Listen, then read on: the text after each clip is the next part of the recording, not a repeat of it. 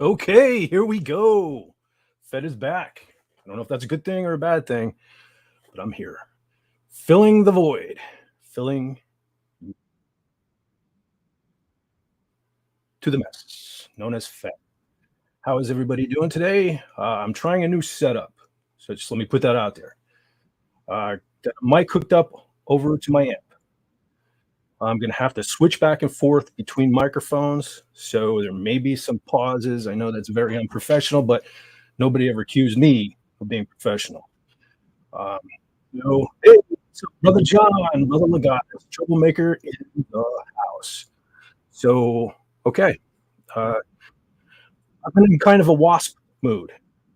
Anyone familiar with the band Wasp? I grew up on them. They're a very large part of my history. Chris Holmes, their guitar player, uh, major influence on my playing style. Um, yeah, snort had pause.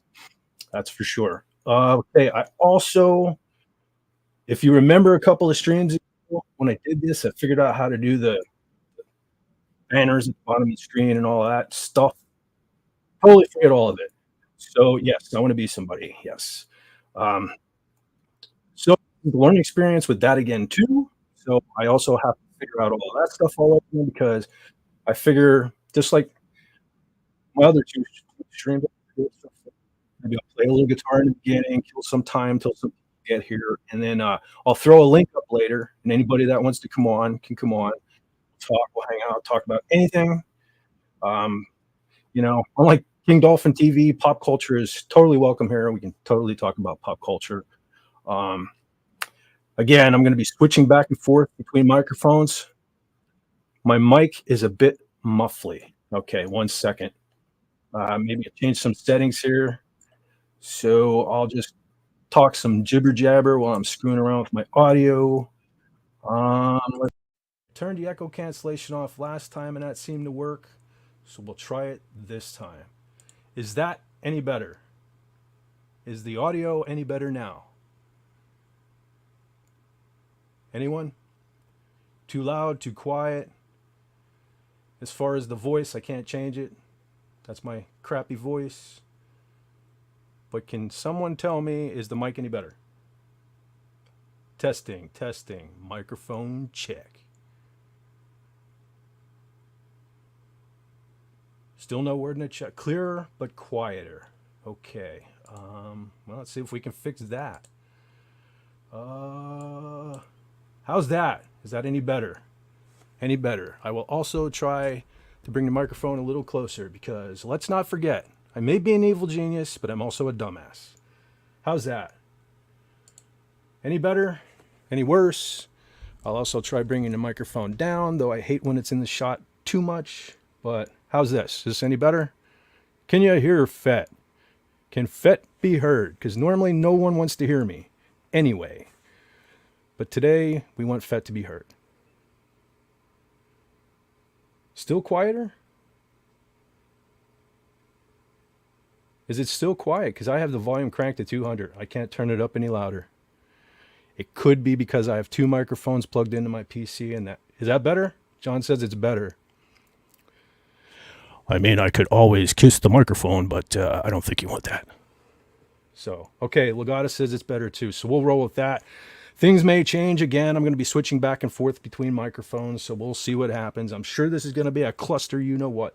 But that's why people come here. The monkey in the cage, and that's me. So now I don't know what to do because we got the mic that I'm talking to cleared up. However, now when I switch to the other microphone, that might be a pile of shit. So I don't know. I don't know what to do. Anyhow, let me bring my ugly mug back. Okay, I'm here. All right, and the microphone's not too in the way, so I guess we'll deal with that. However, I was going to play some guitar before people got here. So now I'm going to do what I do, and that's screw things up. So I'm going to go off camera again, change my settings, try to bring the camera back up, and play some guitar, which I still probably not even going to see my hands much, but anyway, I'm going to try to play some Wasp and all of that kind of thing. So again, I'll be back. And what are the odds that I click leave studio at some point? and kill the stream. Any bets on that? What do you think? It's probably going to happen. So we'll find today may be the day I find out how I can restart a stream, whatever. So anyway, I will be back. I'm going to change my settings and maybe play some guitar. So now let's see if we can figure this out. Okay, I want to change microphones. All right, so we're doing that now. So you may not be able to hear me talking over there. Wait a second. Still on the other mic. Interesting. All right, hold on. Now you may not be able to hear me over there as well, but you should be able to hear my guitar. So,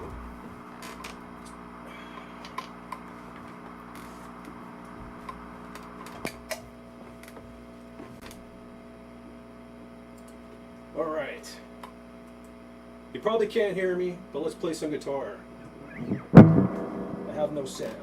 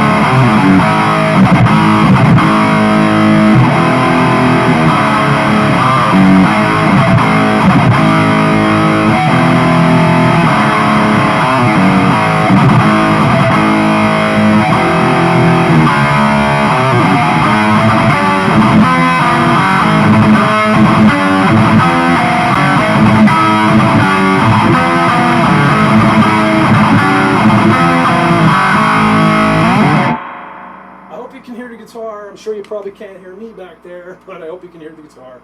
If you can't hear it, I'm sure you'll put it in chat. Hear the hiss from the guitar. Hiss of the guitar. Okay, so hopefully you're hearing this.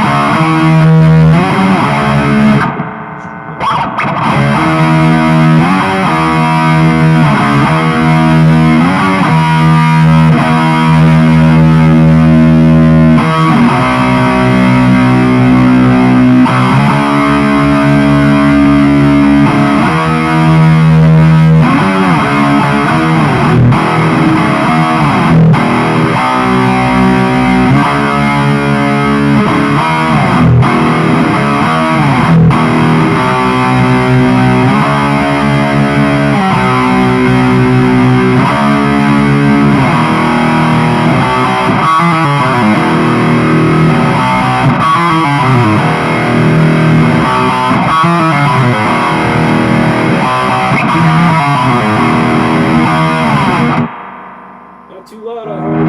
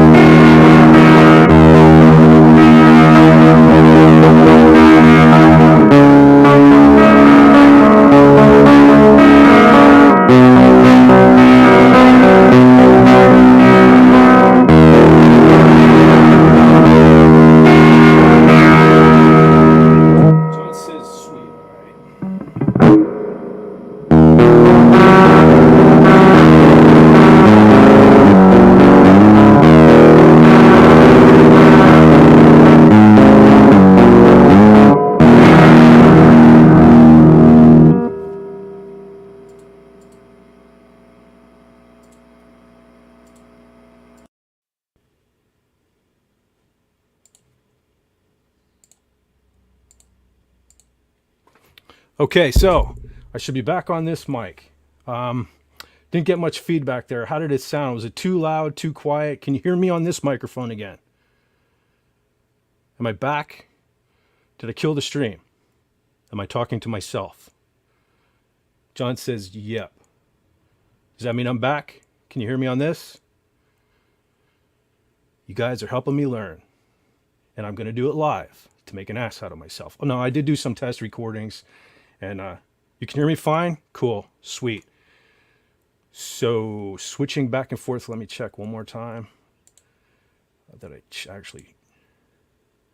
Yes, all right. So was it a success? Okay, the guitar was a lot louder than me. Okay, I do have the mic right up to it. Did I blow your speakers? I hope I didn't blow your speakers. We're learning. We're learning. Okay, so that's cool because any other time I played on here, I had that so loud. I can't believe I didn't get the cops called on me. I couldn't even hear myself think. So this setup has promise. It shows promise. I think we're going to roll with this. I thought I would need a laptop or something extravagant. Of course, I have a cord now running across my floor that I'm at one point going to trip over because I already did once and pull the microphone down. But people find that stuff funny. So might work to my advantage. But I'm hoping at least we can have some clear guitar. And I'm sure you heard me screwing up quite well because I did it a lot there. I got the nerves, believe it or not. Fett gets nervous. I'm nervous all the time. I'm a nervous wreck. But trying out all this stuff, clicking all these buttons and stuff, I'm a nervous wreck. So I'm sucking real bad today. But this is still another test. And I guess if I'd have done more than, two or three live streams, 3 or 4, I forget, I would have the experience and we'd be well beyond this. But that's not me. So what's everybody up to? Hope you're having a good day. John said it sounded good. Now I messed up a lot. Yeah, no, I know. But so I saw you said something about a Kiss guitar. I don't have the Kiss guitar today. I don't know why. When I play Wasp, I tend to break this one out. I don't know why. This is, geez, I used to know all of these by heart. I don't even remember it. This is an Ibanez See? Fucking microphone. Anyway, it's an Ibanez Premium, quilted maple top. I remember the color is called Liquid Inferno because it's orange. My shitty camera doesn't do it justice. This thing's beautiful in person. I can't remember the model number offhand. If I look at the neck. No, I forget. Anyway, it's an RG. It's an RG Premium. I do remember that. But that's all I remember. It does have the Ibanez, the original. They're the factory. I love these. They're the Marzio knockoffs, the IBZs. They sound great. Same pickups that were in. Anybody familiar with the roulette stuff? Stand and Fight at the end of almost all my videos. The IBZ pickups, the Marzio knockoffs. That's what are on that guitar. I love them. Still playing to this day. Yeah, it's actually the back is mahogany. It's stained mahogany. So you get the mahogany grain. I'm sure I'm blocking the microphone so you can't hear me, but got to check this out too. You don't even have to take the back plate off to adjust the tension on the springs. It's got a funky dial. Look at that. Five piece laminated neck. And I just added some character to it by banging it off my fucking desk, but has the licensed Floyd. Almost all my guitars have them, which could be a problem for PodCon because it's a bitch for me to change my tunings. But anyway, yeah, I love the grain too. That's why I bought it. And I love the binding is actually, it's just wood. It's bare wood, what they did for the binding. But yeah, I love Ibanez. I can't say enough good things about them. But all right, so I'll listen back to the beginning of this and I'll mark down my settings on my amp and what I did here if I don't screw it all up before we're done. And I'll try to write it down. I'll make adjustments next time. So hopefully we'll dial this guitar in, and when the nerves are gone, maybe it'll sound cool, actually, believe it or not. Hey, SP4H is here. Yes, I got wood. Fed has wood. A lot of wood. But so I don't know. I'm kind of scared to turn it back and play more stuff now because I want to bring people on, and because I kind of want to take the play. I don't want it to be all about me playing. Yeah, that's what she said. Yeah, Bigwood. Yeah, my dreams. Anyway, so I want to bring people on. I don't want to make it all about playing guitar today.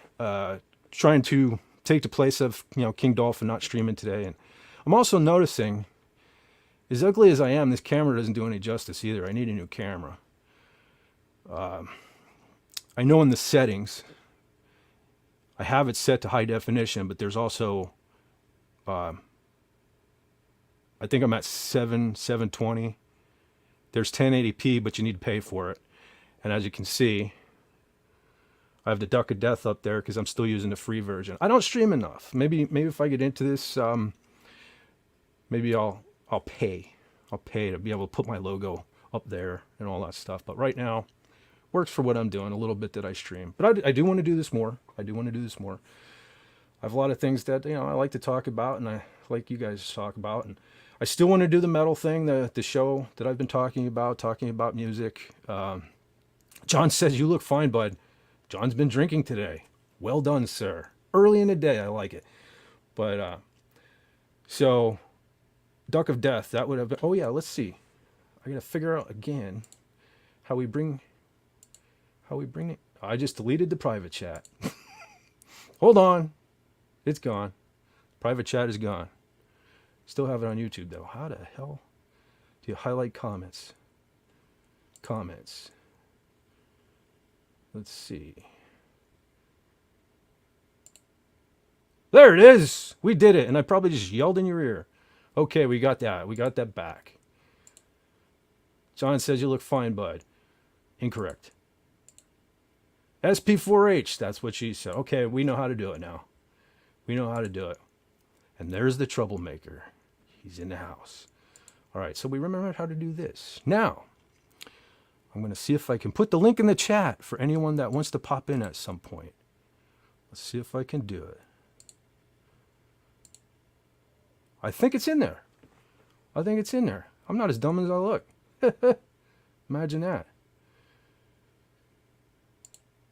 John says, "No drinking for me. I'm dealing with an infection in my jaw, so I'm on meds." Oh, that sucks. Sorry to hear that, man. One of the worst things in my life, I was 12 years old. I probably told this story a million times, but I broke my jaw. Actually, I didn't even break my jaw. My buddy broke my jaw. Oh, and it ties into wasps. So let me set the guitar down a second because I'm going to tell the story again. I never told it on my channel. So I'm going to tell it because it ties into wasp. And you'll see why in a second. Okay, so one day, I'm 12 years old. I actually got The Last Command, Wasp's second album, before I got their first album. So I already had The Last Command, and I loved Wasp. And the one day, I guess I'll take that off there. Yeah. Whoops. Okay. All right. So I decided I wanted to get their first album because that's what a Wasp fan would do. So my buddy, who lives about 5 miles away from me, rode his bike up to my house, which is actually right next door to where I am right now. And my mom took us both to the mall.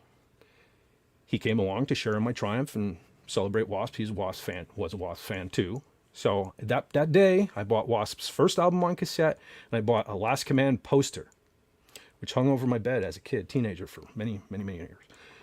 But, well, until I moved out and I wasn't a teenager anymore. But, so, I bought the first album on cassette and a Wasp Last Command poster. We came home from the mall, and it was getting dark, so I promised him that I would ride with him back to his house, and then I would ride back all by myself in the dark, which would have sucked. But I didn't have to do it because we were barely a half a mile out away from my house when he decided to start racing me. He was on a BMX, I was on a 10-speed.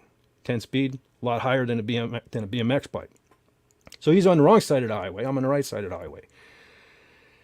At some point, there's a car coming up the road, so he decides to cut in front of me and take my wheel out from under me. Luckily, I managed to not get killed by the other car as I fell, and I went over the handlebars. but I went face first onto the pavement. To this day, to that day, I never had anything wrong with my teeth, never had stitches, never broke a bone. Did it all in one day. Face first into the pavement, broke my front tooth off, needed stitches in my chin, tore my chin wide open, broke my jaw. Kicker was is I didn't even know I broke my jaw. All I knew was this hurt. I knew I did, the road rash to all over my face, the blood. So I get up off the road, blood pouring out of my mouth, down my face, all over my shirt. My friend stands there pointing and laughing hysterically. I'm like, you just broke my face. What are you laughing at, right? He says, you look like Blackie Lawless. Anyone that's familiar with Wasp, Blackie Lawless is the singer. He used to have a skull filled with blood that on stage, kind of Gene Simmons style, would let the blood pour out all over his face. He'd drink the blood. It would get all over his face and his base and all that stuff. So back then I had the long, people said that I resembled Blackie a little bit, shorter Blackie, chubbier Blackie. Well, Blackie was chubby too at one point. So I was like the short, chubby Blackie. And I had the long dark hair, and I had the blood pouring down my face, and he thought I looked like Blackie Lawless. But anyway, I didn't even want to go to the hospital. I just want to go home and go to bed because I was in so much pain. But my mom made me go to the hospital. They did that thing, the hospital thing, and took the x-rays and all of that shit. And, well, it turned out I had a broken jaw. So I ended up going from the local hospital to Geisinger, which is, the hospital here in Pennsylvania. And, yeah, so that sucked. Got my jaw wired shut. Sure, people enjoyed that. Couldn't talk. Well, I could talk, but I was talking like that, you know what I'm saying? And I was in so much pain, I didn't feel like talking like this either, so I didn't talk. But one thing to this day that comes out of having my jaw wired shut, all those years ago, 12-year-old fet, I could only drink things through a straw. So I lived on tomato soup.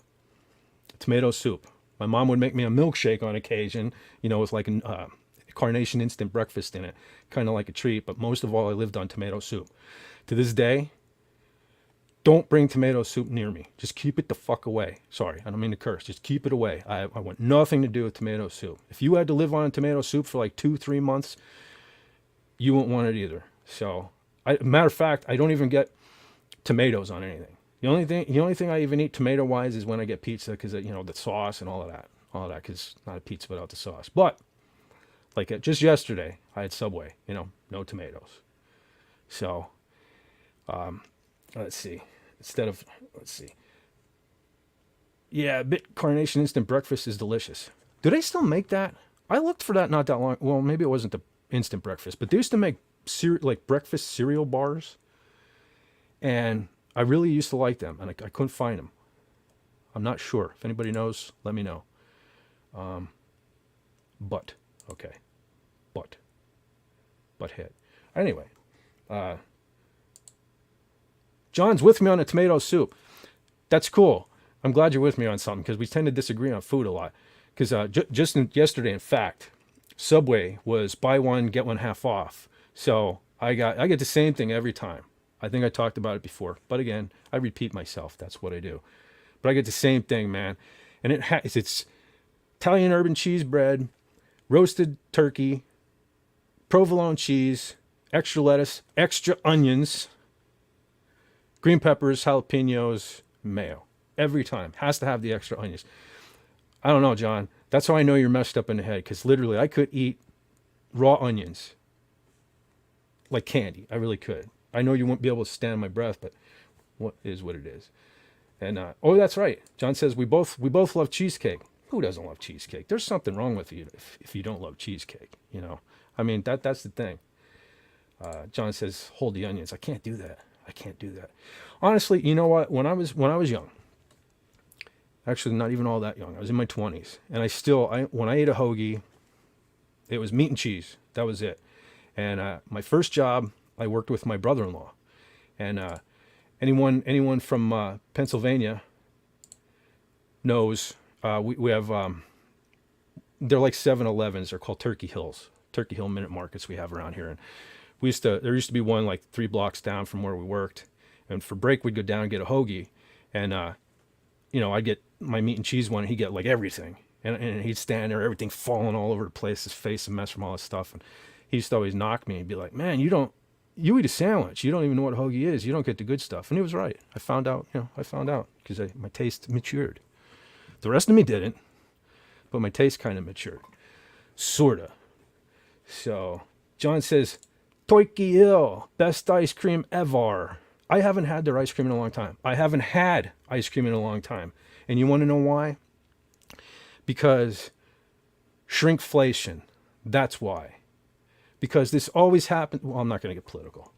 But when a certain party's in office, things shrink, and then they blame shrinkflation on, I don't know, the manufacturer. Anyway, I'm not paying $8 for a little, not that I need 2 gallons of ice cream, but I'm not paying $8 for a little thing of ice cream. So ice cream out of my diet. I have cheesecake. So I don't need ice cream anymore. Really don't need the fat stuff anymore either, because that's one thing.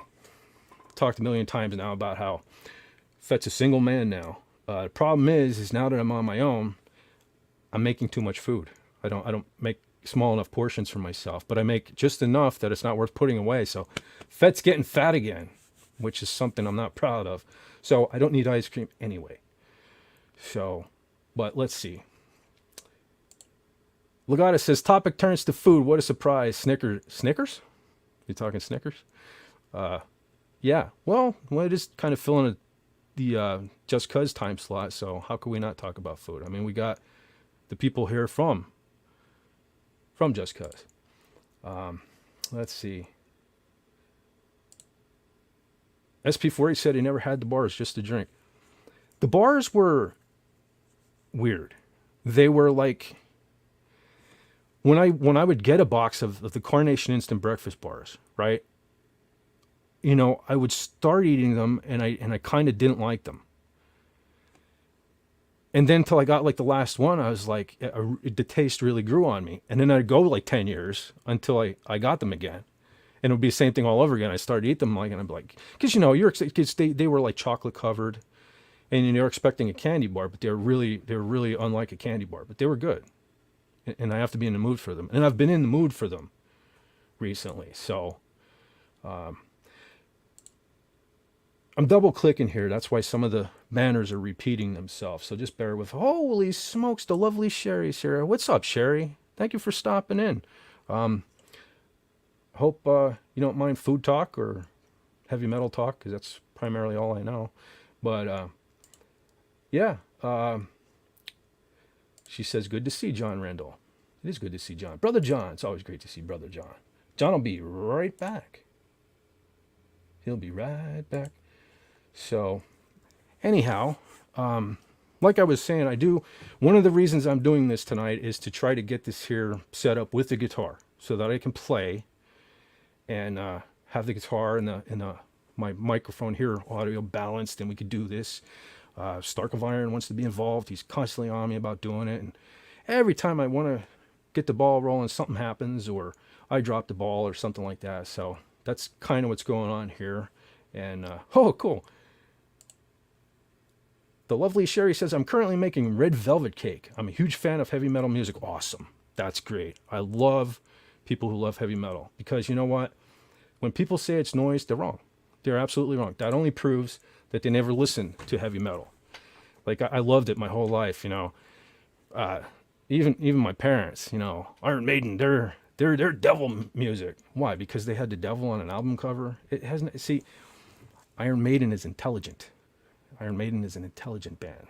I used to tell them, listen to the lyrics. No, not listen to them. You can't understand them anyway. It's like, no, because you don't want to understand them. Heavy metal has been such a big part of my life. Still, even the last year of my life has been horrific. But at my lowest, I turn to a good heavy metal song, and it doesn't even have to be super heavy. You know, sometimes I even listen to the metal ballads, because sometimes when I'm depressed, I don't know, I like listening to depressing music. Some people say I'm weird about that, but I don't know. In a strange way, to know, because somebody was depressed when they wrote those lyrics, and to know that other people go through the same thing, I don't know, it makes me feel a little better. Not that I'm glad that other people are miserable too, or maybe I am, I don't know. But then the heavy stuff too, though, the really super heavy stuff is great too. I mean, anyone that hasn't heard of the band Creator, I like to spread the gospel of Creator. Creator is a thrash metal band from Germany, and unlike your Metallicas, and as much as I hate to say it, Megadeth, because I love Megadeth, but they've all kind of wimped out over the years. Creator's still out there kicking ass, just kicking ass. They are the same age as those guys, so there's no excuse for age. Even though I've slowed down, I don't know. Creator has, they're as heavy as they ever were, and I recommend them. Let's see. Legatus says, Kiss. Now, how is okay? And I hate to say this because I'm German. I'm of German descent myself, but sorry about that. But is it Ramstein or Rammstein? Rammstein, Ramstein, Rammstein. Because it isn't the city Rammstein. But how do you say the band name? Maybe you could put it in the chat, like the pronunciation. But anyway, Kiss, Rammstein, Iron Maiden, and Hammerfall. Kiss and Maiden, huge fan. Hammerfall was a weird thing. They're members of Halloween, right? I love Halloween. I love me some Halloween. Another band I grew up on that a lot of people haven't heard of, but they're great. They're a great band. Hammerfall, if I remember correctly, got really popular in was it the late 90s? Something like that. And I just remember the price of CDs. Anyway, the time when Hammerfall got big and came out, CDs were ridiculous. And I was just focusing on completing other band collections and stuff that I already had started. And there was a bunch of them. Bands like Hammerfall. Geez, I'm drawing a blank right now. Primal Fear. I love Primal Fear. It wasn't until later I started getting some Primal Fear stuff. As much as I love Ralph's voice and everything, like I said, I just went through this phase where I was not paying, $22, $25, $30 for a CD, and like the digipacks at that time too were even more. And it's cool because the digipacks came with extra stuff, but it was a cardboard box. You know what I mean? It was a cardboard box, and if you dropped it, the tabs broke off and the disc fell out, and so I was.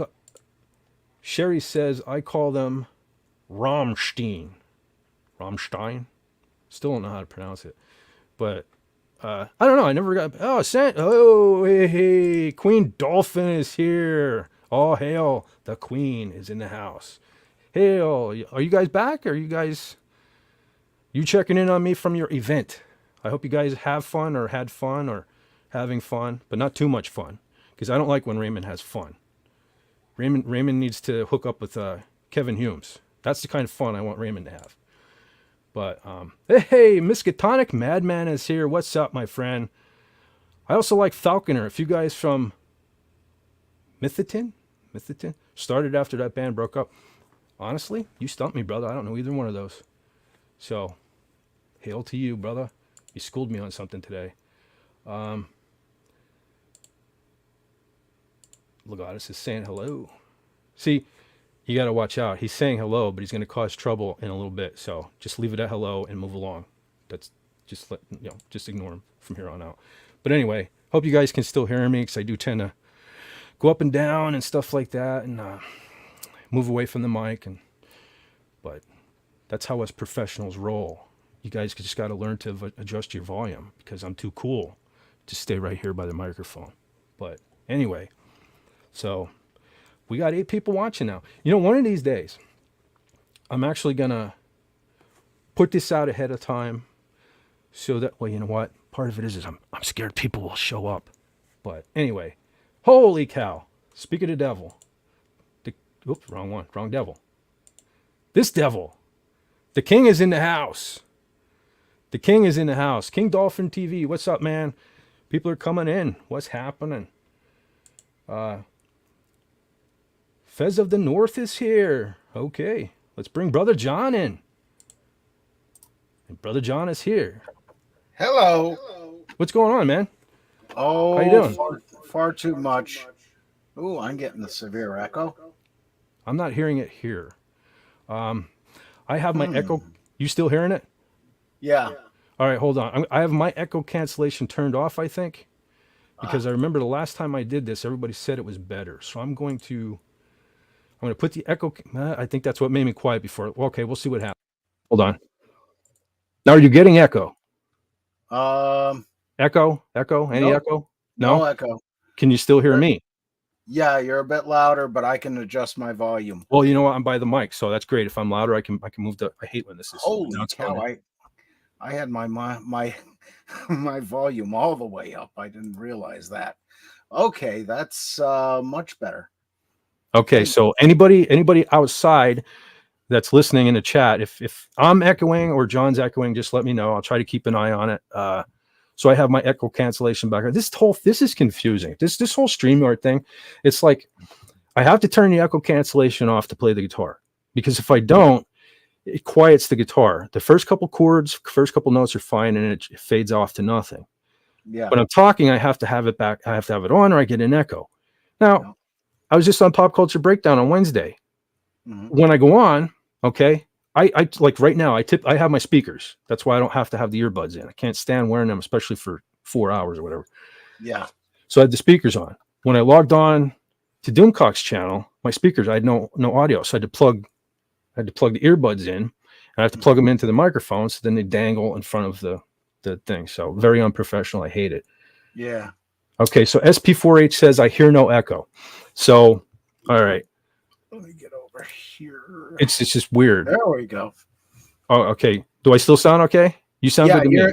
You're fine. I was on private chat instead of comments, so I couldn't see what was going on in the thingy with the who's it's. So just for it to change it up for 5 seconds or however long this takes. Hang on a second. All right, brother. Because I don't know if I remember this at all. Oh, nice. But you might.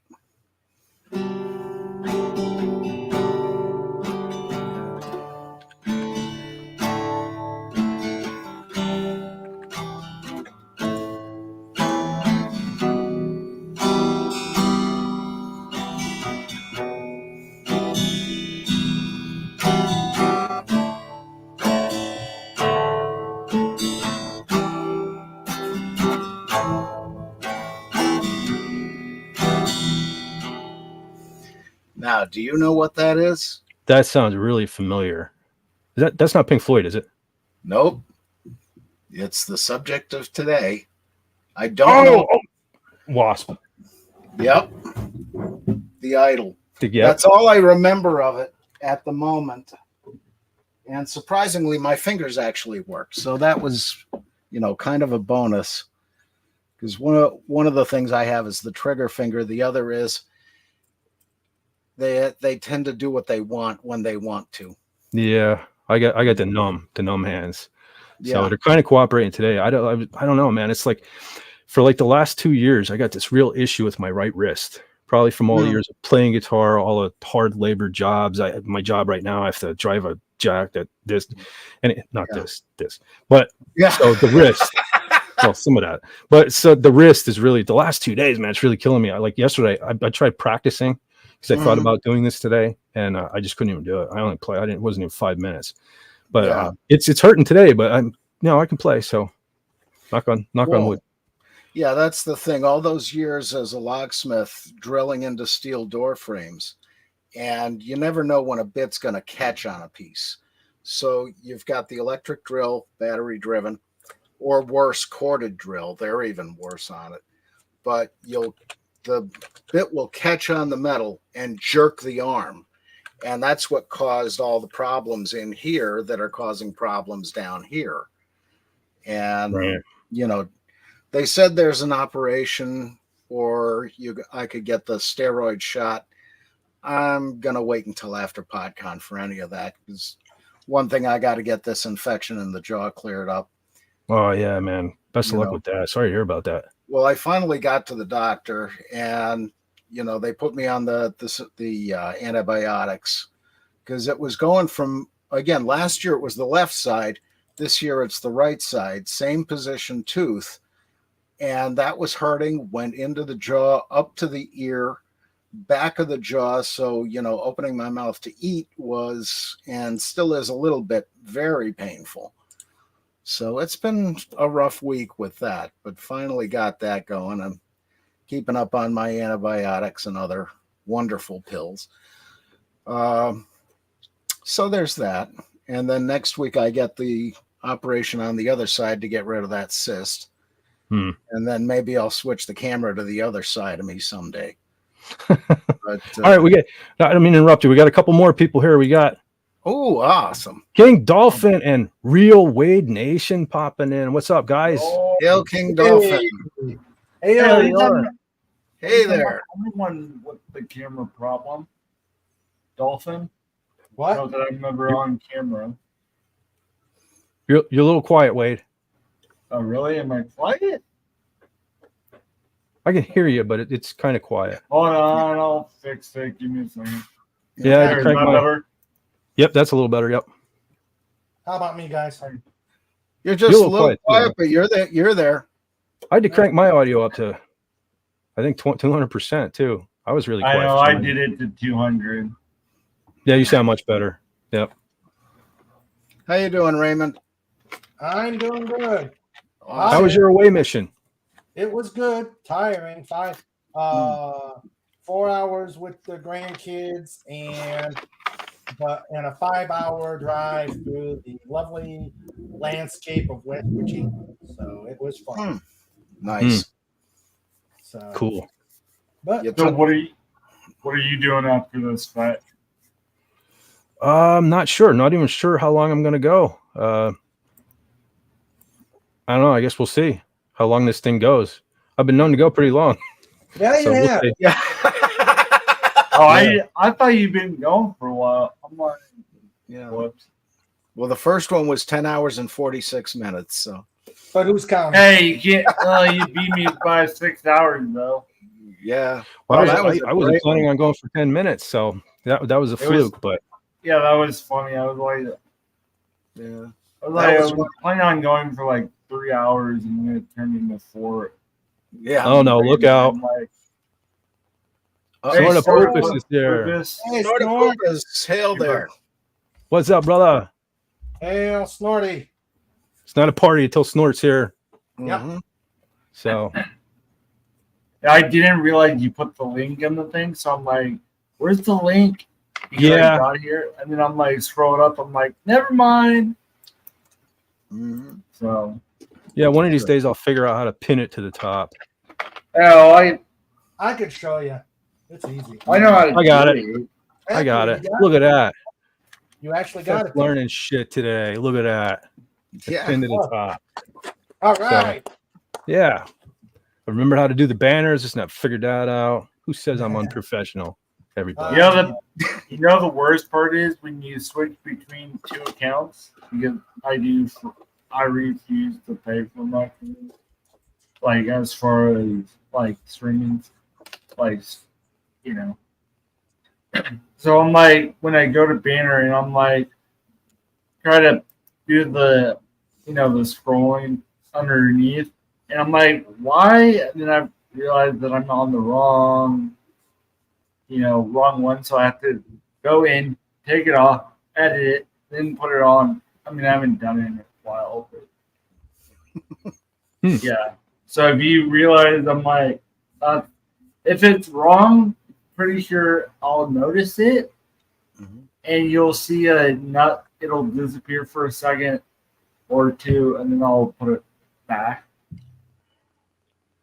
Because that means I normally notice it. Unless So you didn't watch the horse race? What? Belmont? What about There was horse race? race today. Oh yeah. Oh, the Belmont Stakes. Yeah, the Belmont. Is that today? Yeah, I didn't even realize till I was flipping through Hulu, and I'm like, I thought it already happened. And I'm like, so I was like, but anyway, I was like, I'm guessing I'm not the only one that. Of course, I didn't really care because of not like someone was going to win the Triple Crown today. Well, I heard horse, and then I jumped. I perked to life, and then I realized it was horse race. Uh, I just lost Go interest. figure. and I didn't Nothing even like get a an bet Ewok. down. You Yeah, get what? I didn't even get a bet down on the race. Darn it. Hmm. Oh well. $2 across the board on whichever one poops last. All I know is that I was dumb, and I was like did a watch along for the Derby. Yeah. Forgot how many races there was before the Derby, so almost 4 hours when I should have just waited till the end. But I mean, anyway, that was my snafu. But I mean, it's still up. Yeah. But if you're like wondering why is it, it's just funny. I'm like, oh, next year will be different. It'll just be timed better. As far as watch, I'd say that, and next year is going to be same snafu. And Yeah. one of these years, I'm going to figure it out.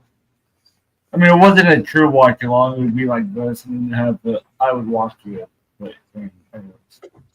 Yeah. So this one's the Belmont? When's the Preakness? Or was that? Didn't Preakness already happen? I thought the Preakness did run. Did it already? All right. Yeah, Let me look. I'll look it up. Give me a second to pull up the old Yep. I have no idea what you guys are talking about. Oh, horse racing. That's why I'm just backing up. Like Kentucky Derby, Preakness, and Kentucky. whatever today was. Kentucky Derby. All right. And that's the big one for the Triple Crown is Kentucky Derby because people get dressed up for that one. Yeah, it's the time of stupid hats.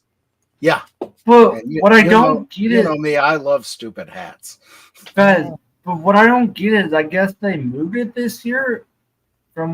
They made a big deal about it on the broadcast, but they moved it to Saratoga. I don't know where it was at normally, but I was like, Yeah. Well, whatever works.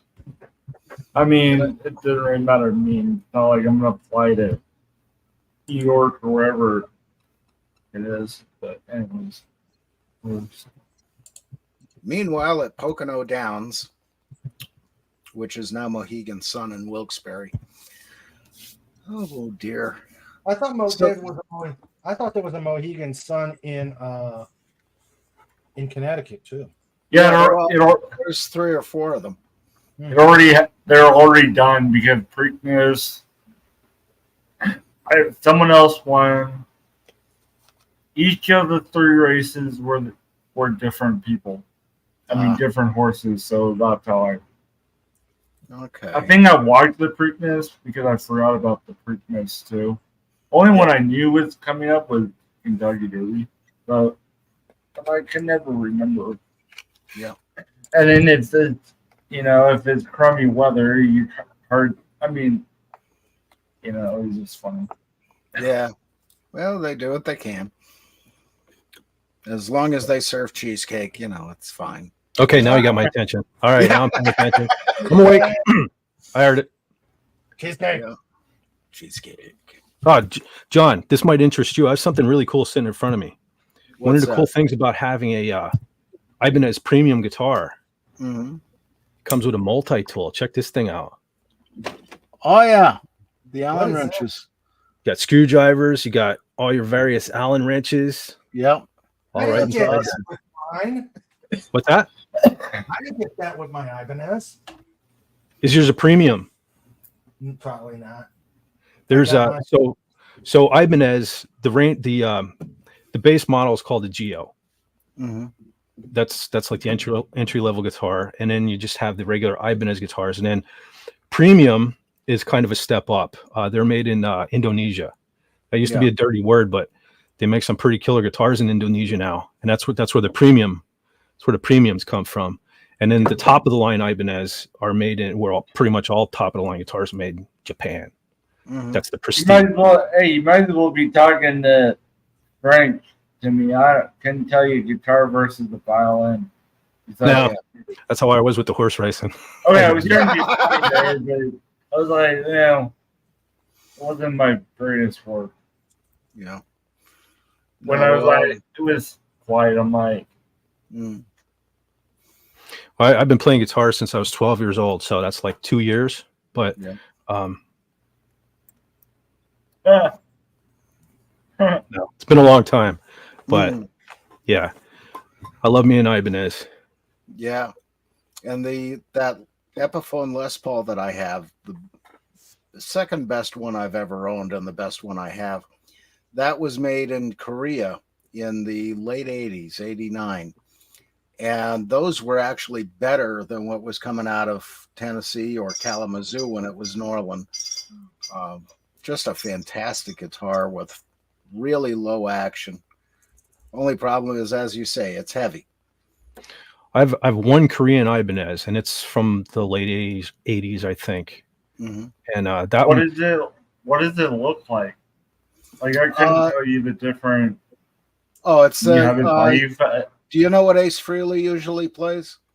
No, All right. I didn't know what band he's in anyway. No, holy smokes! he doesn't know. no, but you realize I know ACDC.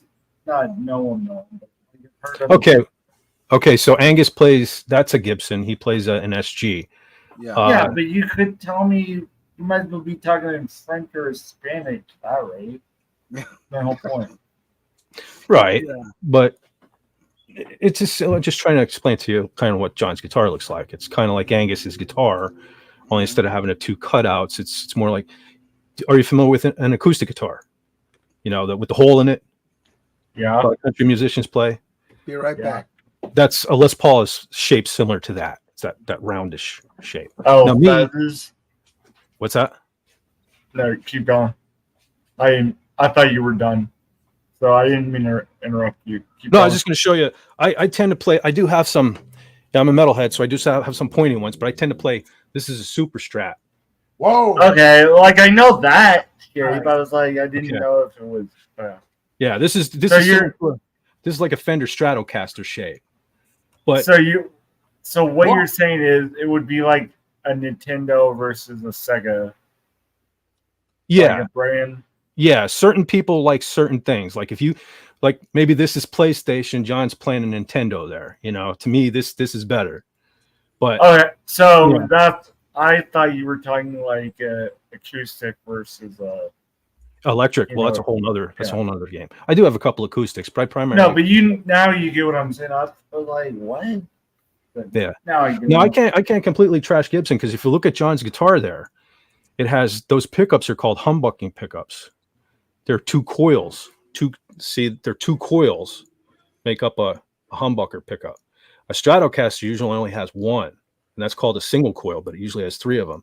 Where Gibson usually has two or three humbuckers. So a Super Strat is the best of Gibson and Fender, in my opinion. This is like having a Gibson and a Fender. So it's the shape of the Stratocaster, which is comfortable to play. You can set it on your lap, but you got the wide neck and the humbuckers like in John's guitar there, the Gibson. So that's why I play Super Strats. Plus, this has a bolt-on neck. I prefer this to, see, I don't like painted necks. John's has a painted neck. I don't like the feel. Wait, show me yours, Fat. Right here. Let's see. I'm trying to get it out from. This Hold on, is an unfinished. You can see how professional Fed is. This is an unfinished 5-piece neck. So normally it would be like yours, not like Fez's. Is what you're saying? You can get either or.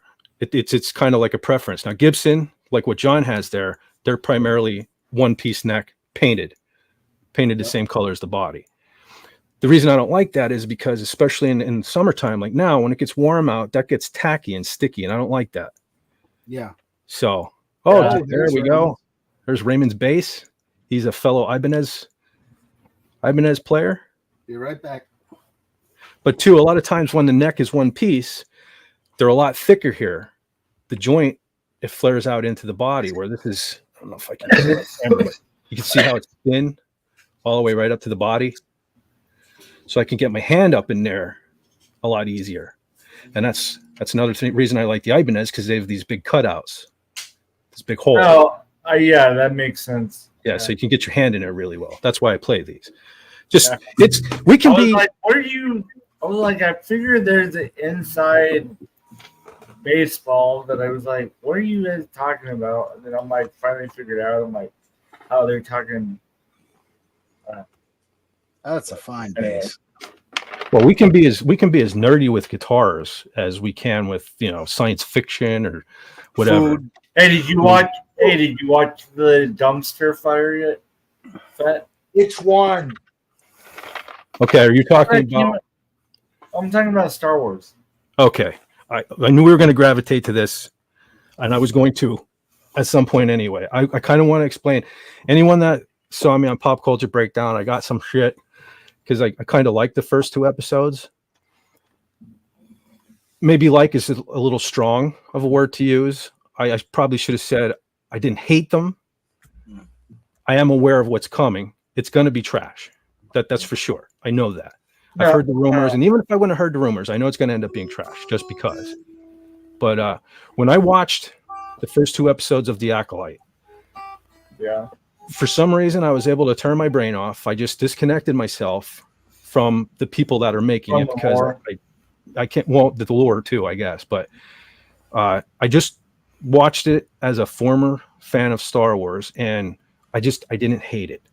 I know I'm going to hate it. No, I see.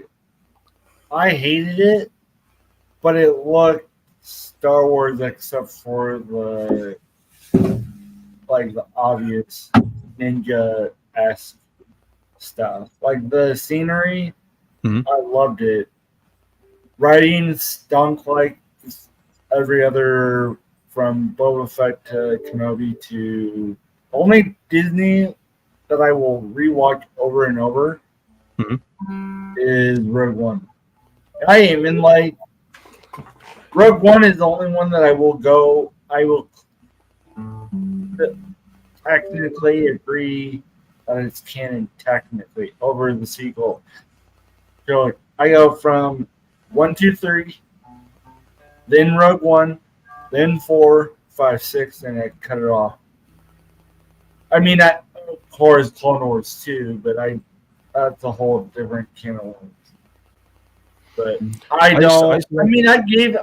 watched Andor from episode 1 to 4, and then to finish it, I just watched the YouTube because I couldn't take it. It was like 4. It was long.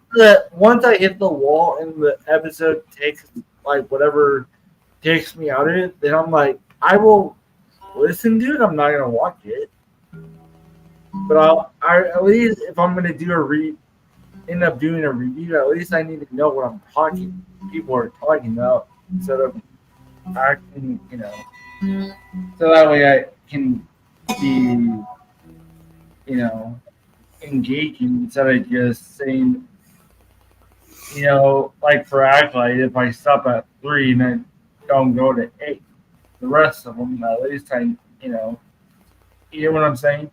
I do. Now, I'm not going to watch it from a certain point, but I will at least get the gist of what happened after the cutoff that I refused to watch. Now, I technically would be a hate watcher, but I mean, in the sense, but I mean, you know what I mean.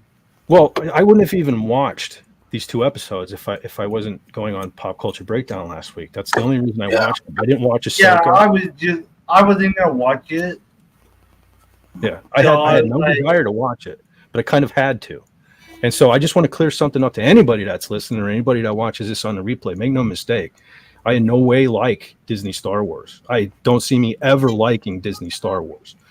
I just also don't want to be a hater. I'm not going to just hate everything because I don't like the people making it or whatever. Now, I also didn't know going into it, I didn't know anything about Amandla Stenberg. I didn't know she was a full-blown racist. She's the black actress in the Acolyte. The twins. Yeah, she's a racist. Thank you. I just couldn't tell who you're talking about because that's her.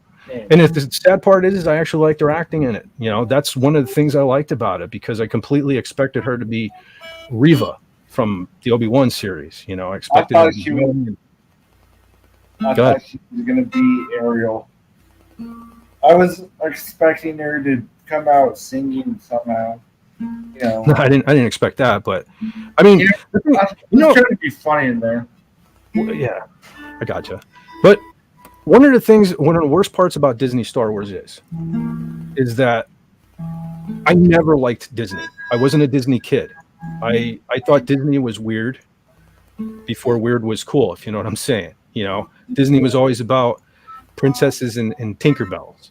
You know what I'm saying? So the fact that everybody's all shocked that they've gone in this woke direction and stuff, it's not a surprise to me because I thought Disney was for strange little boys before I even knew what strange little boys was. I was never a fan of it. I was a fan of Voltron, you know, Transor Z, those types of things. I never watched Disney cartoons, so I was never a fan. I only gave them a shot because they bought Star Wars and because I used to respect, and I say used to respect George Lucas, and I thought he knew something we all didn't, and thought Disney was going to take the ball and run with it. I'm not even sure that he knew they were going to run the complete opposite direction. So I still don't know if I totally blame George. I don't blame him. I'm with you, and I'm like, probably give him all the ideas. I still, if he would have done his plan for the sequel trilogy, because how do you go from dead in episode 1? I mean, without the Clone Wars, obviously, it fixes it. But still, if you're going from movies where you go from dead to, I mean, you know what I'm saying? How do you, if they were going to do the mall thing, I just don't see how it would work. I mean, Well, it probably would work, but still. I think Star Wars was going to die a slow death regardless, whether George kept it or whether he sold it. So I'll be honest. As much as I do love the prequels now, I didn't at first. It took me a long time to warm up to them. Revenge of the Sith I love that one, and that's what made me go back and appreciate the other ones. But they're not as good as the original trilogy. So I think even if George was still in charge, it was going to go downhill. I think there was a lot of luck involved with the original trilogy. You know, and a lot of people who are no longer attached to Star Wars, and sadly, some of them not even alive still, to make that magic continue. So he hit. I mean, I give George all the credit in the world. It was his project, his baby. He wrote it, whatever. But there were a lot of people involved in making that magic. Some of them have passed, and I think Star Wars is done. I think it's done. Yeah. I don't think there's any saving it. And the fact that I was able to sit down and listen, I haven't watched The Acolytes again since then. And when I did watch it the first time, I was not going into it looking for things to criticize. That's why everybody that's criticizing it right now already hated it. Already hated it off the bat. All right. And I didn't want to be that guy. So I turned that part of my brain off and I just watched it and I somewhat enjoyed it. But it's going to be trash. I know it's going to be trash. So I don't even know where to go with it from here. Like I said, I wasn't going to hate it right off the bat. I'm not a fan of Leslie Headlands. I don't like what he represents. I agree. It's going to go woke. I mean, it's already got elements of woke in it, and it's going to go woke. So yeah. But we knew that was going to happen long before they ever made the thing. Right. I mean, there's What I mean, the same with let me go back too, because Doctor Who. Okay.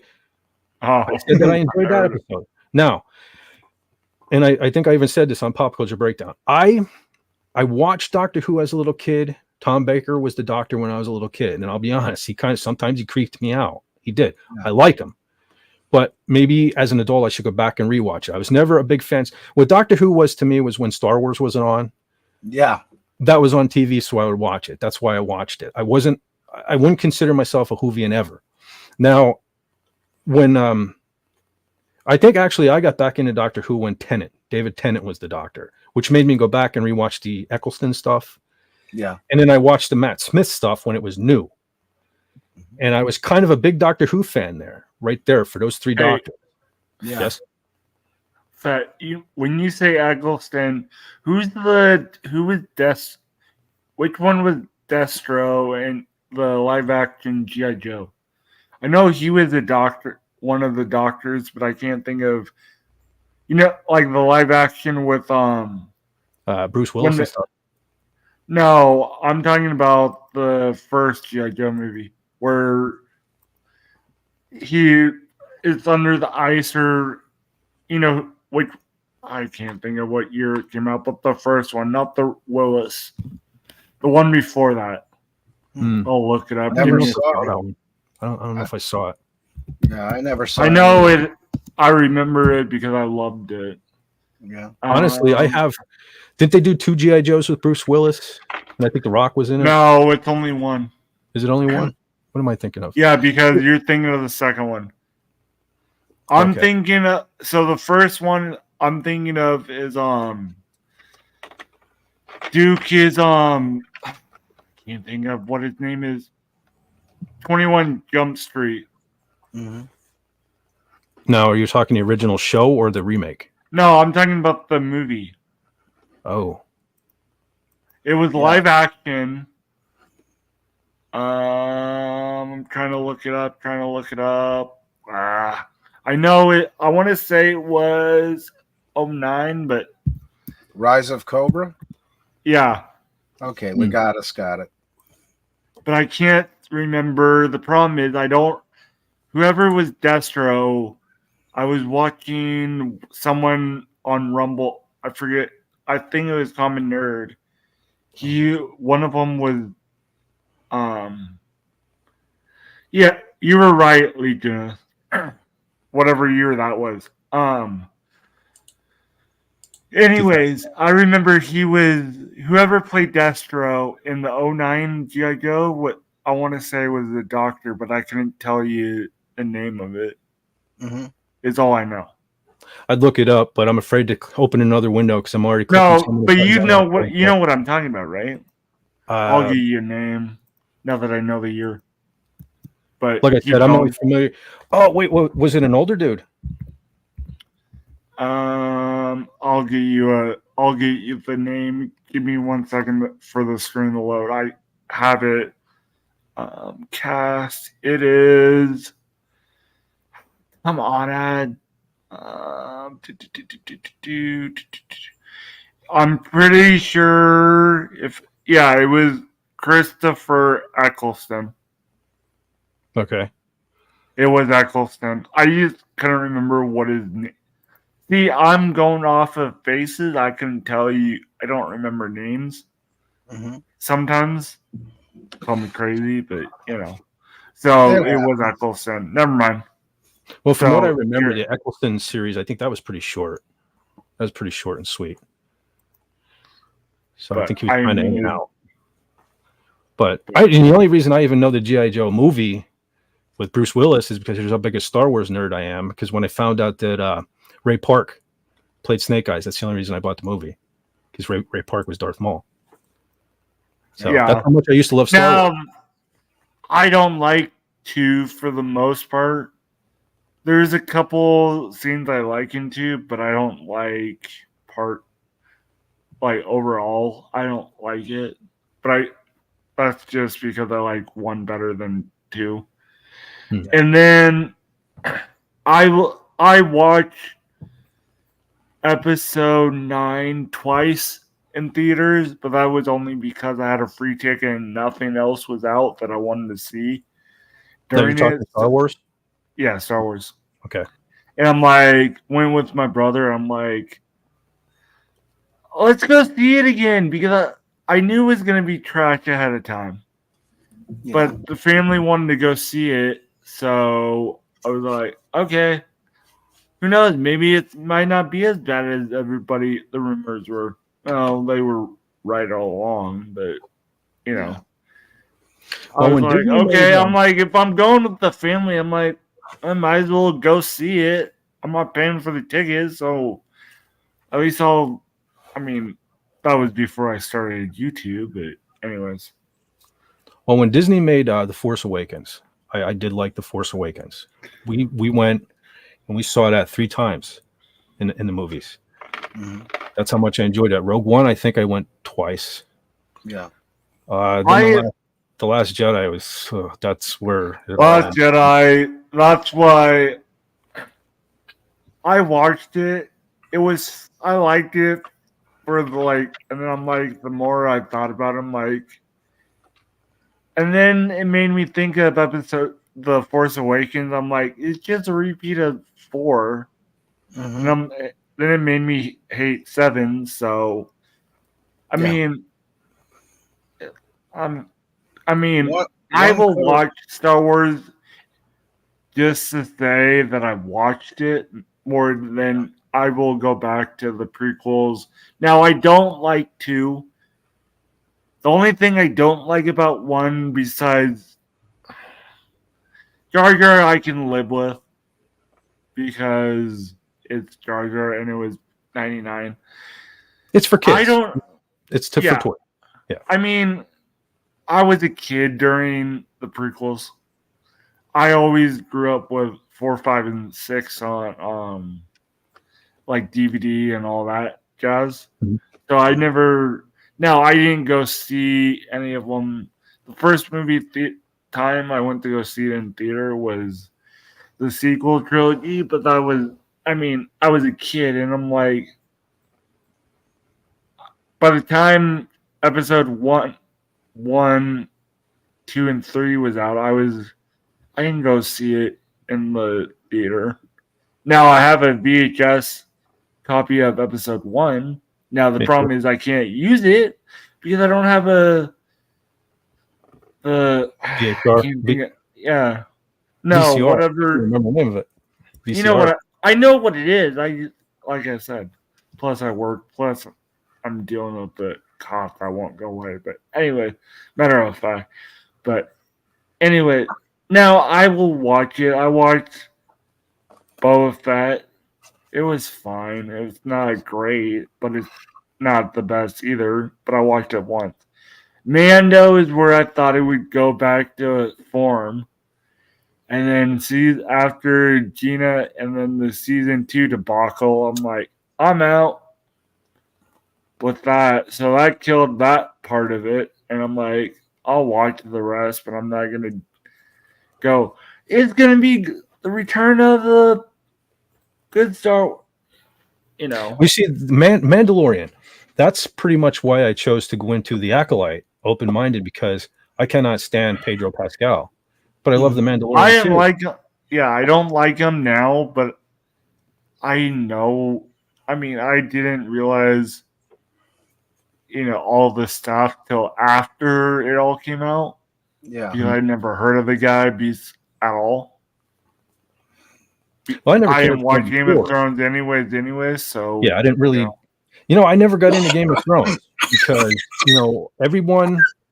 So let me even go back ahead of time. The Sopranos. Okay, I didn't watch the first series of The Sopranos, but everybody raved about it, so I started watching at the second series and season 2. Season 2 was great. Sopranos is one of my all-time favorite shows. So I was hoping with Game of Thrones would be the same thing. I didn't watch that from the start, and everybody praised it and said how great it was and everything.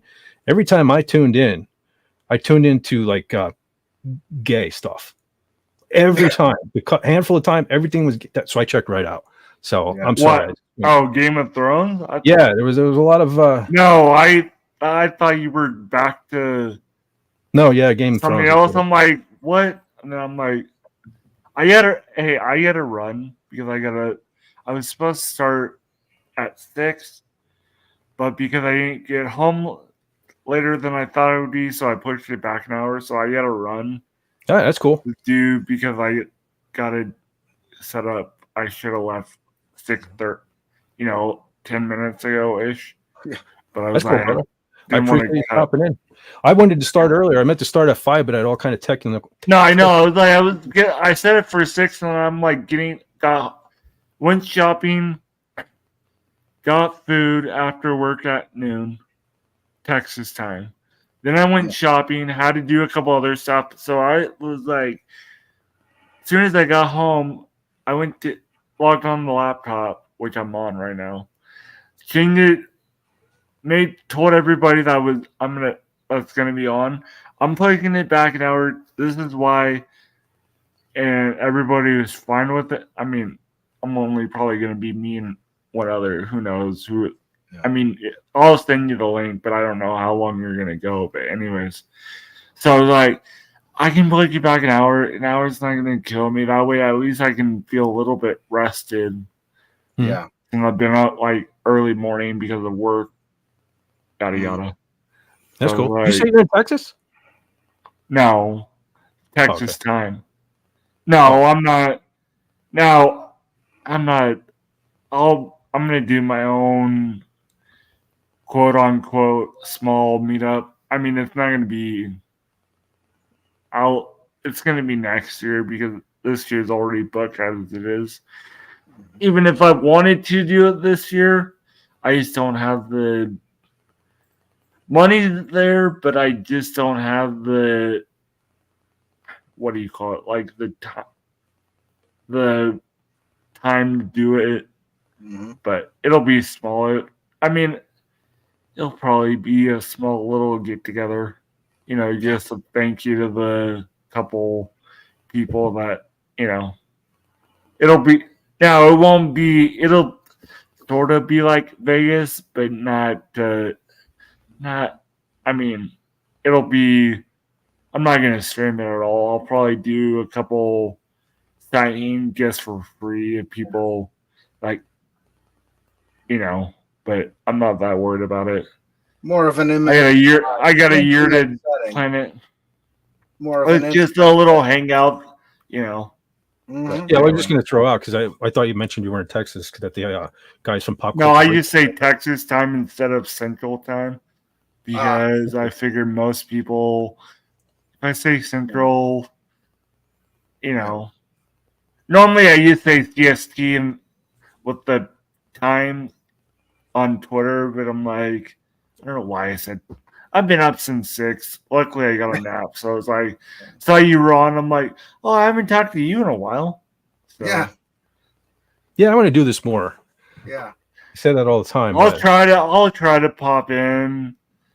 At least next week. I could do it next weekend, but I'm busy just for like 2 weeks, and then I'll get back. So I am gonna cut stream for a week or like say 2 weeks, just cover it. So I'm trying to get all the streams out so that way I can get it done. So I don't have to worry about it and stress after when I get back to get back in the group. You know. I mean, you know how it is. You take 2 weeks off for stuff for life, and then you're like, I got to do this. Yeah. But anyways, I will send you the link. But Okay. I know you're still live, so if just pop in if you want to. If not, it's all just a hodgepodge. All right, brother. I'm just gonna be playing a game, just relaxing. Yeah. But anyways, talk to you later. All right, take it easy, Thank brother. you, Fat. Popping See in. you later. Anytime, man. Bye. Later. And hail to FKHC. And Yes, I Pathfinder, missed haven't everybody. talked to Yeah. you. Holy Yeah, smokes. Yeah. Pathfinder, I haven't talked to in a long time since the Frolics. How you What's up, doing, Tim? bud? What's up, Pathfinder? Thank you, everyone, for stopping in. Raymond, you still here? Raymond's still here? Or did he fall asleep? Uh-oh. All right, looks like it's you and me again, John. He might be eating because it's kind of dinner time in the Northeast. Yeah, that's true. And, with Sandra Cooks, he's not going to talk while the flavor lasts. Yeah, I don't blame him. You know. But God, I wish I could cook like her. oh, he says he's here. There he is. Oh, there he is. Can't hear you, man. You're muted. Still muted. Oh, no, he's not muted. Oh, microphone not work. Interesting. And hail trike. See, now here's my question. Are his settings the same way he normally has them, and they're different when he comes on my channel? Because that's what happens to me when I go on everybody else's channel. Yeah. Everything's changed around, and I don't know. Why is StreamYard like that? That's what I don't understand. Yeah. Can you hear Maybe us, Raymond's not muted. Maybe the world just doesn't need to hear Raymond tonight. No, it needs him. We all need Raymond. How about now? Yeah, now we hear you. Okay. Now we got you. All right. Now, are your settings the same as when you go on your channel, or did you have to change them? No, well, on my computer, I set them to my headset and my microphone when I do my show. And right now they're on my speaker, my computer speaker. And unfortunately, StreamYard, you have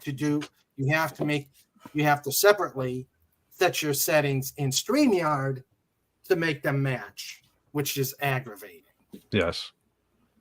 And it was great, Tim. It was great. Beautiful scenery. We were in Seneca Rocks. And the grandkids ran. Well, the one grandkid who promoted to second grade was with the other kids. The little grandkid ran me ragged, as usual. Yeah. They ran me ragged. As they will do. Yes, they do. Yes, they did, Legatus. Awesome. Pathfinder said, I kind of just stumbled upon you guys. Sadly, I can't stay long. Got to do some running of my own.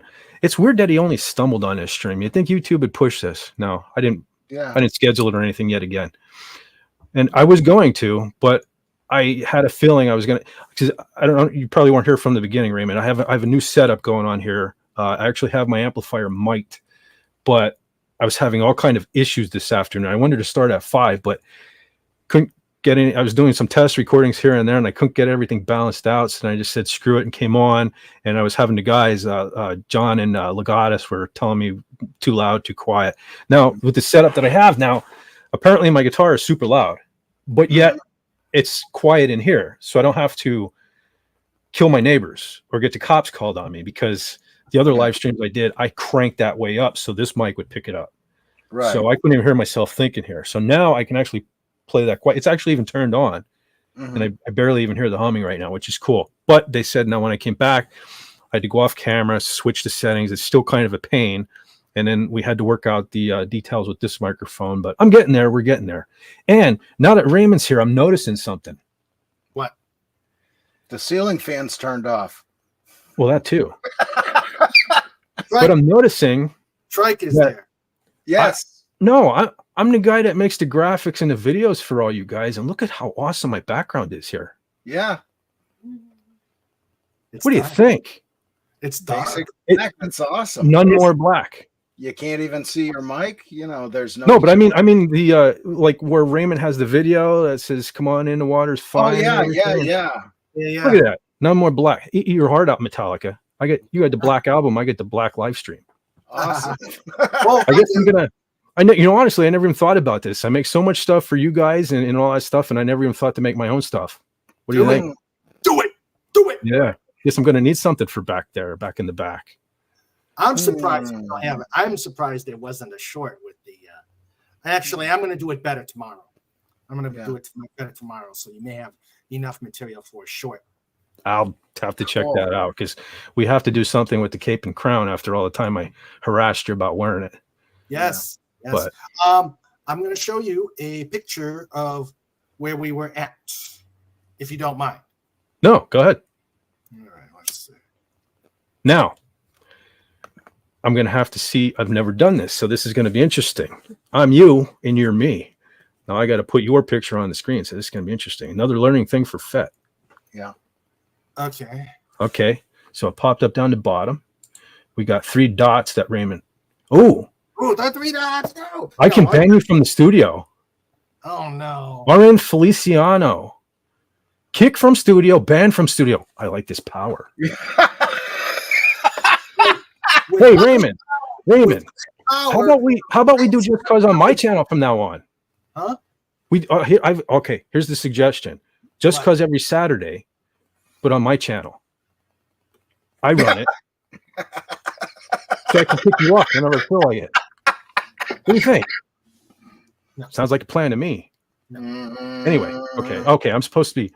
I can edit your name too. Can I edit your name? No, you can't. Jackass. Just click on the button. Cutesy McSweet Puff. Wait, I want to see something here. No. Give me a second. Talk amongst yourselves. Oh dear. Yeah, I'm afraid. Yep. Okay, so it didn't change it on screen.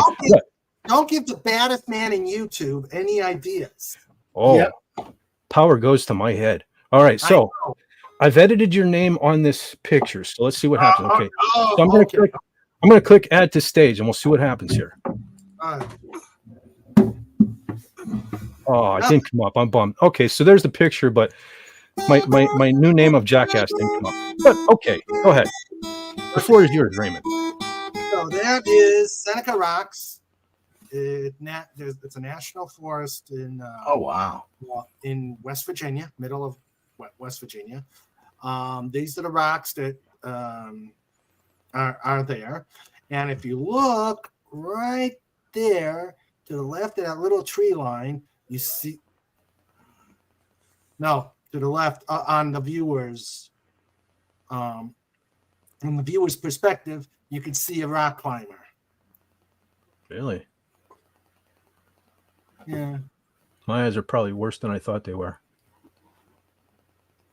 On the right beside. Well, here's my question. Why wasn't that you? I'm not that crazy. Listen, Yes.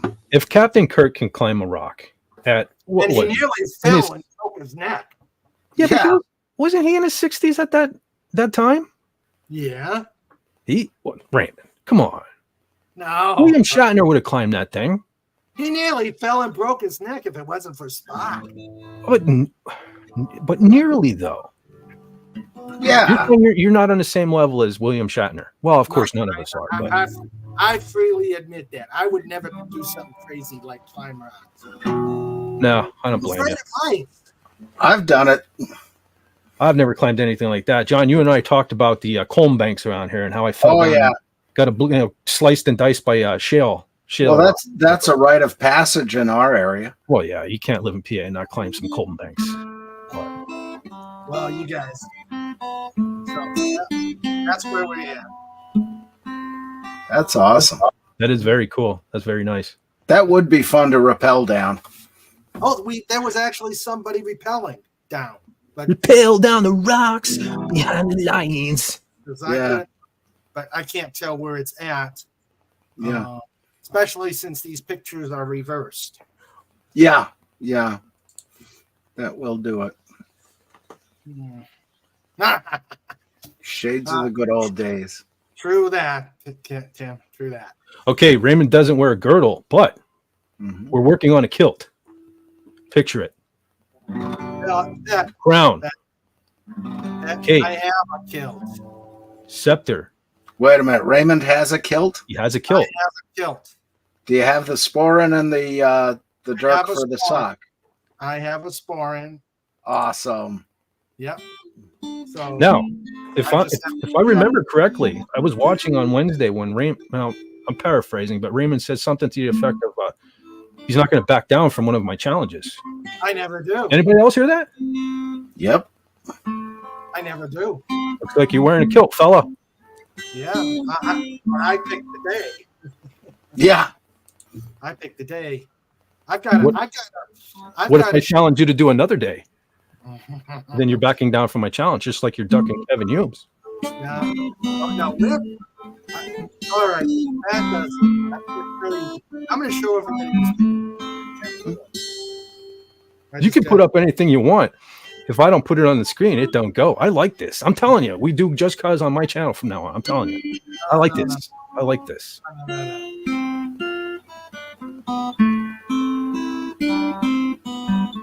Snort Poopus said Shatner was climbing a short wall in the parking lot. Don't tell him that. Don't tell him that. We need him to climb it. Go ahead. Now that hopefully we'll get the flyer that you did for PodCon will be on their site soon. They said they were going to put it on their site. And that's cool, and I hope that's the case. But let's not dance over what Tim says down here. I knew I liked him. I knew I liked him. Oh boy. Well, there's only one problem. There's one problem with that, though. I'd be all on board for that, but we can't make fun of Raymond anymore if he's dead. It's that simple. Yeah. So sorry, Tim. But here's the thing: I'm getting I'm training. So, See, I knew it. You stroking this out to get some practice in. I knew that's what you were doing. Hey, Listen, I'm always working the angles. yeah, I see that. I'm always working the angles. Well, I told you, if I find out where this is going down, I'm sending that big Asian guy there to tell you to sit down. As soon as you start winning, it's all over. Sit down, Raymond. You're distracted by him. I'm telling you, choke lock. Yeah, that's it. Down. Snap. Over. In fact, he was getting his lunch, and we were driving. We were driving over the place. It was the Oriental food trailer, and we were over getting over there. And he says, "Okay, let's do a fight in the real world." I said, "Okay." Going at it. After he insulted my car. Wait. You drive a Chevy, don't you? Yes, I do. How dare he? Here's what he did. Wait. Did he really insult your car, or you know that I'm a Chevy guy and you're trying to get me on your side? No, Are you working an angle again with me? No. Let me tell the story. Okay, go ahead. He wanted to take me over to this lunch. I've already doesn't matter. So we go out, and let me go further back. There are times now.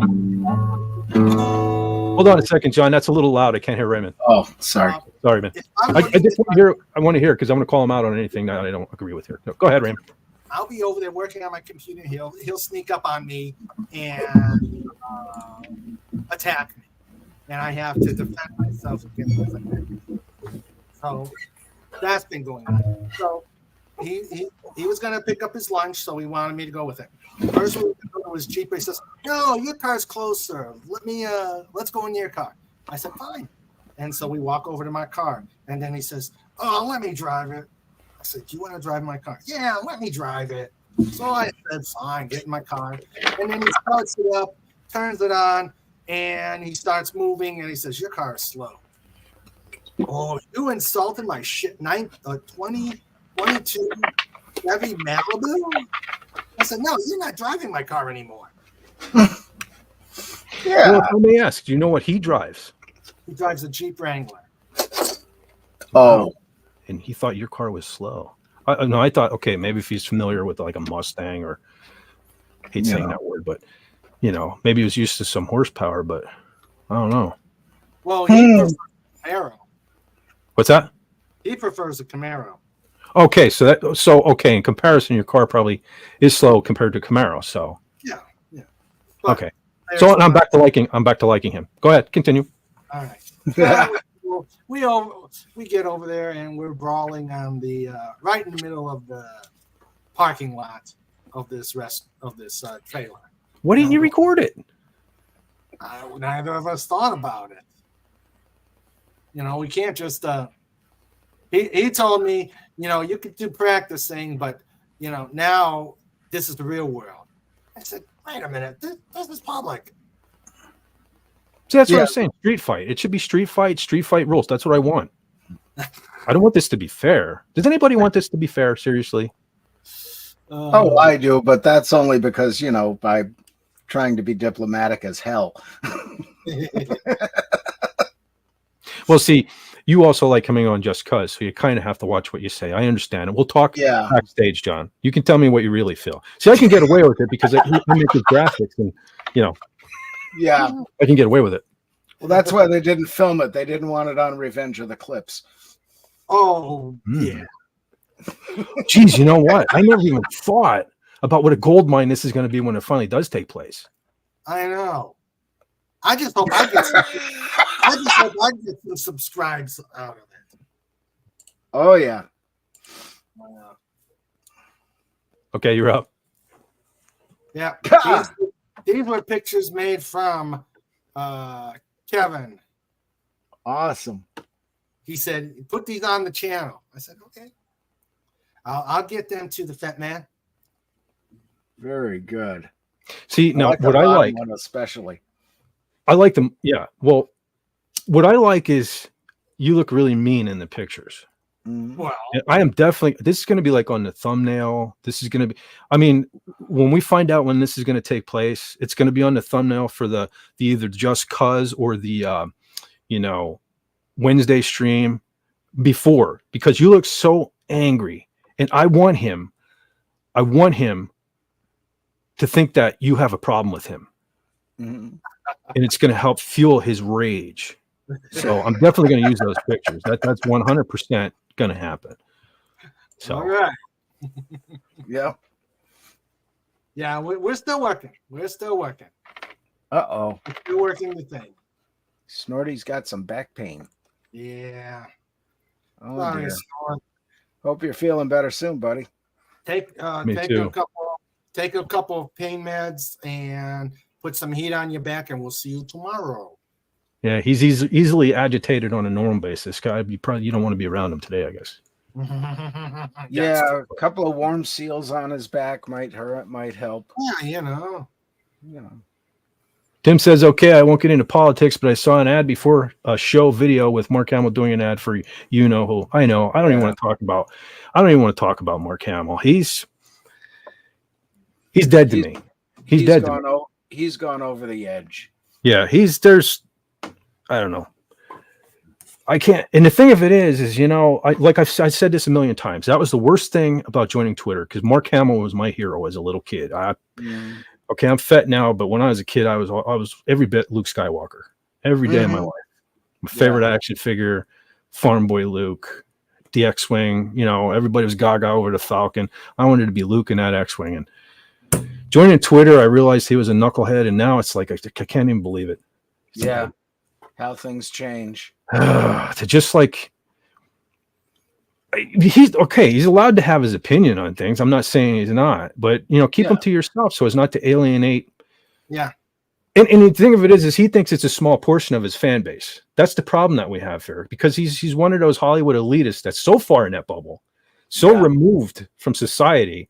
He thinks that his opinion is this larger opinion of most people, and it's just not. And he just posted yesterday, I think it was. It was a political post, and it was somebody he didn't like, and he said Twitter needs to have a despise button. And I commented right back. I guess that's why I keep seeing his tweets, because like an idiot, I keep getting suckered in and commenting on it. But he said Twitter needs to have a despise button, and I said you don't want that, buddy, because then you're going to find out how many people actually hate your tweets. Yeah. So I don't know. Anyway, enough of Mark Hamill. Yeah. But it's like, that's the one good thing now. I hated The Last Jedi because of what they did to Luke. That's one thing that doesn't bother me anymore. It really doesn't, because now it's not, they didn't do it to Luke Skywalker. They did it to that fucker. Sorry, I don't mean to be cursing right now. But now good. I'm glad he's on that island. Good for you. You deserve it. Stay there. Why doesn't Mark Hamill go to that island? Go live with the porgs over there, you fucking dick. Sorry. This shit. See, this is why I try to stay away from this stuff. Yeah. But anyway, and you know what? And I used to worry about saying stuff like this, because it was, I might lose subscribers and shit like that. That's one thing where I differ with Doomcock. I'm not going to keep my mouth shut on my channel about that stuff. I'm just not. Because if you're that fragile, like, I don't care if you're here. I don't care if you're here and you disagree with what I say and you stick around. That's great. But if you want to leave because you don't like what I say, get the fuck out of here. I don't need you here. I'm not going to kiss your ass. That's it. You know what I'm saying? Yeah. Now, if my channel ends up getting pulled because I don't agree with what they say and stuff, that's on me. That's whatever. But I'm not going to sit here and I'm not going to freaking say something just to try to, I get when I go on Twitter or when I come on YouTube, I see every ad is against me, is against my friends, and is against my family. All right. I'm not going to come on here and just ignore things or freaking pretend that everything's all right and keep my mouth shut. You can go fuck yourself.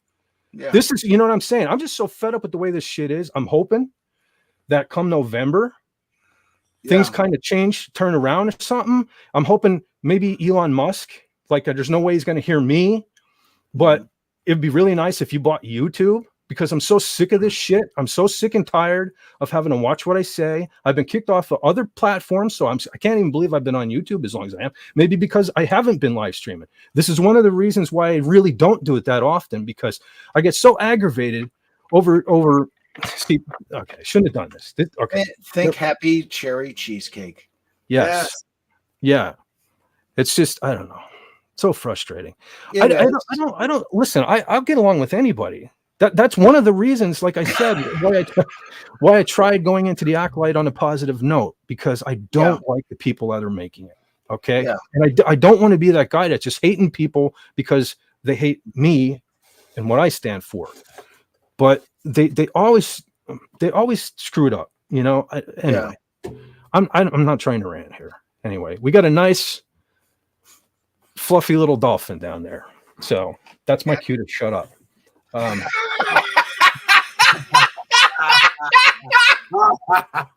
No, hey, rant on. This is your channel. No, it's cool. I shouldn't. I'll get kicked off of YouTube. That's the thing. You know that.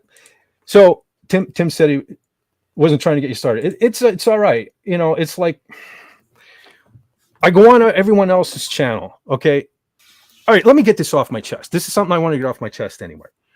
Whether it's King Dolphin TV, Doomcock's channel, whatever. That's especially Doomcock's channel. You might notice I'm pretty quiet when I'm on there.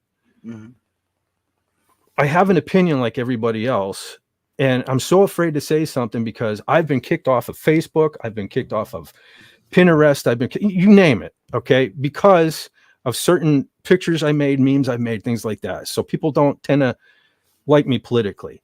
And I try to watch what I say because I don't want to ruin Raymond's channel for him. And I certainly don't want to ruin Doomcock's channel, 337,000 subscribers.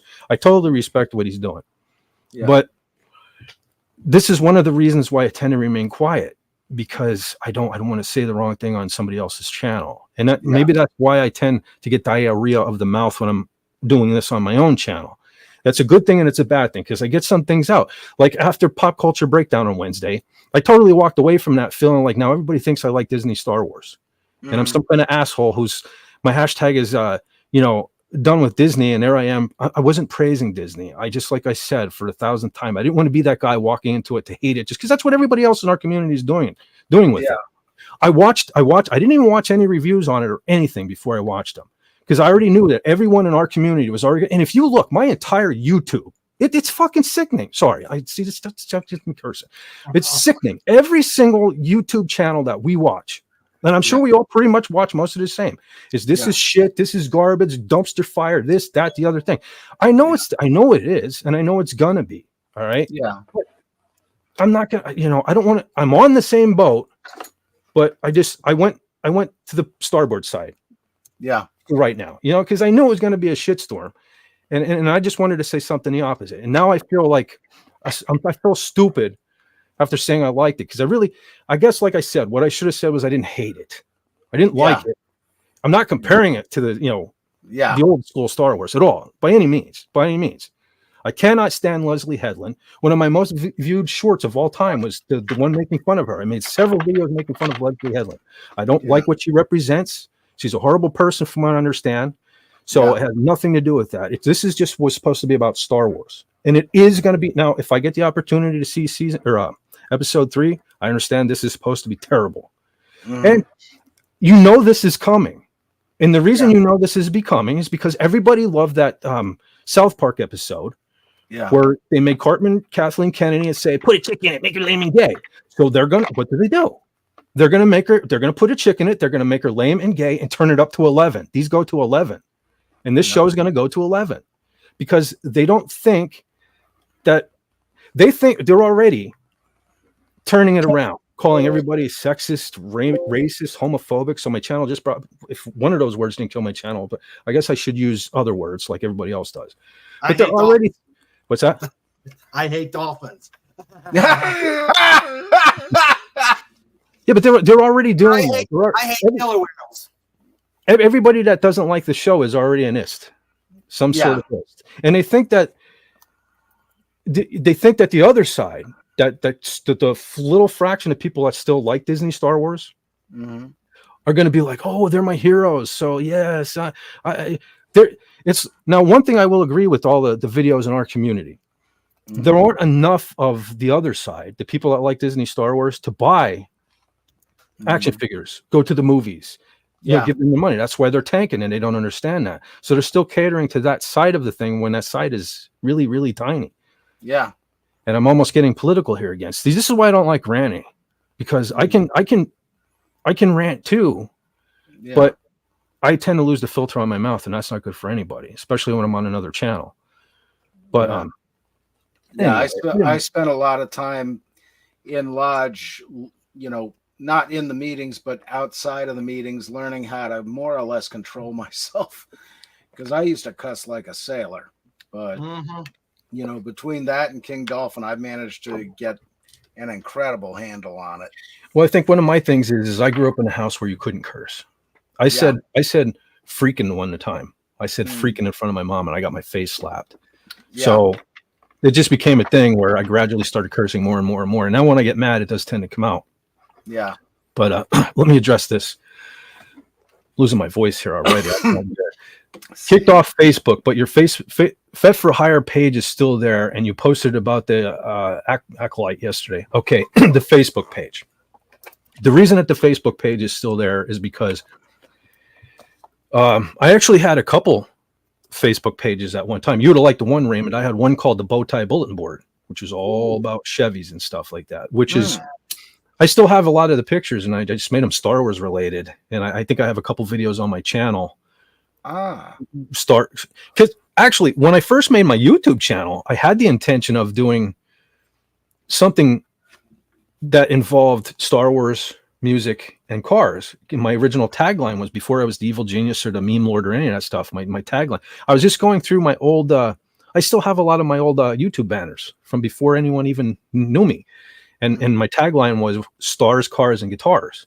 Because I always had the idea of talking about Star Wars, you know, my love of music, and then car related things. Now, I used to know so much stuff, useless information about Chevys and stuff. So I don't even know if I could do that anymore. But that's what I'm trying to do with my page. And I think that's one of the, or not my page, my YouTube channel. And I think that's one of the biggest reasons why it doesn't grow like it should, because you hear the name Fet for Hire and you're expecting Star Wars stuff, I assume. And since Disney took over, my desire to create Star Wars things has diminished. So I don't do it as much. I tend to talk more about music. I did create a second channel called Metalhead, and I forget the numbers because there's probably a million metalheads out there. But the only reason I created it initially was because I had so many playlists on this channel. This channel, a Fet for Hire channel, I said it before. The biggest mistake I made when I decided to kind of take it more seriously was this is the channel that I created back in 2012, I think it was. Yeah. I literally, after years of watching videos on how to fix things on my truck, you know, in 2012, I realized, well, you can save videos and stuff. So I started watching YouTube more. I created this channel just to be able to save videos. So you're talking years and years and years and years till I think it was around 2019, I discovered Doomcock. And when I started making the Doomcock pictures and all, you're talking years and years and years of playlists, and especially metal. So all that stuff I had privated compared to what you guys see. I still have some things privated, but I couldn't find anything because I had so many playlists. So I created the Metalhead channel so I could move all my music stuff over to there. And that's why I still don't take that. I just uploaded a video today. It's totally, I got a copyright for it and everything. It's just because it's my love. I took, it was Crocus. I love the song Let It Go. And I don't know why I even thought of it today, but I tried to clean up the video a little bit, and I boosted the audio because every clip, I got tired of what for years I'm watching it and the audio was so low. So I cranked the audio because that song needs to be loud. So I was like, screw it. It's going on. I know I'm getting a copyright. As long as it's not a strike, you're good. And you're allowed to have it on YouTube. So I just won't ever get paid for it. That's not what that channel's for. So, but that's why it was created. And I totally got off subject. We're talking about the Facebook page. So the Facebook page started off as a Star Wars page. That's what I wanted it to be, a Star Wars page. And from day one, everybody told me, get this, you should go on YouTube because you get paid for YouTube. I'm like, whatever. But it started off as a Star Wars page. I wanted to make Star Wars memes, Star Wars, like the stuff I do for Doomcock, the cool postery things and stuff. I wanted to do that. But I started that page, I think it was right before The Last Jedi came out. And then I saw The Last Jedi, and I didn't really want to do Star Wars anymore. Yeah. But in the beginning, my daughter was a huge Star Wars fan too. I think she still is. But so I made her, I think they're called administrators on Facebook. I made her an administrator. So it was me and her that ran the page. She didn't really do anything, but she had the title, and it was all in the Facebook system, blah, blah, blah. Yeah. So when he kicked me off, my account that I spent that year in particular, I took one of my weeks, 2 of my weeks of vacation, not back to back, but the 1 week and a separate week to upload all. I mean, I scanned in all family photos and all our Niagara Falls trips and all this stuff. I spent weeks down scanning it in, putting it up to Facebook. Let me just pull the plug on me. They gave me a dumbass reason too. And it all started, let's just say it was 2019. The election was kicking into gear. And I was making memes they didn't like, in my opinion. Wow. Okay. And then they started attacking me I started uploading videos to the Facebook page. Yeah. Videos that other people created. Mm-hmm. And it began with 3 days in Facebook jail. And I would ask them, I'd be like, what's wrong? Blah, blah, blah. What's wrong? They wouldn't tell me. Then it was a week in Facebook jail. Then it was 2 weeks in Facebook jail. And I'd contact the help center every chance I got, and they would not get back to me. The only thing I ever got was one of the red flags was copyrighted video. So I kept messaging them, tell me what video it is, and I'll remove it. Nothing. Yeah. I heard nothing from them. Okay. Until the day where they find, because I knew it was almost like I was in Facebook jail more than I was not. Yeah. So the one morning, it wasn't a surprise when I came home from work and I went to log into Facebook, and you're no longer welcome here. And when you know it, the help center got right back to me that day and said that I had multiple warnings. You were told multiple times. And I was like, but you never told me what the video was. So that day they told me what the video was, the final video, the thing that got me kicked off of Facebook, the thing that lost me all my friends. And I'm talking, I had friends, John, I had every living member of Crimson Glory, John Gallagher from Raven, who can no longer accept friends. So I cannot be friends with John Gallagher again. Yeah. I used to talk to the guitar player from Crimson Glory almost every day. I made him fucking stuff for his son for his birthday. I can't do it anymore thanks to Facebook. You know why Facebook kicked me off? You know what was so bad that got me kicked off of Facebook that they told me? What? Somebody took the end of Rogue One in the beginning of A New Hope and put them together. You know how they kind of run together? It was a short clip. Yeah. That's what got me kicked off of Facebook, according to them. For God's sake. I also belong to a bunch of groups, political groups, and like I said, I made memes and stuff like that. Now, they're not going to say that's why they kicked me off of there. But I really don't believe that the short little Star Wars clip, that probably right now, if you went on Facebook and typed in Rogue One, A New Hope, you probably find 50,000 pages. Yeah, 50,000 people right now on Facebook probably have that video on their Facebook. But that was bad enough for me to get kicked off of there. Yeah. And back to my daughter being an administrator, because she didn't break the rules and she also didn't post political memes, they couldn't delete the page. Yeah. So my Bowtie bulletin board page, gone. I didn't forget what else I had. I had a couple pages gone, but they could not delete that one because there was another administrator. So, and that was the only reason for a couple of weeks, I thought, well, actually instantly, I made a new Facebook account, but I put the senior after my name. Yeah. They kicked me right back off. That's why I can't use my name. Yeah.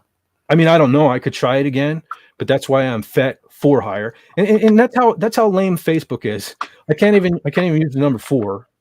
You know, that's why I have to put the FOR, because Facebook is so hoity-toity, you got to use the real name. We'll just give you a bullshit reason for kicking you off, but you can't be bullshit. You got to be serious. You got to be upfront. You got to use your real name. You got blah, blah, blah. You can't use numbers in your name. It has to be legitimate. Yet right now, I get bombarded every day. Women who clearly their profile picture is some porn star message me on a daily basis. Hey, do you want to hook up? Do you want to this, that, and the other thing? They're allowed on Facebook. Yeah. I'm not. Yeah. Fuck yourself, Facebook. I hate everything that freaking Mark Zuckerberg represents. I hate that I'm even on Facebook. I want to leave Facebook in the worst way. But you know what? John, you're on Facebook. Legatus, you're on Facebook. Yeah. There are a lot of people that I would lose contact with if I didn't have Facebook. Well, that's the thing. My main thing with Facebook is, between you and Raymond and the other fellas on the pod and all the Masonic stuff, that way I can contact all the lodges in my district, and get some stuff out for my lodge. But really, I don't do a whole lot with it anymore. Well, and with me, okay, I'm no pity party for Fed or anything, but most of my family that I was close with have passed away. I lost most of that family. And Facebook is kind of like for the family thing. It's like I can't, Twitter has gotten such a bad rap, and it was well deserved. And it's still not great. I'm not saying it's great, but I love Twitter. The thing of it is like if you're thin-skinned, okay, you're not gonna like Twitter. But I love Twitter. I can't say enough good things about Twitter. I've been on I think I was technically, and I'll tell you, I joined Twitter. I think it was in 2017, like the same time, but I didn't use it for years. Honestly, I didn't use it till I get kicked off of Facebook. I turned to Twitter because I don't know. I didn't even take the time to figure out how to use Twitter and blah, blah, blah. You couldn't create pages. You can't have photo albums. There are some downsides to Twitter. Yeah. But in all the years, so I think it was 2019 when I started being on Twitter all the time. Yeah. So in what, 5 years now, I did get attacked a couple times, and it was mostly for me posting Doomcock stuff. So it was just people who just wanted Doomcock to recognize him. They were hoping, So listen, there's a block button on Twitter. You can use it. I don't use it. You know why I don't use it? Because the scumbags over on Twitter, the ones that are still there, because most of them left now, because Twitter's not as accommodating to the scum as it used to be. Yeah. But the ones that are still there, they think that's a badge of honor. They like to screenshot that you blocked them and you're some kind of puss because you blocked them. So I have no one is blocked on my Twitter. Right. I won't block anybody. I live on there. And the thing of it is I have met somebody just sent something to me yesterday. And well, anyway, I was talking to someone yesterday about, this community and how we communicate every day and we do these live streams and things like that. And I have met some of the coolest people I've ever known in my life through Twitter and YouTube. And really, I have to give most of the credit to Twitter because Twitter is where I really started interacting with Doomcock. And it happened at a time when I really needed it. It was right after I got kicked off of Facebook. I lost all my friends from Facebook. And even while I was still on Facebook, I originally I started making stuff for Ethan Van Sciver, and I would send it to him in his email, and occasionally he'd grace me with the reply and say, oh, that's cool, and blah, blah, blah. And that was the end of it. And like I said, I've said it before, but I was watching an Ethan Van Sciver live stream, and he brought Doomcock on. Yeah. First I ever heard of Doomcock. Surprisingly, because I was watching everything. I was watching everything Phantom Menace related at that point after The Last Jedi. And Doomcock was never recommended for some reason. I only knew of him after seeing it. And like I said, I didn't even listen to what Doomcock had to say. I just kept looking at his helmet and the avatar. And it's not, I would have never designed a helmet that looked like that. Yeah. Yeah, that's a completely original design. It is unique. And I at first thought it was dumb. I'll be honest. I thought it was dumb. But it wasn't dumb. It was just that I wouldn't have designed it like that. And that's the thing about his helmet. It stuck with me for days. I kept thinking about it. And I was like, damn it, who was that guy? I couldn't remember for the longest time. And I forget how I even came across it. I told this on King Dolphin, but I never told it on my channel. I was watching, before I get into it, I'm pretty sure I answered your question now. An hour later, I think I told you. I got kicked off of Facebook for those things, and that's why the page is still. I think I answered it. Yeah. But yeah, I forget even how I came across it. It had to be a Friday Night Frolics because even back when he did like the what was the Sunday show? Oh, the Inquisition. Right? Yeah. When he did that, I couldn't watch it because it was on a Sunday, and I work Sundays, so it had to be Frolics. But I remembered it one weekend. I caught the Frolics, and I was like, "Oh, cool! This is that dude. This is that helmet dude." So I was listening to it. I'm not really paying attention much. I was just I forget what I was doing. Like I do now, like every Friday night. Just last night, I was making a graphic for the movie of the week, and plus Carrie was sending me stuff from Dallas, and so you probably saw the Doctor Who stuff. He sent me that picture, so I started making that stuff. So I'm usually making something in the background. Anyway, I'm listening to Friday Night Frolics, and it was one of the ones where he was talking about being bummed out about the path Star Wars took. And And I was like, oh, that's cool. He's a Star Wars fan like me, and he hates the direction it's going in. She's funny. I never got any recommendations for his videos, but I'll listen to this. And he got so, I could tell he was drinking. You could hear the cork popping and pouring the, you know, that whole thing.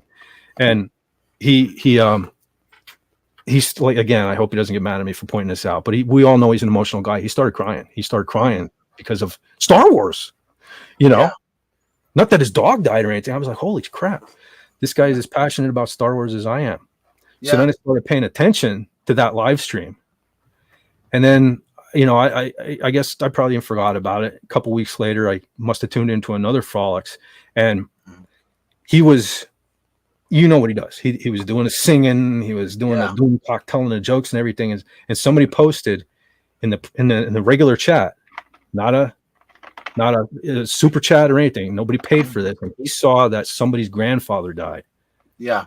He stopped the show right there. You know, that was the first. Can you put the initials in the chat? And he broke down over that. Yeah. And it was super emotional. I think I remember watching that one, because wasn't that where he talked about his cat Lily that passed away? That sounds about right. He was so compassionate about How it. freaking weird is that if we were watching the same show before we even knew each other, John? Yeah. Definitely. One real quick. Yeah. Jedi Bill is in the chat. Hey there, Jedi. Freaking Jedi Bill is here. Hello, brother. Thanks for popping in. Yeah. But yeah, so anyway, yeah, he got real emotional because somebody's grandfather died. And that was the second. I wish you know what? I didn't even know how to save live streams back then. I wasn't even commenting. I didn't know about chats. I didn't know any of that stuff. Yeah. So there's no way I could ever even find it, but I wish I would have saved it, because that was the second. Yeah. Right there. That was I started making stuff for Doomcock. That's the second where we all became destined to know each other. Yeah, that was pretty much what really solidified me coming into it, because I liked the Sunday show. I liked the Frolics. I'd take it for an hour or so, and I liked his videos. And at that point, I was watching him, Mike Zero, Gary, and there were a few others that faded off into obscurity. But I kept coming back to his because, you know, there's Harvey with the Shriner Fez, which, you know, you all know my affiliations. That was interesting, and I was kind of on the fence about it. But I thought, okay, you know, it's not copyrighted per se, so I'm going to let it go. But again, he was there for me with the eye surgery. He was there for me when my cat died. And, you know, this was just about 6 months after my sister passed away, which was, 5 years and 5 days ago. So, I mean, it's really made a big difference for me. And the fact that the pandemic hit, and where else are you going to go on a Friday night, John? True. You know, yeah. I mean, I'm up in the super sub boondocks of Pennsylvania, and it's 20 miles to anything worthwhile, you know. But I figured, well, sit back, relearn guitar a little bit, and watch the Frolics. And that made a huge difference. And of course, that's where you and I met. That's where Raymond and I first contacted. Mm-hmm. And then coming on to Raymond's first or second show, I forget which. But and then you gave me the name Fez for Hire, Fez for Hire, because of that joke about Harvey. But and I still go back to that clip every now and again. that always makes me smile. But well, that's one of the reasons why I do the Revenge of the Clips, because I watch them too. I'll be honest, I watch them from time to time too, because I need it. I need it, because I've always felt like I don't really have a purpose in life. But then when I can make you guys laugh and stuff. Oh, yeah. And, you know, when I put the memes out there, or I do the YouTube videos and stuff, I don't know if people are laughing or if they're not. You know, if people like it, I assume they're laughing. But I don't know. But when I'm on with you guys and you actually laugh out loud and stuff, that's just like cool. Well, that's the thing. I mean, whether it's a smile or a full-blown breakdown, you know, you make somebody happier than they were 10 seconds ago. That's awesome. Right. Exactly. The damn fly in here. But I mean, yeah, I'll never forget that. I still remember, oddly enough, I have almost everything I've ever created from when I started making graphics, whatever you call it, or whatever. And I remember the dumbest thing I sent to Doom. I don't even know if I sent it to. I must have sent it to Doomcock because I don't think I even knew how to tag people or anything at this point. So I was new to Twitter. But and it was like the lamest thing too. Somebody made like a Doomcock action figure.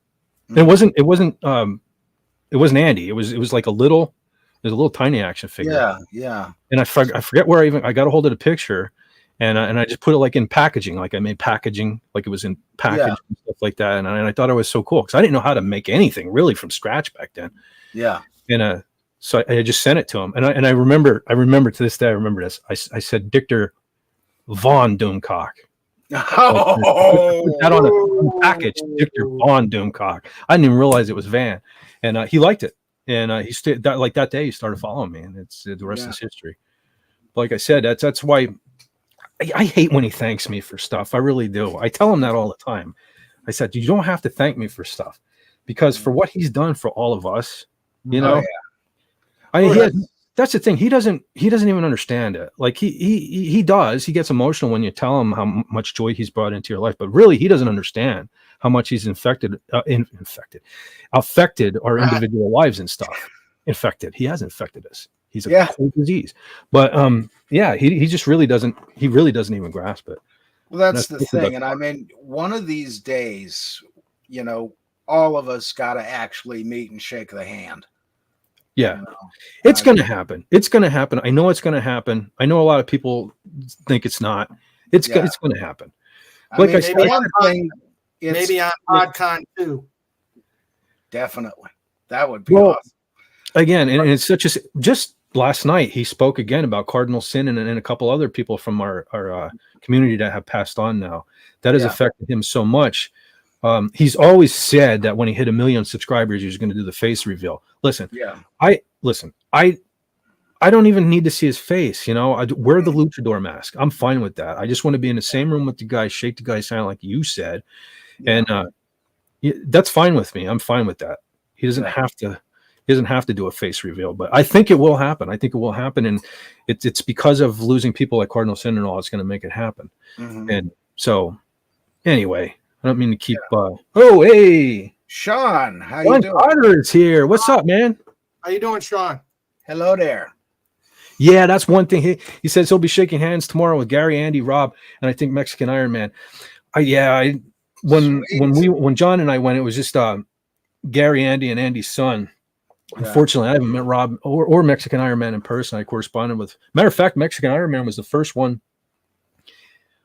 I think the first one in our community outside of Doomcock that he contacted me for Echo Base Network and about a challenge coin, and that's what got me into starting to do those sort of things. Matter of fact, I think I have it right here. I have I keep them right here. There's you, John. Oh yeah, I have your coin right here. No, I didn't design this one. This one John designed, but gave to me when we met up. So I keep that right. And then here was the. Here was the first Echo Base.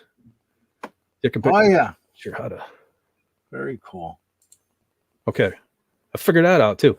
Now, my shitty camera, but that was the first challenge coin I ever did. My camera sucks. I got to get a new camera.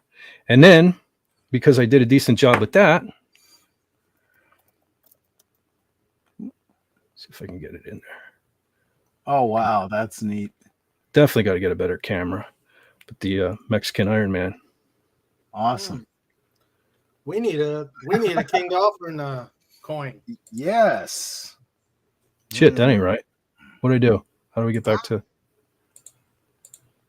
Oh, there we go. But no, unfortunately, I designed a Gil one too, and never got me one of them. I don't know why. He gave me like almost everything else I had. I have T-shirts. I have cups. I have all this stuff, but I don't have a Gil. But I did design the Gil one. And there's another top secret one I've designed too, but I'm not allowed to speak of yet. But anyway. You need to do a King Dolphin one. I can do that. I may be able to get a hold of the logos and stuff like that. Yeah. I might know how to get a hold of those. 'Those. Yeah. And put Pathfinder's comment up there. Okay, hold on. 'Cause I don't Fed, I'm going to need a mailing address for you in the next few weeks. Uh-oh. Should I be scared? I would be. I don't know. In fact, I'll be scared for you for $59.95. I don't know. I know what Sean Carter does, though. I might actually be happy. If it was Raymond want my mailing address, I'd probably be scared. Yeah. I have your mailing address. Oh, that's right. I'm an idiot. He can get revenge on me. He can get revenge on me. Oh no! Revenge of the Dolphin. Oh no! Let's move on, John. What did you want me to pop up? Not the one that's there now, but above it is still is Pathfinder's comment about Doomcock. It's a little bigger. Let me see here. Not that one, right? Up above Oh, there. okay. Oh, geez. four up above. Yeah. Yeah. Okay. Doomcock and everyone from the Frolics helped me a lot too. I had seen some of his videos, loved the 50s-ish style of his character, but when my dad had a stroke, he helped me escape every Friday. See, that's what I'm talking about. Doomcock, he knows, he hears these things, but he really doesn't know. Do you know what I mean? Yeah. Mm-hmm. Like, yeah, and that's another thing is, you meet some people. Pathfinder and I got into it on railroads, and me and trains. We had a lot of good conversations on that, and that was fun. Well, I really, going back to the videos and stuff of Doomcocks, I didn't even know he made videos for a long time. Honestly, I didn't. I was just watching the Friday Night Frolics. Yeah. And then I started getting the notification. I didn't even know. If you go back and look at my old stuff, Harvey wasn't even in it because I didn't even know there was a Harvey. I didn't know, I didn't find out about Harvey till later. I mean, he would do the voice occasionally on Frolics, but there was no image to go with it. So I couldn't, I was like, okay, so there's this Harvey dude, but I don't know who he is. Yeah. Honestly, though, I see my life has been such a downhill slope and spiral and everything that can go down, except anyway. So it's been so terrible almost this whole time that I've been part of this community, but he's helped me through all of it. In the beginning, it was, like I got kicked off Facebook, all that stuff. So he gave me something to do. I didn't want to make Star Wars things anymore. So I started making the Doomcock pictures. He gave me a reason to make pictures again. Yeah. Then it was, the thing that happened last year, my family life is, he's like, literally, he keeps me out of trouble. He kept me occupied last night. It kept me out of trouble, kept me in the house. I was, making the movie of the week picture, was, listening in. Tonight, I wouldn't be here tonight. Yeah. You know what I mean? For years, people told me to go on YouTube. Like I said, with the Facebook page, everybody's like, that's cool, but go on YouTube, you get paid for that. I would have never came on here. Matter of fact, the only reason I ever even bought, I got the shittiest $9 headset microphone gaming stupid combo thing because I forget how long it maybe a year or so after I started talking to Doomcock and stuff on Twitter, he would start inviting me on Frolics. Mm-hmm. And I'd give him some kind of excuse. I was scared. Back then, Frolics Frolics was the big one. Frolics was, I remember when we got up to about, what was it, 3,500 the one night or 2,500? Yeah, but even on the rewatch and all that, I used to look that because especially when he started asking me on, I would go back a couple of days later and be like, 20,000 people watch this. I can't do this. It's me. I don't talk. I don't do these things. And then I remember I was like, well, I don't want to go on camera. And I knew that was a lame excuse because he don't go on camera. And he thought, you could put up an app. So I went out and I bought this $9, which honestly, to this day, that $9 microphone sounds better than either of these two that I bought, more expensive ones. Yeah. But, and a matter of fact, I still, maybe I shouldn't say that because when I did that, the Iron Maiden unboxing video, let me talk about that real quick too. Yeah. Because I almost deleted my YouTube channel that day. I swear to God. Really? I've never been I've been frustrated. I was pretty frustrated that day. I had that box set for 3 years. Mm-hmm. I got that when it first came out. I don't know why. I don't know. I just had this. I knew that had to be epic. I wanted that to be good. I always had these intentions. I have this killer vintage lunchbox collection sitting right next to me right here. But I always had these plans. Well, I want to make like a nice backdrop, and I want to get one of those revolving like turntables, to put it on while I talk, stuff like that. Never happened. So this Iron Maiden box set sat in a box in my bedroom for the longest time. So finally that weekend. Oh, and Raymond too. This is why I wasn't on just cause. I'm leading into it. That Saturday, I got up early and I started filming the video portion of it, and the audio wasn't usable. So I have an app on my phone where I tried using the video editor I have on a computer. Dumbest thing ever. You can record audio on it. Never tried it until Saturday. Yeah. You can record audio on it, but you can't see the video that you're trying to add the audio over. So, I couldn't do it. So I have this app on my phone that sucks the juice out of my battery, but I've used it before. I've done a lot of my Star Wars videos, including that Why I Love Return of the Jedi that I'm kind of proud of. I did that on there, but I even had issues back then. But anyway, last Saturday when I was trying to use that app, everything looked fine while I was recording. I overdubbed the voice, did it all. When I edited it on my phone, it was fine. It was perfect. I sent it. When I do it on my phone, I have to send it to myself in Gmail so that I can download it from Gmail onto my computer and put it into my video editor. Yeah. And when I had it in my video editor on the PC, a lot of the audio just it's like it blended together. I had to cut so much audio out of that. Like I said, so much more in that video that I had to cut out. And so many things were wrong. You noticed, and there was that it sounded like a machine gun. When I had to do so much editing of the footage, the audio and everything. When it came to that, there's no way I could remove it. I already spent most of the day trying to put this thing together. I just left that in, and that's why I threw Rambo in there. And I could live with that, but so much had to be cut out of it. That video was been so much better than it was. I was so frustrated at this point. And when I finally had it down, when I tried finalizing it, because you can't upload it anywhere until you finalize it, my computer crashed. Oh. So I had to restart the computer. It crashed again. So then I had to restart the computer, delete history, delete everything I didn't want. I even cleared like some old files and all to make room. I thought maybe there wasn't enough space.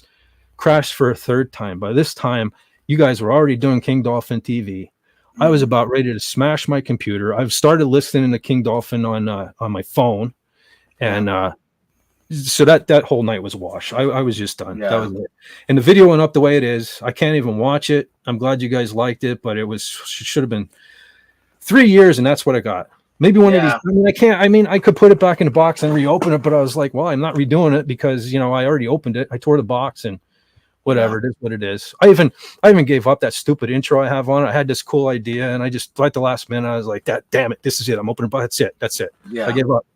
One of the most frustrating videos I've ever put together. And then I don't know, is what it is, but there's the explanation on that. If it even matters. Yeah, that sounds maddening. Yeah. I was literally I was like, I'm not doing YouTube anymore. Screw this. Yeah. And then the kicker was for the a week there, that particular week too, it was back to YouTube was pulling the shenanigans where every time I would upload a video, I lost a subscriber. And listen, I know people unsubscribe from me, and I don't blame them. It's like whatever. I don't reinvent the wheel here or anything by any means. Yeah. But it's kind of funny when you upload a video. You upload a video, and I've taken screenshots of this. I have evidence of this. I put the video up. I click on the video. I'm the first one there. And there's an instant 1 view and a like, and then 2 views, and then 3 views, and then it goes back to 1 view. Yeah. There's some kind of shenanigan going on. And that was happening that week. Every time I would upload a video, that would happen. And when I went back, a subscriber would disappear. So that's it's frustrating to put, like I hate to keep bringing up that Why I Love Return of the Jedi video, but my job, the hours have been increasingly getting lower and lower and lower. Yeah. Because of the economy. Okay. Yeah. So I've been working less and less hours. I put double the hours into making that video than I worked the night before. And I lost 5 subscribers when I uploaded that video. And I thought that was one of the coolest videos I ever did. I scripted that one out. I wrote that out. Yeah. That one actually surprised me a lot. And, at first I didn't agree with it, and then I thought, wait a minute. You hear him out on this whole thing, and then you made a lot of sense. Well, it wasn't, it wasn't even to try to make anyone like Return of the Jedi or anything. That was just, that was my take. I have an emotional attachment to that movie because, again, I grew up in a small town like you, John, and I can remember, I don't remember if it was before or after, but I'm pretty sure it was before Ghostbusters. Okay. I remember that. Yeah. And several other movies, but Ghostbusters specifically is one that was really heartbreaking to me. We stood in the line. The line was like 2 blocks long to get into that. And we basically got right up to the door. Yeah. And it was full house. I didn't get to get in and see that. That happened so many times. And I knew Star Wars was going to be like that. But I actually got in the first night too, even to see Return of the Jedi. That was the first Star Wars movie I got to see in the movie theater. And it was in my local hometown theater. Which they tore down, which is no longer there. The Vic. Vicky, yeah. So I'm emotionally attached to that. That's why I always say my favorite Star Wars movie, depending on the day of the week, is probably going to be Empire Strikes Back. But if you catch me in the right mood, it's going to be Return of the Jedi, just because I understand that everybody has issues with a lot of, Return of the Jedi, but it's just emotional to me. That's pulls on my heartstrings, that movie. Yeah. So, and then I was a little kid, so I didn't mind Ewoks. I get it. If you're a little older, the little teddy bears, I get it. But I was at the right age when that came out that I liked it. And there was another thing too. The reason I loved it was because I didn't see Empire Strikes Back in the movie theaters. I don't know why. My mom used to take me to the movies a lot. I've eaten drive-ins and stuff like that, but for some reason, and she knew that I love Star Wars, and as a little tiny kid, as a little tiny fet, almost all my Star Wars toys were Empire Strikes Back. They had the Empire Strikes Back sticker on everything. Yep. If you remember the vintage toys, they came with the Empire Strikes Back sticker, and I would put them on things. And so, but I didn't see Empire. The only thing I had of Empire, and I still have it, it was a little storybook with the cassette that you put in a cassette player, and it would read along, and then every time you needed to turn the page, R2D2, easy for you to say, R2D2 would beep, and you would turn the page. That's the only way I knew Empire Strikes Back. Yeah. So I actually saw Return of the Jedi first. And I loved Return of the Jedi so much. It was almost like the prequels. I loved the Return of the Jedi so much, even though I knew Empire had to be cool because I read the storybook. I finally, by this time, then VHSs started coming out, and I was able to go back and watch Empire, and that became, you know what I mean? That's because I saw Boba Fett first in Return of the Jedi. I saw Boba Fett fly into the Sarlacc pit and die that pathetic death. Yeah, I wish he'd had a little bit bigger part in that. Well, are you talking just Jedi, or are you talking about a bigger part in general? In general. Well, see, that's the thing. In that movie especially. Well, in Empire, he was supposed to, from what I understand, he was supposed to be the new bad guy. Yeah. Because originally Darth Vader was even supposed to die in A New Hope. Yeah, because really you didn't hear Boba Fett's name until Han said, "Boba Fett, where?" In Jedi, Well, see, he goes over and he's gone. Yeah, he was supposed to be like the main villain in Empire, and I forget. Yeah. Well, actually, the character from, and I haven't watched these videos in a long time too, but the idea was going to be for in Empire Strikes Back, there were going to be a bunch of Boba Fetts. What I mean is, they were going to be super troopers, and the idea that's why if you've ever seen the first video of Boba Fett, he's white because there were supposed to be a lot of them, and as big as the budget was for Empire, they didn't have enough back then to make an army of. And there was no CGI. They didn't have big enough to make an army of super soldiers. So then they invented the Boba Fett character, changed the paint scheme to what we all know today. He was supposed to be the main villain. And actually, honestly, I don't even know what happened there, why he wasn't. But I think had he been, after, kind of replacing Darth Vader, he may not be as loved as he is now. I think it's the fact that he had such short screen time and everything like that. Didn't say much, which is completely where Disney dropped the ball on the Book of Boba Fett. By having him take the helmet off so much. And again, I'm going back. I love Temuera Morrison, and I always wanted him to play Boba Fett. That was not his fault. That was Disney. He was paid. He did what he was paid to do. That was not his fault. In fact, I understand he wants to either redo season 1 or he's demanding like a season 2 so that they can do it right. Yeah. So I do not hold the Book of Boba Fett against Temuera Morrison. Yeah. And honestly, I don't even hate the Book of Boba Fett. I don't hate it. Whatever. It is what it is. It just could have been better. It could have been a lot better. Yeah. But I think if Boba Fett, see, and that's I guess my point. If we would have had so much Boba Fett back then, he may not have become the icon that he is. You know? Yeah, because you can only have so much of the main characters before you get sensory overload. Right. Boba Fett was that first taste, you know, and it's that song that you heard when you were 10 years old and you never heard again for 20 years, and then all of a sudden, right, he was the earworm. Yeah, of Star Wars. See, and Darth Vader was so badass. There's no disputing that. He was so badass. Yeah. Boba Fett would have had to have been as badass as Boba Fett is. He would have had to have been super badass. Yeah. You know, they would have just compared him to Darth Vader, and you know, oh, he's not as cool as Darth Vader. So I kind of like what they did. Yeah. But hold on a second. I want to bring up. I see there's a lot of. I'm missing comments. I'm terrible at this. Oh yeah. Again, Captain Infinity was still here. You know, I'd be getting yelled at. But anyway, DJ Play Nice. Anyway, I think he just popped in. So hail DJ Play Nice. I have to come up with my own thing, saying hail all the time. That's Doomcock's thing. But anyway, DJ Play Nice says, drop the link to the upload you're talking about. That was that me? Was that my video? The opening, I think. The Iron Maiden opening. Okay. Opening. Well, I will try to put that and a while of Return of the Jedi. I'm not going to do it at the moment in case I screw things up because I haven't yet, which is surprising. With all the stuff I have plugged in and buttons I've pushed tonight, and we're still on the air, that's incredible. And all the buttons you've had pushed on you. Yes, I did. Are you talking about my rant earlier? Yeah. No, that's cool. I like that. I'm glad. I feel better now. It's cool. Yeah. I love that Tim was here and they did that because that made me feel better. You need you need a video effect that when you're going to do a rant, you've got pop it up first. Well, that's the thing. I'm not like Doomcock. He can contain himself and then prepare, and it just comes out of me. So I won't know. I'll have to put. I'd have to stop mid rant, and until I put that up, I'd probably cool off till I came back. Yeah. Or have the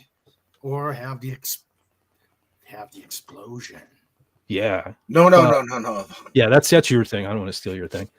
Like I said, this is pathetic. How pathetic it is that my screen is black in the background. You know, the actual full screen. Not me. I want me to just be black here, but it makes the green trim on the chair pop out. Oh yeah. Yeah. That's how cool is that? Those are my colors. I love that. I always love the black and hey. You can't be a fan of the band Overkill, not like black and green. Thou shall not say boom. I can say boom all I want on here. Nothing's gonna happen. Technically, there's nothing stop. I have the video. There's nothing stopping me from putting it up, but that's trademarked. King Dolphin TV. Yeah. I better read some of this stuff because there's some stuff here. Okay. Yep. So. Oh, but going back to Doomcock, while you're gathering up your comments, he's been I've moderated for him. God. How long? Quite a while. About 5 years now. Yeah. But I mean, I've had a tough year. Oh yeah. I've had a very tough year. And it's going around, man. He has been supportive the whole time. Yeah. So yes, he's a great guy. And he's got some fine people around him. Yep. Go ahead. You got your comments to read. Okay, I will, but I happen to notice because YouTube is down at the bottom where I'm nowhere near that on my StreamYard here. But I happen to notice Sanders. I can't wait to get that one. But hold on. Okay. DJ Play Nice said all Jedi had was a bunch of Muppets. Mm-hmm. Yeah. Yeah. But I just see the thing of it was and I'm not claiming to note that I knew this as a kid. But looking back at it as an adult now, too, I like it a lot more for the Muppets because, of course, we all know George was never happy with anything. But he really wasn't happy with the cantina in A New Hope. And I can see why. There were some cheesy aliens in there. You know? I don't know. As a kid seeing it when I was 12, it was scary as a kid. I thought that was the most incredible thing I'd ever seen. As a kid, though, but I'm saying as an adult, they're kind of cheesy. So I could see why George wanted to improve on it. So that's what he did with Return of the Jedi, especially like in Jabba's palace and stuff. So, and then the fact that that's one of the things I don't like. Like, I don't have a big problem with, the special editions or whatever he called, when he Yeah. tampered with them. I don't mind them, but that's one of my biggest gripes with it, that he changed Jabba's palace so much. Yeah. Out of everything he did, like, I don't mind I hate to even call it in A New Hope because it was just Star Wars back then, but like with the creatures walking in front of the camera, Mhm. all right, it is what it is. But the fact that he tampered so heavily with Jabba's palace, that was really special, I thought, for back then. Yeah. And they look like Muppets now, but go back and look at Muppets back then. Yeah. They were like a cut above. That was the cutting edge. Yeah, it really was for the time. So I don't know. I like Jedi. Yeah.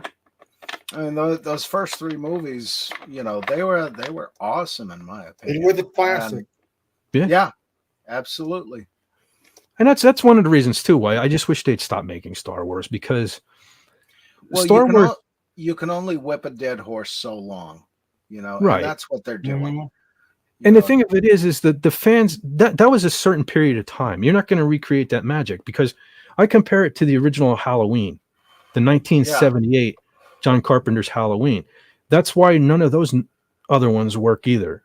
Yeah. Because there was the graininess of the movie, the Mhm. darkness of the movie. Yeah. Times have changed. It's not. I don't know. It can't be the same. Now And, the new Halloweens have cell phones in them, and the crystal clear images, and I don't know. It was just scarier. Yeah, and the whole atmosphere of the time. Remember when Star Wars come out, you had Kiss, you had Disco, you had Disco Kiss. Yeah. I was made for loving you. Dynasty. What an album. I like Dynasty though. You had the TV series that were, just iconic for the time and were the next step past Green Acres and Gilligan's Island and Gunsmoke. And, those were our things, and the atmosphere around all that, it's not there anymore. And No, that's why you were comfortable with where you lived and how you lived as far as the country goes. right. All the bad things happened in other countries, and everything was kind of, it was defined more. Now today, society is not that defined. It's a hodgepodge. Well, that's the thing. Disco had its fans. There was an era for disco. Disco came and disco went. I think the same thing can be said for movies. Star Wars was an era, kind of corresponding with the disco era. But yeah, the people that love Star Wars were that era, and I think they just need to stop, and they need to make something new. Unfortunately, I don't think they can do that anymore. But this is just like they're trying to reinvent disco now by making these new Star Wars, and you can't take it back to that time. You just can't. And then these new kids, it's just like, okay, John, you and I love Ace Frehley. Okay, yeah. He's I've said it a million times. He's not the greatest guitar player on the planet, but he's created some iconic things. He has a style. Oh yeah, it's sloppy, but it's his style. He created some iconic things. Yeah, he's a street blues player.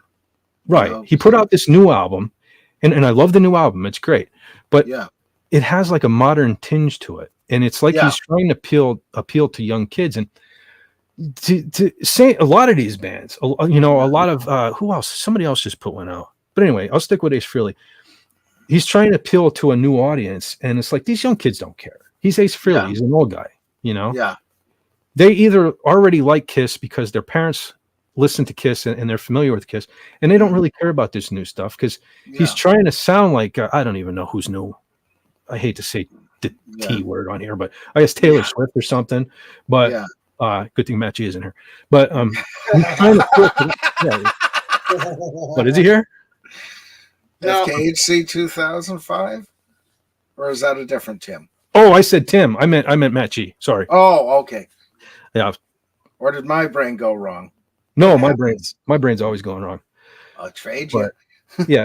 No, I was just saying he's trying to appeal to this modern audience, and they either already like him or they don't. They're already set in their ways because he's an old guy, and that's what Star Wars is. It's an old guy thing. Yeah. That's why I don't even understand why Disney's pushing. Like, I understand why Disney's pushing the woke stuff because that's the direction they're going in. But they're pushing it on a franchise that, it's the older people that really, really love.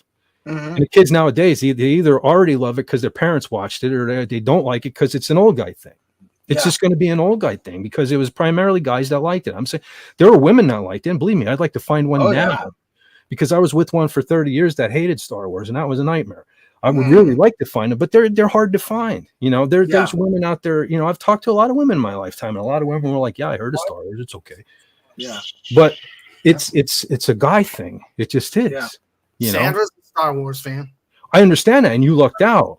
You know, you're lucky. Well, that's what I'm saying. You lucked out. You know, but a lot of women don't like Star Wars, and I'm not saying they like Days of Our Lives over Star Wars. I'm just saying they tend to gravitate to other things. But that's why Disney's never going to succeed with Star Wars, and I don't know why everyone was hopeful in the beginning that they would make good stuff, because that ship has sailed. It's just it's apples to oranges. Disney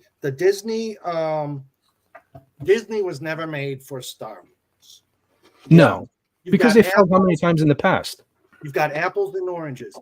They come up. Disney came up with some good sci-fi. Black Hole was one of them, but still, you could tell it had the Disney touch. I love Black Hole. I like Black Hole, but Star Wars is not though either. I mean, I love a lot of things that and I only watched them because it wasn't Star Wars. Because, like I always said, when we were little, there were no VHSs and all. And even when I was very young, we didn't have HBO, but even like preteen or whatever, when we got HBO, it was still, you only saw A New Hope. Yeah. Because back then things had to be 10 years old before they came on HBO. Not like now, these kids, you know what I mean? 3 months out and it's already streaming or digital download or whatever you want. I didn't know when I was ever going to see Star Wars again, because they didn't replay old movies in the theater when I was a kid. It was new stuff. That's it.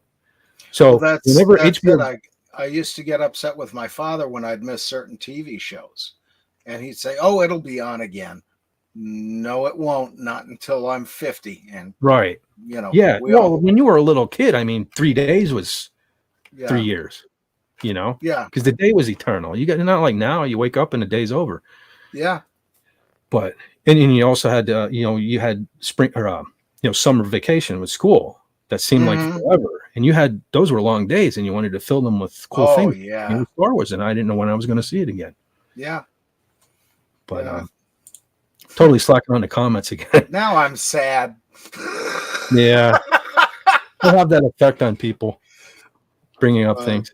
But so Pathfinder says, I'm the same way. Empire Strikes Back, I usually like most of the time, but now and again, Return of the Jedi beats it. Same here. And I don't mean a diss on Star Wars, the first one. I don't mean a diss on that either. It's just, I saw it so many times as a kid. It's the only one I could really see as a kid. I still love it. And I get so bummed out because most of the time, if I'm like, I don't even sit down and watch movies anymore. But if I do, and it's going to be Star Wars, it's usually Empire or Jedi.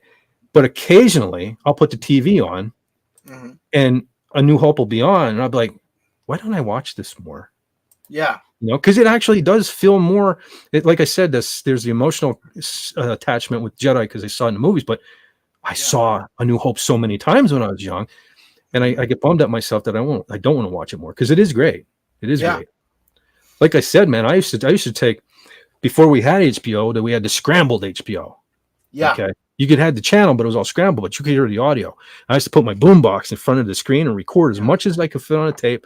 And I would play it back and have my action figures play the stuff out while I went along with the audio that I recorded. That's how much I loved. Well, you didn't know the trick that we knew was on the old televisions, you had the tuner and the other tuner underneath it.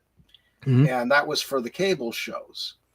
Well, the big ring around that, if you turned it all the way to the right, HBO would come in. See, I didn't have, when I was really small, I had this like old little black and white TV. I can still see it. Even I inherited I was the youngest in my family. I got all the junk, all the hand-me-downs. I had this little black and white TV. It was white. Yeah. It had the knob was busted off. My dad put a knob on it. It looked like something he got. He used to work for a coal company. It looked like something like off of a coal machine. Yeah. This I almost said something I should. It had this rigged up knob on it, and also I didn't have the luxury of adjustments or things like that. Matter of fact, I remember that they had TV legitimately hooked up in their room, and then they just ran like a wire through my doorway into. So there were splitters and oh yeah, it was like that was perfectly legal back then too. Well, yeah, I'm not saying it was illegal, but I'm saying I didn't have a legitimate knob on my TV, John. I couldn't finesse anything. So I had to watch it scrambled. Yeah, because I remember when we got it. Well, the first place in the United States, trivia question for you. Where did they have HBO? And there's a monument for it. The first place to get HBO in the U.S. This I don't know. I'm going to guess California because it's Hollywood, but I'm probably wrong. It's Wilkes-Barre. Really? Yeah, there's a monument on the square in Wilkes-Barre proclaiming that was right after the Agnes flood. When HBO came into Wilkes-Barre, we were the first ones to get it. Interesting. And, yeah. Weird even because, Wilkes-Barre at that time was dying, a very slow death. The coal industry died, and then the flood hit and knocked out just about everything else. And I remember being 7 years old and watching the water come up the street,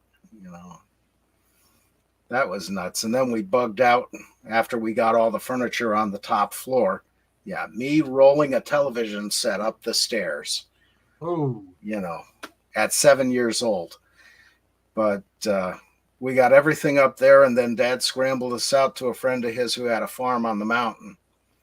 But and then right after that, getting sent to Connecticut for the rest of the summer while they cleaned up. That was fun.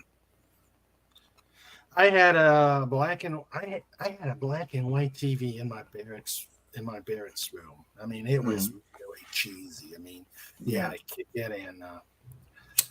kick it, and there was a power button on the top. Yeah. Man, I had an old Philco. It was a black and white TV. I think that's what my black and white TV was. Was it? I think so. I think that was the name. Yeah, the one we had was kind of a beige box, the back part of it, and then the front was more or less gold or bronze bronzish, brassish color. But I remember that thing. That was one of those that you had the push-pull knob to turn it on and off, and when you turned it off, you got the whole screen went down into a little dot. Little ball. Yeah. Yep. And of course, when you turned it on, you had to wait a couple of minutes for it to kind of warm there was the staticky. Yeah, warmed up. Oh yeah, good old days. Kind of like dial-up. It was a dial-up of TV. Yeah. All right, hold on. I'm gonna read a couple more of these. I think I'm way behind here. Yeah. Let's see. These people are probably even gone by now. Empire had the better ending. I mean, Luke gets his hand cut off, finds out Vader is his father. Han gets frozen and taken away by Boba Fett because Harrison Ford didn't want to come back. It ends on such a down note. Yeah, that was kind of unique for the time. But it also wouldn't happen if there wasn't going to be a Return of the Jedi. I'm sure George wouldn't have ended the whole franchise like that. So that ending is owed to Return of the Jedi. Yeah, that was the original cliffhanger. Yeah. So still, it is a great ending. I will give you that. I do love the ending, but it only happened because Return of the Jedi was around the corner. Okay, so I mean, that's what life is, a series of down endings. Tell me about that. All Jedi had was a bunch of Muppets, Dante Hicks. Okay, well, I already kind of talked about the Muppets. I like the Muppets. I even like the Ewoks to an extent. They, whatever. They are what they are. What are you going to do? And they weren't teddy bears.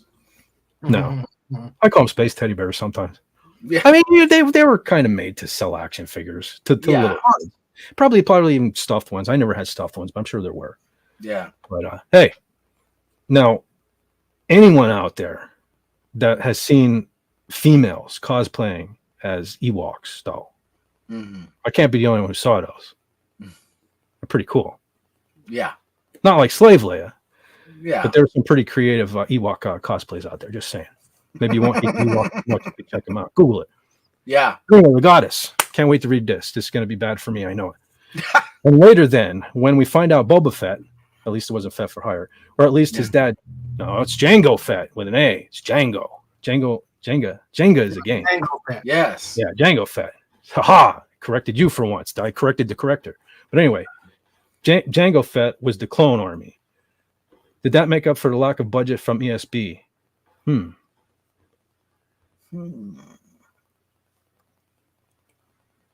I don't know. I'm not sure what you mean about that. We find out Boba Fett, or at least his dad Django, was the clone army. Did that make up for lack of budget? Oh, you're talking about the super soldiers. Oh, yeah, okay. This is what I get for being so far back. I have to think. That's not a good thing. That doesn't usually end well. Yeah, that hurts a lot. Yeah, that could be. I get it right in here. Yeah, I get it everywhere. Yeah, okay. I think that's what he's talking about when I brought up the super soldiers, that Boba Fett was supposed to be like a team of super soldiers, an army of super soldiers. Yeah, you're probably right, because according to George Lucas, my understanding is that's why he started with episode 4, 5, and 6, because I don't know if it was money, but he didn't have the technology to really do what he wanted to do. Yeah. With episode 1, 2, and 3, like the robot armies and stuff like that. So that probably is to make up for that. I'm sure it was. Yeah. But here's the one. Here we go. Fed for hire. Raymond has a cape and a scepter. Where are yours? No. We saw the Burger King clone. Right, I do. Okay, hey, I'll be the Burger King. But hold on. Well, first of all, I can show you this because I have this one. I'll probably knock things down. But I have this one right here. Now, this is the kids' one. Fett should have one of these. Yes. Good point. Now, if you give me a second, well, matter of fact, I'm not. It's up there. I'm going to drop stuff and probably hurt myself. But you've probably all seen. I have the legitimate one too. Yeah. Small, non-dumb visor, but Fett needs these. And actually, if I can get this one down too, without wrecking the joint, which I'm sure I will. Speaking of the clone armies, we could also go this route. Whoops. Hey, the battery still works. Could also go this route. Ooh. Sweet. And the reason I grabbed this one is because anybody that knows like Boba Fett lore, originally when they did the green paint theme on Boba Fett, he had these markings. Neat. The horn looking. Yeah. So that's why I grabbed this one. But yeah.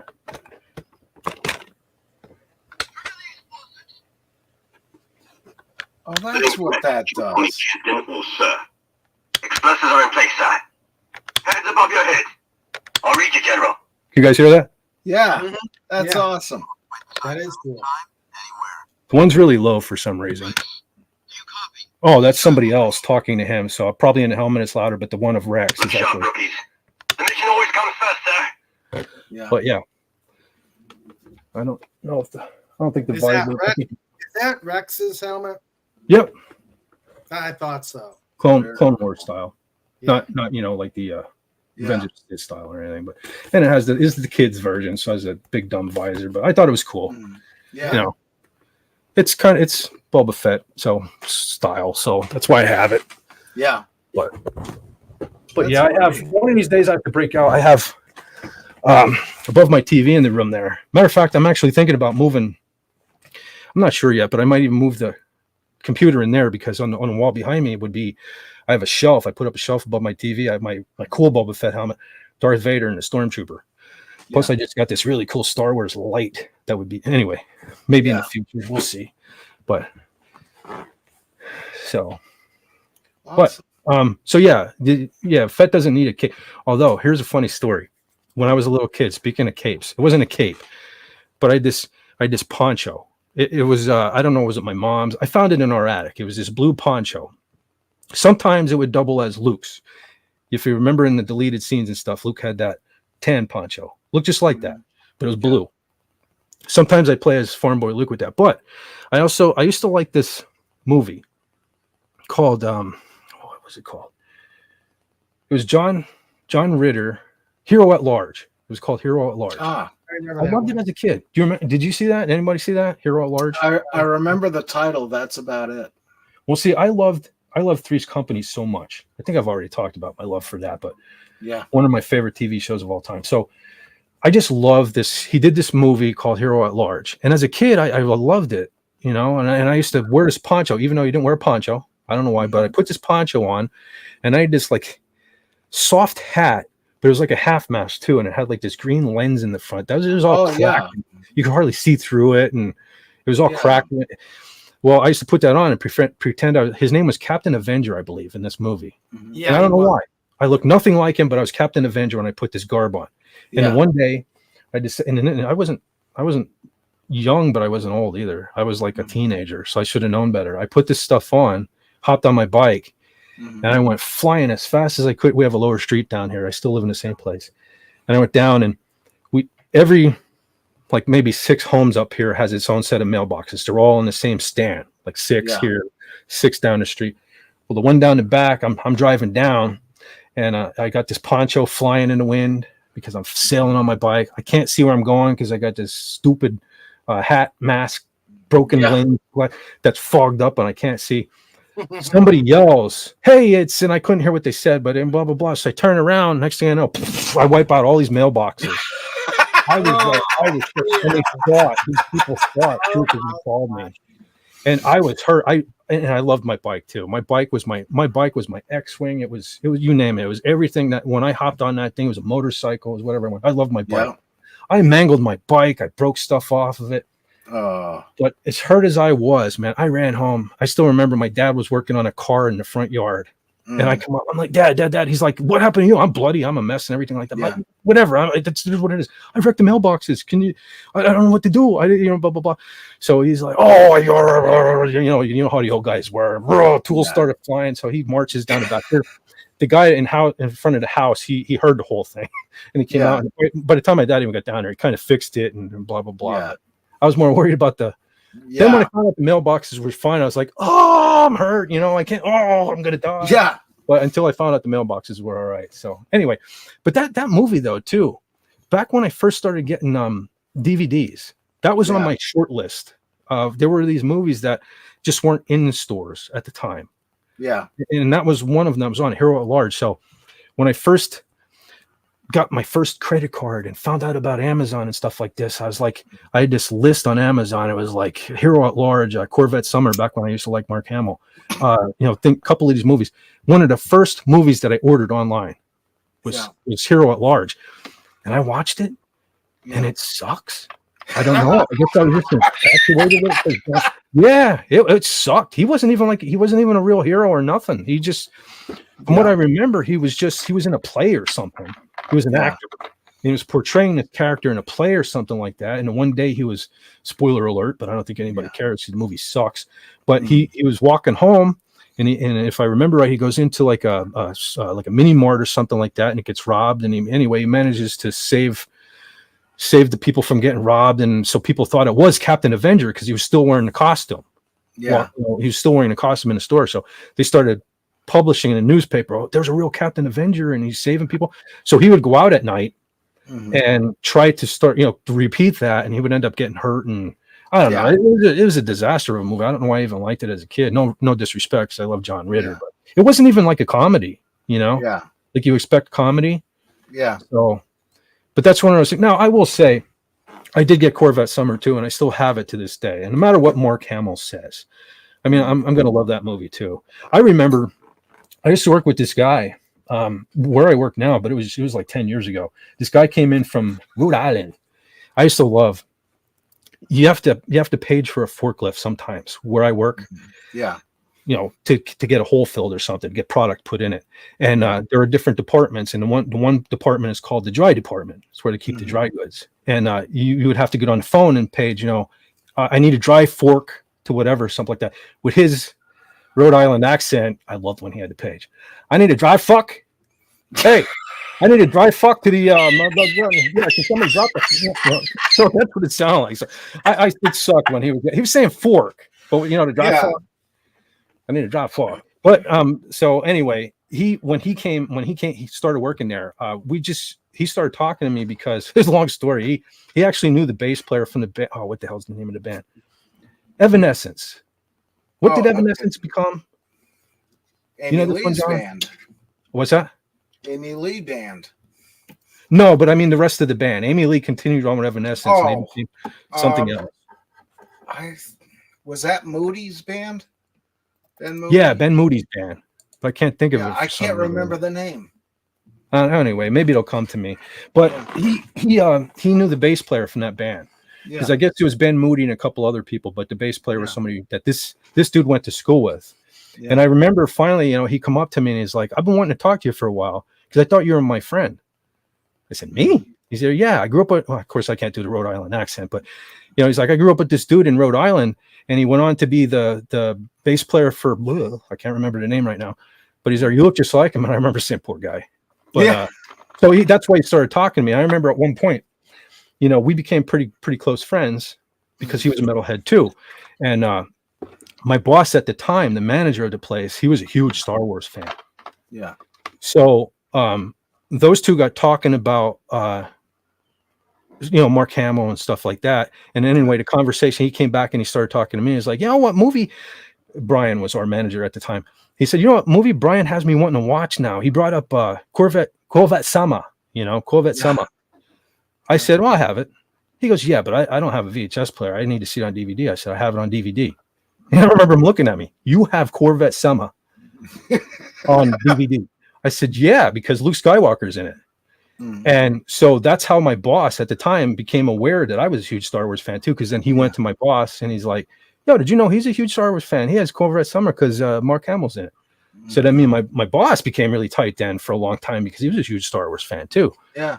But I have Corvette Summer. I still love that movie. No matter what Mark Hamill does, that's pretty classic. This is Chevy too. Yeah, so. That's one I never got around to seeing. You never saw Corvette Summer? No. I'll tell you what, I saw John, the commercials. I think I saw that one a long time ago. Both of you. If you're sick of this crap nowadays and you want a good time movie, it's cool. It's cheesy, but it's really cool. And Annie Potts. Oh my God. Yeah. Gee, what a piece in that. Oh, yeah.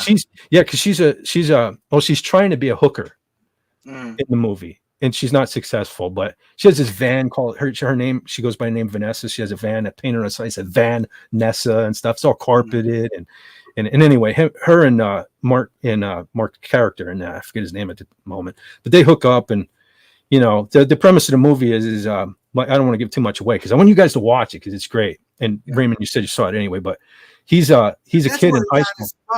That's where he's a kid in high school. He got his scar. Yeah, he's in a shop class in high school, and they go to a junkyard looking for a project car, and they couldn't find anything good. And Mark, at one point, there's a Corvette going overhead with the big electromagnet going to the crusher, and the Corvette logo falls down, and he sees it, and he chases the car, and he gets them to stop from crushing it. So they make this kill. I'm sure you guys seen the pictures with the red Corvette with the flames and the big hood and the bow tie for the tail light. So they make that car, and that car, I'll just say he loses that car because John never saw it, but and he goes on the quest to regain that car. And it's pretty good. It's pretty good. It is a great movie. I will give it that. It's worth a watch. So yeah, John, you might want to check that out. Anybody that hasn't seen Corvette Legacy. Very cool. But see, I'm not keeping up with the comments. I see Legatus was talking about Evanescence. Anyway, so let's see.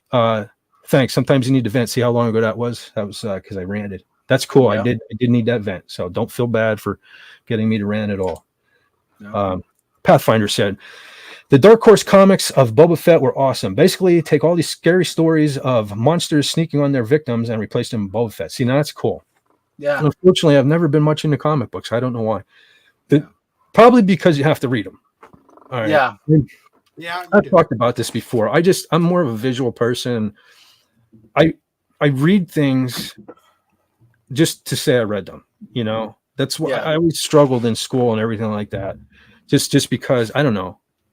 I guess I have a short attention span when it comes to things like that. I literally have for a decade. I have Dave Mustaine's book.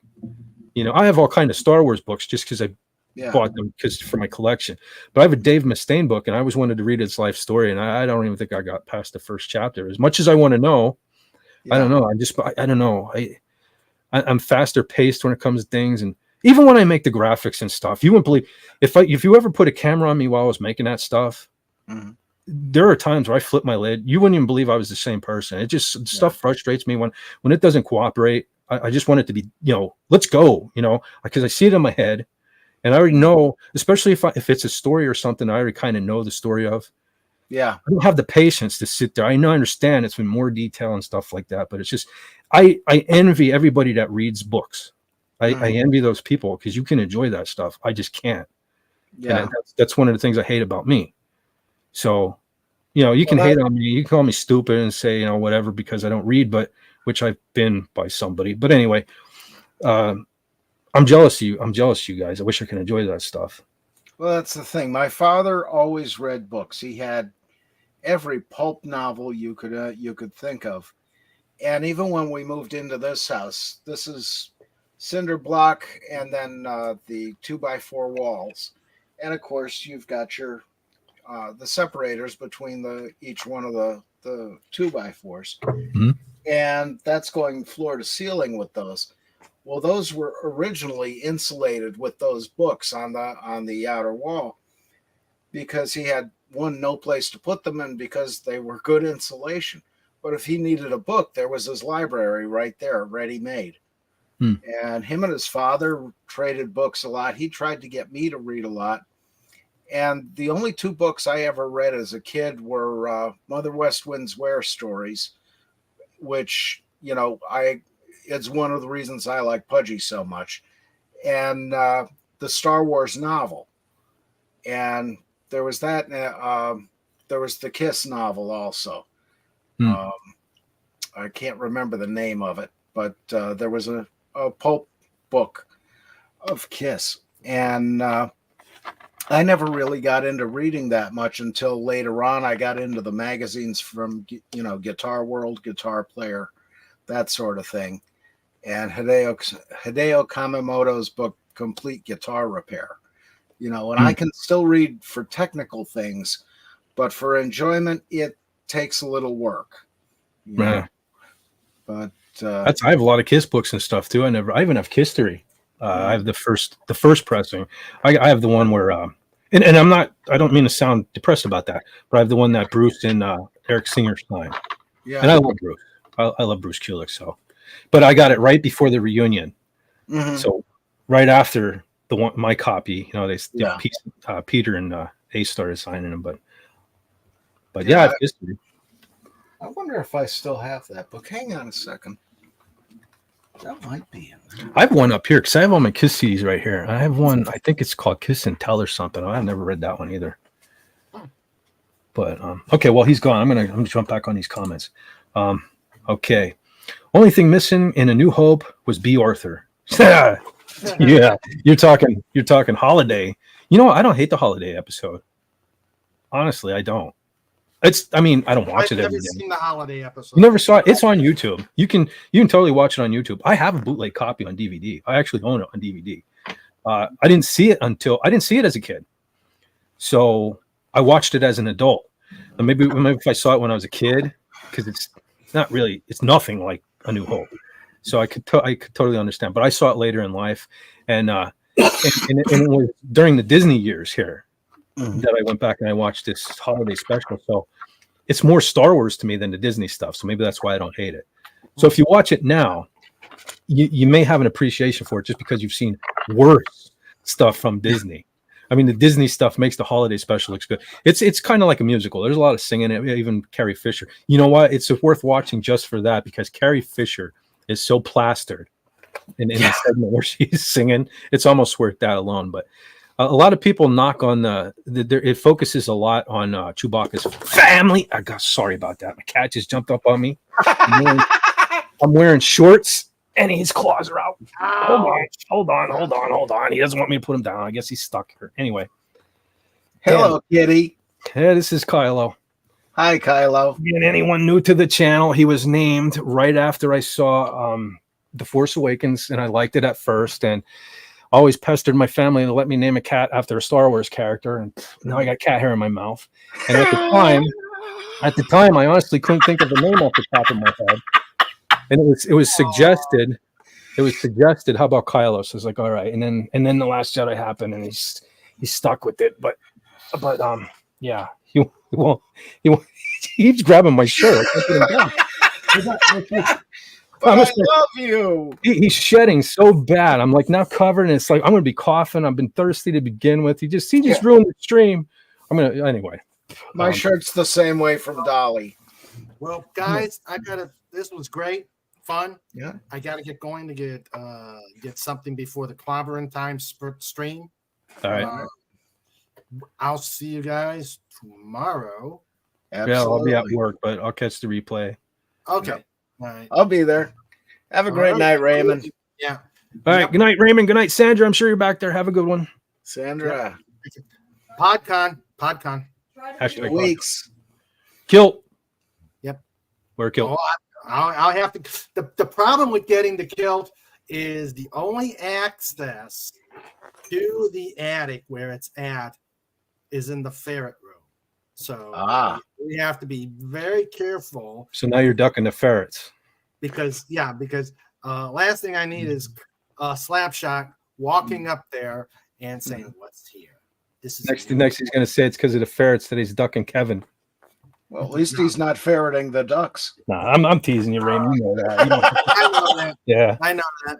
Okay, You don't have to do that to Kill. I had to step it up a notch when you finally put on the cape and the crown. Yeah, you do. To the chat, see you tomorrow on the Sunday edition of Just Cuz. Yep. I don't have a range, so I can't put the link out there, but you can find it. Yeah, I have to figure out how to do that stuff again, and I will make you one, and I will put out the link to your channel if I can do it without destroying things here. Of course, my computer's no, I'm still here. It's just my computer's. I should have restarted it before I started doing this, but once I started having it, which I planned on doing, once I started having all the technical issues trying to get the two microphones coordinated and whatnot, I forgot all about restarting it and everything. So everything's moving slow, and now I'm dying here because I'm itching because of cat hair. So, you know what you do? You throw it back on Kylo. Get a what? You get a fan and blow all that fur onto Kylo. Mm-hmm. Yeah, but regardless, I have to vacuum it up. So okay. Well, we're getting there. I don't want to hold you up, but I will definitely put your link out there. All right, thanks. You guys have a great evening. See you guys tomorrow, and have a great show, Fat. Yeah. Well, thanks. I guess we can call it a show. But thanks for popping in. Yeah. And glad to do. Have a good night. We'll see you, Raymond. All right, have fun. Good night, Sandra. Hashtag. What did you say? Fit for higher rate on clobbering times. Yeah, right. Anyway. Yeah. Okay. Take care, guys. Take care.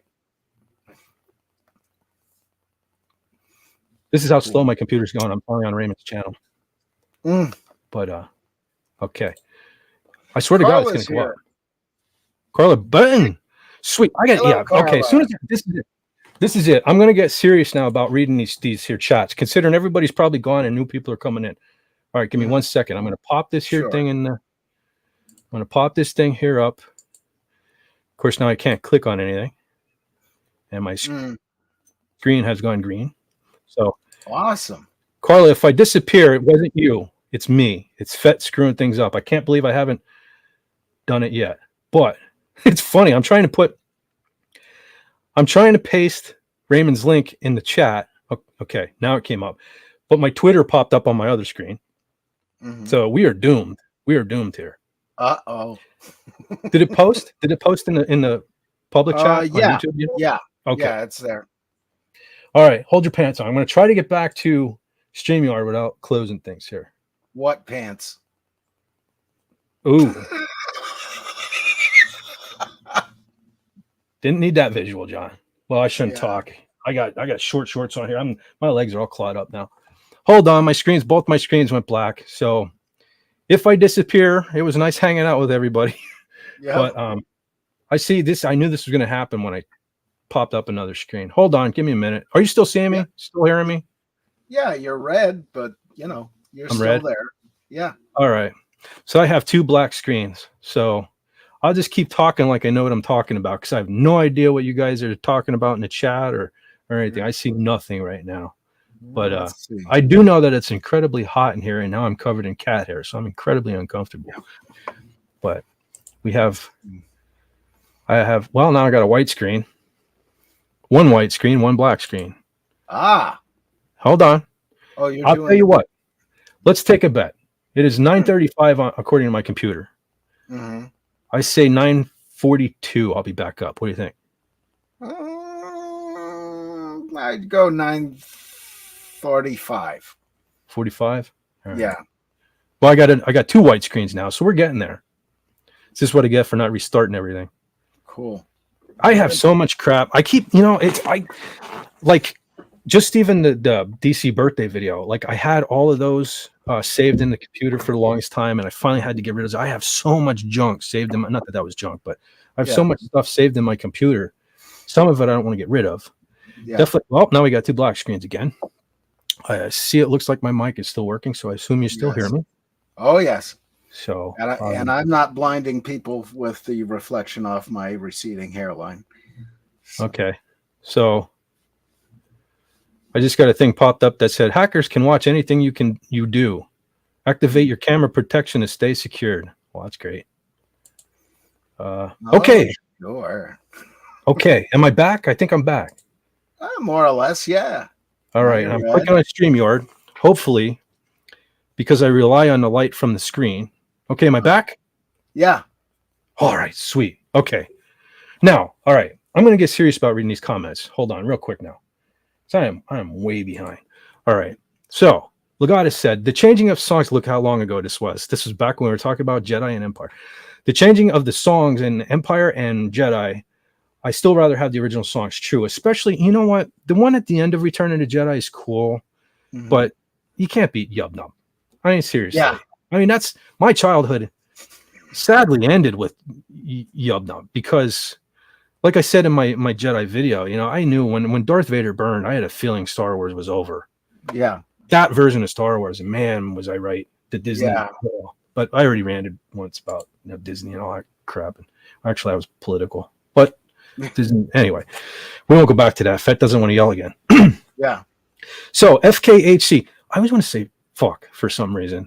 That's why I never say anything on King Dolphin, because that's anyway. So anyway, FKHC 2005 says, King Dolphin TV, I was made for loving you, baby. You were made for loving me, and I can't get. Well, hold on, I was made for loving you, baby. You were made for loving me, and I can't get enough of you, baby. Well, that is just. I thought he changed it. It was going to be King Dolphin version or something like that. Yeah. But okay, so it's I was made for loving you. I like that song too, by the way. Not to speak of my wife and kids, but there was a time when we all got along, and I can remember, I mean, even she gravitated back to, but my wife at one point would even say how overrated Kiss was. And I was like, yeah. But she did go through a phase where when my son was really small, I'm talking when he used to just run around in diapers, used to play, especially I Was Made for Loving You all the time. And he used to have this dance where he would run around for the whole song. But when it came to the breakdown, like right after the solo and stuff, where it does the and he would like shake his butt in a diaper and stuff. So I will forever see that in my head every time I hear that song. But anyways, but I do love Dynasty. I mean, sure, that's a really good song. Sure knows something Magic Touch, love. Dude. Oh, Magic Touch. That's one of my favorite Kiss songs. I think that's one of Paul's masterpieces. Agreed. And, yeah. There was another one on there. Exciter was a really good song. Was that? No. Exciter's on. That was Look It Up. That X-Ray Eyes and Charisma. Surprisingly, two really good songs from Gene. Lick It Up. I could do a whole live stream on Lick It Up. My love for Lick It Up is immense. It's just immense. Anyway, one of these days, maybe I will do a whole live stream dedicated to Lick It Up. I could talk about that forever. But so Ace's song "Save Your Love." I love that song because that was the one that was syncopated. Very underrated Kiss song, Shandy. Agreed. Yeah. I didn't like that back in the day. Yeah, but I listen to that song at least once a month. I swear to God. Even the video. I love the video. As cheesy as that is, I know, whatever. But yeah, Shandy's pretty good. Agreed. Yeah. Let's see. The old people are ones worth ethic and value of money. Well, I'm pretty old, so I must be pretty valuable. Yeah. But anyway, did I say hello to Carla Burton? I don't even remember. Yes. I had detector. Yes. Okay, I don't want to skip Carla. So, Ooh, she's looking to come in. links at the top if you want to come in. I remembered how to do it, and I didn't screw anything up. And look, the banners. Even though I forgot the last time, I remembered how to do the banner thing. But FKHC says so. Fez, that is how you could unscramble the Playboy channel. Well, we never had that yet, but Yeah, we boy. did have HBO, and the other one was Stars, I think it was, came out around the same time, and that was originally, adult content in the evenings. Oh, I used to like when we had the free weekend at Skinamax. Because Yeah. man, Young Fett. Because I was gonna say, imagine if Young Fett got to see the Playboy channel, what kind of memes you'd get now. But when we get the free Skinamax, oh man, like the dirty version of Cinderella. Yeah. What was it, Lady Chatterley? Yeah. I think was one of them. Oh, Yeah. Sylvia Crystal. So I think my mom specifically wouldn't get Cinemax for that reason. Although I have it to this day, I still have HBO and Cinemax, and my TV bill is like a small fortune, and I don't know why I just don't get rid of them, because I don't even have the TV on. And when I put the TV on, it's usually to put YouTube or something on. Yeah. But anyway, back to these chats. I need to get serious about this. Focus, Fed. Okay, Sandra Feliciano, who's not even here. See that? Look at that. I should have read this while she was here. Doomcock would be proud. Yeah. During the Agnes flood, our entire finished basement flooded. We were stuck in our house with no running water for days. Yeah. Fortunately, I was a really, really tiny little kid. I don't even remember that. I think was that 72? Yes. Okay, that was the year I was born, so I didn't even know about that. All I really know about Agnes was I spoke about on here, Knoebels, the amusement park around here. Yeah.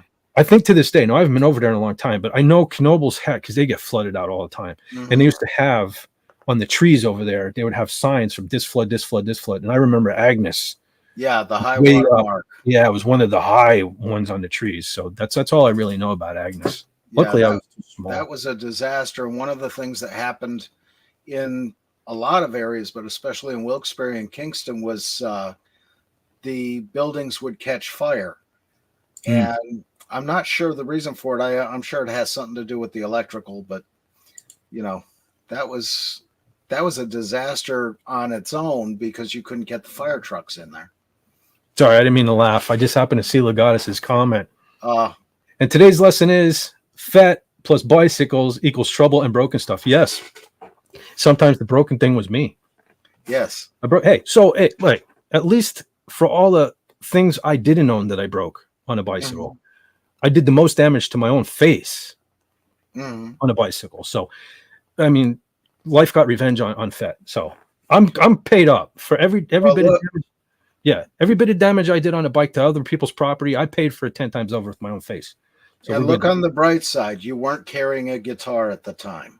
Thank God for that, because I would have cried if I broke a guitar. To this day, like, and I'm an Ibanez guy. And I hate the sound. So I don't care when Paul smashes a Washburn, more power to you. But when he smashes a PS10, that I can't even afford because what is the PS10? Probably it was $3,000 when I wanted to buy one. They're probably 4 or 5 now. And the smashed mirror, 10 grand, probably 15 grand by now. When he's smashed, oh my God, it breaks my heart. Yeah, but that's just me. Yeah, that always kind of hit me the wrong way when it was an expensive one. Because you could have given that to some kid who really wants to learn and play your stuff. Well, one thing that he does do that's kind of cool is that he does give the pieces out. You know?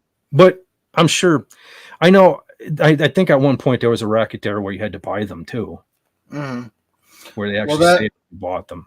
Yeah, the last several tours, you had to pay for the guitar after the show. It was part of your VIP package. Yeah, and it got to the point where he wasn't even really putting much into smashing them because there's pictures of it. The guitar roadie taking a hacksaw to the back of the neck. Yeah, they weaken it.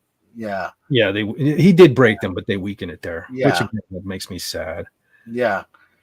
And I mean, somebody went to a lot of trouble to actually make that guitar, and as somebody who's made guitars, ouch. On the bright side, now though, at least it was probably a CNC machine. Yeah. So, At least he's not, back in the day, he was smashing something somebody made by hand, but it's the only Yeah. benefit was his mass-produced thing now. But Yeah, I mean, back in the day, it was the Melody Makers that he mostly smashed because they were a crap guitar from Gibson. And he got them at a huge discount because they didn't sell for nothing. I'm just wondering, Fit for Hire, maybe sure he doesn't try to kill you with a forklift. Oh, this might have been back when I was talking about the drive, you know what? Yeah. I always think about that. Whenever I hear somebody page now, I'm so bummed that they say drive fork. Yeah. But let's see, Pathfinder. Monster Squad is my hero at large. Saw it as a kid and never saw it again. They found it in my, maybe I found it in my 20s. Got a bunch of friends together to see it. Told them how awesome it was, and then it sucked. Here. Okay, that's his hero at large. That's his version of it. I don't know if I ever saw Monster Squad. I heard of it. I know of it. I may have saw it when I was a kid. Yeah, I didn't see that one. Yep. Amy Lee and yeah, but what was her band?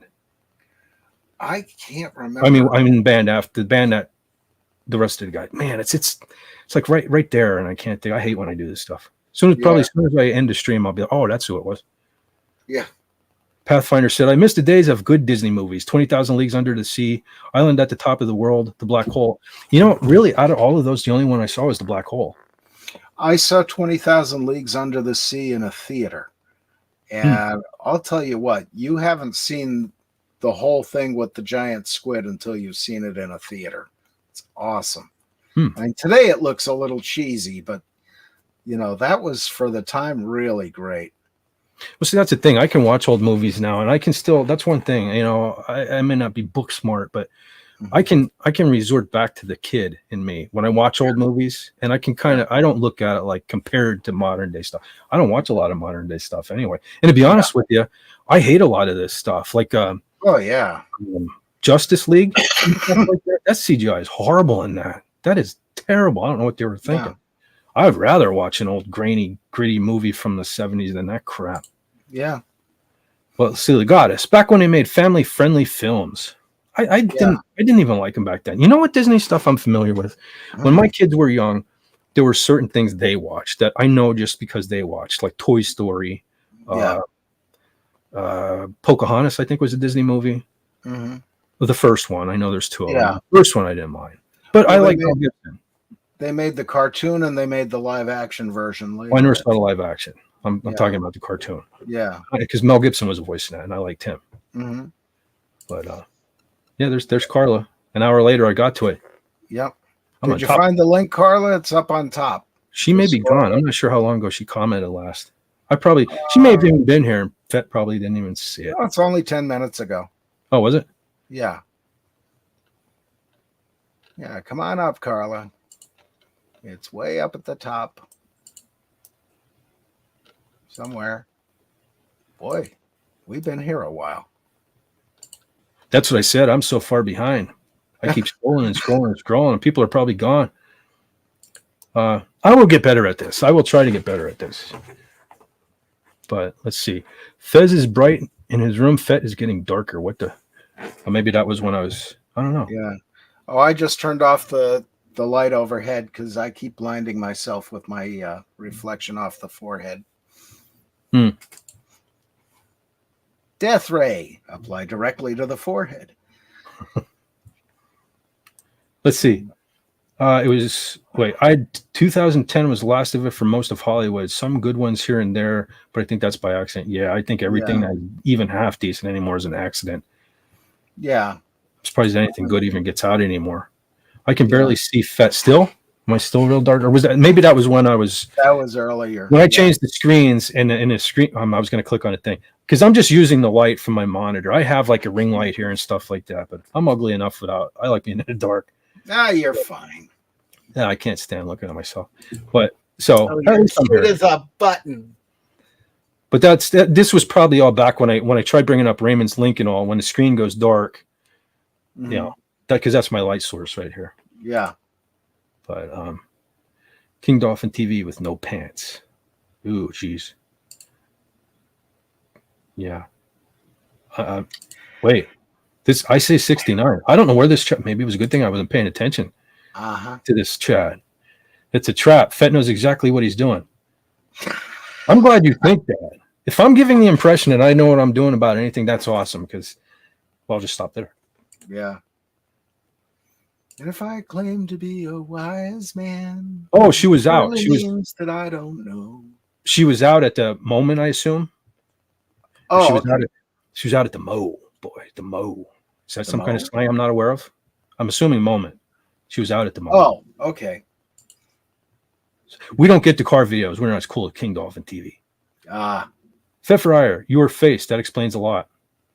Yeah. Yes. Not really. Nothing to see here. Okay, I think I'm caught up now. 20,000 Leagues Under the Sea with cameo by Harvey Cthulhu. Yeah. Before he got the feds. Yeah. Sweet. But,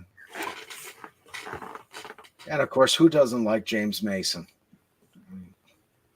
He was an awesome Captain Nemo. I'm not familiar with him, to be honest with you. Oh, you got to see that. There's clips on YouTube, and there should be something with the giant squid. You know what? That's another thing I did to myself too. Was when I was younger, I screwed myself out of watching a lot of good movies because I don't know. I just felt like if my mom or dad watched them, they're old fogey movies, so they're not funny. And that's, I've gone back in my lifetime now, and I've watched a lot of older stuff. Yeah, and I do enjoy a lot of it now. Some of it I don't, but Carlos said, "Send me a link and I'll drive for you." But it's rain. No, I don't want you driving in the rain and worrying about the camera. Yeah, that's cool. I was only joking anyway. I don't want you to know. That's one thing, man. Well, it's probably daylight over there now, but man, me driving, I'm horrible in the rain and especially in the dark. I always was. That's just that blur, and even in the daylight with that, I don't want you got us back from Philadelphia more or less alive. Yeah. But that's because you were in the car, though. Like, because I had your life in my hands, So I was like, no. So yeah, but I didn't leave too many claw marks on the dashboard, did I? No. Okay. I wanted to talk about that drive home too, because it's funny to me, because I wasn't saying it at the time, but if you go back and watch when you were streaming from my car, because I started paying attention to you and the Just Cause and stuff, I did get lost. That I got lost. Well, yeah. So that's one of the reasons why I clipped that and put that out, because I wanted to relive that, because it was funny hearing how she kept talking and you're like, judging by the lady here on the GPS, we're going to be home sometime in probably in the next month. Yeah, I did get lost. I wasn't paying attention. That's why we ended up driving around. She's going. Yeah, okay, the one turn we went by. Yeah, as soon as you can, pull a U-turn if possible. 2 seconds later, if you can, make another U-turn and go. Yeah, I got us lost. Yeah, right outside of Philadelphia. We were lost, and I'll confess to it here. But yeah, so Fett that's what I'm saying. Fett needs to focus when he's driving. Yeah. So well, at least it wasn't North Philly, because North Philly's worse, because I hated driving where we were. Honest to God, that was one of the worst driving experiences ever. Those people That's where the Russian mob is, up in North Philly. Oh, yeah. And those people, though, I would go back. I mean, I would not go back, because if next year, if Gary and Andy or anybody wants to come to that, maybe because it was kind of so short notice too. Yeah. Well, hopefully this is going to be a thing now, because it kind of made a bigger deal out of this Dallas one, and there are more people going to this one. So if they do that again in Philly, I mean, I'll drive those people again. That's fine. I'll deal with those people again. That was so cool. Yeah. I remember it seemed like an eternity waiting for those two to show up. Yeah. And I remember we were watching that door like a hawk for the longest time. What was that, an hour or better? Something like that, because they had just left when we got there from Andy's house, and they took the train in. And I confess, I'm sure you did the same. I'm sure you're just as guilty, but a lot of the women cosplay there kind of, oh yeah, Gary and Andy, and they did manage to sneak past us, but I remember seeing them then. I remember seeing them over getting the tickets, and I was like, holy smokes. And my reaction to seeing Gary was, holy cow, he's short. Well, he's taller than us, but yeah, but shorter. Just no, I was the other way because Andy, he's always posting, which Andy's tall. He's way taller than me. But I just pictured, you see Andy with the working out at the gym. Mm-hmm. I just thought he was going to be like this 7-foot tall wrestler or something, That's and I'm glad Gary has. Yeah, I'm glad neither one of them weren't, because you know what? It was already a shock to me. I remember seeing him. I was like, holy cow. Yeah. There's the guys I've been talking to online. They're real people. It was such a shock there. And the fact that they were so cool. Yeah. I don't know if I should be saying this because I know Gary likes to be the badass on Twitter and on things, but honest to God, they're two of the nicest guys I ever met in my life. Yeah.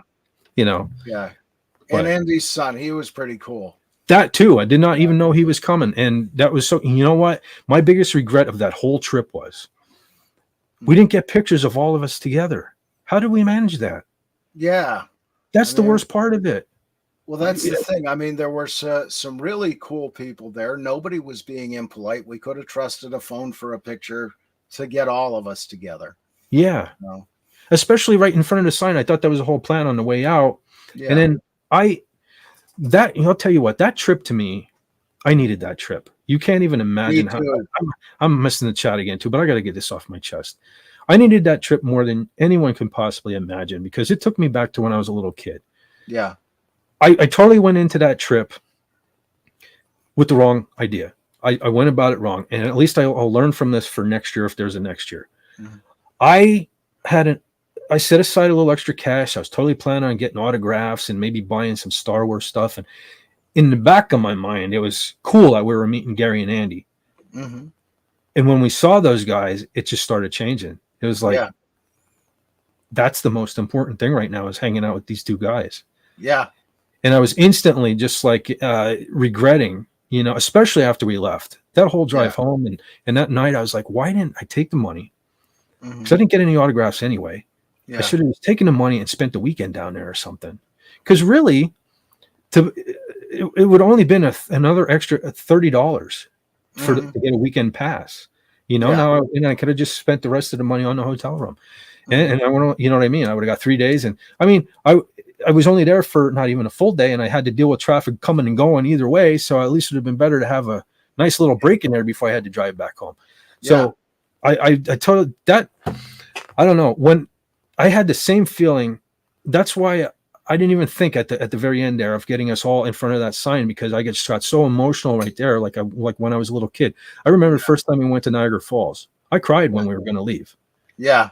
Because I didn't want to leave that place. And it's like I got filled with emotion there again too. I was like, it's over. I can't believe it's over. It's magically different. Yeah. It stays with you. Yeah. And I was glad you and Gary enjoyed Grand Lodge so much too. Oh, that was awesome. I can't even tell you, like that Egyptian room. I think about that almost every day since then. I'll be like, at some point, I might just be sitting here in this room and be like, man, I wish there was like an Egyptian column here, like in that room down there. I've always been fascinated. I don't know why. I don't really talk about it. I don't watch videos on it, things or not anything. I just always, I don't know. I felt like I told you. I think I told you down there. Yeah. I've always been connected to the Titanic and Egyptian things. People would always tell me, well, you died on a Titanic and you were an Egyptian. But whatever. I don't know if I believe in that stuff. But I always just been like, connected to that. Yeah. Well, that's the thing. There's a lot of stuff that I feel connected to, and a lot of that is because of the stories I've been told over the years by the family, and a lot of it is stuff that I was never told and that I'm finding out now doing the family history. Finding out that I'm a cousin of Ben Franklin, second cousin 8 times removed. I had no idea. None of the family did until I went back into the Folger family, and finding that out, and then finding another cousin down the line. He's also a second cousin of Ben Franklin, and he's in Waverly Lodge just up the road from me. So I mean, that, and finding out that I have 2 signers of the Declaration in the family, Josiah Bartlett and Ben Franklin. The first people to live in Scranton, the Philip Abbott and James Abbott, were brothers or cousins of my sixth great grandfather, and they sold the grist mill they built there to another sixth great grandfather of mine, who was in the militia and on a privateer ship during the Revolution. So I mean, lots of stuff I didn't know, but it's amazing what you find. And of course, in masonry, I'm finding more and more of the family were Masons going back to the 1700s or early 1800s anyway. That's cool. Hey, Kala, what's up? Hello. Darling, What's going on? how is you? I am well, thank you. Good. I am childless at the moment. Congratulations, I think. Yeah, enjoy the very rare opportunity. Well, I wouldn't say childless. I'm here. I'm a big kid. Yeah, I didn't nope. say troubleless.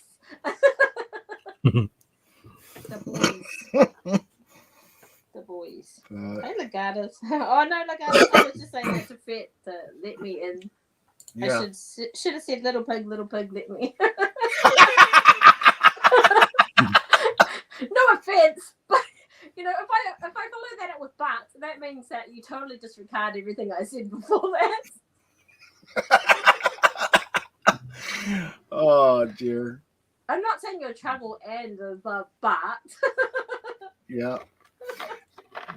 But You've been going a while. I didn't know how long you're going to be going because sometimes you go 11 hours and sometimes you go 7. yeah. I wasn't sure either. I originally I wanted to start at 5, because everybody from King Dolphin is used to that time. But then I decided to try something new with the guitar. If you go back and watch, I'm going to go back and watch the beginning to see.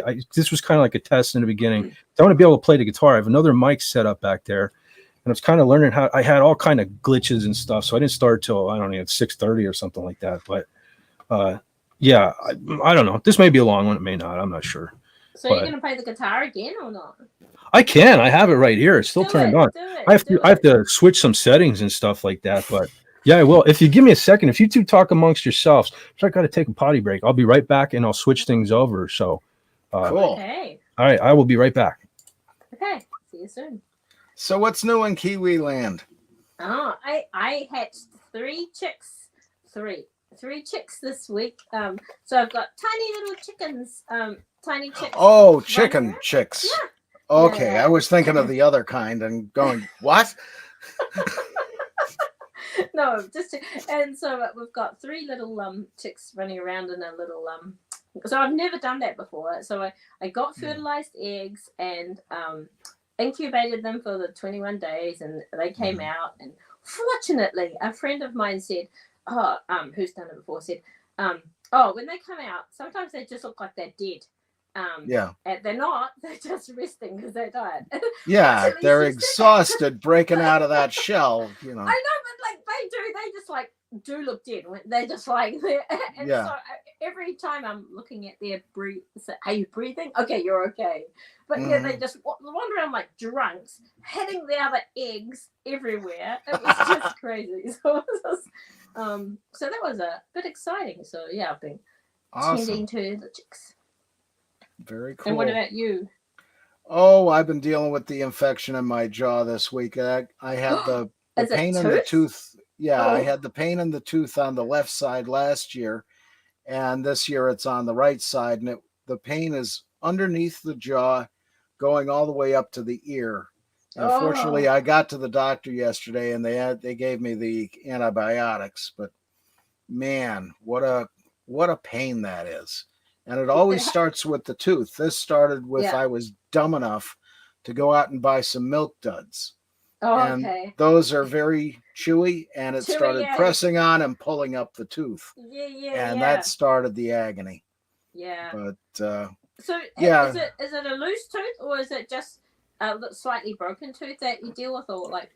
It's got a filling in it, and I don't know if it's actually loose. It doesn't feel loose, but then again, there are times when it does feel loose, and I've had it x-rayed and the dentist could find nothing. Yeah, it's one of those things.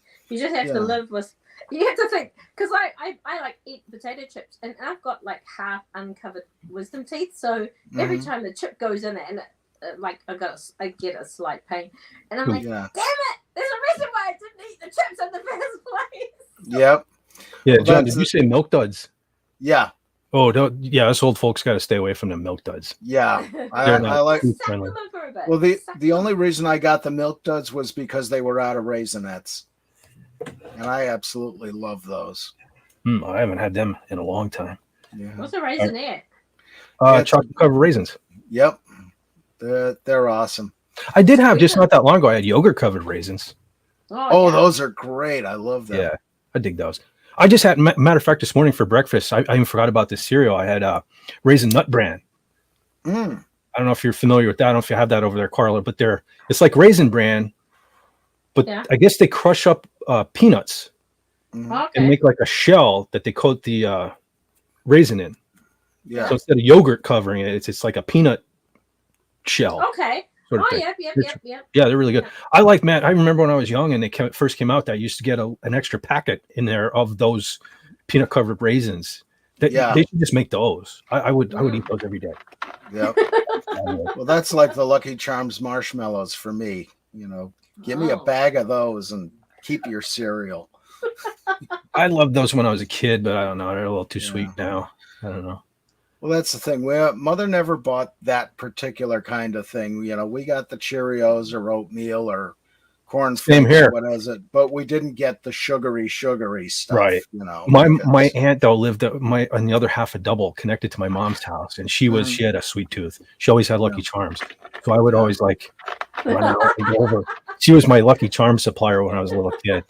Yeah. She ended up. It's sad though because she got diabetes later in life, so people tried to Yeah. tell her, but Yeah, anyway. and one of the things was I saw the Captain Crunch commercials, and I wanted Captain Crunch, and nobody'd buy it for me. So one of the first things I did when I grew up was buy some Captain Crunch, and the roof of my mouth has never been the same since.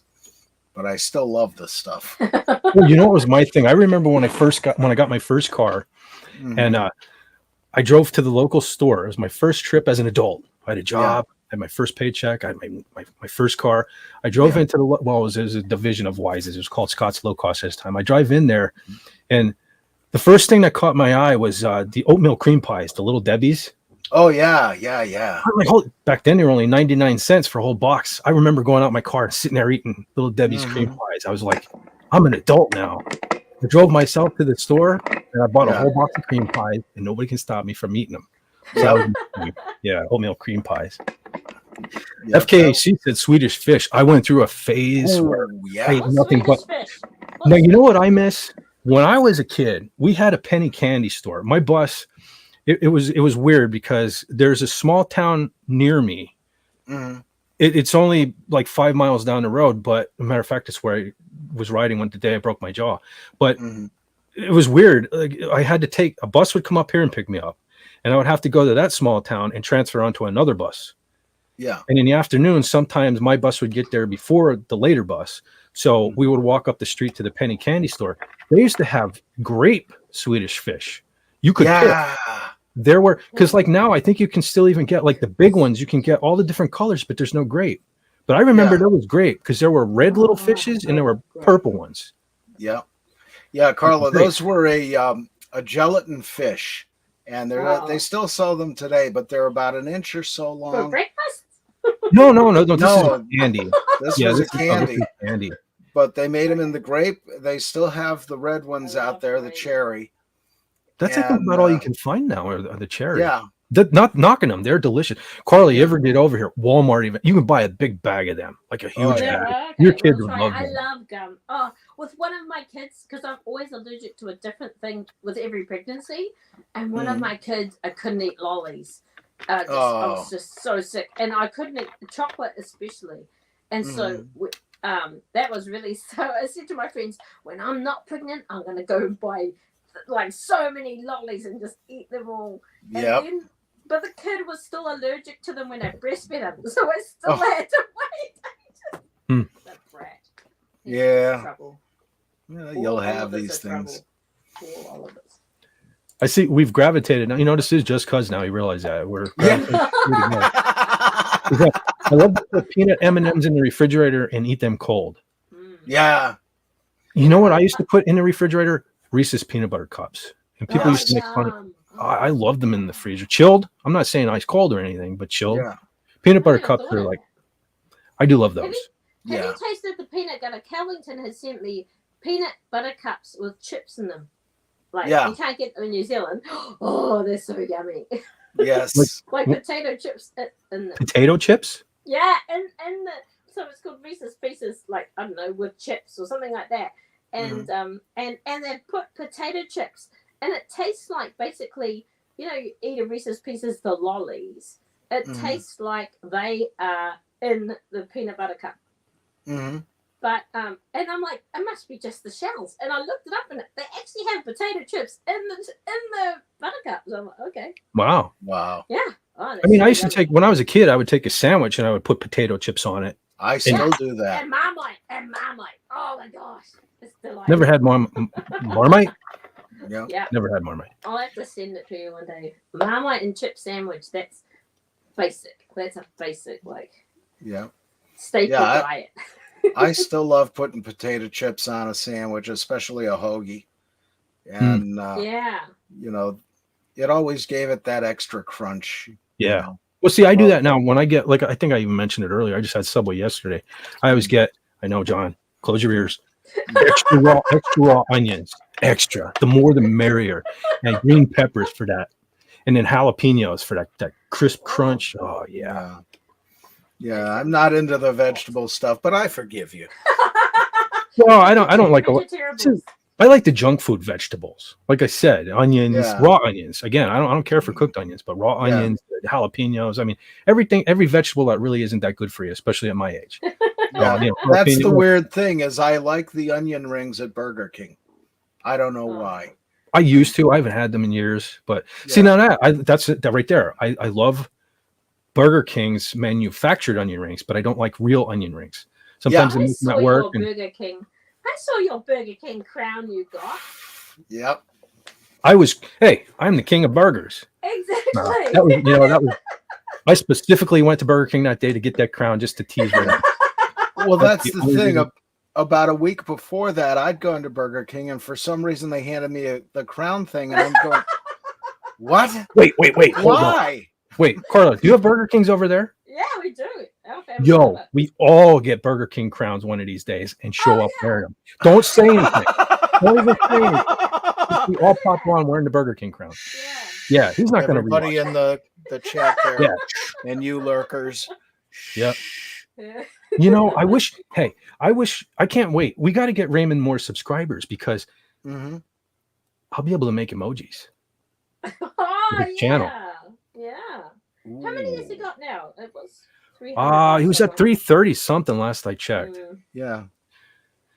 But that's a set. I'm working with them. We have some ideas for. Yeah. I have some ideas. I'm working on some stuff. I've been busy with other things, but we're gonna try. Another thing I want to do too. I don't know. I was messing around with now. I have the cheap StreamYard here, the free one, so I can't. I don't have the option to send anything to Rumble. I don't know if Raymond will be able to do that because he pays for it. But I do have the Rumble channel too. So I'm thinking at the very least, or even if maybe Raymond casts it, whatever fancy word you want to use, to my channel. Mm-hmm. Not that I have a whole lot of subscribers, but maybe that will help him out too. Maybe we'll start doing that too. Oh, no, you have like 800 subscribers, right? Yeah, I keep going up and down. It's the same thing again. It's like I'll get a bunch and then they start disappearing. So I'm figuring another 5 years I'll hit the 1,000. So my channel's not doing well for a guy who doesn't stream. Well, yeah, that's the thing. I honestly, I think if I would do more streaming, I would get more subscribers and stuff. But I don't know. As long as my channel look like you didn't see the beginning of this. Yeah. That's why I don't stream as much. I tend when I get worked up, I say things I shouldn't be saying. That's no, I'm serious. So I was talking to Canadian Spider-Man today, and we were talking about something. I'm like, yeah, but I could get you kicked off YouTube for saying what I believe. Yeah. That's I was just saying earlier on this stream, I was saying about how that's why I'm so quiet, especially when I go on Doomcock's channel, because everything somehow, I think I've said it on here before. one of my biggest gripes with our community is that it's the woke. Everybody's against the woke. I mean, absolutely everybody's against the woke. But that's on one side of the aisle. And there are people in our community who are on that side of the aisle.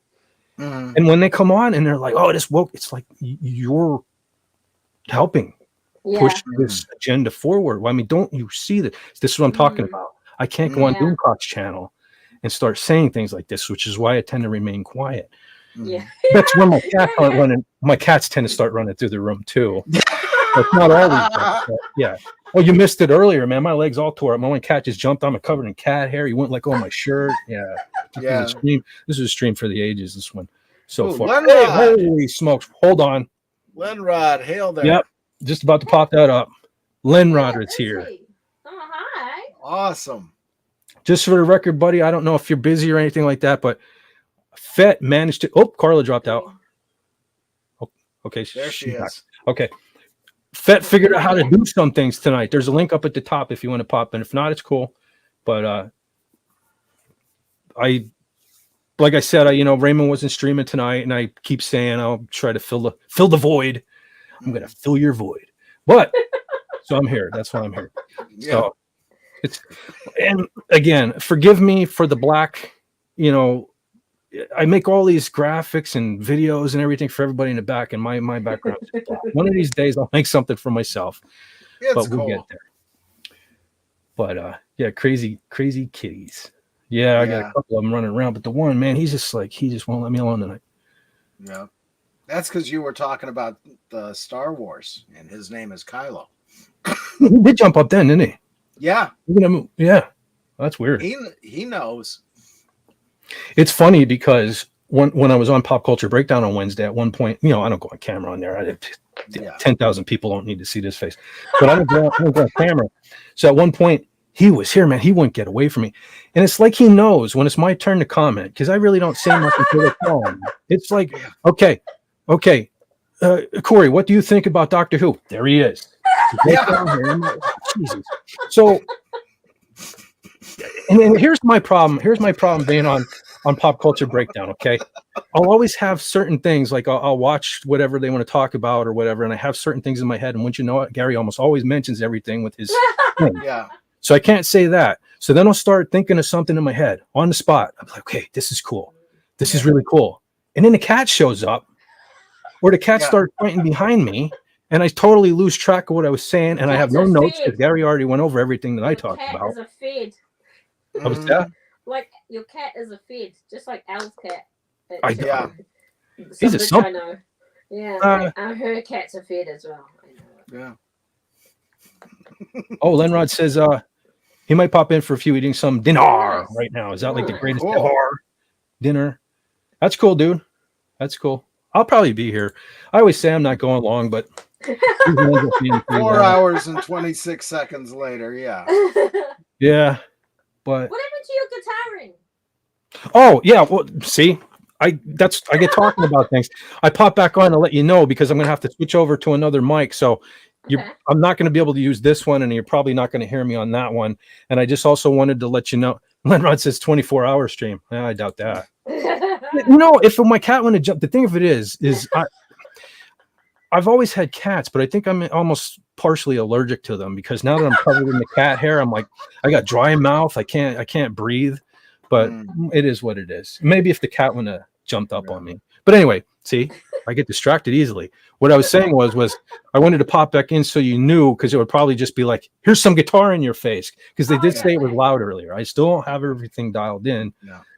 But because I have the mic right up to the amp back there, and they said it was loud and everything. So, I'll do that. But again, you won't be able to hear me talking here. So, okay. Yeah. So I just don't want to scare everybody. I don't want you guys talking about, I don't want you guys talking about M&Ms and suddenly. That would be funny. Yeah. I'm gonna run upstairs real quick and nuke a hot dog. I'll be right back. Okay, that's usually I haven't had hot dogs in forever, but that's usually what I do is nuke them. Yeah. But it's the best way. What sucks too, because maybe I'll wait till John comes back, because I was going to play some Queensryche, because I don't know, that's what popped in my head. I was playing Wasp earlier. I don't know if you're familiar with the band Wasp, but I grew up on them. I've heard of them. I don't know any music, right? So Yeah, I'm I just, figured you I've always probably been wouldn't. I've always like been into comedies. That's all I know. So if you talked about that, I could talk about it, but I don't know music. But I enjoy. I think the funny thing is, when I think about all the songs that I've enjoyed in movies, it's usually been the metal songs. Like, have you ever seen Megamind? And he's coming out down his big like there's a massive Megamind face. Yeah, he's the big head and all, right? Yeah, and then there's like a metal song. I don't know any metal songs, so but it's really yeah, it's really cool. I'll have to look up what the song is, but like I'm like, you know what? It's always been the metal songs that have like made a movie awesome. You know. Well, it depends on the movie though, too, because like if you would have had a metal song in Star Wars, it wouldn't be the same. Oh yeah, But yeah. certain movies, the metal song. Just earlier today, I watched. Well, I listened to. Well, it was a video, so I watched it. But the '80s Transformer movie, the theme song was done by a band called Lion. Oh my God, I love that. That is so great. Yeah. The metal version of the Transformers theme, and it's like it's the same song, but they metalized it. Yeah. And they were a very underrated band back in the day too. That guitar player, Doug Aldrich, he went on. He's played with Ronnie James Dio. He's played with, I think he's still in Whitesnake. And I know the name Whitesnake. I know that. So I That think was like around our teenage years, right? Whitesnake. well, they were around for a long time, but they got really. I think it was it '88 was the big album came out. Here I Go Again and Still at Night. All that stuff. Yeah. Because you're 1 year older than me, I think. So. Well, yeah. Similar things. Well, I don't know much before. I really discovered them around that Breakthrough album too. But they were actually around from the '70s because David Coverdale was. He was actually they were he was well, it might have been the early '80s, '70s. I don't know. I'd have to look it up. But David Coverdale was actually a singer for Deep Purple at the time, and I'm not a fan. You know, I don't know much about Deep Purple. Yeah. And but I know I think that's where he began. And then Whitesnake was. Oh, sorry. My dad's always loved like Matt Knopfler and those sorts of Dire Straits. Dire Straits. And Cream. That was Eric Clapton, I think. Yeah, something like that. He's always loved those. There's always guitar music. Yeah, I was going to say guitar. But not. Yeah, it sounded like guitar music. What sort of music? I was never huge on Dire Straits, but I do remember when I was a kid, I had a friend same age as me and everything, and we both started taking guitar lessons at the same time. And I thought it was so cool because I was learning Def Leppard and Quiet Riot and Kiss and stuff, you know. And he was learning Dire Straits, and he was trying to tell me, it's like, no. He's like, I know you like that, but this guy, he's not even doing chords. You want to learn this stuff first. I'm like, screw that. I'm learning bar chords, and I'm playing I Want to Rock, and we're not going to take it and stuff. And no, he was right. Now that I'm older, I see what he was talking about. You know, it is more complex. Okay. And things like that's where I was going with the metal in movies. It depends on the movie. That's one of the reasons I love Flash Gordon. That Queen soundtrack. Yeah. I mean, I couldn't imagine any other music in that movie. Yeah. Because the whole movie is such great cheese. That just brought the cheese even to another level, you know. Like my kids never got that movie. I used to try, you know, because I got them into Star Wars and all that stuff, and I tried, you know, several times. I tried getting them to watch Flash Gordon. I'm like, but you're not getting the idea. It's supposed to be cheesy. It's supposed to pay homage to it pays homage to the old Flash Gordon, but in a new way. And I thought that was so cool. I just caught my eye. Lenrod said the '86 Transformers movie soundtrack it's totally slamming. That's true. You know what one of my favorite soundtracks of all time is? Taking Star Wars out, because obviously I love that music. Yeah. But one of my favorite soundtracks of all time was in it. The movie's pretty horrible, but the movie Shocker, Wes Craven. I've never heard of it. It's a Wes Craven movie. All I remember about it was Who's Wes Craven? Nightmare on Elm Street. Or a director? No, he's a director. Nightmare on Elm Street. You know Freddy Krueger. Oh, yeah, I do know that. I know that. Okay, cool. Yeah.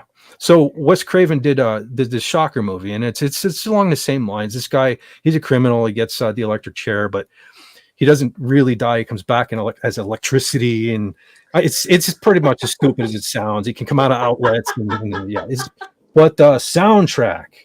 I mean, the soundtrack. I have it in the room. If I would have known, I'd brought it out. I'm trying to remember who Megadeth did. No More Mr. Nice Guy, for a cover of Alice Cooper's song. Dangerous Toys. I loved the first three really Dangerous Toys albums. Probably never heard of that band.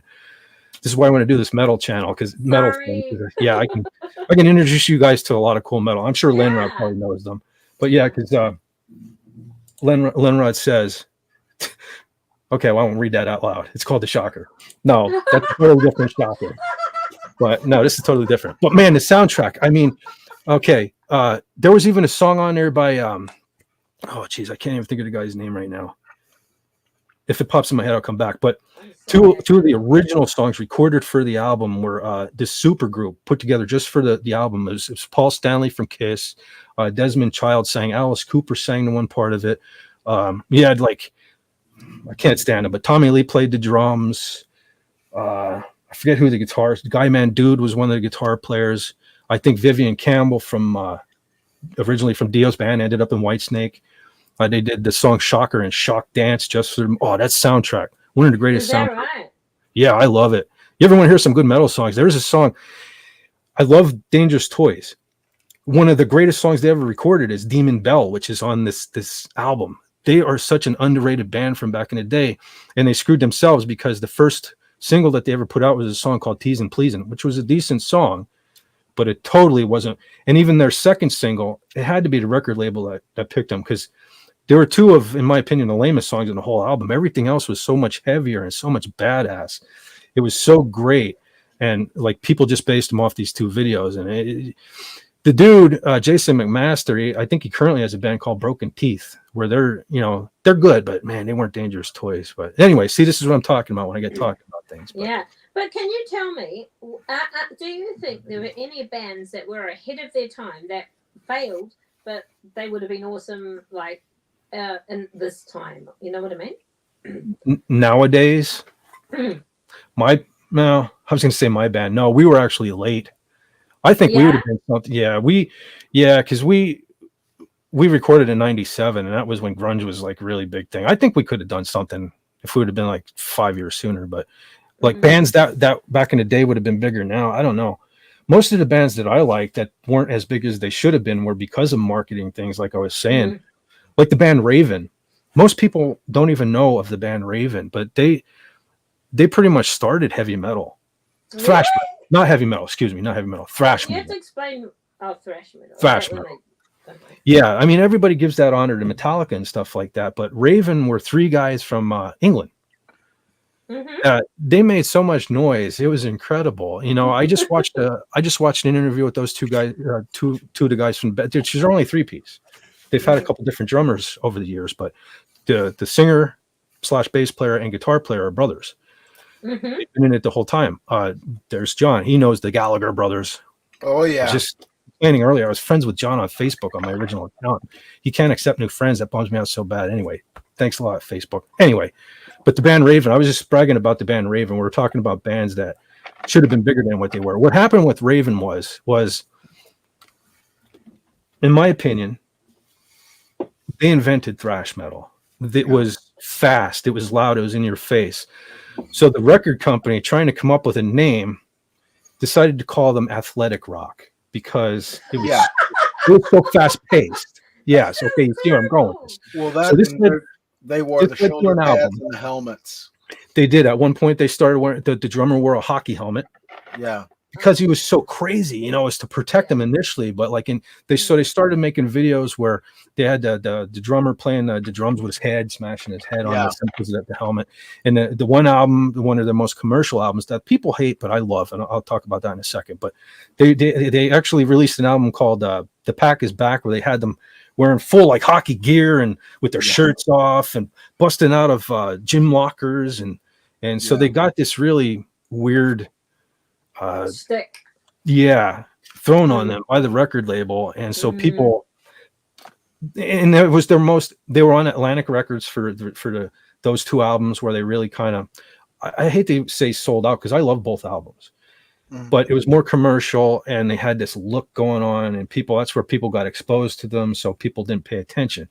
But it was Raven that took Metallica out on their first tour. Yeah. Oh. Right. If Raven wouldn't have ever existed, there's a chance Metallica would have existed. So, I mean, Raven's not for everyone. John Gallagher, John Gallagher has a really distinctive voice. Yes. He screams in falsetto a lot with a lot of vibrato. I love it. I don't know what it is. I love it. I shouldn't. When I sit down and I think about his voice, I shouldn't like it. But I love it. Yeah, it's like the complete opposite of Eddie Vedder. I hate Eddie Vedder. Don't even get me started on that. Every time somebody brings up that stuff, I don't know how people. Yeah. Just yesterday, I'm driving home. I hardly ever put the radio on. But when I first got the car, I had Sirius or whatever it was, and I actually used to be able to listen to the metal stuff. But I whatever. I don't have it anymore. So every now and then, I'll put the radio on. Every time I put it on, it goes into Stone Temple Pilots.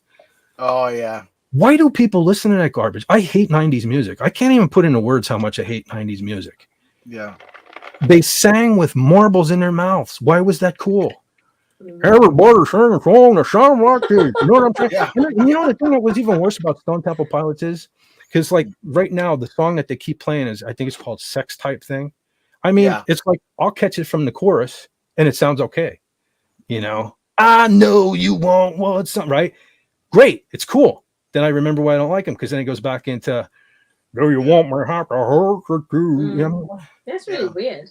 Yeah. Yeah, I like the one DeLeo brothers guitar playing because he used some very strange chord voicings. But yeah, I agree with you on the voice itself. And that's the thing. Everybody at that time period kind of sounded like that. Yeah. Yeah, because everybody wanted to sound like Mudhoney. And, well, you know what that was? It was the record labels. Because it was the same way with metal. I mean, everybody says, and this could be a whole nother rant. When people blame bands like Warrant for killing. What, did you want to be dark too? We are blacker than black. But when people blame bands like Winger and Warrant for killing metal. No, it didn't. It was the record labels because you know how that is. Look at when Metallica got big.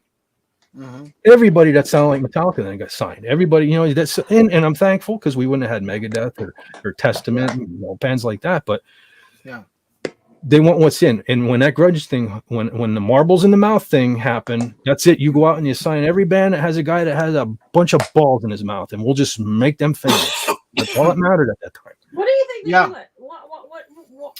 Well, they find a formula, and it's the formula the record companies go by. You know, and they say, well, everybody likes this band. Let's make 10 more bands just like them, you know, and we'll make 10 times the money. And they never learn it doesn't bloody work. No. You know? Some bands are lightning in a bottle. Was only around for like 4 or 5 years. Who? Grunge was only around for like 4 or 5 years. Thank God for that. And I love when people say grunge was just brand new. Grunge was punk. Yeah. Punk came out. People got tired. This was the exact same thing. It was disco repeating itself. Disco was watered down. It was manufactured. And that's what hair metal, I hate to even call it that, but that's what happened with hair metal. Yeah. They're all poison. They all looked the same. They all had the same sound. So punk came around, the Ramones and the Misfits and all those. I don't like the Sex Pistols, but they, you know, those group of bands were stripped down. It was raw. It was the exact opposite of disco. That's what grunge was. That's all it was. It was modern day punk replacing hair metal became the disco of the 90s. That's all that was. Yeah. But the real band survived. You know, Metallica, Megadeth, Kiss. Matter of fact, oh, John, you weren't there for the Kiss one, which sucks. Maybe one of these days we'll have to talk Sci-Fi Mombi and Gorilla Man into doing some more Kiss. Yeah. But we talked about Kiss Unplugged. That was magical. Yes, that was the best Unplugged of any Unplugged. And you know who I blame for all of that? Guns N' Roses. Guns N' Roses did that was it the Lies or something EP? Something where they did all the acoustic songs. Patience, you know, MTV. You could not put on MTV at that point in time and not see the song Patience. So that's I believe what led to the Unplugged stuff. But as much as I blame them for that, I also got to thank them too because we wouldn't have got Kiss Unplugged. I mean, I listened to Kiss Unplugged. I can't tell you how many times a year I listen to that. Well, I know the Unplugged, the first one I saw was actually Stevie Ray Vaughan. And that was 2 years before Guns N' Roses come out. Oh, was it? Yeah. And it was MTV Unplugged? Yeah. Oh. Yeah. And then later on, I got to give credit to 2 other ones. Queensryche did their Unplugged. That was decent. That was awesome. especially the version of The Lady Wore Black, because that's the version that my band played later on. And boy, that was just powerful, as an acoustic song. And they did so much other stuff there that was great. The other one was Alice in Chains, which was surprising because I wasn't a huge Alice in Chains fan. I like this or that, I have Dirt. That's all I ever got from Yeah, but when they did the acoustic bit, the unplugged, that was unbelievably good. And I mean, credit where it's due. As much as I didn't like Lane Staley because, he was an out and out heroin addict. Yeah. And I have a problem with certain things, aspects of that, because nobody ever pulled a gun out, put it to your head, and said, "Put this needle in your arm." You did that to yourself, bud. Right. And it's very sad what happened, but at the same time, I have been anti-drug my whole life, and that really pissed me off about him. But he really pulled that show off. Well, honestly, though, too, if we didn't listen to any musician that didn't drink or do drugs, I mean, we couldn't listen to anyone. Yeah, including Kiss. I mean, yeah. Well, it's a classic with Ace and Peter. Ace is Kiss's version of Keith Richards. Like you're saying, like because he keeps on going. Yeah.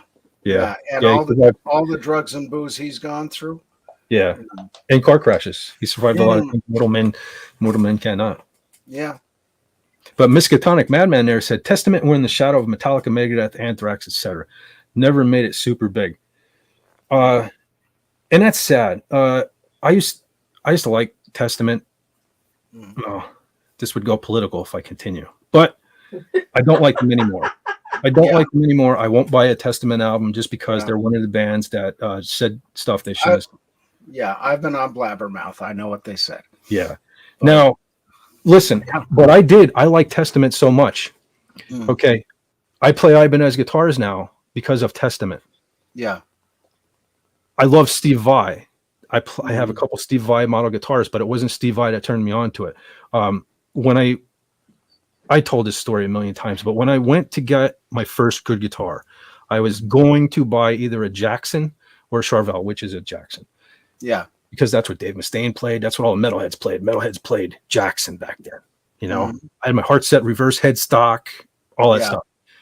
But my local music store became a Ibanez dealer at this time, and they had a bunch of Ibanez guitars there. Place was real busy that day. My buddy, I brought him along to share in my triumph of getting my first really, really cool guitar. Talked me into playing an Ibanez. And of all the Ibanez guitars we had there, they had the exact S series that Alex Skolnick played in the Trial by Fire video from Testament. And I was like, it was red. It looked just like Alex Skolnick's guitar. I was like, all right, well, I'll try this one because Testament plays it. And I fell in love with it right there. Yeah. But I ordered a black one. I have it to this day. I love that guitar so much. That's what I played on the roulette stuff. Every time you guys watch one of my videos, the song Stand and Fight at the end, that's my S540, like Alex Skolnick's from Testament. Well, that's the one you were playing on the last live stream, wasn't it? No, that what did I have? That was probably my jam. Steve Vai. Okay, Had that mirror pickguard? Yeah. Steve. Yeah, it did. Yeah. I played that one a lot. That's why I broke this one out tonight because I haven't played this one in a while. I don't think you saw this, Carla. This is, again, I used to know all the model numbers and stuff by heart, but I forget. Yeah. This is That's my nice. flamed maple. Beauty. Yeah. Flamed maple top RG. Nice. Yeah. But yeah, Steve Vai basically is responsible for the jam. Is that your first one you bought? Is that the first one you bought? Not this one. My first, it's just black. It's just a black.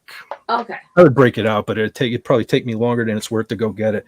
It's an S series is similar to this. It's similar in shape, but the horns are a little more rounded. And the thing with the S series, big.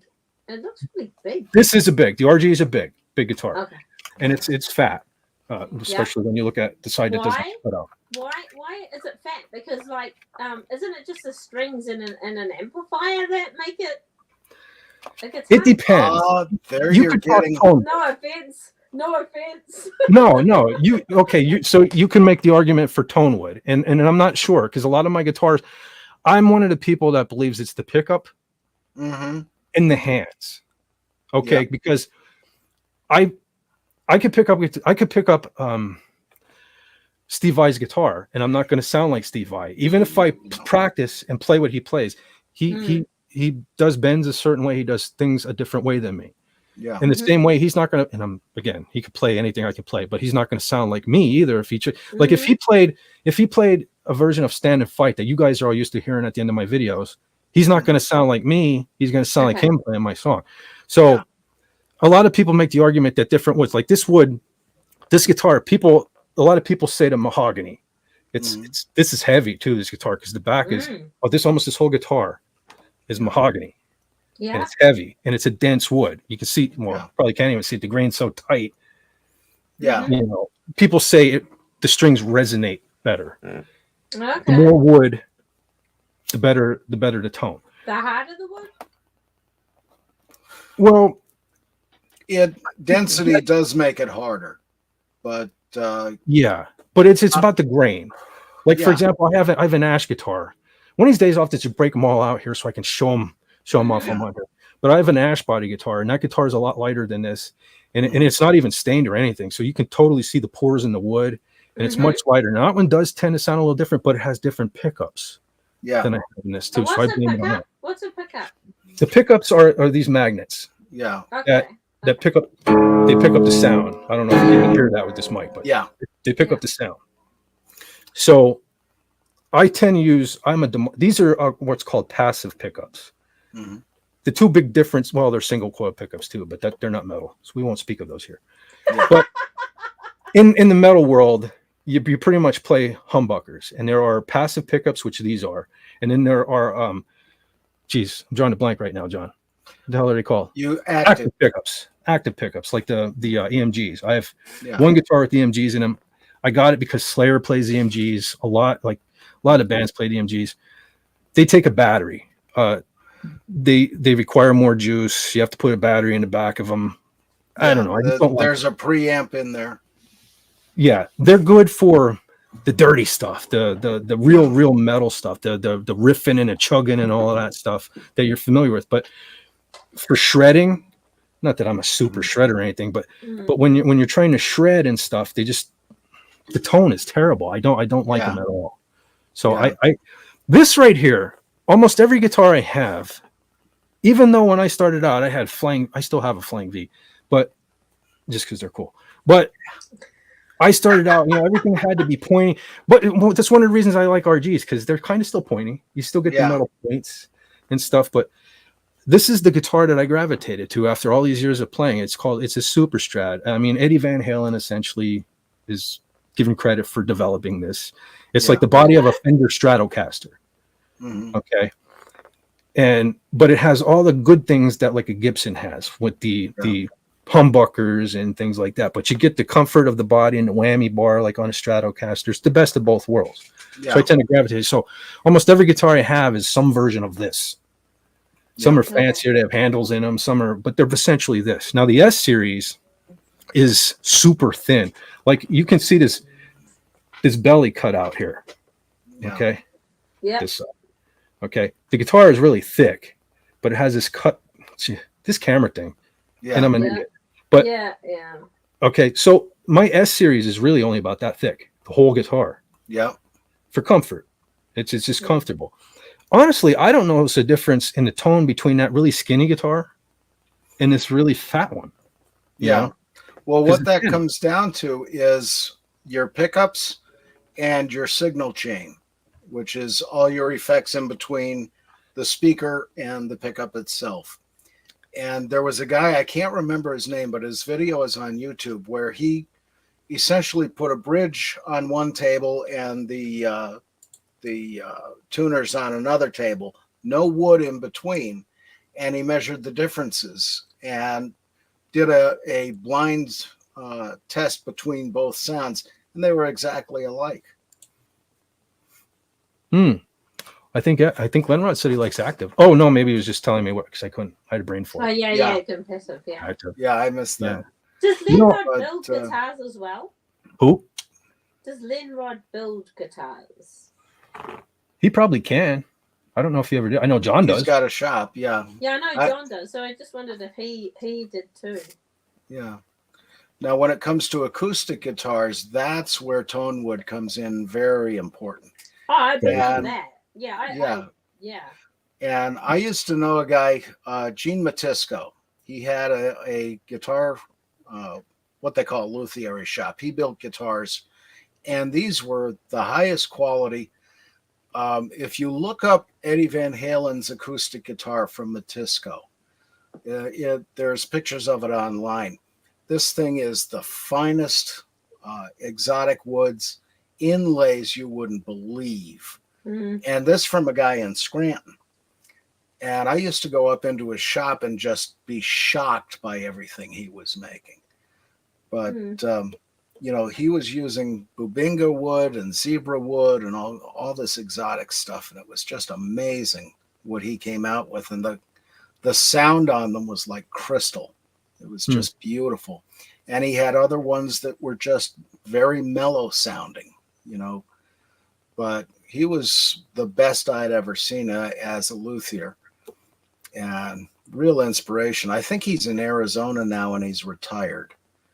But he was just something else. You mentioned Bubinga. One of these days I'll have to break out. I have an S series that has a Bubinga body. It's the dark brown with that burl in it. And it has gold hardware. Oh man, it's gorgeous. Oh, that's great. No, I wish one of these days. That one doesn't have a tremolo on it though. It's one of my few guitars that doesn't have a whammy. So you know what? I'm glad you mentioned that. That could be a candidate for PodCon because I think it has a Gibraltar bridge on it, so it feels similar to a Floyd. Yeah. When you rest your hand on it, but there's no bar, so it'd be easier to tune. Yeah. To whatever tuning. So glad you brought that up. Don't do what Ace Frehley did and put a Caller on there. Don't want to do that. I have two guitars. The Kaler tremolo you're talking about? Yeah. I have two guitars that have Kalers on them, only because I didn't know any better back then. Yeah. What is that? That's a different brand of whammy bar. And the Floyd Rose, you have to do some intricate they're a pain. Drilling out and routing of the wood to fit everything in there, both back and front. The Kaler, you basically use the original stud pins and put some screws in. Yeah, this is a Floyd. Yeah, you have to route. The body has to be all routed out here. There's a hole. You probably can't see it, but I'm sticking my finger in it. There's a hole in the body. The whole back of the guitar has to be cut out to be able to adjust the springs and all this stuff. A Kaler was kind of that's why I have, the one I bought because when I got my first guitar, I just wanted, in the worst way, I wanted Phil Collins' guitar from Def Leppard. You've seen photographs. Destroyer. Yeah, he had the Destroyer. I didn't even care what it was. I didn't even know what it was back then. I just wanted a guitar shaped like that. So I ended up, they ordered, sorry about that. They ordered a Takamine for me. I've showed it on King Dolphins, black and blue. Yeah. Still have it. But it didn't have, John, when you got like a Flying V or a Explorer shaped guitar like that one is, they were a hardtail. Mm-hmm. Like you can't hardly ever find a guitar with a whammy. So I had the guitar for a little while, and I realized, Phil Collins had that Kaler on there, and my local music store actually had that Kaler, had Phil Collins right on the box. So I didn't care. I was just like, well, that's Phil Collins. This is supposed to be my Phil Collins guitar. So I bought that. That's on that guitar to this day. Technically, I kind of ruined the guitar by doing it, but you live and learn. The other guitar that has a Kaler on is the only Fender Stratocaster that I own. It was the first guitar I got that wasn't a pointy instrument of death. Yeah. And I just bought that off my buddy, and it had the Kaler on it. And it was a weird Kaler, though, because the Kaler that's on that Strat, one of these days I'll have to break that out, too. That's upstairs. That one has, the body's routed and stuff. That Kaler is a lot more like a Floyd. It has a locking nut, and that one goes into the body. It has the fine tuners and all, very similar to a Floyd. So, Kaler almost. That was probably the Kaler, too. Probably. I don't know much about Kalers. I just knew once I bought my first Ibanez, it had the Floyd on it. That's it. I'm a Floyd guy. Oh yeah. So yeah, I do have a bunch of them. But most of my guitars that don't have them were like I bought the Paul Stanley just because I wanted the Paul Stanley, so his doesn't have the trim. Yeah. I do have an Ibanez V. That one there, Well, they made the rock and roll, I guess, back in the 70s. Yeah, And that was the triple package. Was the Destroyer, the Rocket Roll, and the PS10, or the what they called it, the Iceman. The Iceman, yeah. Yeah. Somewhere here, I have the advertisement for it. Oh, that's cool. You should frame that if you didn't already. Yeah. But so I even forget when it was. It was probably back in the early 2000s. I got wind that I used to, you remember people used to go on forums and stuff back in the day. Yeah. That was the first thing I got on when I got a computer was the Ibanez. I was on the Ibanez forum. I think I told the story before. That's why I'm Fett for Hire. Yeah. Because there was a dude on there who had a Boba Fett as his avatar. And I still remember to this day, his name was Fett's Next Bounty. Yeah. And I remember, you don't have to be yourself on the internet. I'm Boba Fett. And that's how the gears got rolling. And I was like, Boba Fett the Bounty Hunter for hire. The rest is history. But it was the Ibanez forum. And I got wind that they were going to start making this metal pointy Flying V. So I had the local music shop. Matter of fact, when I went down there, I said, I want you guys to order me this V. There's no such guitar. I said, I'm telling you. Just call them and put in the order. And they ordered it right there on the spot. They ended up ordering 3. I ordered a black one. They ordered another black one and a white one. And to this day, I regret not buying the white one too. I was the only one. The other 2 they got without a case. Yeah. I specifically ordered the case. I heard the case is even more valuable than the guitar now because nobody bought the case. But I have a factory Ibanez case that it's in. Wow. Nice. I got to restring that one because I noticed last I broke it out. You remember when those DR strings came out? Everybody liked them for 10 seconds with the color, the neon colors and all. I have a couple guitars. A couple of them have neon green. I have neon yellow. That guitar is black, so I put black strings on it. Yeah. And last I had that out, I noticed a couple of strings pop. So I got to change the strings on it. Now I'm going to go back to regular, but yeah. Now that one has the pickups in that, they're supposed to sound like active pickups. They're the Marzio deactivators. They're actually passive, but they sound like the MGs. Yeah. But they sound pretty decent though. I don't know why that is, even though they're made to sound like active pickups. Well, probably heavier windings and a larger magnet. Yeah, most likely. Because the pickups are, you can tell they're serious. So yeah, I got to break that out one of these days. Yeah, does that one you comfortably sit and play? Well, does that Rocket Roll have strings on it now? I don't have the Rocket Roll. Mine's it was called the V Blade, VBT 700. That one I actually remember the name. It's called the V Blade.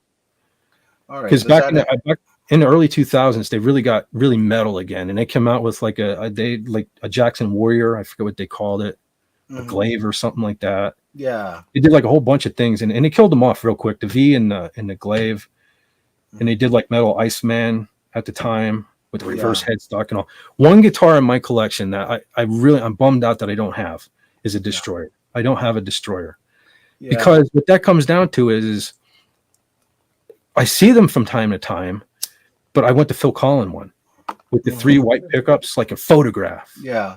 And if you look those up on eBay, they're just was that the red one or the blue one? He had the black one. Okay, Phil Collin had the black with the white pickups and the white binding. It's actually kind of a navy blue. Oh, is it? Very, very dark navy blue. And if you get it in the right light, the blue actually shows up. Wow, I never even knew that. Yeah, just always looked black to me, but yeah, there was a pawn shop in Scranton had one right above the door back in '98, and I wanted that so bad, but I wasn't playing guitar at the time. I was the bass player in my band, and that was my role. Yeah. So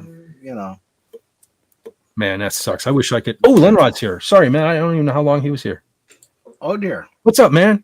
Look at that. We're talking about guitars, and we're not letting Lenrod into the place. Yes. I'm just listening to the show. Hail, my friend.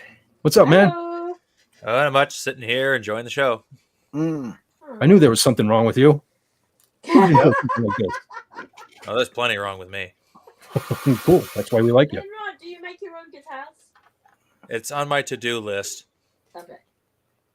I don't have a proper wood shop at the moment, so yeah. Just don't overdo it with tools. You would not believe how many tools I've inherited, bought, found, and refurbished, and the place is just too full of them. Ooh, yeah. The tools are awesome. Stick to my dad's shop for that. Mm-hmm. Well, you don't even have to make them out of wood anymore. You guys see any of these videos like these crazy ones where people are grinding up things and laminating things together and making the bodies out of you name it. I mean, light bulbs. There's the one fella does them out of Legos and Lego? epoxy resin. Wow. Yeah. And what he does, he has a wood or rubber mold he uses of the guitar body, and he'll just put the Legos in, and they're every which way, and then pours the resin in. And when it hardens, you've got this really cool design of Lego pieces all over the place. Oh, he did one of this Star Wars on, what was the winter planet?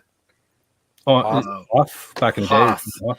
He's got the miniature AT-ATs and the whatever vehicle Luke Skywalker was flying in that battle in the beginning. And he laid those in and then poured in the resin, and it's a white background, of course, but the video shows him building the guitar, and it's just awesome how it came out. That sounds cool. I've seen like coffee tables where people made Star Wars theme like that. Yeah. See, that would be cool, because I have my one gem, my 20th anniversary gem, is, from what I understand, they did the same thing. They poured like I have a video. One of these days I should break that out because it lights up. That would look cool in the dark like this. But it's an acrylic body. Yeah, you've probably seen the pictures and stuff. Yeah, I think they poured a layer and then they painted like veins of the neon, signature neon green and stuff of Steve Vai. Yeah. And you poured another layer, did more veins of that. So yeah, I could totally see how you put stuff in acrylic like that. Yeah. Neat. And if you do it right, it works really well. And I mean, one of the things is you have to sand it with descending grades or ascending grades of sandpaper, and then break out the polishes. And the polishes have their own grades. And once you get to that final grade where it's clear acrylic, wow, those things just pop really nice. Yeah. I know it's really difficult to not get bubbles. I watch stuff like that, the Boylai Hobby YouTube channel and stuff like that. And he makes like dioramas and stuff with the. Yeah. And Gary's done a few Gary too, castings he's done. But there's a lot of cool stuff you can do. One day, when I ever get rid of any children, I want a room so I can just have a train set, like I'd love to build a like model train set. Oh, awesome. You just got John's attention. Yeah. Crash them into each other. Yeah. I I won't tell that story, but yeah. Carla, I can see Carla like Gomez crashing the trains together. That's what caused the story I don't want to tell. But no, I've been around model railroading all my life. My dad actually taught it at Wyoming Seminary. They had a club. They had a club there, and he was teaching. It was an extracurricular thing, and he was teaching that for about a year. And he taught me all the stuff. I had a lot of fun with that, but since he died, I haven't done any of it really. It's so fascinating. I love it. Yeah, I love it. And one of the best when I was a kid, but go ahead. Yeah. Well, one of the best model railroaders in the world. You'll laugh at this, but it's Rod Stewart. What? And yeah, I've never pictured that. He's actually got. There's a huge article in Model Railroader magazine, and there's some videos on YouTube of it, and it's just fascinating. And him and his one buddy built this whole huge layout and city, buildings, everything. Just awesome. My uncle had a big garage, and he just he had a big train set in there. It was awesome. Like life goals. Yeah. And I mean, you can take it to any level you want, from basic up to hugely, what they call rivet counter details. And I used to be a rivet counter. I'd look at a model railroad car and I'd actually count the rivets on the real one and count them on the car, and you're wrong. Yeah. And that's how I got thrown out of a hobby shop once. Well, River Rossi came out with a version of the train I'm named after, the John Wilkes. And now I've had pictures of this thing. I was brought up on the history of it. My grandfather was the electrician and in charge of the air conditioning on the train cars. I know that train inside out, upside down, and backwards. And I walked into Sweeney's Hobby Shop in Scranton, and they've got it in the display case. And I'm looking at it, pulled the picture out of my pocket, went, that's wrong, that's wrong, that's wrong. And this is based on a New York Central Hudson. So all of this is wrong.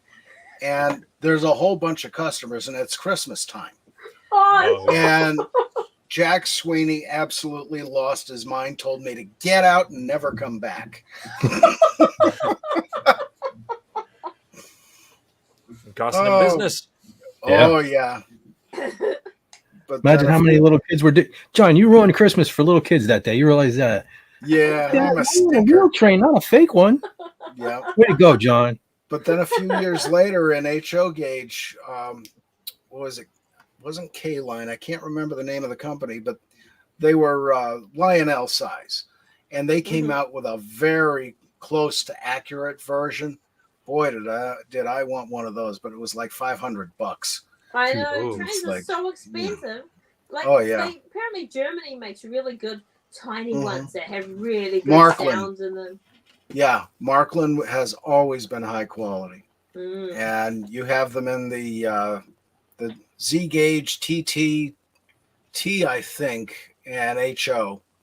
And I think they do larger scales. But yeah, the German almost quality is tiny. amazing. It was like the size of maybe 2 fingers, like Yeah. high, and it had accurate train sounds. Yeah, He said it was that's like probably the $900. N-Gauge. It was like $900 for this tiny little train. Yeah, it's amazing where the prices have gone. And I used to be able to go into a hobby shop and buy, a box car for $3.75. Mm. Now they want $15 for this stuff coming out of China that's hyper accurate. And when I saw that and I, started getting my head together, it was like, I don't need to be a rivet counter. Because the reason I was a rivet counter, I was so disgusted with life most of my life. I figured if it's accurate and real somehow or another, it'll become real and I'll shrink down to that size. If that makes any sense. It's kind of subconsciously, but I think that's why I love the little townships, because you feel like you'd like to be there, right? Yeah. And it's creating your own little world and you run it any way you bloody well want to. Yep. Hang on, I just have to do something. I'll be back. Yep. Well, trains kind of got me into I think I mentioned before, I went through a phase where I spent a lot of money on, especially the big 1/18 scale die-cast cars. Yeah. We had a local train shop around here called Trains and Things. And when I was a kid, I used to buy trains there, get my trains fixed there and stuff like that. Yeah. And probably in my early 20s, I thought about that. I thought about collecting trains again. Had a layout when I was a kid. And I remember Trains and Things was downtown. So I went down there. That's when I discovered they had the die-cast cars. Yeah. So they won out over the trains that day, and that became like a whole thing. I got and they're easier to deal with. With the die-cast cars than trains. Oh, yeah. Yeah, I remember when I didn't have really expensive stuff as a kid, but I remember my stuff was always breaking. I always had something down there, Trains and Things getting fixed. And my layout was nothing. It was just like a sheet of plywood with like green paper stapled to it, and track. It was nothing fancy. Yeah, that's what my first one was. Really? Yeah. Yeah. Every year or two, we used to bring it down. We used to disassemble it and bring it down, put it under the Christmas tree in our front room. And I used to drive my train down there. But I got to find the picture of the cat we had at the time, Patchy's Calico Cat, and we're running just the one diesel around the tree, round and round. And the cat comes up, and we've got a picture of her with the paw up, ready to knock the thing across the room, which she did. Ooh. Oh, look at that, John. Tin plate. Beautiful. And I got this key as well. Oh, But my anyway. God. Was it a wind up? Yeah. That's sweet. It's my son, because my son loves trains. Like we've got more train track than New Zealand has Holy through the cow. country. So That's got to be 30s or early 40s. Yeah, it would be 40s. something like that. The guy has. Oh, see, it was going. I don't know how you make it go. Wow. Oh, very Still cool. works. Yeah. Oh yeah. Where's Dalek? He would love this. He would. He'd be freaking out right now. Yeah, Yeah. So yeah, that's that's is it pretty darn Hornby? cool. Were they Hornby? Hornby. I'm not sure. But we have some carriages as well. Oh wow. Yeah, they go on the back. They're in a box somewhere. But I just thought I'd show you my son's. So, but he got this when he was like 10 or something like that, and we've had like every iteration of Thomas trains.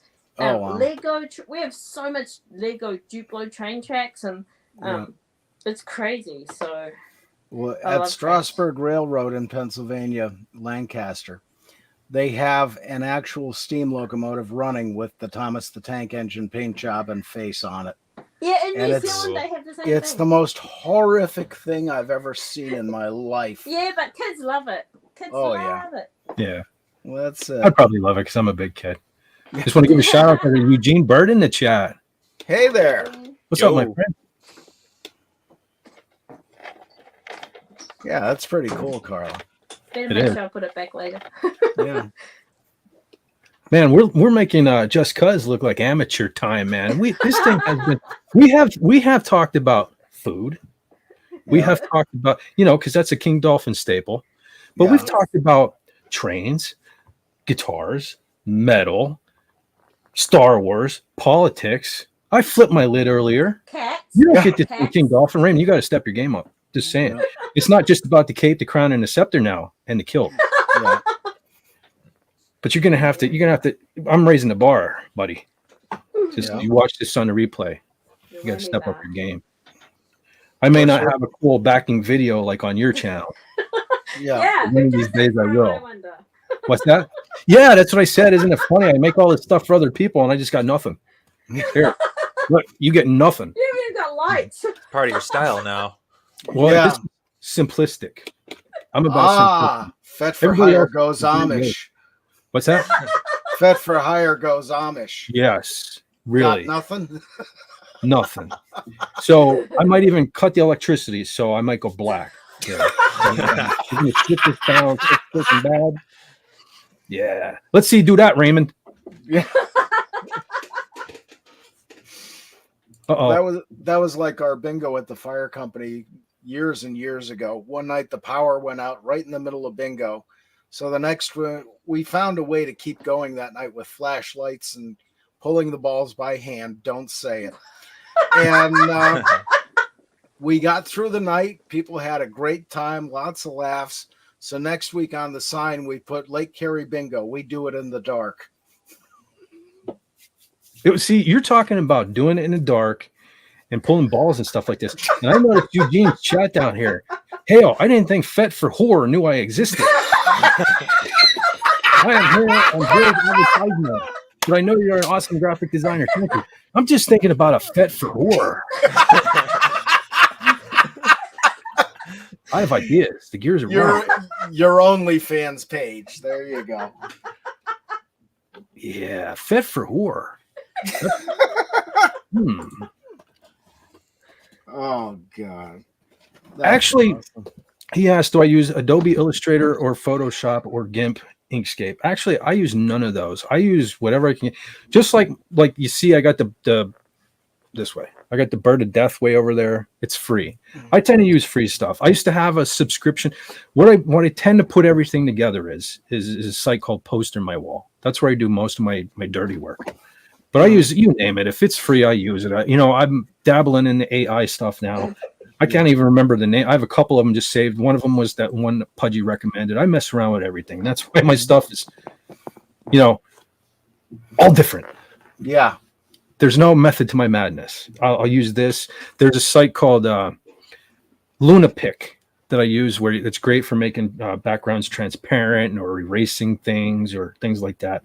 I do whatever I do. So, he said it was a typo. That's cool. That was a cool typo. If you knew me, you just did me a big favor because I'm going to use Fet for Horror for something. So thanks a lot, man. I'll credit you, brother. I will credit you for the Fet for Horror, whatever comes out. No need to be sorry, brother. Yeah. So, yeah. But anyway, yeah, I'm all over the place. So what did Lenrod have for dinner? I just had some eggs. No steak. Yeah, that's all I have left in the fridge, so I ate a half a dozen eggs. Ah, well, plenty of protein there. Protein And is of course, important. you can always scramble them and make them look like a porterhouse. That sounds like a lot of work. It is, you know. Carla Burton says feet for hire is inspired. Ah, Feet. See, that could be another. That could be. See, now that's the thing. Don't get me started on that stuff because women have such an unfair advantage with things like YouTube and all this stuff. I have a friend. I've been trying to get her involved. When I finally get around to doing the metal thing, you know, you guys know her from King Dolphin. She pops in a Legally Blonde every now and then. Yeah. She's, she's well endowed and blonde and all that. They're great stuff. So I want to get her involved. Plus, she listens to music, especially metal. Big David Lee Roth fan, all that stuff. So I want to bring her on the thing. She razzes me all the time, and I hope she's listening. She razzes me all the time because I'll upload a video, and most of the time my videos get very few views and stuff like that. She'll upload a video, 10 seconds of filming her dog running around the yard, and she'll be like, I got 1,000 views on my video. Yeah, you also have your profile picture of you on as your avatar and stuff like that. I was born like this. I don't have, you know what I mean? Women have such an unfair advantage with things like this. yeah. They come on. I was watching a video just the other day, and now because I watched it once, I'm getting force fed it on my feed. Yeah. I can't remember. I forget the name, but it was this young girl just sitting in front of a curtain playing drums, doing drum cover things, and I kept getting it day after day after day, and finally I saw she did a drum cover of "Hallowed Be Thy Name," Maiden. So I'm like, of course I'm going to watch this. So it was good. It was good. Whatever. I was good. And I'm like, I look down, 1.7 million subscribers. Oh, is that Madel Cohen? No, Cinna Music or something, Cinna Sound or something like that. I can't remember her name. I think I've seen some of hers. But see, the thing of it is she's very talented. I give her that. I get that. But also too, it's like she'll wear like skin tight leather pants, and sometimes she'll put the pedal cam as her bare feet. There's perverts watching it just for that. Yeah. They're not even interested in the music.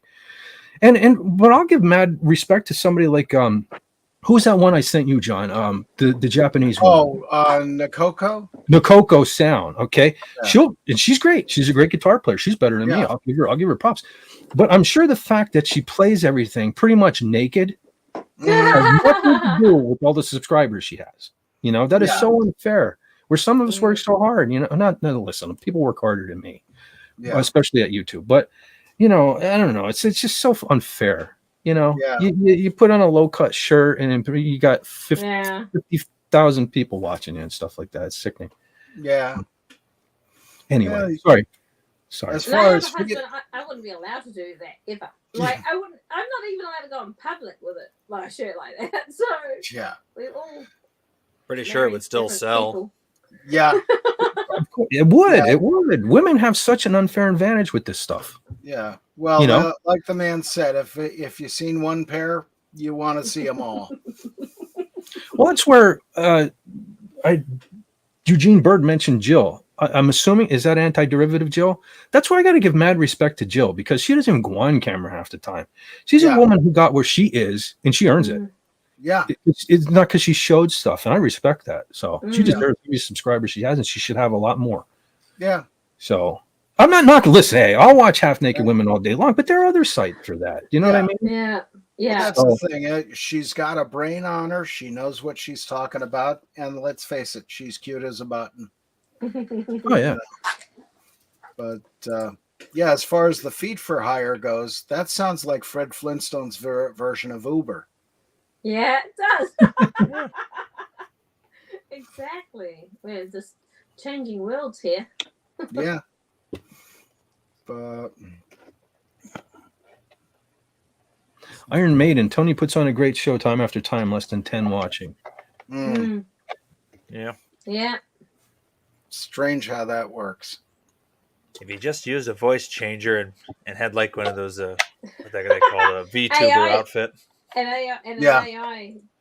It's like, oh look, I'm an anime girl, 3 million views. Yeah. Yeah. $50 says 90% of the VTubers are guys. Yeah.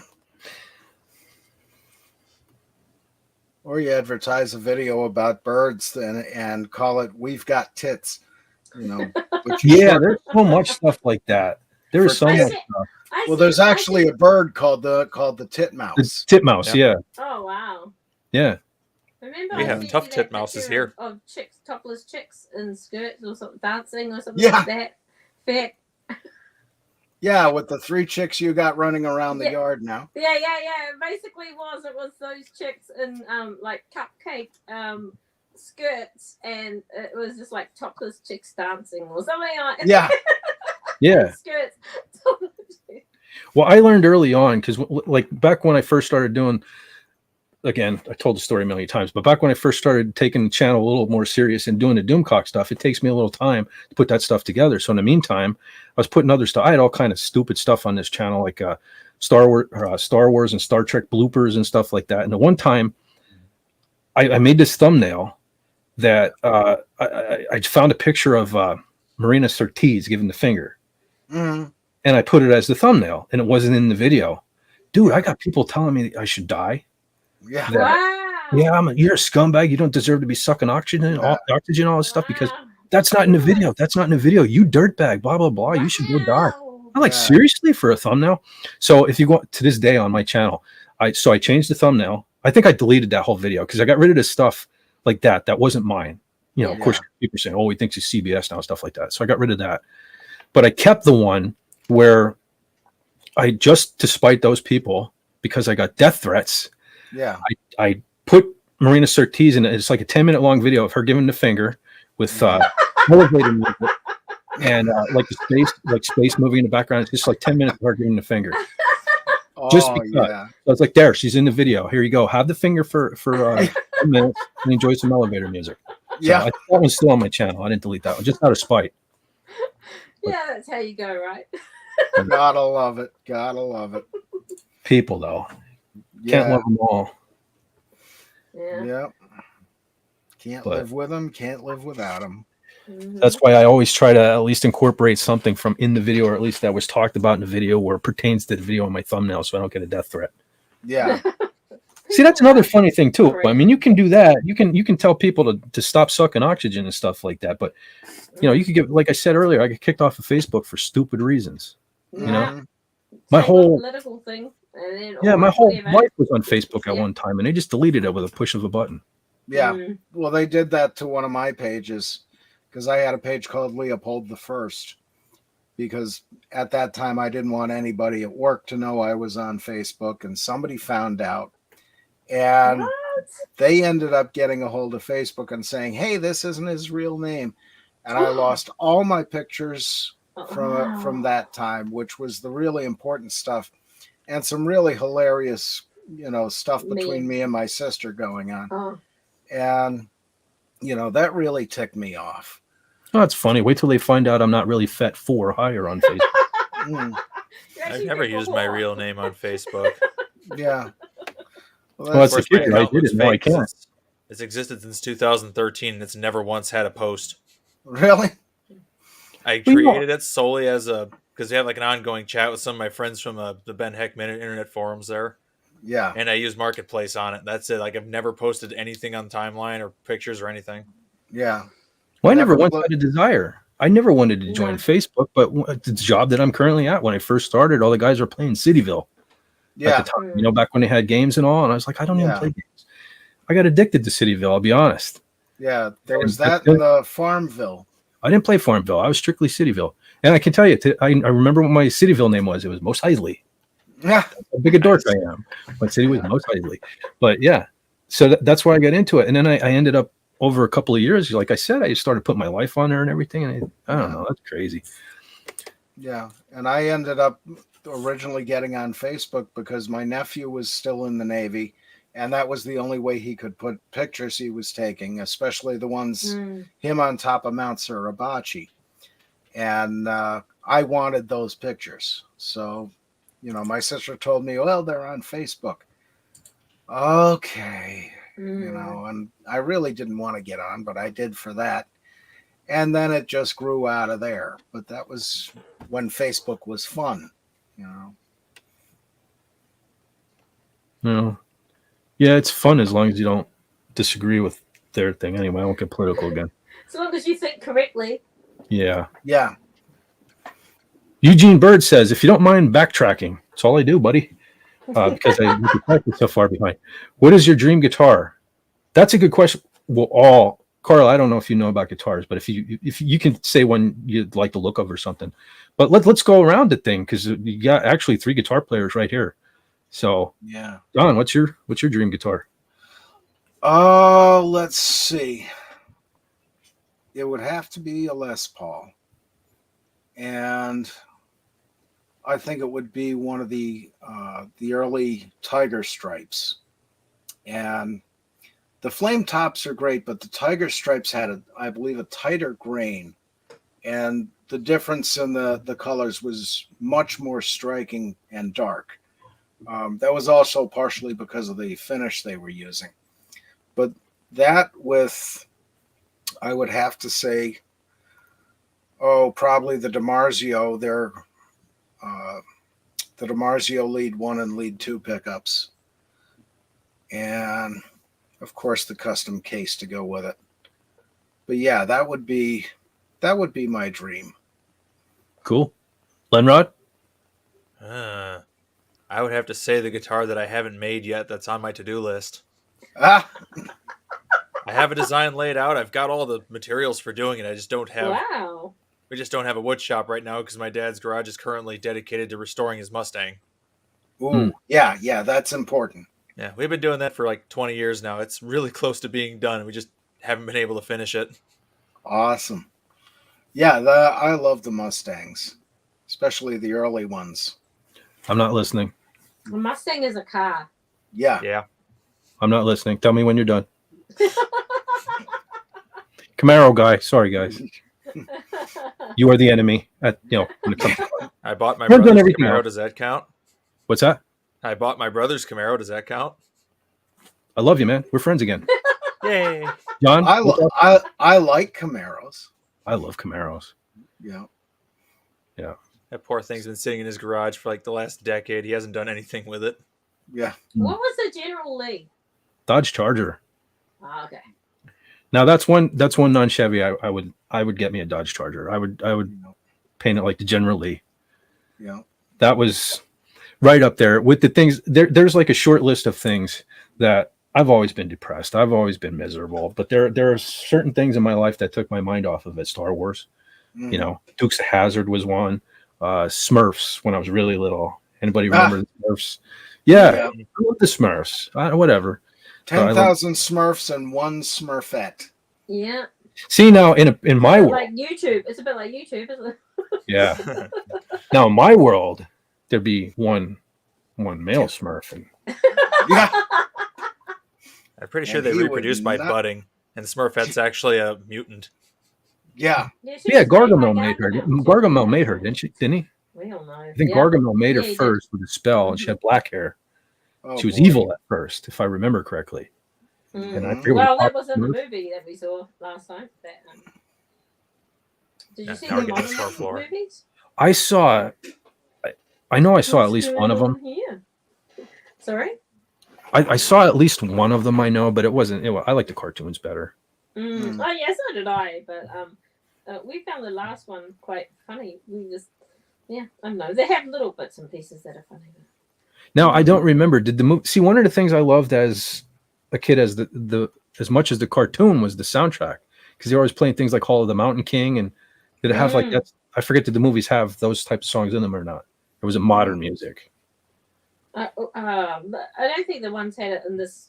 These didn't have the classics. See, that's one of the things that made it for me. Yeah. Unlike free I'm not a songs. music person, so. Yes. Now you haven't said what your dream guitar was. Oh, me. Yeah. But actually, I kind of did. It would probably be the Phil Collins Destroyer. All right. A Destroyer, anyway. I mean, it's like I feel bad. I have so many Ibanez guitars, but I don't have a Destroyer. And the first guitar I ever bought was shaped like a Destroyer. So you would think I would have that, but I don't. Mm-hmm. Is it lack of opportunity or what? No, well, the Phil Collins, yeah, because they're just too expensive. Yeah, they're very rare. Years ago, I mean, there was at my local music shop, they had a gray one. It was like this flat gray with white pickups, and it looked huge. I don't know what it was. I've seen it before in other colors, and it didn't look so huge. It just, I don't know. I didn't like it. Yeah. So I didn't buy it. I've had an opportunity to buy destroyers before, but I don't know. Being a Camaro guy, like I never would have been happy owning a Firebird because it's not a Camaro. Yeah. It is. Says a Firebird. Well, I don't mean to knock anybody with a Firebird, but it's, it's a Camaro with a different front end and back end, really. Yeah. But that's what, if I I could get a black destroyer, but if it didn't have the 3 white pickups, it's not the one from the photograph video. Yeah. But because technically I already have one of my dream guitars, because I showed you before, I grew up with the Kiss lunchbox and Paul had the PS10 on the front of it. And yeah, I was lucky enough several years ago to get a hold. Now it's not a PS10. I wasn't paying. PS10 back then was $3,000. Yeah. And I don't like the one piece neck and all that stuff. And I don't like the 3 keys on each side of the headstock. I wasn't paying $3,000. I didn't have the $3,000 anyway. The one I bought was too expensive to begin with, but it looks like the PS10, and that's all I cared about. I don't even play it much. Matter of fact, I hate the pickups in it, but I'm not going to change them because they're Paul's. You can go back and watch the live stream that I played that on. Those goddamn things are so noisy. Yeah. I don't. Those are Seymour Duncans. People rave about Seymour Duncans. I don't know. Yeah. Well, the other thing that'll cause some noise in there is whether or not the control cavity is shielded and how it's shielded. Also, the quality of the tone and volume pots. Well, I'm sure it's less than stellar because if they did just as good a job with this version, you wouldn't buy the PS10. Because I know that's the thing. If you look at my guitar, the PS10 has I think their mother of pearl tuning keys. Mine are just chrome. Yeah, things like that. So I'm sure they cut money here and there wherever they could, but it still wasn't a cheap guitar. They shouldn't make as much noise as they do. Yeah. But Seymour Duncans were never really my thing though either. Like I said, DiMarzio. I prefer DiMarzio. Where the IBZs from the Ibanez are the DiMarzio ripoffs. So I think they're like a DiMarzio Super Distortion or something. Yeah. And here I am with my cheap stuff that I have no idea what's even in it. I have a few guitars that I don't know what they're in, and they sound pretty. My first Fender Stratocaster, I'm assuming that's a DiMarzio, but because it has a humbucker. Yeah. So a lot of people say it's not a real Stratocaster, but it was the heavy metal Stratocaster. I think it's like an 87 or something. So it has the humbucker in the bridge. That's the one with the Kaler. Yeah. That was like a metal. Yeah. What was it? Dave Murray was one of the early players of those from Iron Maiden. Yeah. They also there's a dream guitar right there. In Hallowed Be Thy Name. Adrian Smith played a red Destroyer for a long time. But if you watch the video for Hallowed Be Thy Name, Dave Murray has at some points it looks like a tobacco burst, but it's really like a red burst Destroyer. But if I could get when it's dark and it looks like the brown tobacco burst, I would love to have a Destroyer like that. Yeah. Like a tobacco burst Stratocaster paint job, but on a Destroyer. Yeah. That would be sweet. I would take that over Phil Collin guitar. Now, if I had like 10 grand to have Ibanez Custom Shop make me one, I would do that, but I don't. But that would be cool. Because I like that. Because I always kind of wanted a tobacco burst Stratocaster. Yeah. But I don't know. When you look up a really decent tobacco burst Stratocaster, you're talking a couple grand. And I'm not a single coil fan. Yeah. So I was just, every time I thought about buying one, I was like, screw that. So that's why I bought another Ibanez. Yeah. That happened with a lot of things. So I always wanted a banjo, and then I saw the price, and I screwed up. Another guitar. Yeah. Could be worse. You could be left-handed like me. It's like, oh, look, here's a guitar, but it's right-handed. Oh, here's a left-handed version, but it's 3 times the price. Yeah, that's really pisses me off. I mean, I'm left-handed, but I play right-handed, but still, the fact that you're charging them someone to carve it from the back instead of the front, for the pickups and the cavity and everything. That's all you have to do is flip the thing over and route the back and then mount the neck the other way. With industrial manufacturing, you can only do it one way in the jig. Yeah. Well, they can make another jig cheap. I mean, I make my own jigs out of 1/4-inch hardboard, masonite, and there's nothing to it. You know, once you know how to lay it out, which is not that hard, basic geometry, it shouldn't cost that much, and they're just charging too much for that crap. See, I've known a lot of people who are left-handed, but they learned how to play right-handed because it was cheaper. Yeah. I often wonder if I could have done that. No, I'm. You're not going to believe this, but I'm weird. Yeah, I do a I lot believe of things. it. Yeah, you're supposed to be so agreeing with that. But, no, I write with my right hand. I play guitar right-handed, but I do a lot of things like I bat left-handed. Not that I'm very athletic. That makes sense though, because I play golf and bat right-handed. Mm-hmm. Really? So that's Yeah. weird. But you're looking We're both downfield good. with your dominant eye. That's kind of the thing about it. Yeah. Yeah, because I Yeah. used a hockey stick left-handed. Mm-hmm. Yeah. Yeah, and I basically write left-handed, eat left-handed, and smoke left-handed, but everything else is pretty much right-handed. Yeah, because you're taught that way, right? Yeah, well, it's Everything's just built. it's what felt right in my arms, I guess. See, my husband doesn't believe me, but pens are right-handed because if you get any pen from with writing on it, you can only see the writing the proper way if you're right-handed. Yeah. He's like, no, and I'm like, look, pens are right-handed.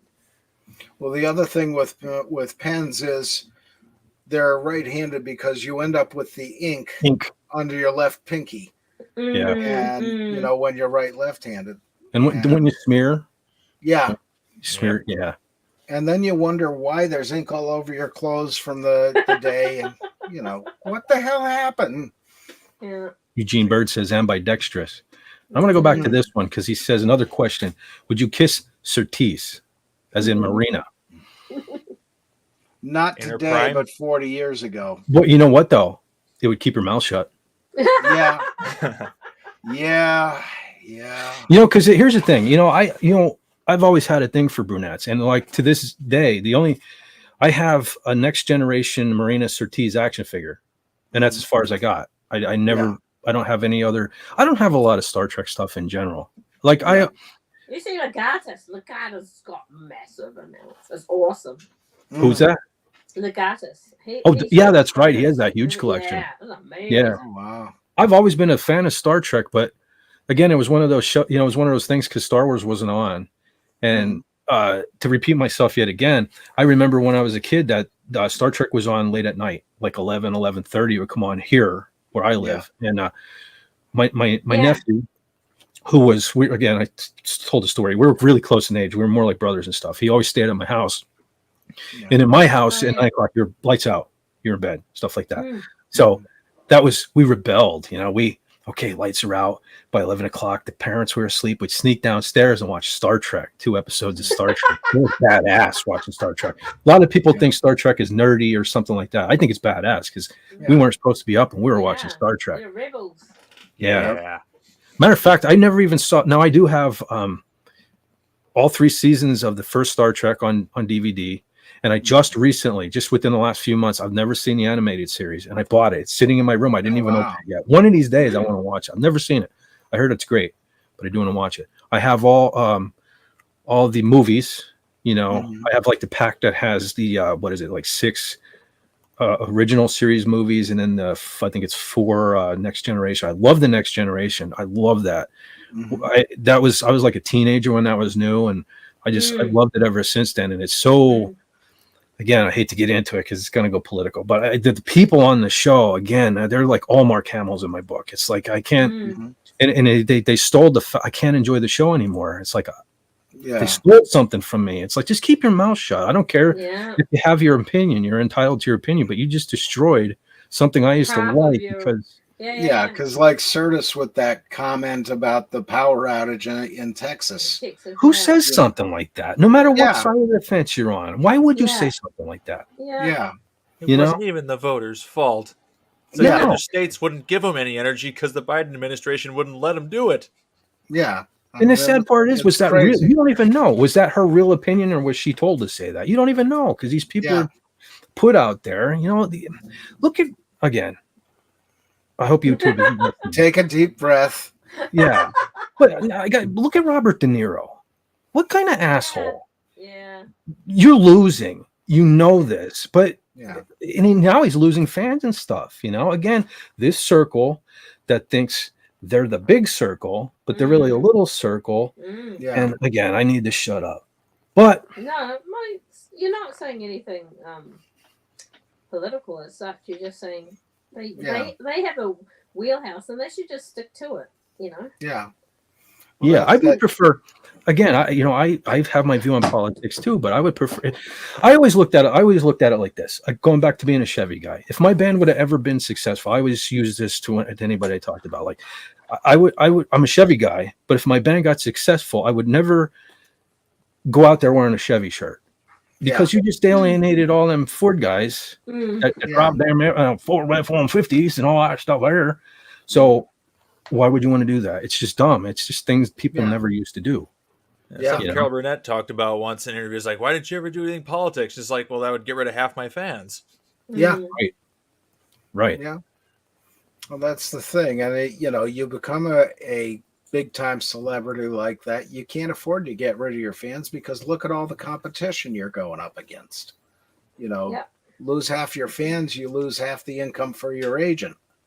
And they don't want that, Yeah.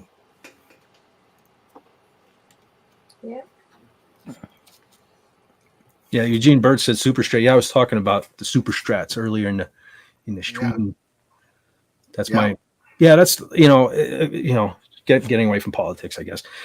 My dream guitar. That's funny, isn't it? Because my dream guitar would probably be either a Destroyer. Mm-hmm. Yeah, it would be a Destroyer, even though I only play super strats now. Yeah, but that's kind of what I do. I think you'd enjoy playing that one. So somehow I get the impression you'd have a lot of fun with that. With a Destroyer? Yeah. I'm sure. Because, like I said, my Takamine was, GX100, I think is model. It's shaped like an Explorer. You can sit those on your lap and play. Mm-hmm. But that's the funny thing. When I was a kid, I used to always stand and play. Yeah. So it wouldn't have made a difference. Now that I'm an old guy and I like to sit down and be comfortable. Yeah. Now V's and stuff aren't for me anymore. That's the problem with the Flying V is it always wants to go off your leg. Yeah. Or you could do it Dave Mustaine style, with the crotch of it on your leg and stuff, but that's not comfortable either. Yeah. Well, that's the thing. I think Dave Mustaine played it with the crotch on his left leg, and Michael Schenker plays it with the crotch on the right leg.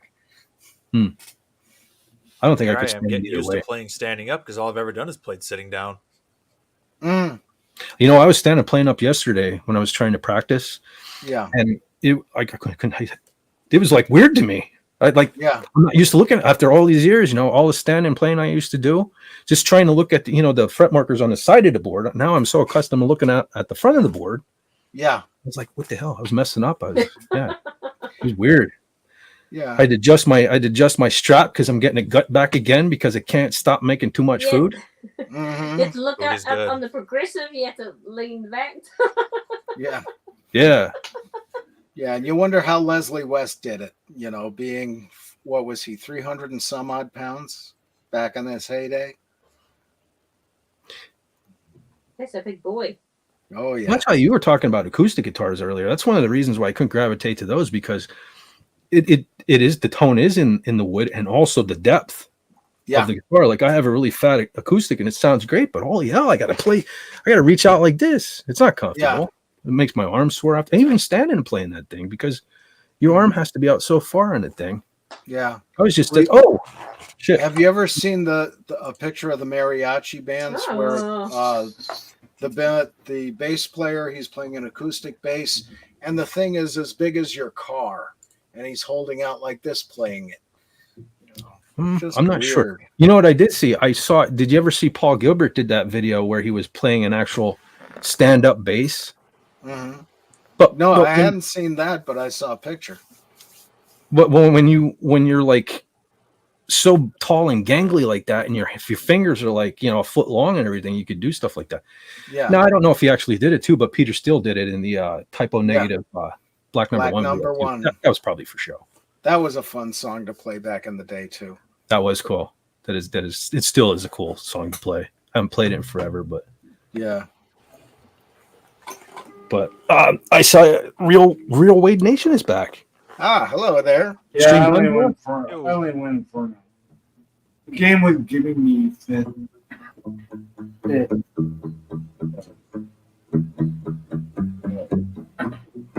I thought I was having a keyboard going and every day, so I'm like, it's gonna die. So. Yeah, we're still going. I didn't think I would be, but that's what happens. That's you what still happens. haven't even played the guitar for us. You're like, Yeah, like I said, I keep it in it, but I have to change all my settings. It's such a project, and then that's the thing. You won't hear me, and then there's so many people here wanting to talk. I'll do it then. I will do it then. Like I said, it's probably going to blow your eardrums out because they said it was loud, but still working. I'm going to go back and my guitar. I have my guitar here, and I'm going to go back and listen to the beginning of this so I can try to figure out where to have this volume and that volume and stuff. But that's why I did this again today, was for a test to eventually play guitar on too, because that's the thing. John Lenrod, Stark of Iron once in. I still want to do that music thing, so this is research, but it's also take the place of King Dolphin not streaming tonight. So that's another thing too. I have to figure out too what's a good time for everybody. Not only the people that are going to be on, but I don't want to stream over anybody either. You can't That's help the problem. that. There's so many people streaming. I know that's the problem. I know so many people now, in this YouTube thing. Yeah, but do whatever. Do whatever. You see, what's good for me, I'm off Fridays and Saturdays, and so. Just don't do a Friday Night Frolics. That's all. Oh no, I would never go against Doomcock. Doomcock. I know, and that's exactly right. Just do it. I mean, not even the fact that everybody would just go to Doomcock, but I couldn't do that to Doomcock. But just do it whenever. Like whenever suits you and your mates. Well, like too. Now I've been getting out early on Tuesdays, so I could technically do it either late Tuesday night or early Tuesday morning. But then what happens is if my hours ever go back up, I won't be home in time to do it, and I don't want to get people attached to that. Yeah. But and even if when I do get around to doing that, like Carla, anybody's welcome. I don't want to just talk about metal. That's the thing. I made that little trailer thing I made and all. It's all about metal and stuff. But I want to bring a bunch of people in because I don't know everything about metal, and I certainly don't know everything about any other kind of music. So I want people to tell me stuff. It's not. Well, you don't need me. I don't know anything. I'm sure you know stuff, even if it's just talking. I really don't. Listen, my ideas for this thing are like just talking about any news that's going on musically, any whatever you're listening to. I want to do like a segment. I was telling John, I don't know if I told Lenrod yet, but maybe come up with a riff every week or something like that, where you could play it and show off your guitar, make up a riff every week, or something like that. I have ideas. I just gotta get this thing rolling. But sometime in the next 10 years, it'll probably happen. But sounds like a plan to me. I would just go with and see if you can. Eugene says, I own over 20 guitars. I'm an Ibanez fan too. Okay, brother. That's what I like to hear. I don't have a Les Paul, but I have an Alex Lifeson Epiphone Les Paul with a Floyd Rose. Yeah, mine's an Epiphone. What is an Epiphone? Cool. It is an off-brand of Gibson. Yeah. Actually, it started with a Dr. Epi who had his own line of guitars, and he was I believe a physicist, and he sold out his line to Gibson, and then they used it as a second quality line, less expensive, and now they're coming back into their own over the last 20 years. Yeah, now am I incorrect? Because from what I understand, actually Epiphone used to be junk, but now I hear Epiphone's a cut above Gibson from what I understand. Yeah, right? I mean, they were very similar in quality originally as a separate company to Gibson, but for years they were basically plywood. In fact, I got my Epiphone SG in 2001, and that was still plywood. And it was, mahogany maple plywood, but it was still garbage. And then around 1989, when they were building them in Korea, they were really high quality, which is what the Les Paul I have here is. Now they're back to that high quality again, or close to. So they've had their ups and their downs over the years, and frankly, I think the ones that came out of Korea are better than what they made in America. See, now, have you ever had trouble with headstocks breaking on Gibsons or Epiphones? Not me. No? I've had a lot of other people have problems with them. In fact, the one guy, he got a brand new Sunburst Les Paul the one night, and he's playing at a bar in Scranton, and I was with Billy Swain doing lights and sound, and they're just going on to their break. He puts the thing on the stand, and he didn't put the rubber piece across the stand, and it fell off the stand, broke the headstock off. He was devastated. And, you know, I told him, don't worry about it. You've got another guitar. But my Les Paul, take it down to Gene Matisco. He'll get it fixed. No problem. And he didn't believe what he saw when it was done. But Gene, being the consummate professional, had it back on, glued up, finished. And the finish was completely blended with the original paint. Beautiful work. And he said, man, I'm never going to anybody else for anything. But yeah, there's been a lot of people had that kind of thing happen. There's a lot of videos on YouTube about how to fix it. Some are better than others. But, well, see, I watched for years. I watched Dave's World of Fun Stuff. And I know in the early days, man, he was almost every video was an Epiphone because of quality issues. And there were several where he was fixing broken or cracked Gibson headstocks. So yeah, and it's funny to me because most Ibanez headstocks are tilted too. Now, is it because Gibsons are a little more severe? And because it's the more severe angle, and it's the amount of wood going across, and the amount of wood that actually takes the impact, and it just spreads that force right across the back of the neck and cracks it off. Now, do they do, like, I know Ibanez on some of their guitars do the volute. Like this one here has the volute. Yeah, the volutes are mildly stronger, not in every case, but the volute gives you a little extra thickness. Yeah. And you'll find most guitars from other manufacturers, they like to use a little bit thicker neck and give it that little extra strength, you know, without a volute, but it's actually thicker going all the way up. And the headstock angle is much less severe. A lot of them, Fender, for instance, they come back to the headstock and then they curve down. Yeah. You know? And that requires a string tree. Yeah. Yeah. And one thing I like that the tree or the rollers. But, right. Yeah. Less friction with the rollers. One thing I like that Ibanez did change was a lot of people don't like the feel of the volute, but Ibanez used to not have the volute. And with the locking nut here, they used to attach it from the back. So some of my older ones have 2 screw holes, and sometimes they were noted for cracking in between the 2 screws. Now, thank God, knock on wood, none of my older ones that have that set up have cracked, but they learn. And like I said, they do the 5-piece neck and everything now. So they're pretty rock solid. Yeah. See, that's an area, technically you could call that a plywood because it's several plies of wood, but it's higher quality wood. And it's going in the length that takes the stress. You know, like with an I-beam, you have the 2 outer parts and then the web in between. That's not going to bend as easily because you've got the amount of force against that being countered by the web in between. And it's a similar proposition with the laminated necks, is you have the force really reacting with the different kinds of wood. Is that force female too? Go ahead. No, go ahead. But it's I think the 5-piece necks are really good. I've seen some. I think it was Carl Thompson bass. He makes custom basses out of his basement, and he's world famous for them. But he'll use several pieces of wood going up and down, 5 to 7 sometimes. And those things are just awesome. And I've never heard of any of his ever breaking. Cool. Now, back to the Gibson headstocks.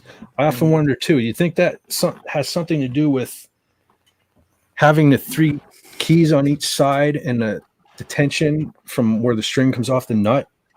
I mean, you think that would have anything to do with it? Not really from that particular aspect. One of the things I've seen with the 6 on a side, depending on the quality of the guitar, is a crack along where the holes are drilled for the tuners to go in. And occasionally it's been catastrophic where that whole piece is broken off on the outside. Well, that's a lot of tension when they split off like that. It's one of the reasons. Yeah. Well, the main reason I don't like the 3 keys on either side is because I'm lazy and it's just easier to tune them all in a line. Back, whatever. But, yeah. Well, that's the thing. I tune left hand or right. Yeah, I end up tuning right-handed, but I wish I could tune down here.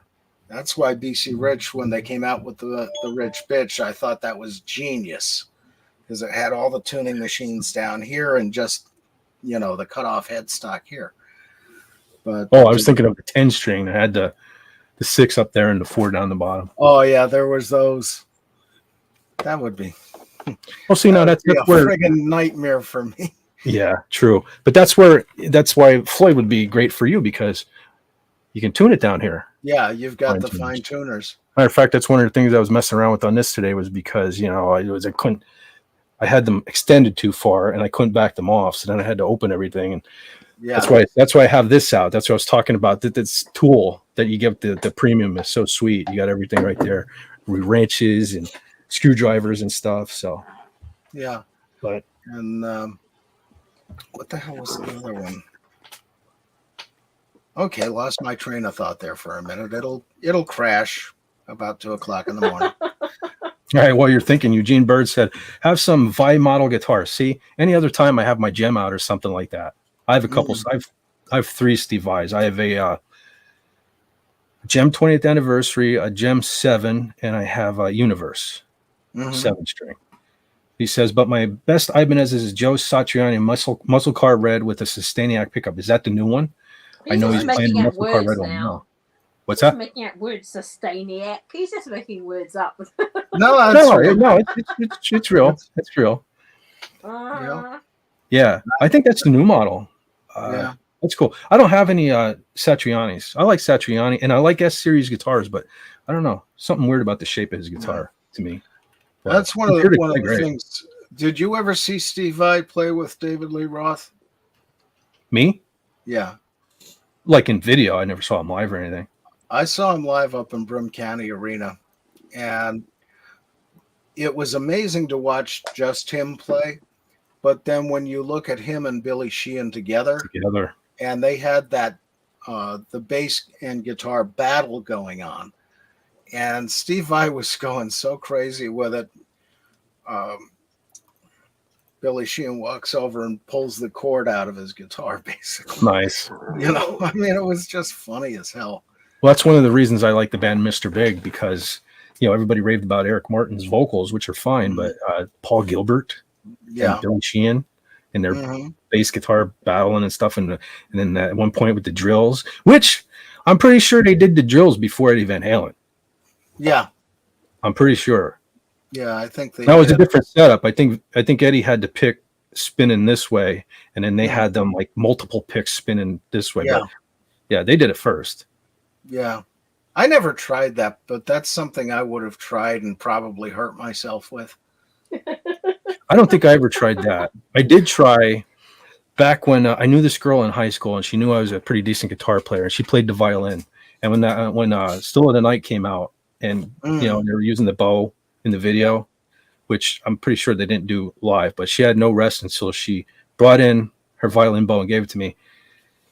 And I felt so bad because as soon as I started using it, that's horsehair, I believe, right? Yeah. I started breaking the horsehair, and I felt so bad. It didn't work for me. I couldn't get it to work. Yeah.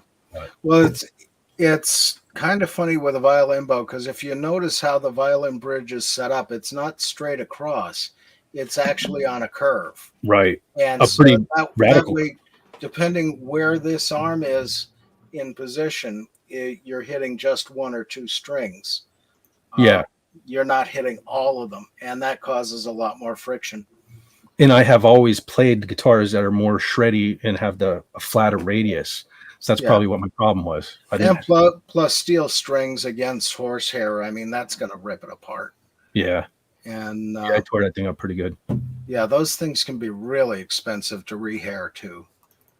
And I'm not sure what the going rate is, but you know, for the best of the best, it gets ridiculous. Eugene Bird said, "Subscribe to Dave's World. He's funny too." Then you know what gooched is. Gooched. My streams are always gooched. What's that? That's when things are screwed up. Okay. They called it gooched. Oh. That's his version of Semper Gumby. Right. Mm. A gooch. Yeah. Jenny kissing. Hello. Oh. Oh, hey. Maybe a piano. Welcome to the shit show. Play piano. I can't use. I would use that, but I think Janet from Another Planet uses that, so I can't. That would be a perfect name for the show. It definitely would. But here's a question for Carla. Maybe that should have been Guns N' Roses' first single. Welcome to the shit show. Yeah. Guns N' Roses, if you were lucky enough to get the show at all. On stage. But here's a question for Carla Burton. What musical instrument might you choose to play? It'd probably be the piano, because I'm very small, and I don't think I'd be able to play guitars and stuff like that. So, yeah. Angus Young is how tall? 4 foot nothing. Oh, really? Okay. Yeah. No, I think him and the piano. It's because I don't know. I think all of our kids, all 8 children, have learned the piano. So. And your son, I remember that video. Your son is quite an outstanding piano player too. That guy, he's just cool. Yeah. He's one of a kind. Thank goodness. There you go, Carla. One of my sons is a piano tuner. And he could build them. He could fix them. He could build them, fix them. And well, speaking of piano tuners, when I was telling the story, I don't know if probably John, you were here for it, obviously, but when I told the story earlier about wiping out the mailboxes, wearing a cape, riding my bike. The guy was a piano tuner, was his profession, and he had a 2-car garage right in front of those mailboxes, and he was in there tuning a piano when I wrecked the mailboxes. That's how come he heard it, and he went out and fixed them right away before my dad could go down and fix them. Anyway, sorry about that. It was a weird story. There's a good man who did that. Yeah. Awesome.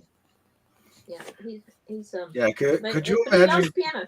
The thing is, a lot about my kids, a few of them who end up, and the one as well. They, it's a chore. They don't do their piano practice and all that sort of stuff. And as soon as they stop, we're near the end of their piano lessons, all of a sudden they find ragtime or boogie or and one of them found that, and he played it all the time. And another one, Wilbur, he loves the what do you call it? Oh, musicals. So he's been playing cabaret music. He's just mad about them, and now he's into Les Mis, but he sort of wants to. Yeah, so he's just into musicals big time. Awesome. He's taken in a whole lot of different styles. You're right. And you don't have a lot of people playing ragtime today, which is kind of a shame because Scott Joplin was a genius. Yeah. Well, because I used to listen. I say I don't like music and stuff, but the music I used to have playing all the time when Oliver was young was all these ragtime 30s, these black ladies singing and all these sorts of things, right? And I love listening. I just had it playing all the time. And then he loved playing it. He just has a knack for it, and he had to change piano teachers because his piano teacher was classic. They're classical, and she can't take them past grade 5 ragtime because it's just so different. Yeah. Wow. But they love it, and he's really good at. he's a sort of kid who he would play the this is a piano tuner.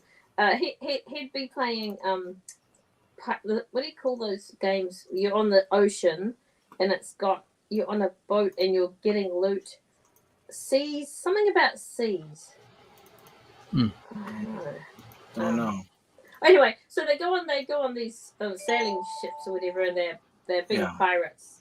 I can't remember, but it's a really popular game. Anyway, and so he would be playing this game with his friends and had the keyboard perpendicular to him. So he's playing, and then he's like playing the music of like shanties and all this sort of stuff. Yeah. And he'd play the games and stuff. And I'm like, wow. Oh, only he would do that.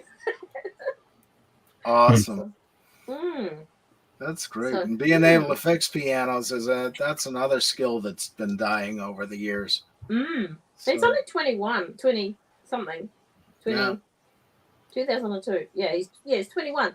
So and he started learning when he was about 16 or so, because he just had a really good ear. Like when the piano tuner came over, who we know, but he'd come over and he'd say, "But what is that extra sound that you can hear?" And the guy was like, "Not many people can hear that sound." So so he was he went on to do piano tune, and then he's having a break now because when you do it, he's only 21 and he's been doing it for 5 years, and he just is having a break. But he can do all he can do anything.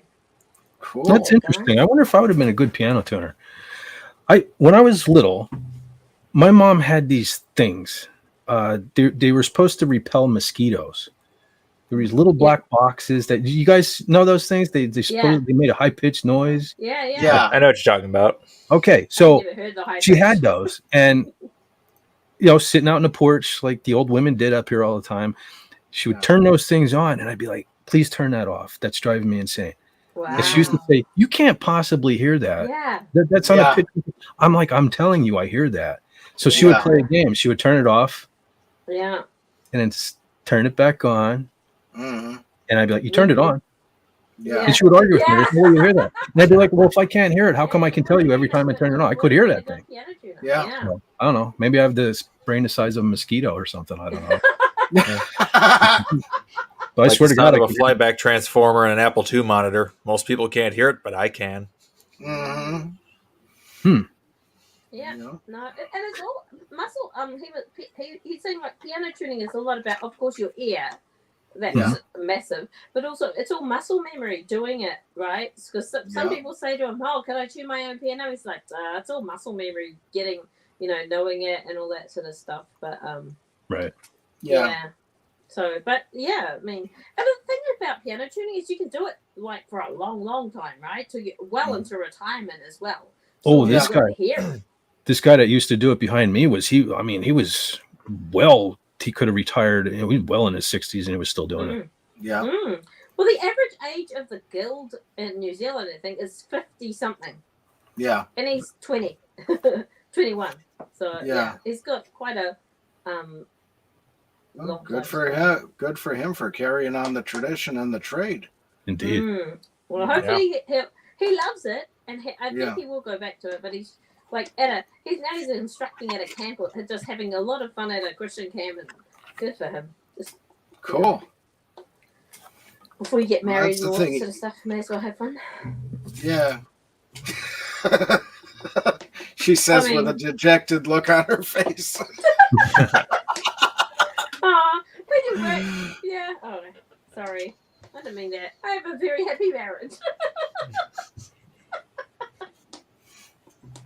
That's what she says as she picks up the shovel and walks to the backyard. Exactly.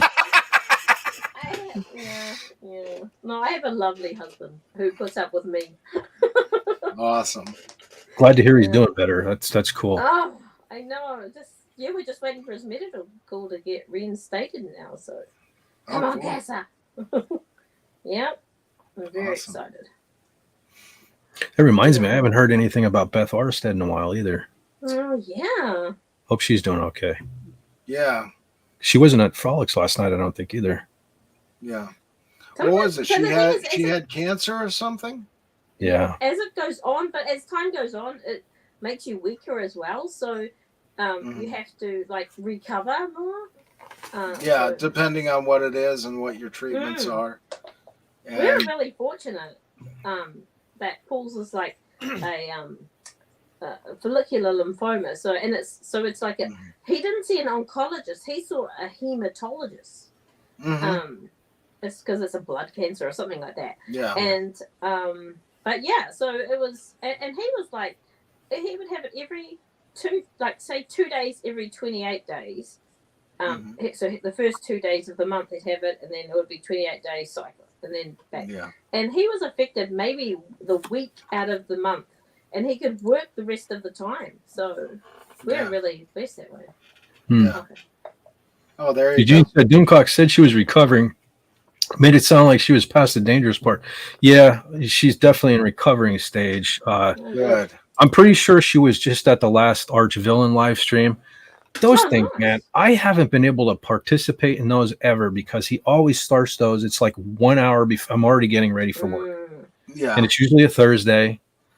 So, yeah, I can't participate. I'm usually listening in the first, 45 minutes or so, but I'm pretty sure she was at that one. Cool. Yeah. So, yeah. Frolics isn't the same without her jokes and Barbie, is it? So the princess of puns. Yeah. I don't know.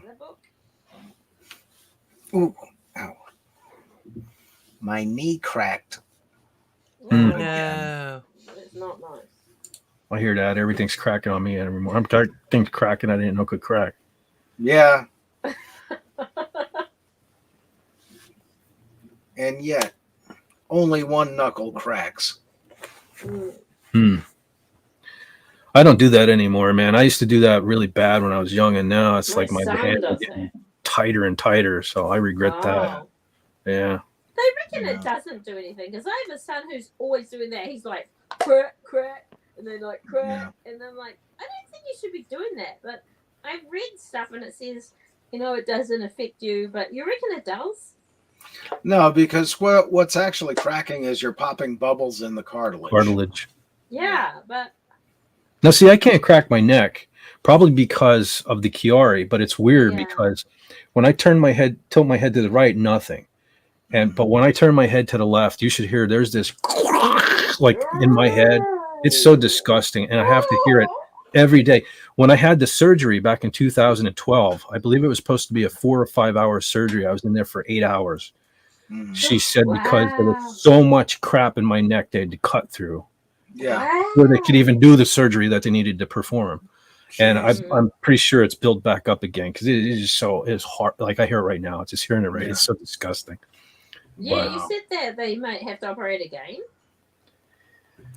I've had issues over the last few years that now what I had, you could have a cyst develops on your spine. I was going paralyzed. You can have it at the top of the spine, which is where I had it the first time, or you can have it at the base of the spine.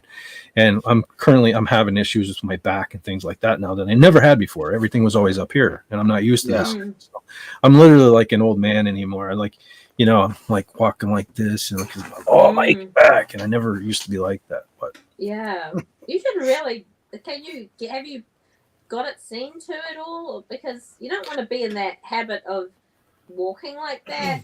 No, as you get older. I know. I should. I said this before. I'm good at making excuses, but my family doctor retired like 3 years ago now. It is, and I still haven't found another doctor. And I don't know. Just the first time going through all of that, it was like they sent me to all these specialists, and I was telling listen, I'm not a doctor, but I knew what hurt. It was up here, and they're doing MRIs on my lower back and all this stuff, and it's like I finally went back to my family doctor. Yeah, and he's the one that found this.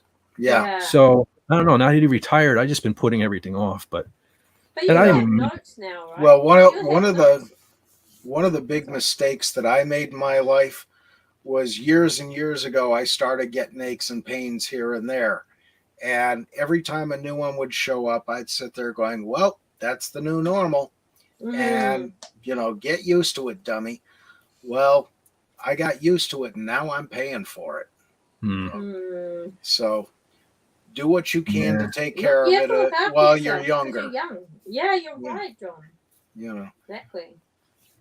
Because I mean, now I can stand for a while depending on footwear and where I'm standing, but I can't stand for long periods of time. And even in the lodge, the master of the lodge is standing throughout the whole meeting.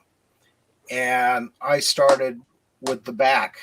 My legs would start shaking because of the damage in my lower spine. And that's gotten more and more over the years. So I'm not quite ready for the wheelchair yet, but take care of what you can as soon as you can, rather than waiting till you're old like me. Or because your body adjusts too much to the pain, right?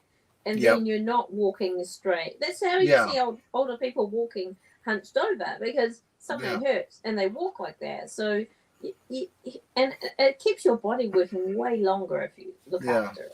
Yeah, and a lot of times when I've been sitting for a while and I go to stand up, it takes me a while to get into the standing position. And, there's pain in the hips, pain in the knees, pain in the back, and it's not something you really want to go through on a regular basis. There's other days when I can get up and down easily. I have a pain in the neck. Isn't that something? I am a pain. Sorry, I didn't mean to interrupt you. The irony. You mean the irony? Yeah, yeah. Yep. The thing of it is when everything happened to me last year, bad things happened to me last year, but it resulted in some good things because it got me back in life. It got me out of the house, and I was getting things done around the house, and whole new thing for me. And I felt much better back then. I think my biggest problem right now, I spend a lot of time in this chair. Yeah. Look, 5 hours and 44 minutes just tonight alone. I mean, literally, I've been getting up and, I'm kind of in a rut again where I'm staying up late again and I'm sleeping late. And by the time I get up, I do a lot of things at this computer.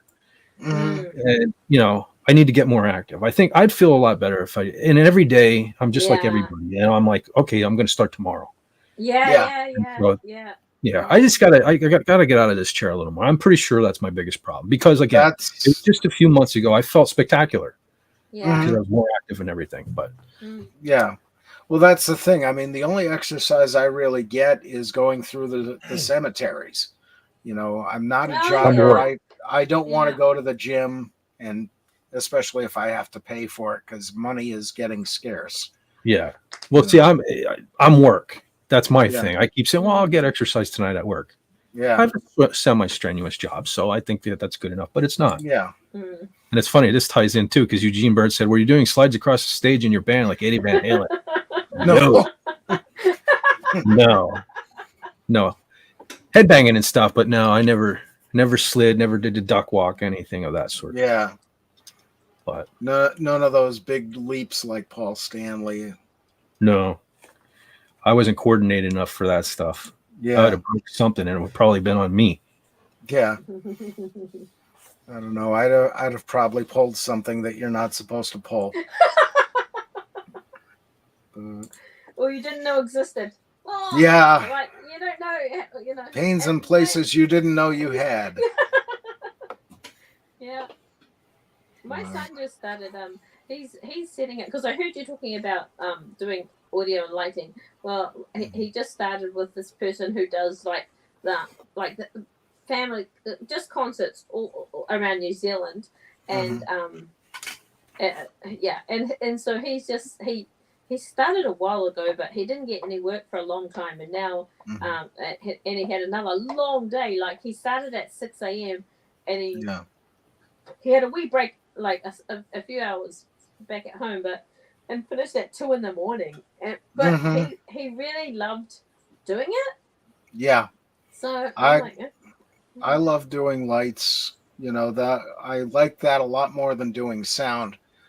But the thing with a lighting show, you can have a small show, 4 par cans on 2 trees, the controller module, and then the button box to control it, to turn them on and off. Or you can go to the big show like Billy Swain had. And he had 3 sizes, big, middle, and the small. And when he did the big show, we had the trusses on the risers, and we had upwards of 50,000 watts of lights. Whoa. And crowd blinders, 500-watt par cans, 300-watt par cans. Yeah, we never had the lasers, but I was looking at getting my pyro certificate at one point, but that's another story. Yeah. But we used I remember the one show we used every single thing he had, including what we called Mr. Smoke, which was the smoke generator. Yeah. And I'd been doing the lights all night, and we've got the big Leprechaun board, which has buttons for all your lamps or a combination of lamps, crossfaders, so you could go from one preset scene to another quickly.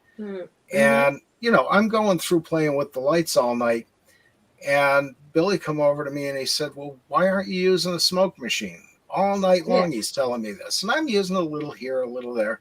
Final song of the night, he busts my balls again about it, and I just stepped on the smoke machine while doing the lights, and you couldn't see the lights for all the smoke I was putting out.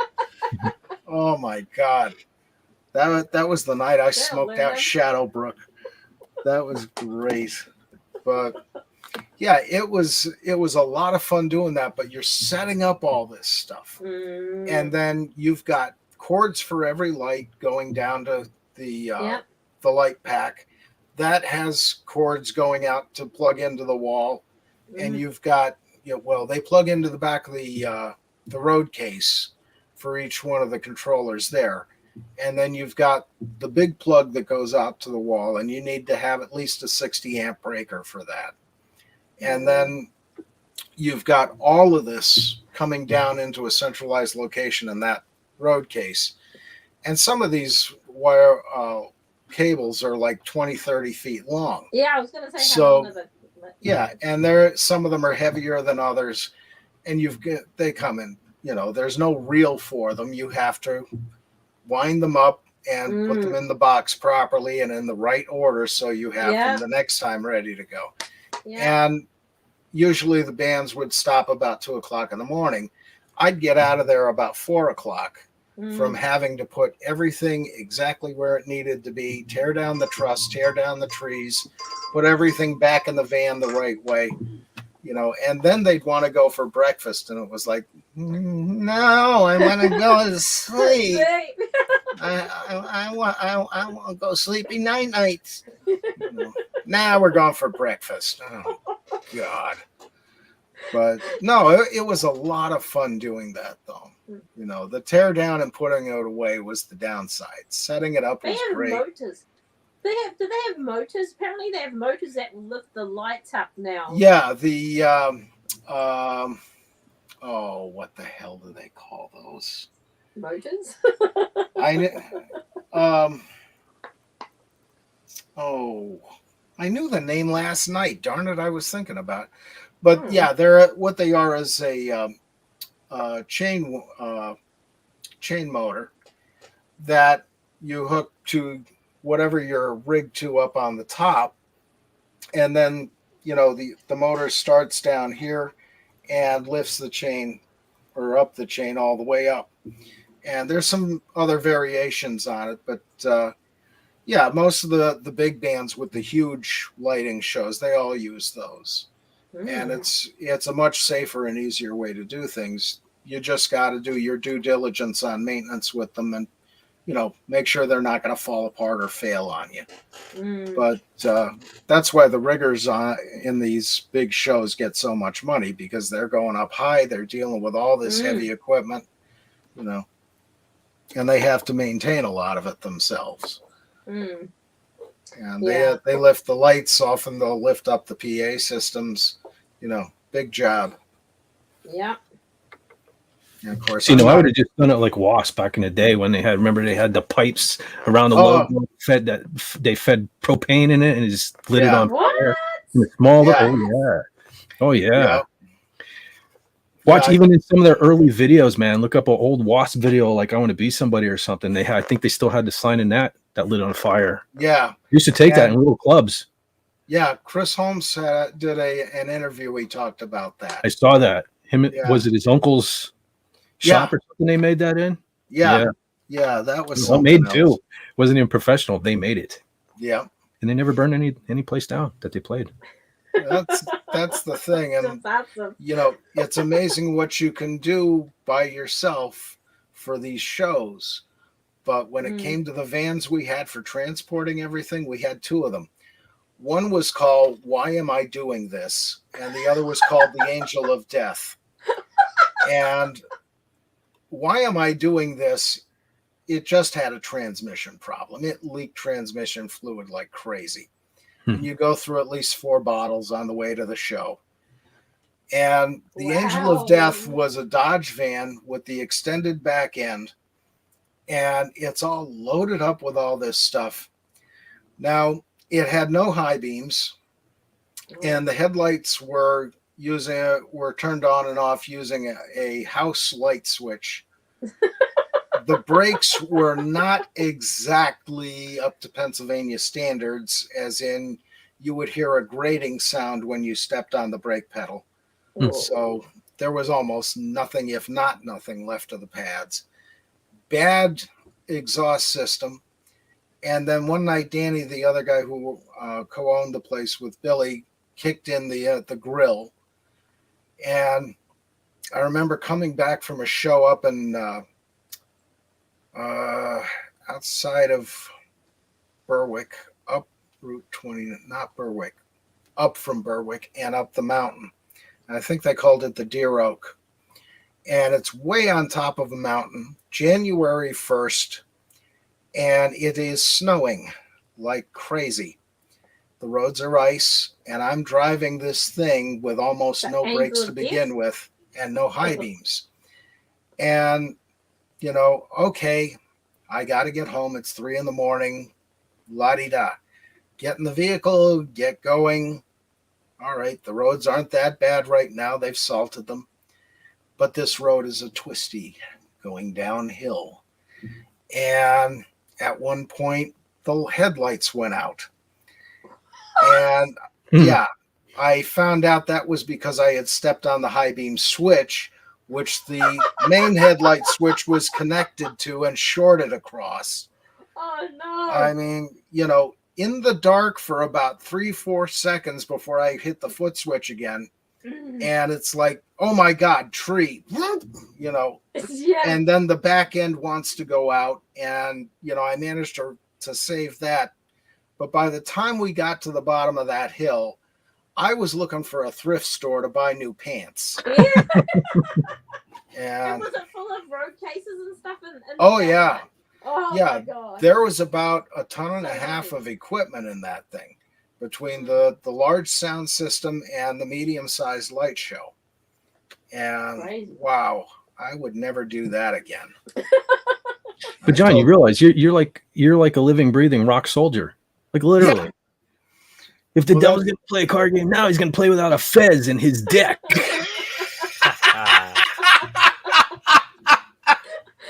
Yeah, I suppose that's true.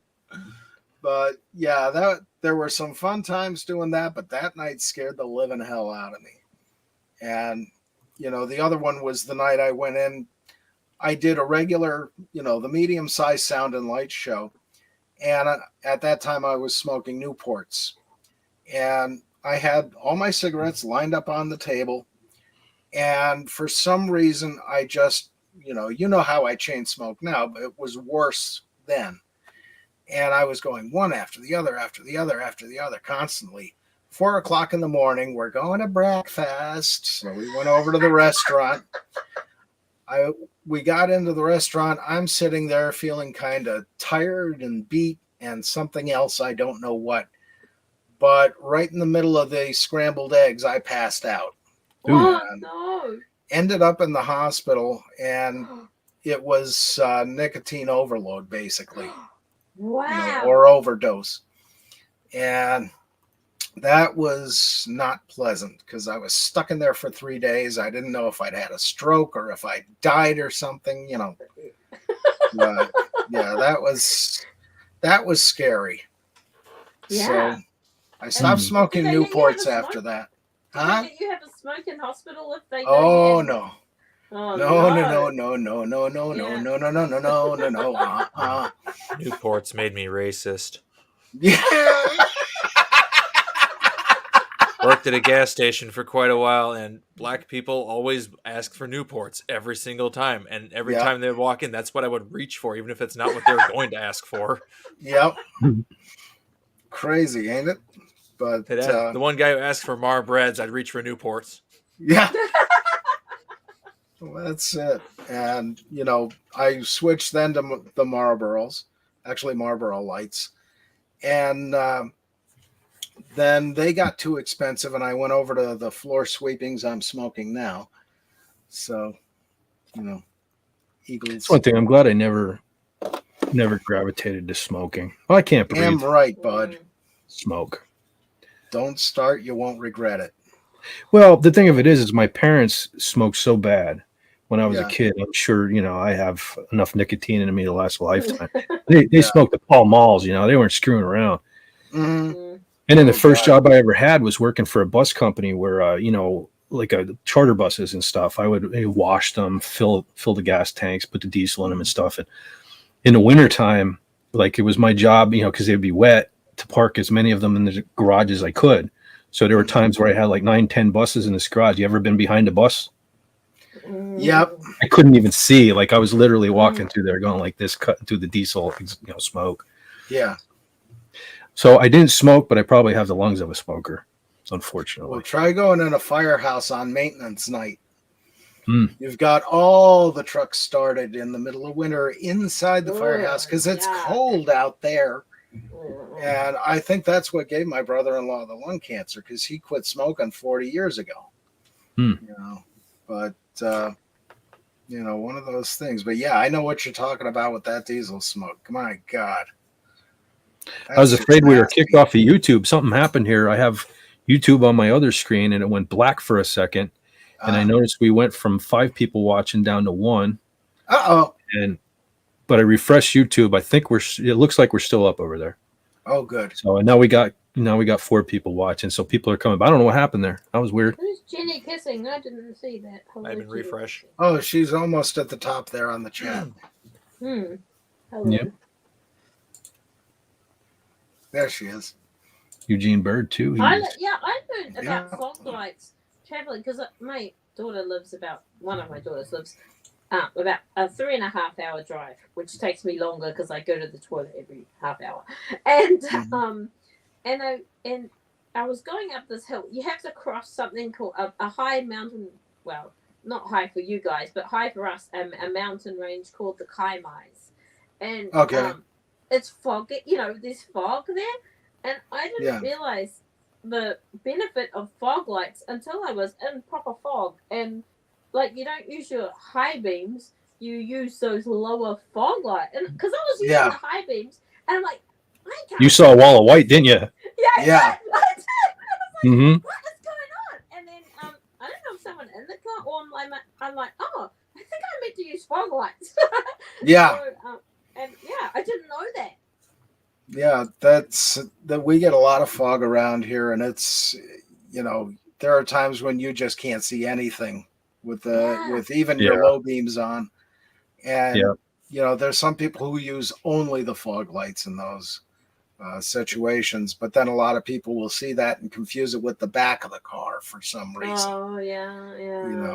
And it makes people crazy. Lights and fog lights in fog. You can. I do. Well, I did when I had fog lights.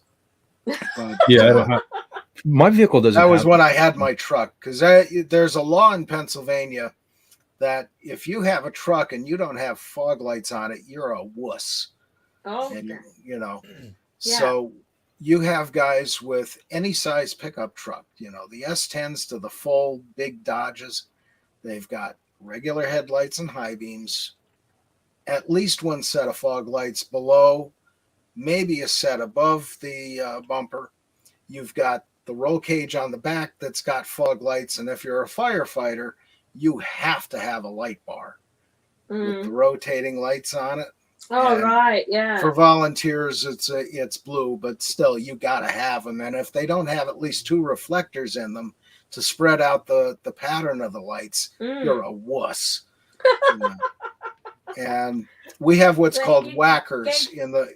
The whackers are the guys who have at least 7 antennas on their truck. Yeah. One of them is a CB. The rest are all scanners or radios that they're not supposed to have. The officers are allowed, but not the general population of the fire companies. So, and you have whackers who have the alternating wigwag lights and blue lights in the grill and all this illegal stuff. And it just drives you nuts to see. Wait a second. So they have all, and they get away with it. Yeah. Some of them I probably wouldn't, but that rekindles my love affair with this idea of buying this used police car that we were talking about a couple of weeks ago. Well, again, check Pennsylvania Code, Title 75, Section 4571, 4572. I know it's completely illegal, John. We've gone over this, but I'd be able to pull women over, and it would be really cool for a short period of time. It'd probably be the best time of my life. It would almost be worth going to jail for. Attorney Pudgy to the rescue. Exactly. I'll have him on speed dial, and in the meantime, I can pull these women over and say, "Excuse me, ma'am, step out of the car, assume the position, hands them." Yeah. Meanwhile, back at the Earth. Yeah, I just want to point out, Eugene said that when we were talking guitars, a lot of people dropped. Yeah, that's the thing with my channel. It's like, they come here probably expecting Star Wars and stuff, but you're hanging with your mates, it doesn't matter. Yeah. No, like I always said, FET's me. FET for hire is me. That's if I want to talk about guitars, we'll do that. If I want to talk about Star Wars, ain't even worth talking about. And it is 12:35 in the morning. Well, for us. It's only 11:30 here. We're fine. 4:30 in the afternoon. You guys can just keep going. Yeah. Don't challenge me. Yeah, he's done 10 and a half hours already. So yeah, I know. What is it now? 6 hours. Wow. 6 hours, 4 minutes, and 42 seconds. Yeah. And here's my cat. Hope he doesn't jump on. Kitty. How did the stream end? Oh, Cat ended it for you. Yeah. I thought he was going to end it earlier, man. He just came out of nowhere. Claws were blazing. He just didn't want me to put him down. It was ridiculous. He's like stuck to me. Yeah. Acknowledge my existence, human. Yes. Well, that's the thing. The little bit that I get to go on Pop Culture Breakdown, I swear to God, he knows. It's like every time I don't talk until it's my turn to talk. Mm-hmm. And as soon as they say, "What's your take on this?" Here he comes. Yeah. Or they start running behind me, and literally the one time I was on there, the two of them started hissing and going at it right behind me. Jesus. It's a kitty conspiracy. That's where it is. And it's like, it's usually them when I'm on Doomcock's channel and when it's King Dolphin TV. Now, this is funny. I've done this stream for 6 hours now on my own channel. I haven't heard of an ATV, a motorcycle, but I go on King Dolphin TV and it's zoom this way, zoom that way. It's ridiculous. Because he's doing it during prime zooming hours. Yeah. You do it earlier then. Well, I mean, I did start. Yeah, but I started, what, 6:30? King Dolphin wasn't at that point. Yeah. No. Where were they tonight? I go to church. He starts at 9 o'clock in the morning for me because I'm just heading out the door to church, right? And so that's like how many hours ago? No. Well, Raymond, did you start? I started, I think, at 6:30 tonight. I wanted to start at 5 because that's what Raymond starts at 5 p.m. our time. Right, yeah. But I had all kind of an hour later. I had all kind of technical issues. But I mean, still, Raymond would have still been going, and all throughout, just cause it's. I'll be right back. I Call of the Wild. Okay. I'll allow it for now. And what have you been up to, Linrod? I've been in my workshop all day working on some stuff. Yeah. Coming up with a new development. I think I almost got it figured out. A way to change the laser in a video game console. And that will solve all your problems? If I can get this idea I have to work, it'd be a game changer for video game console repair. Especially with older systems, like the laser goes bad and they're 30 plus years old in a lot of these things. The laser goes bad, you got to find a replacement. Well, these components haven't been manufactured for 30 years. So my solution is to actually replace the one part of the laser assembly that went bad, the diode. Yeah. And I've been fiddling around with the Sega CD unit, and I'm pretty sure I've got the laser diode actually behaving like a replacement diode itself, behaving in the original carriage. Yay. It's still a little wonky, so I'm working the kinks out of the idea, but it is working so far. So I'm stoked. Well, let me just throw this out there, that if you become rich and famous, don't forget about Now, Raymond, you can forget about Raymond. But the rest of us, hey, you need packaging for your product and stuff, I can design it. Same. Yeah, I highly doubt I could actually sell this. It's just a construction technique. Oh. It's like I'm not making the lasers. I'm ordering them off DigiKey. Lasers? Oh, you missed CD the lasers. time. End of the world stuff. Yeah. Fez-mounted turret lasers? Omnidirectional fez-mounted turret lasers. Awesome. Lasers that go boom. See, we can say that here. Yeah. Although I do have a video. I could put it up. No. That'll put me on a 5-second lag. Do you have that lag? You don't have that lag on my channel though, right? No, I don't think so. Do you have it on Raymond's channel only when he plays that video? Actually, with the beginning, his introduction video with snorting the water and all that, that causes a little, and then the boom definitely does it, and it gets worse every time he does it. And then at the end, I'll hear show notes 4 or 5 or 6 goes times. to show notes. Yeah. Yeah, you know what's funny too? We hear you talking like every time he plays one of those Really? things. It's so much so that it's weird when you're not there and you're not talking over one of his bumpers. It's just weird. Yeah, because I know I'm muted. Well, the mute button goes pink here on the screen, so I figure I'm muted, and it says muted in the box where I am. But, so you don't click mute at all? No. Because like it automatically does it. Yeah, when he pops up a video, it will automatically mute you. So if you click that, you will mute yourself. But you're not even doing that. You're just live. Yeah. That's weird.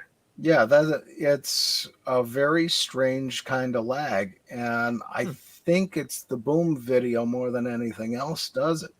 But it could be, again, the introductory video or show notes or whatever. I don't mind because I love those videos. The boom I could live without, but he gets carried away with the boom, but it's funny.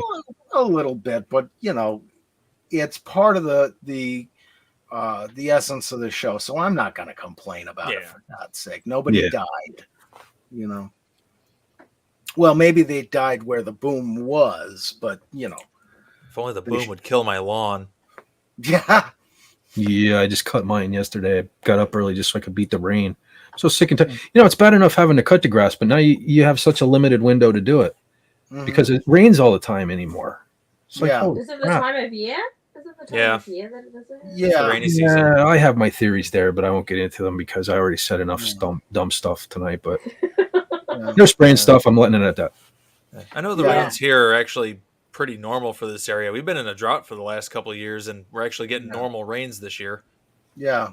Unfortunately, it makes it really good for my allergies. It's not like it never rained here, but the thing, listen, you're talking to a guy who drove Camaros. I used to religiously wash my cars, and I had plenty of time to do it. Now, I don't even feel like washing my car anymore because by the time I screw the hose on and fill the bucket, it's already clouds are overhead and it's threatening the rain. Yeah. Well, just leave the soap on the car. The rain will take care of the rest. Yeah. But then that would be great if I didn't live on the highway. But then as soon as the next car drives by and splashes the dirty water up on my car. Oh, well, that's why the machine gun nest. Yeah. I didn't think of that. And how your road is laid out, you put one at the upper curve and one at the lower curve. So take them out before when they crash, they don't go through the curve; they go straight into the trees. And that's another thing I don't feel like contending with anymore either.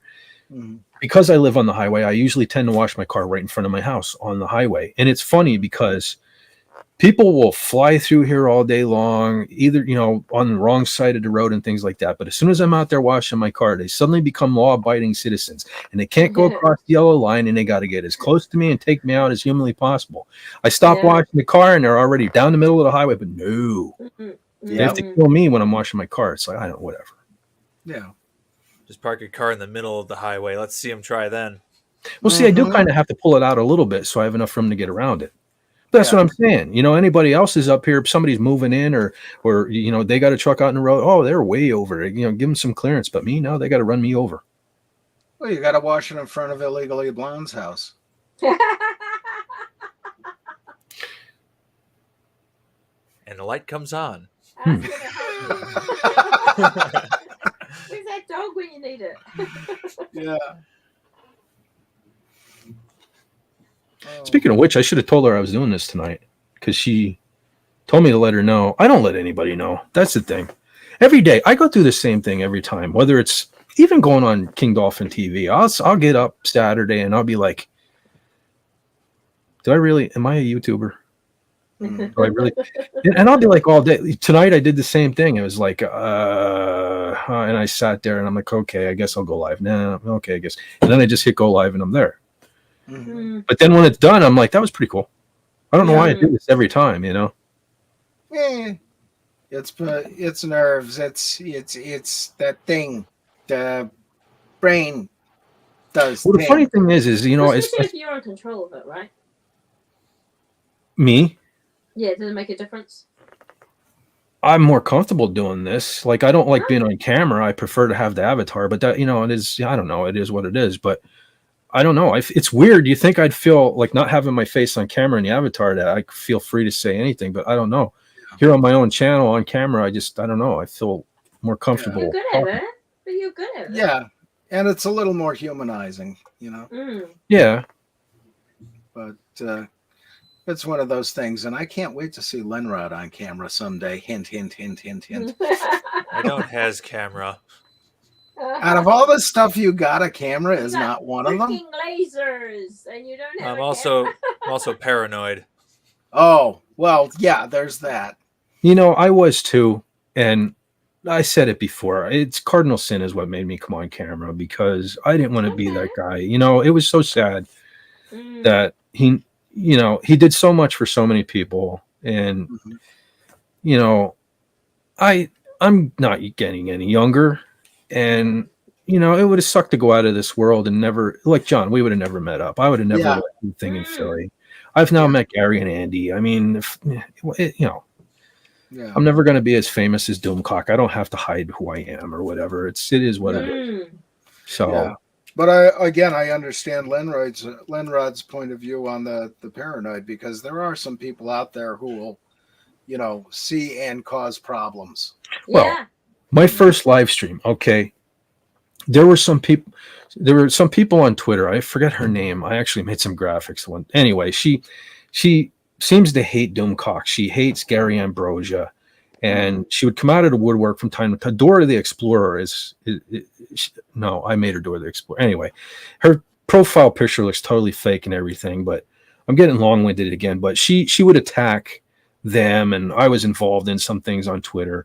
And after my first stream, I remember she showed up in the thing, and on Twitter was, he looks exactly what I thought he looked like, and they were ripping me apart and everything. So you're gonna get that no matter what. But who cares? She probably looks like Honey Boo Boo or whatever. Really, I'm sure her profile picture's not her, and. So what? I gave up hiding behind the avatar for a little bit, and you want to rip me apart? That's fine. Doomcock, the level of crap that he deals with on a daily basis, I don't know how he does, but he is a super villain. Yeah. The helmet. And you're living in Austin. If you don't have a thick skin down there, good God. Yeah. But the level of some of the stuff, like John, you're not on Twitter, but some of the things people say, that's why I can't even read a lot of this stuff, how ignorant people are. Yeah. Well, that's kind of one of the reasons I don't do the Twitter is I really don't want to open myself to stuff like that. Well, see, it wouldn't be to that level with you, though, because, sadly what it is a lot of these people want to make a name off of him. Yeah. Because they want to be so anti him. They want their heroes to show up and say, "Oh, I like you because you don't like him." That's one of the only times I was ever attacked on Twitter was that freaking Knights of what the hell is his name? Republic? What's that? Republic. Melvin, Knights of Melvin. Oh. His jackasses came after me the one time on Twitter, but Mhm. that was that whole time where I kind of disappeared for a little bit because I was saying stuff I shouldn't have. Mm. People like that, you know what I mean? And they were originally Doomcock fans. That's the funny part. Yeah. You know? Well, that's the thing is, I'm not so worried about what they say about me, but somebody attacks one of my friends. That's why I got involved in it. When people say stuff about me, I just whatever. But they were attacking Doomcock, and that's how I got involved in it. It became a whole thing on me. Yeah. But it was funny too because I remember they said about like I was making myself more important than I was. Like I don't think I'm important, but it's funny, and not I don't mean to sound arrogant right now, but you scumbags are where I've been on Pop Culture Breakdown. So Yeah. how important are you? Go do your guys' dirty work or whatever. But like, the thing is, like, who, what do you want to live in the head of someone who's like that? Like, you imagine what sort of person you have to be be rude, mean to other people just because of whatever. Well, I just think we always deal with people like that, and we're like, just be glad you don't live in their head because they must be miserable people if you need to make other people be cruel to people or whatever. And that's why Doomcock, why the heck? There is no benefit for a Doomcock to ever reveal his face. Why? There's that. There's no benefit to what he does. Yeah. I can only That's see. it. The only thing is we all kind of want to meet him, though. Yeah, I know. I understand that. But what I'm saying is that people are assholes and awful. Right. Yeah. Yeah. Well, we were talking earlier, like I said, even if he does like he did that car video back in the day with the luchador mask. That looks like a helmet. I mean, wear that. That's all cool. Yeah. Yeah. Just so we could all hook up and stuff while we can. Yeah. All still can. Yeah. And what, Eugene Bird is in Austin too? Yeah, I was looking at that. It's a shame I didn't know that sooner because I don't know if you're aware, but a lot of the guys from Pop Culture Breakdown are at the Comic-Con right now. I guess until yeah. Oh wow. Yeah, it's a bunch of them. It's Gary and Andy flew. Rob Wright is there. Nick, I think from Echo Base Network, was supposed to show up. Wow. Oh wow. Yeah. It's so that's what I'm saying. This is cool. It's snowballing, So I'm hoping one of these days there's going to be a DoomCon. Yeah. They've So, been chanting hopefully. DoomCon for years. Sorry? Yes. Yeah, DoomCon. Oh, Eugene says, I'm always listening to people in case I meet Doomcock in town. All I know is he was on camera in a mask during the pandemic. Mm-hmm. Yeah, that's one thing that's funny because Doomcock has so many subscribers right now and he has such a unique voice. I can't believe somebody didn't go, I know who you are. At the grocery store or something. Because he's running the risk of that now because his voice is so unique. I know if I hear him in person, I don't care what he looked like. I'm sure he's not going to look like what I expected, but as soon as I hear that voice, I'm going to know. The microphone adds a different tone to it, though. Well, but I'm so used to hearing him without the microphone because, mostly what I watch is Frolics. Yeah. And what's everybody's thoughts on Pop Culture Breakdown, how he does the voice changer through the whole show now? I like his regular voice for when he's doing commentary. For I did the videos, it's one thing, but yeah, I understand it. So many new people were coming in and asking in the chat, "Who's this guy?" Because he didn't have the voice change, so I understand why he's doing it. It is a little distracting, I know, when I watch it. Yeah, but that's his big show now too. Maybe he should do it for rants. When he's gonna rant about something. You know how he used to do that? He used to say, "I'll put my helmet on so I don't explode or whatever like that." Yeah. So maybe when they're gonna do that sort of thing, put it on and then take it off for Rumble rants or what do you call it? Super chats. Yeah. Well, it was so cool. He just ranted on Wednesday, and he used the bumper that I made him. It was pretty cool. The thing. So that was pretty cool, and he did a pretty good one. Yeah, He's done a real good one in a while. Of course, there's another consideration with that helmet. I mean, he's worn it for so many years now. I hope he washes it out regularly, because if not, that thing has got a smell. Sabu makes him probably because of all the stuff he does to the helmet. Oh God, that's worse. Sabu's left presence in the helmet more than once. Yeah. But that's one of the things I'm looking forward to at PodCon is, Lenrod and Cobalt are two people I got to meet. I mean, that's finally put a face to a name.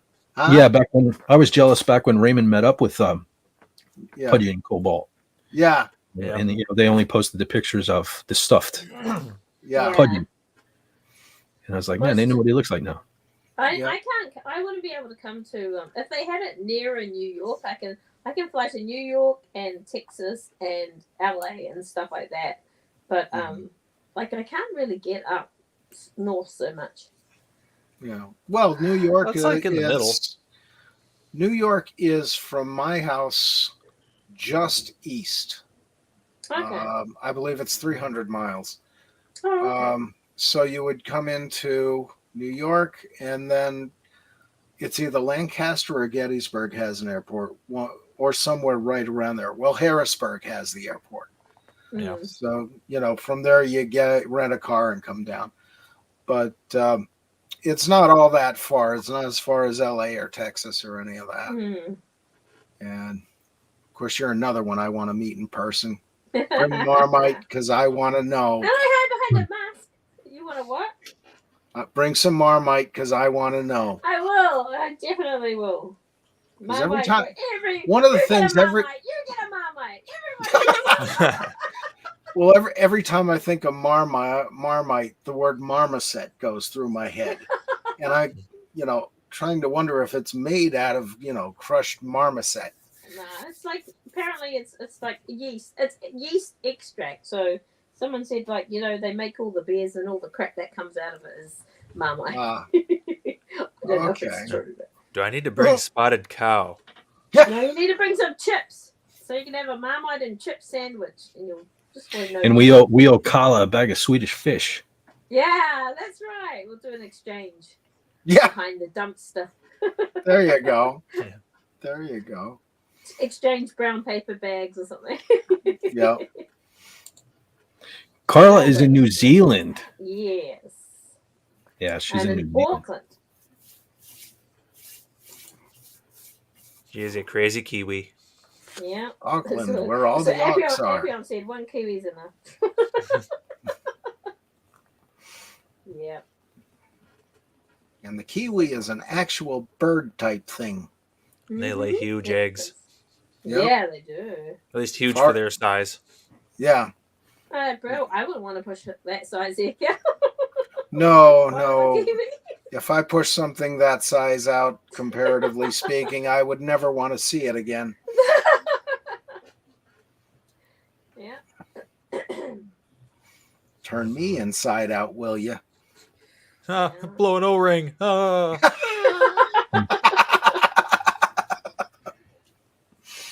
Yeah. Unreal. Oh my. Let's see. Ober. Wait a minute. I'm gonna go soon. I need to stop talking for a while. Although the thing is, I'm like, I could sit quietly, but I can never sit quietly. That's my problem. Yeah. Always have something to say. And here I have like nothing to say. I think that's why I can do these longer streams, because I always sit quietly, and I guess when I get on here, I make up for it. Yeah, what you do. Awesome. Awesome. And I need to run to the store quickly. Are you still going to be on in a little while? It's a possibility. All right. Because I have not. If I say yes, I probably won't be. If I say no, I probably will be. John, if you go, do you want to go now? And I'll stay here till you get back.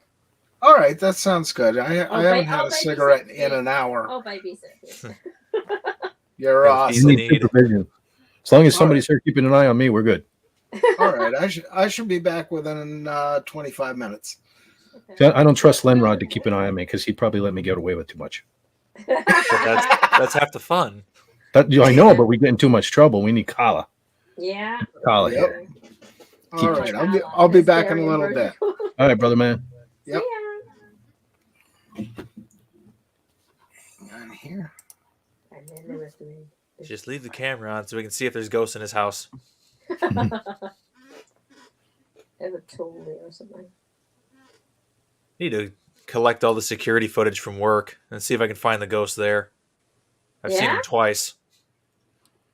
He's a I just tall wish I fellow could get a with hold a of our beard. security. I wish I could get a hold of our because we have cameras everywhere, and there's so many dumb things that happen every night. Boy, I would love to do that. We did have though. We had a driver who I forget where he was, but I saw the video.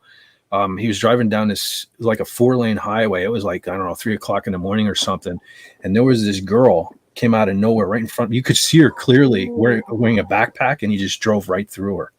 What?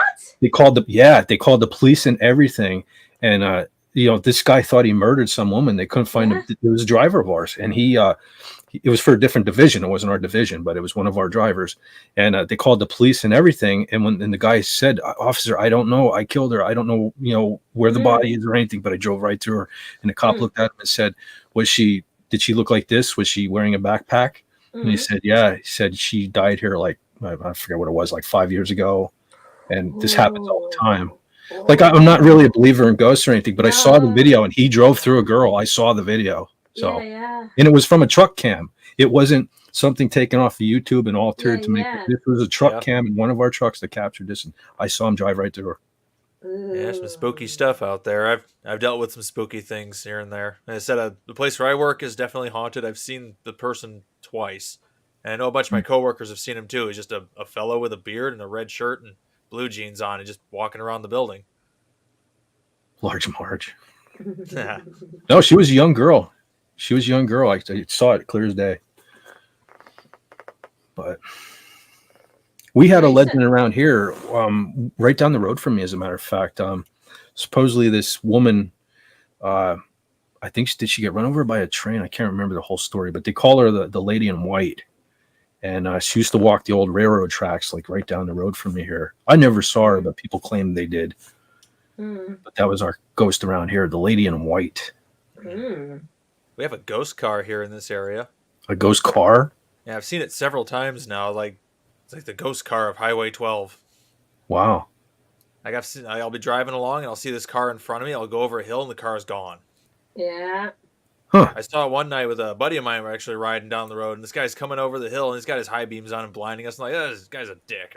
He's blinding us with the high beams. We come up to a short hill. The lights disappear behind the short hill. We get over the hill. Nobody there. Wow. And there's no turns on that road where we were. So one night I was coming over. It was during a blizzard. The first time I saw it was during a blizzard. And I'm coming up over a big hill, and I saw the tail lights ahead of me. They go over the hill, disappear. I come over the hill, and tail lights are gone. I'm like, oh, this guy must have went off the road. So I pulled over and looked around for the vehicle. Nothing, no tracks, nothing. Wow. And I was riding in his tire tracks all the way up to the top. Do you get really disturbed when you realize that, or do you like shake it off? I just shake it off. Really, it's compartmentalizing, I guess. The power of being a dude. Like, I'll deal with the emotional damage from this later. Right now, there's work that needs to be done. Yeah. Yeah, I suppose. I would overthink it a lot. As I spent some time looking around, it was like nothing, no tire tracks. I didn't see the car anywhere. Nothing was in the ditch. Like, yeah, there's nothing here. That car just straight up disappeared. And do they say what, like, like Fit was saying, how it was someone who was killed 5 years ago? Does anyone ever say, oh, yeah, there was a car that was in a crash, blah, blah? I've never heard anything about this car from anybody else. Like, until the one night where I saw it with a friend of mine driving down the road, like, nobody else knows about this car. Okay. I've seen it several times riding home from work when I worked in that area. Have you been drinking when you did that? I do not do any drugs of any kind. That's good. I never really had any ghostly type experiences. I did have there were two things. One, when I first started driving, I've pretty much always worked like a night shift. And my first job, it was probably 5, 6 o'clock in the morning. I would drive home, and I would see this eagle, or not an eagle, an owl, and it would come down at my car every day. And the wingspan, it must have had like a 4 foot wingspan. It was as wide as my car, And again, being that close, it looked even wider than my car. And I would tell people about this. I'd be like, "Have you guys seen this giant owl?" And everybody was like thinking I was crazy. And this went on for like probably 2 months or so. And then finally people started seeing it. So I wasn't crazy. There was an enormous owl here. Okay. And the second thing was, it was shortly after that too. I still worked he was the drummer of my band. We worked together. And one morning after work, neither one of us felt like going home and going to bed. So we were just out driving around. And it was right over the hill from my house here. I swear to God, we saw a UFO. I wish I would have had a cell phone. Something weird came down. It was not plane. It was not, it was not of this earth, or, because this had to be 1990, 91, somewhere around there. Right now it could have been like a drone or something, but this thing just and we both saw it. This thing just stopped, came down, sat there for a little bit. I don't think we had this technology back then, and it was huge, So yeah. Who was that? Was it the CEO of Lockheed or something before he had passed away many years ago? Said that we have the technology to travel the stars, but it's all locked away in black budgets. Well, I have always heard that a lot of technology. We've had a lot of technology we currently have years ago, but they wouldn't put it out there for some reason. Even stemming back from like the Area 51 stuff, the aliens. I guess we obtain a lot of things from them or something. Yeah. I don't know. I never really looked much into it, but I did get a picture of a UFO once. Really? Yeah, it wasn't. As is always the case with a UFO picture, it's not the highest quality image. Although technically, the camera I took it with was really high quality. It was just very far away in the distance. I didn't see it when I was taking pictures. But it showed up when I was looking at the pictures later. I'm like, oh, there's a little speck in the picture. Is that a bug? And I zoom in. I'm like, that is not a bug in the picture. Yeah. Wow. If only we would have had. There were so many instances in my lifetime where I wish I'd had. Kids don't know how cool they have it now, having the ability to, back in the day, if you didn't have a camera and you had to get it developed, and anyway. But Eugene Bird says, when you dream, do you realize you are in a dream, or have to wait till you wake up? That's another thing where I got screwed, because I'm sure I dream, but I rarely remember them. Like I couldn't tell you the last time I had a dream that I actually remember. I don't know if I don't even. I guess I don't really think I get a deep sleep. I don't think I ever did. I'm up. Could be. Well, technically, when you're dreaming, that's when you're kind of rolling out of the deep sleep stage. So really, if you're not dreaming, it means you're sleeping very deeply. Oh, well, maybe that's. Well, I don't know, because see, that's the thing. Like, a lot of people that know me yell at me all the time because they think I sleep an incredibly long amount of time, but I don't, because my sleep is so broken up. Yeah. If you pieced it together, like you might think, if I tell you what time I went to bed and what time I get up, it might sound like it was 9 hours, but I'm up so many times in between until I get back to sleep. I'm lucky if I probably slept 5 or 6 hours. I'm the same. So I have this weird thing where I dream in third person a lot. That's like I never heard of anybody doing it. It's like I dream in third person, like I'm watching a movie, but I'm all the characters in the movie. Although it does give me some interesting ideas for movies. I just feel sorry for myself. I just dream about what I do during the day anyway. Like, I'm shopping for someone's stuff, and I'm like, that is so lame. Like, I have dreams of cool actors in them. Living the dream. I had a great dream once it was a movie starring Mel Brooks and Robert Redford. Wow. It was a comedy film. Brooks was playing like a Danish chiropractor. And he was retired and going on a world tour. But everything he did on this tour looked like the work of a criminal mastermind. He's being chased down all over the world by Interpol agent played by Robert Redford. That's very cool. Like the whole movie is just a comedy of errors. Everything he did looks like crime, but it isn't. Yeah. I remember there's one scene in the scene in the dream. But yeah, there's like he's on the phone, he's having a phone conversation, and they're listening to him, and like he's clearly speaking in code. Get the cryptographers in here, and he's just talking to his cousin or whatever about food. Yeah. And they bring Yeah. the cryptographers in. They're studying all the words, and they're like, "Okay, this is exactly what he means. They're going to do a robbery at this and this and this." And I believe that they send like a whole team after him or something. That's cool.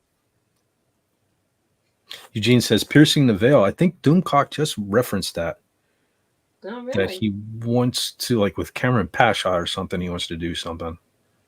He's so busy though. He's just super busy. Yeah, I know. He wants to do piercing the veil, but that is it. He's so busy now.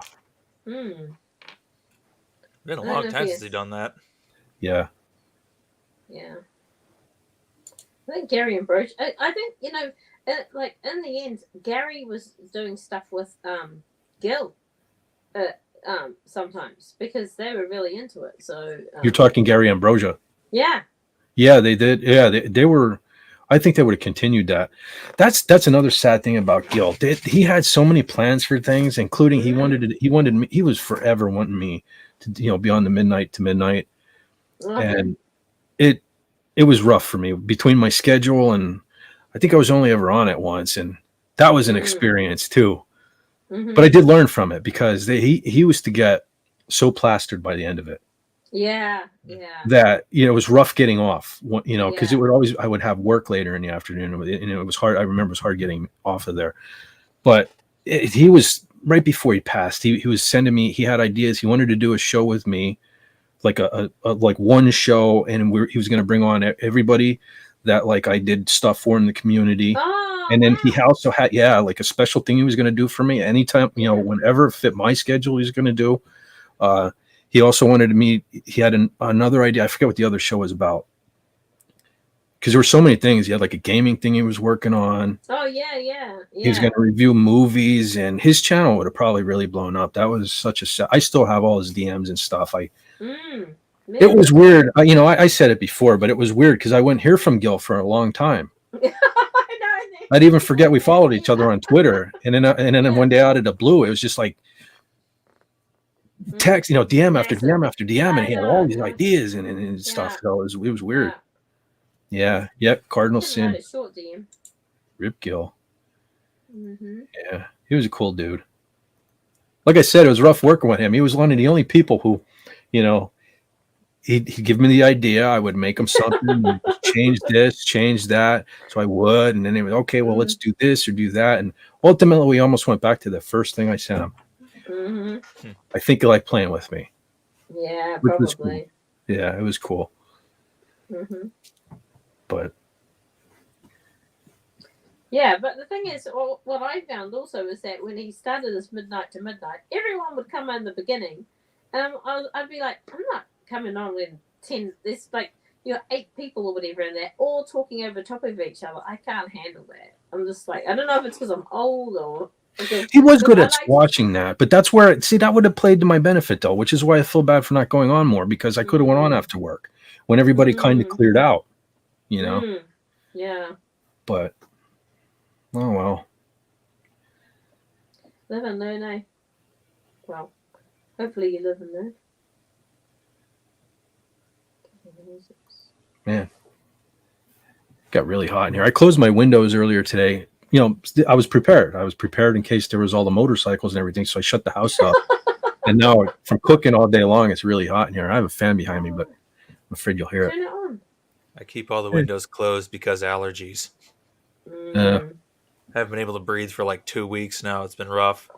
Oh. Trying to practice all the songs for PodCon. It's like guitar work, no problem. But trying to sing some of the songs when you have just a congested face is like really hard.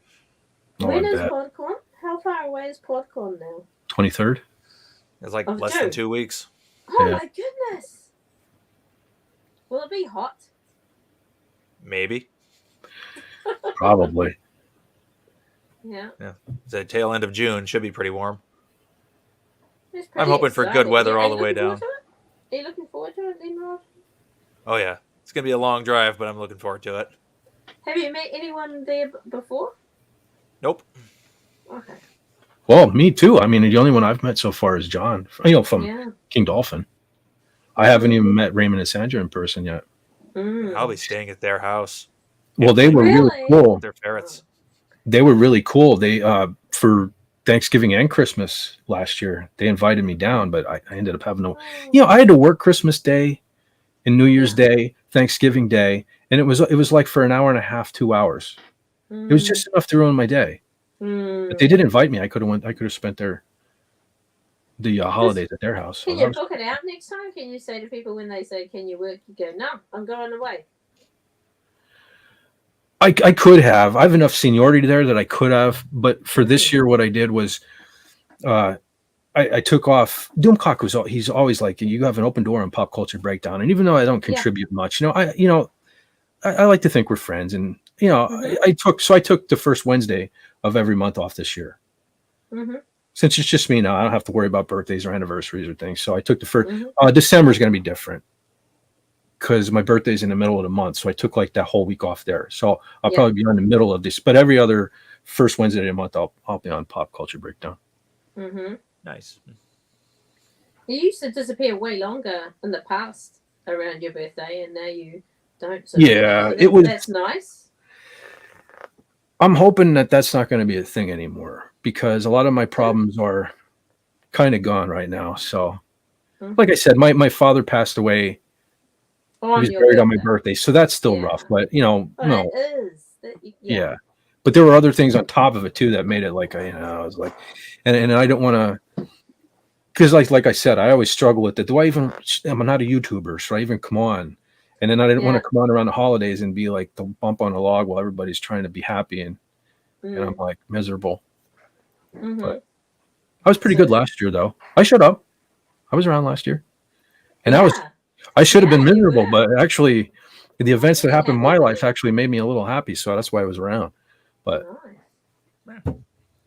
it's nice seeing you around because you weren't even like contactable almost around the holidays. Yeah. I'll tell you what's really cool is what Gil did, and I wanted to, not be part of it, but because of like all of my kids come in the holidays, like, and I always think about you because I was complaining to you like everyone's around my house, and you were like, just make the most of it, enjoy them while they're around. So I really try to do that, but like what Gil did around not last Christmas, the Christmas before he died, was he at Christmas time he was just playing movies on Cosme, and so you could just drop in and watch the movie with them, and I'm like, that was really cool. That was cool. I didn't do that, but I popped in, I guess it would have been 2 years ago. He was at Halloween. He did the same thing. And that's right. Yeah, that was, I didn't know what that was. He kept sending me the link, and I finally went on. And like I said, I always heard about those Reanimator movies, and I never saw them. And he showed those. So I forget how many of them I watched. But now anytime, and it sucks because they're gory, terrible horror movies. But every time I see one of them, I will think of Gil now because, he's the one that let me see them. Yeah, that was pretty cool. That's what Sci-Fi Mommy's husband, Gorilla Man, he's trying to get his channel rolling. Oh, is that her husband? Yeah.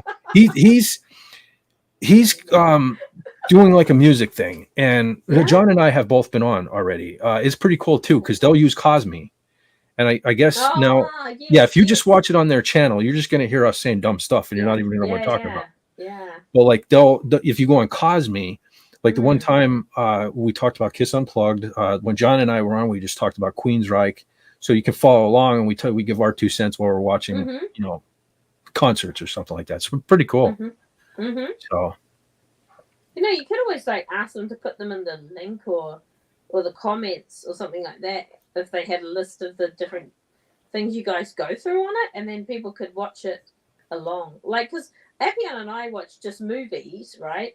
And at least you could just watch the movie and know what we're talking about. Whereas if you talk about a concert, like if they had a link in their comments section or something like that, how people do put time codes like that. Sprocket Man or something like that puts does it for Doomcock sometimes.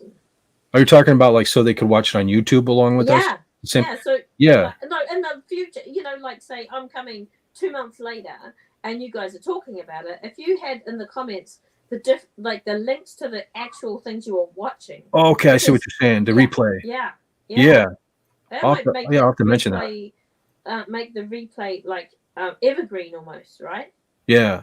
Because, but yeah, because you'd have to have the link of the concert. Because if she said a Queen concert, like if you Google Queen concert, you could come up with hundreds of results. So if they could do, and it wouldn't take a lot much to like put it in a document, all the different things, and then post it later on. Yeah. That would be evergreen stream. I'll mention that. It's a good idea. Just a control freak. I care, or I'm a control freak. You know, tomato. It's fine. Absolutely. Yeah. That's what they've got in New Zealand. When I don't know if you have them in America too. They've got these things. Because my kids did scouts and things like that, and they have these forms that you're meant to fill out before you go on your tramp or your camp, or any activity.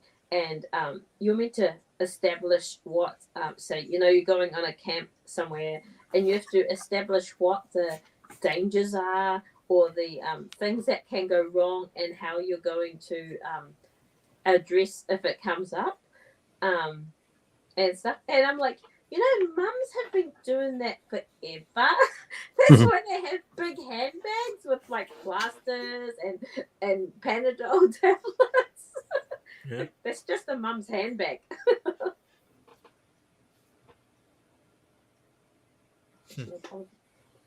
So I don't think you guys were here earlier. Did any of you watch the new Star Wars at all? No. There's new Star Wars. Yeah, the actual. Yeah, welcome back, John. Hello. Restocked. Oh yeah. Yep. So what were you going to say about Star Wars? I was just curious if you guys saw it. If you didn't, it's not even worth talking about. Which you mean the Acolyte? Yeah, the Acolyte. Yeah. Yeah, I saw your post. I saw your post about how you liked it, but the actor chick is a douchebag. Yeah. See, I tried to avoid everything. I said it earlier in the stream. I knew everybody was going to go in hating it. Everybody in our community was going to hate it. I already knew that. So I just tried to be objective, and I didn't mind the first two. I think I said I somewhat liked it. I guess I should have said I didn't hate it. Is what I should have said. But it's going to be garbage. I hear like the next episode, in fact, is going to be woke on steroids. So. Well, they can't help themselves, right? Like no, I don't think they can. You know the legend about the saying idiom or whatever about the scorpion and the toad or whatever it is, or the alligator. The scorpion and the something, and the scorpion needs to cross the river, and he's getting a ride on whatever animal it is, and the guy's like, "I'll give you a ride across, but don't sting me," and they're going across the river, and the scorpion stings this animal, and he's like, "You stung me, and now we're both gonna die." And he's like, "Yeah, but I'm a scorpion. I couldn't do anything else." Yeah, the scorpion and the frog. That's the story. Yeah, the kind of frog. like Okay, snake. Yeah. Reminds me of the snake. Yep. Mm-hmm. And of course, I want to hear the story of the scorpion and the three-toed sloth. Because, three-toed sloths are cool. What is the plural of sloth? Sleeth? Sloth. Probably They move so slowly, you'll never have a group of them anyway. That's true. You can call it anything you want; it will never catch up to you. Yeah. Yeah, exactly. Even their digestion is slow. Yeah. Yeah. What is that? They're one of the animals that has to climb out of the tree to poop. Wow. Yeah. Weird. Then there's wombats. Those They're are my I've favorite. seen a wombat stiff on the side of the road in Australia. Well, if there was a sloth in a tree over my car, I'm sure I would get the one sloth that would not leave the tree just to poop on my car, just like the birds do around here. I swear. A million places they could poop. Woods all around me. I was raised on Murphy's Law, weren't you? Mm. It was my I need to dad's wash favorite. my car. Get the bird poo off. No. Okay, I'm gonna go now, boys. Thank you. Okay, Carla. Carla. Thanks for stopping in. Take it easy. Take care, sweetie. Thanks for putting. See you later. Bye. See ya. Bye. Oop, snack. Ooh, minis. Sugar. You know, I always profess my love for peanut butter cups, but I'll tell you what, it's been a long time since I had them. I don't know why. Yeah. These happen to be sitting out on the shelf at the store, and they were, kind of talking to me, take us home. You're hungry. You wanted to eat us. And so I think my thing is, since I have to shop for myself now, I like to get in and get out. I get the couple of things I know I want, and that's it. I always come home and be like, man, I wish I'd have got this and that. Screw it. Next time. And then it's a mission, in, out. Yeah. That's why I live on Quick Trip. It's open at 1:00 in the morning. See, I don't think we have anything around here anymore. Even our Turkey Hills haven't. Ever since everything closes early. Our Walmart, everything. It's ridiculous. Yeah. And back then I didn't have to do my grocery shopping, and they stayed, before the thing, they stayed open 24 hours. Now I would so love to get out of work. If I get out of work at 2-3 o'clock in the morning, it's right up the road from my job. I could stop on the way home, get my groceries, and be done. But no, of course. No, now it has to complicate matters for me. Yeah, I mean, we've got basically two convenience stores, one to the east and one to the west. I had to go to the one to the west tonight because they don't have help at the other one on weekends. But usually they're open 24 hours the rest of the week. And we're out in the middle of nowhere. So that's kind of weird, but welcome. Of course, that's also because they're right next to Route 81. I live in rural Wisconsin. Everything is just, nobody cares. It's open all night. It's fine. No one cares. Yeah. I guess around here, they determined there was too much theft. They realized this after closing. Like, you didn't know that before? Yeah. How about you do this? How about, your security people do their job and, watch these people? You got cameras and stuff like that. So don't screw everybody out. There's a lot of people I talk to would be like, yeah, I wish they go back to being open 24 hours. Mm-hmm. Yeah, I know that's how it is in our larger city areas, like down in Milwaukee. Like, none of the stores, like, normally Quick Trips are open 24 hours everywhere here, but not in Milwaukee. They're closed at like 9 or 10 o'clock at night. Said crime is just bad. Yeah. Even in the suburbs, the crime is bad, and they still shut down early. Wow. And this is nowhere Wisconsin. Yeah, it's surprising it's not that bad in our area because, just down the road is Scranton, and you have Route 81 right here from New York, about 40 miles up the road. And with all the New York traffic and New Jersey traffic coming through, you'd think there'd be more idiots. Uh-oh. Hold your horses. Oh, no. Canadian Spider-Man in the house. What's up, man? Yes. Ranker Steve. Hey, brother. What? Holy smokes. It is Rancor Steve. What's up, man? We is coming to hang out with the cool people. Yeah. 125. The cool people. Uh-huh.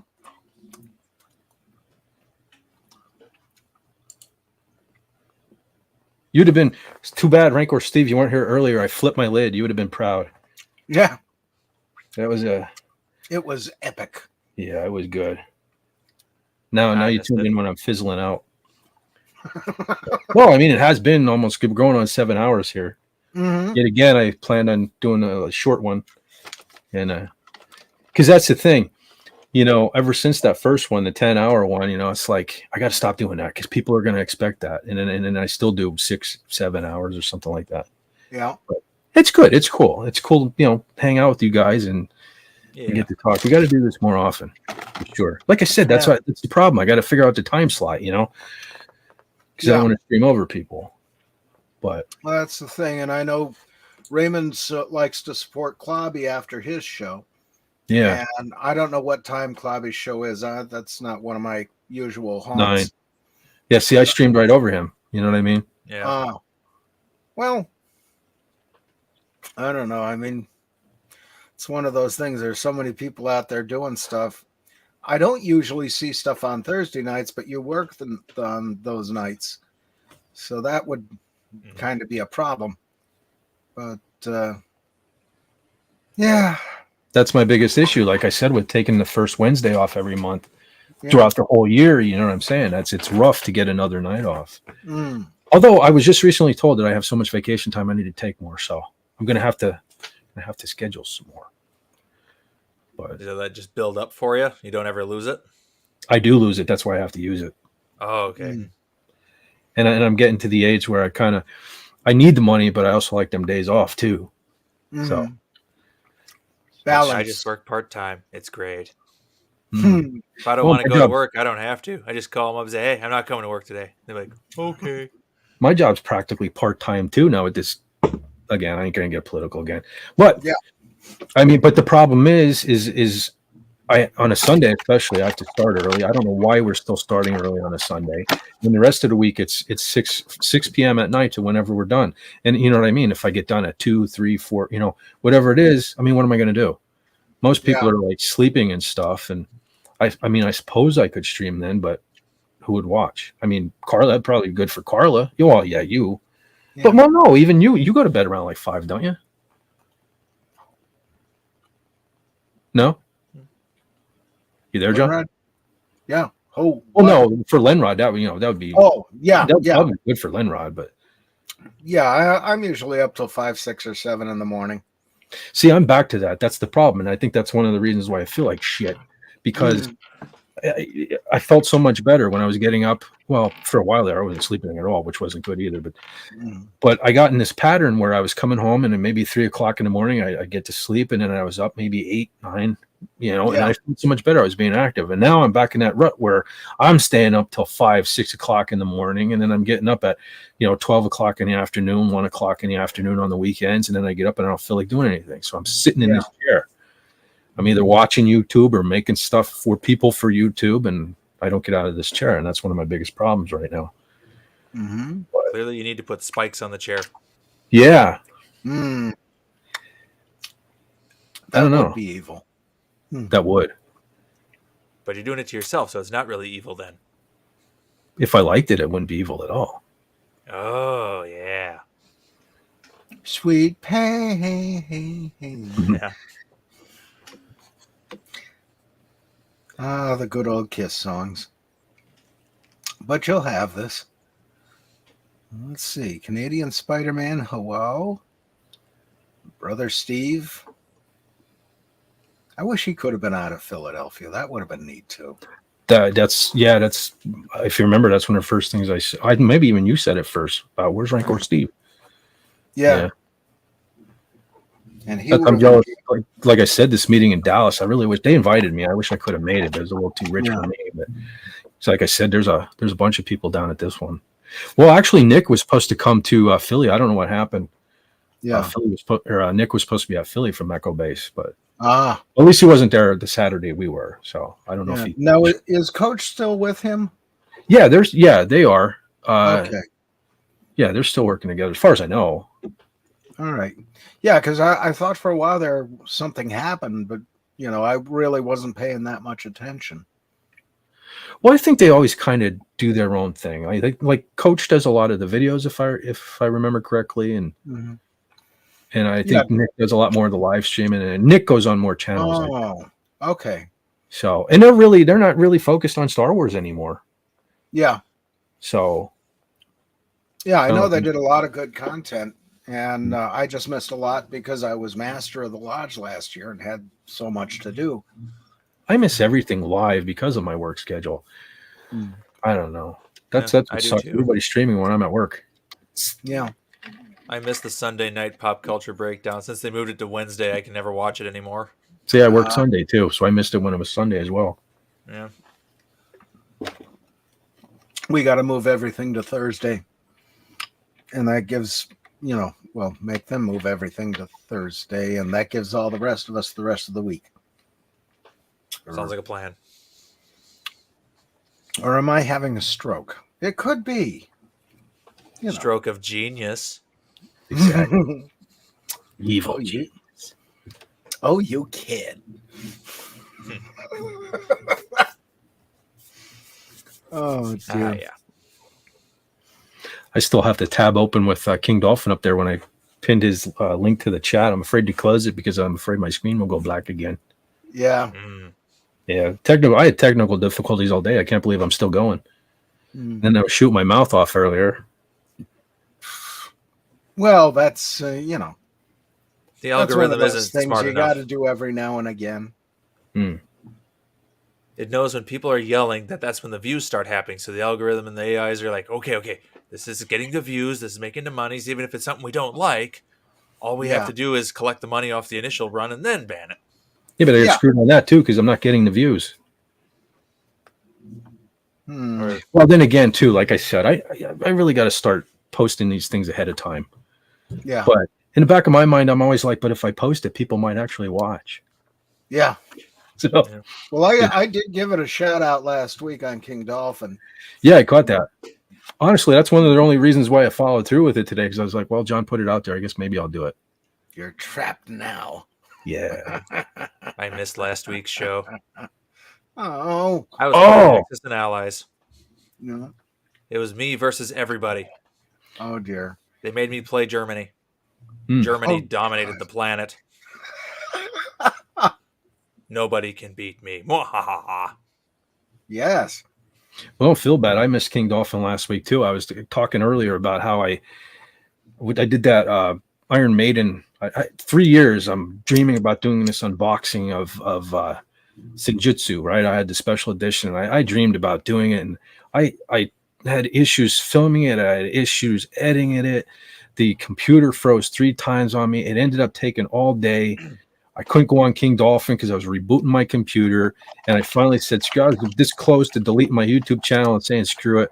So I put the video up. What it is what it is. It's not. I had to cut so much the dialogue and stuff out of it. I said so many more things. It's not the video I wanted up, but screw it. It is what it is. I was so frustrated making that video, but oh well. Yeah, so I wasn't there last week either. Yeah. I need to be popping in more so we can figure out what I'm doing for PodCon. Yeah. I don't even know when I'm supposed to show up at their house yet. Probably just shoot them an email. It's like, so when do you get off work? When is people going to be home on Friday? So I know when to leave in the morning from where I'm camping from. Yeah.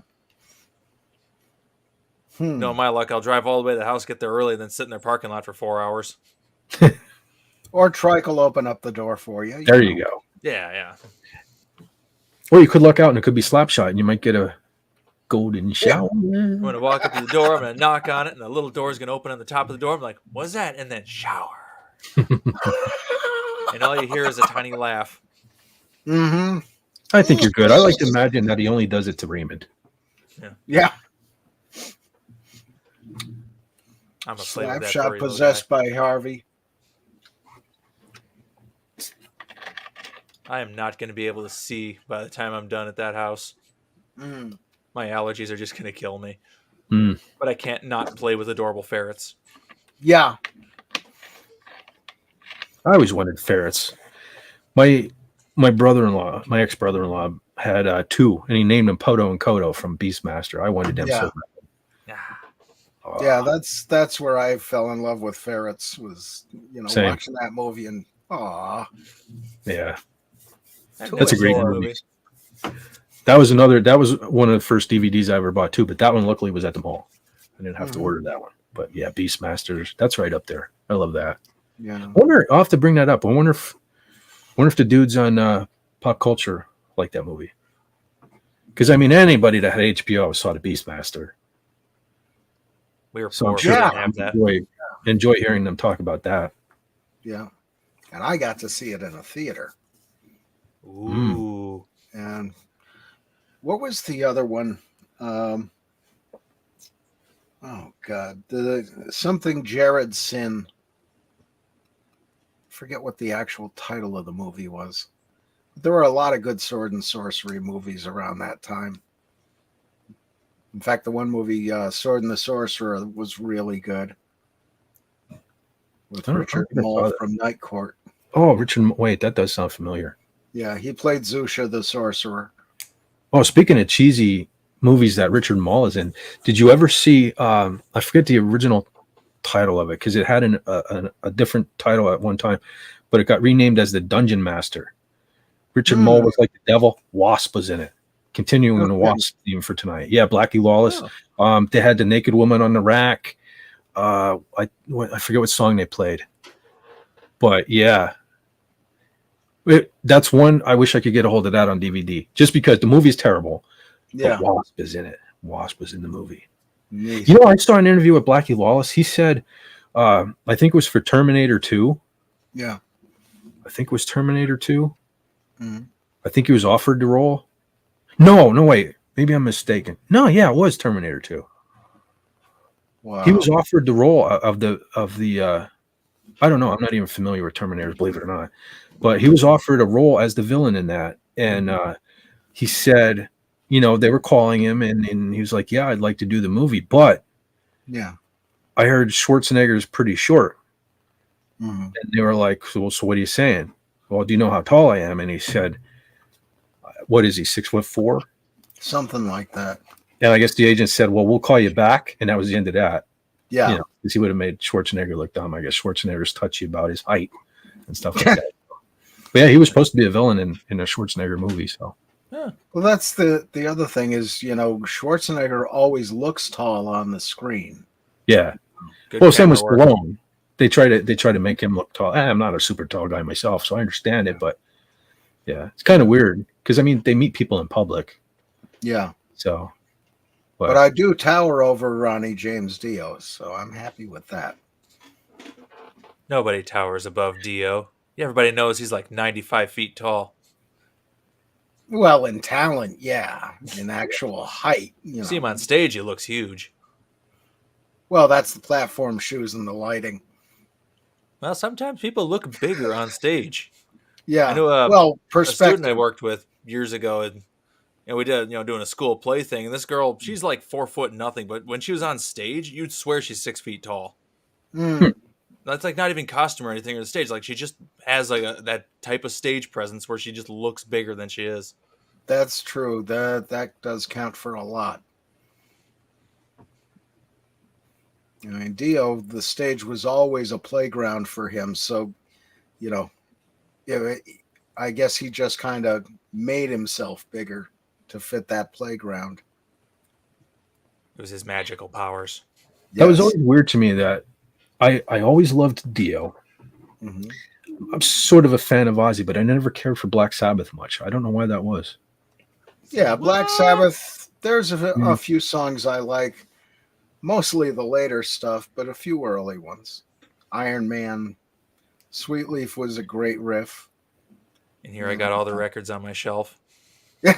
Oh, that's cool. No, if you like them, that's awesome. I wish I did, because everybody who's a metalhead seems to love Black Sabbath, but I don't know. I just never. Well, Heaven and Hell I liked. And, I love that song, but that to me that sounds like a Dio song. Yeah. You know what I mean? It is. That was, Well, yeah. that was his era.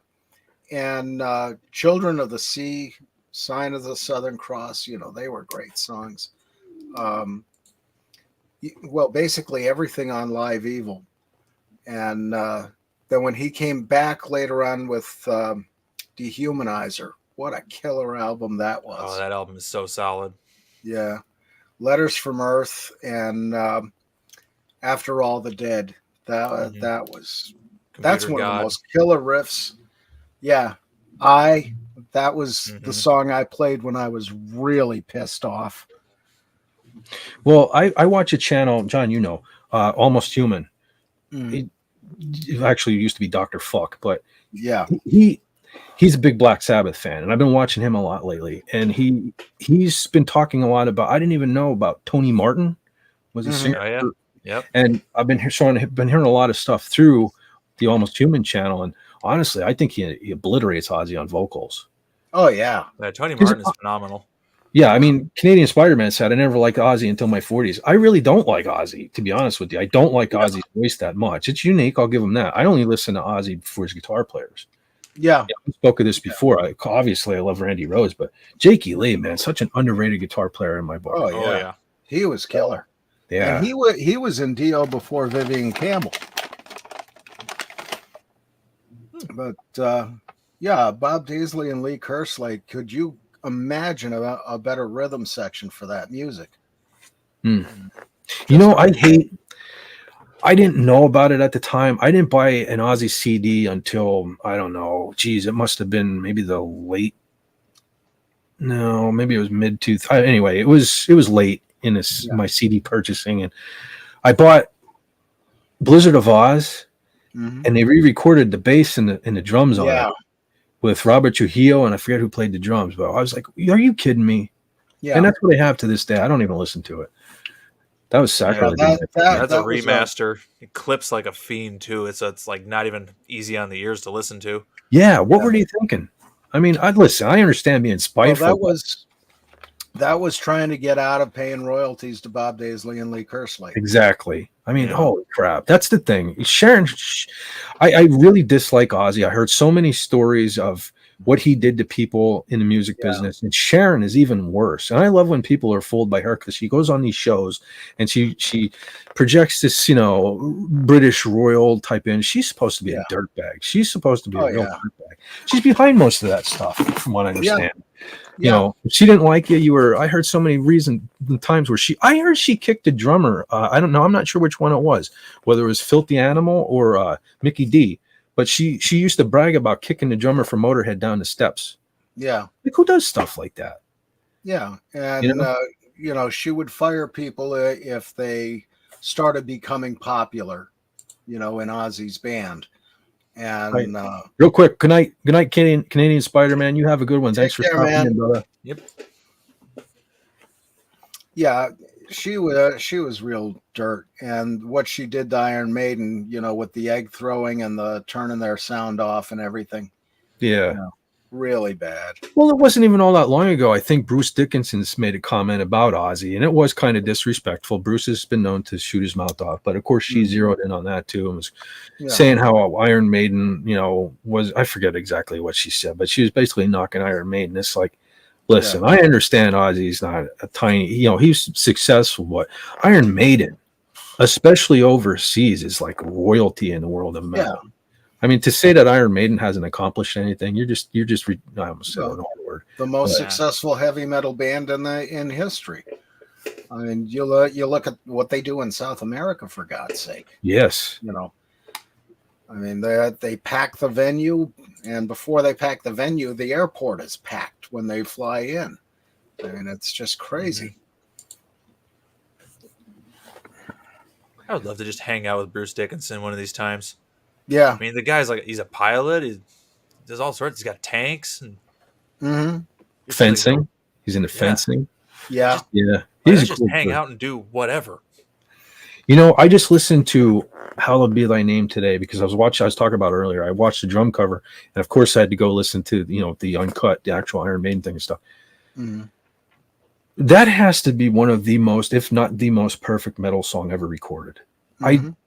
I just, to this day, I get chills on my arm. When he does that scream at the end, it's just godlike. And I even almost like, there's a live version. I think I have it on my other channel too. I pirated it just because this specific live version, man, it's just, oh my God, he's phenomenal. Yeah. And you know what I've been listening to recently too, and I didn't care for it back in the day, but his cover of All the Young Dudes. Yeah. I didn't appreciate it back in the day, but I listen to that almost daily anymore. I love that. Yeah, I heard that once a long time ago, and I never liked the song itself, but his version kind of stood out there a little bit. Now was that originally David Bowie? That was Mott the Hoople. Oh, okay. Ian, because that's another thing where I'm supposed to be the metal head or whatever, but I have a newfound appreciation for David Bowie all of a sudden. Well, I shouldn't say all of a sudden. It's been like the last couple of years. Yeah. But he's starting to grow on me. I don't know why that is. But man, some of his stuff, like Rebel, right? Mm-hmm. What an intro on that song. Yeah. And that could easily be like a hair metal song, Yeah, I think that was Mick Ronson on guitar with that. I think you're right. I don't know much about David Bowie, but yeah, I don't know. Really digging his stuff lately. Well, Ronson was, again, another underrated guitar player with a really great sound. Uh-oh, Kylo's back. Carla's back. Kylo, the cat. He's probably, yeah. He's like, it's time for you to acknowledge me, human. Yeah, it looks like he just woke up too, so he's not going to be real coordinated. He jumped up on me early. I'm wearing shorts, and he jumped up on me. Oh man, he had the claws out, and it was a nightmare. Hair flying, he's shedding. I couldn't breathe. I was like, my allergies to cats, but and then you gotta allergic to cats too. I don't know if I'm really allergic. It's the fur. When they really start shedding like this, it's just, oh man, it just kills me. Oh yeah, because it gets in the air and it's, your nose sucks it up. Yeah, and he's circling me like a shark right now. So. Oh, it's kibble time. Yeah, they might be out of food. It has been a while. But say, give us some food or I'm going to eat you. Yes, and then I'm going to eat your guests. That's my fear now. Being alone in the house, man. I kick the bucket. I'll be cat food. Yeah. Just like so many cat ladies are going to be. Yes. And there's going to be a lot of them. There's already a lot of them, and the number's growing. Yeah. Yeah, you wonder about some of these women influencers on the TikTok today and all that. And, how they complain about how they can't get a man and all this. And I keep envisioning them ending up as the crazy cat ladies, still wearing their fake fingernails and troweled on makeup. And the cats, a lot of these women, but a lot of these women that complain about this, most of them are super good looking and everything. And, I have a feeling that it's because you're a whore. That's why you can't keep a guy. They're bypassing all the good guys because all they want is the bad boys because they can get the Chad. Yeah. Yeah. Social medias has made all the women's only desire Chad Thunderstroke, and they all think they can get Chad Thunderstroke. And they leave all the regular guys alone. Mm-hmm. That's what I try telling women. It's like they, you want that handsome, chiseled dude and everything like that, but they don't appreciate what they have. They always want more. Yeah. That's why they know they can get it. That's the thing. These good-looking women need to hook up with me because I would appreciate it. So any good-looking women, hit me up. Watching this stream, I'm sure there are none, but they want what they perceive they can't have. Yeah. And they know they can never have Chad Thunderstroke because he knows he can have any woman he wants because they all want him. Mm-hmm. It's crazy. I like Lou Costello's take on women. He always said, I'd rather marry a homely woman than a pretty woman. And Abbott would say, well, why? And he says, well, pretty woman is liable to run off on you. Well, a homely woman is likely to do that too. It says, damn, I can't remember the punchline. Oh yeah, he says, but who cares? Yeah. Well, I used to look at it like, maybe I'll tie myself down to a homely looking woman because she would appreciate me. But man, that wasn't the case. Yeah. So I just spent 30 years with a homely looking woman and nothing. Yeah. But, well, it happens. Yeah. I mean, I would never end up, with the woman of my dreams because I know she married somebody else. And he gave her everything I could not. Rather than hate him, I learned very quickly to respect the man. And even when he died, I didn't go to the funeral or anything because I didn't want anybody to think, I'm making a push or something. Yeah, you're moving in. Yeah, I respected the man far too much.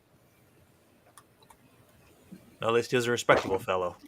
Oh, yeah. And not hard just worker. Chad Thunderstroke. Gave her a beautiful house, 3 beautiful kids, and one hell of a good life. So, more power to him. And I'm not afraid to say he was the better man. And here I am just being single my whole life. Yeah. I look at it this way. I answer to nobody, practically. Mother owns the house, but the freedom I have, I'm happy with. And loneliness, I make up for that at Lodge and here on with you guys on streams, that sort of thing. As far as, sexual relations, well, there are other channels and other activities, basically scratch the itch and move on.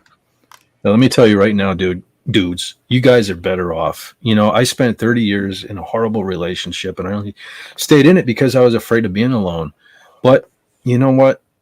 It's like you said, I mean, we can hang out here, we can talk here and stuff like that. I don't know. I look back on the last 30 years of my life, and I just wish it would have happened sooner. You know, because well, I don't know. Certain events led to me being here with you guys, so I don't know. I don't know if I would change it if I could, but. Well, that's the thing. You know, for all the crap that's happened to me, including losing my sister, which, you know, 5 years and 5 days ago that happened. These are still the happiest years of my life. And, you know, I can say that without any equivocation at all. I'm much happier now than I was for most of my life. And I miss my sister. I wish she was here to share some of the discoveries in the family history, because we both love doing that. Still, I've got what I've got. I've got the lodge. I've got you guys. I've got a couple other things going on. So it's not as bad as it could be, you know. True that. Yeah.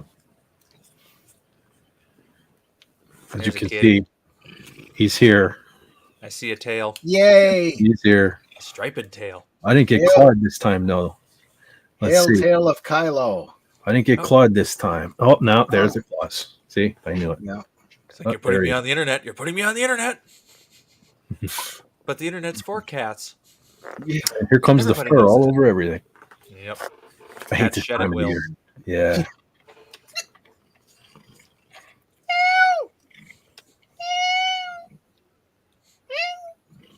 He's licking my hand right now. Something tells me it is like dinner time. And you're on the purring?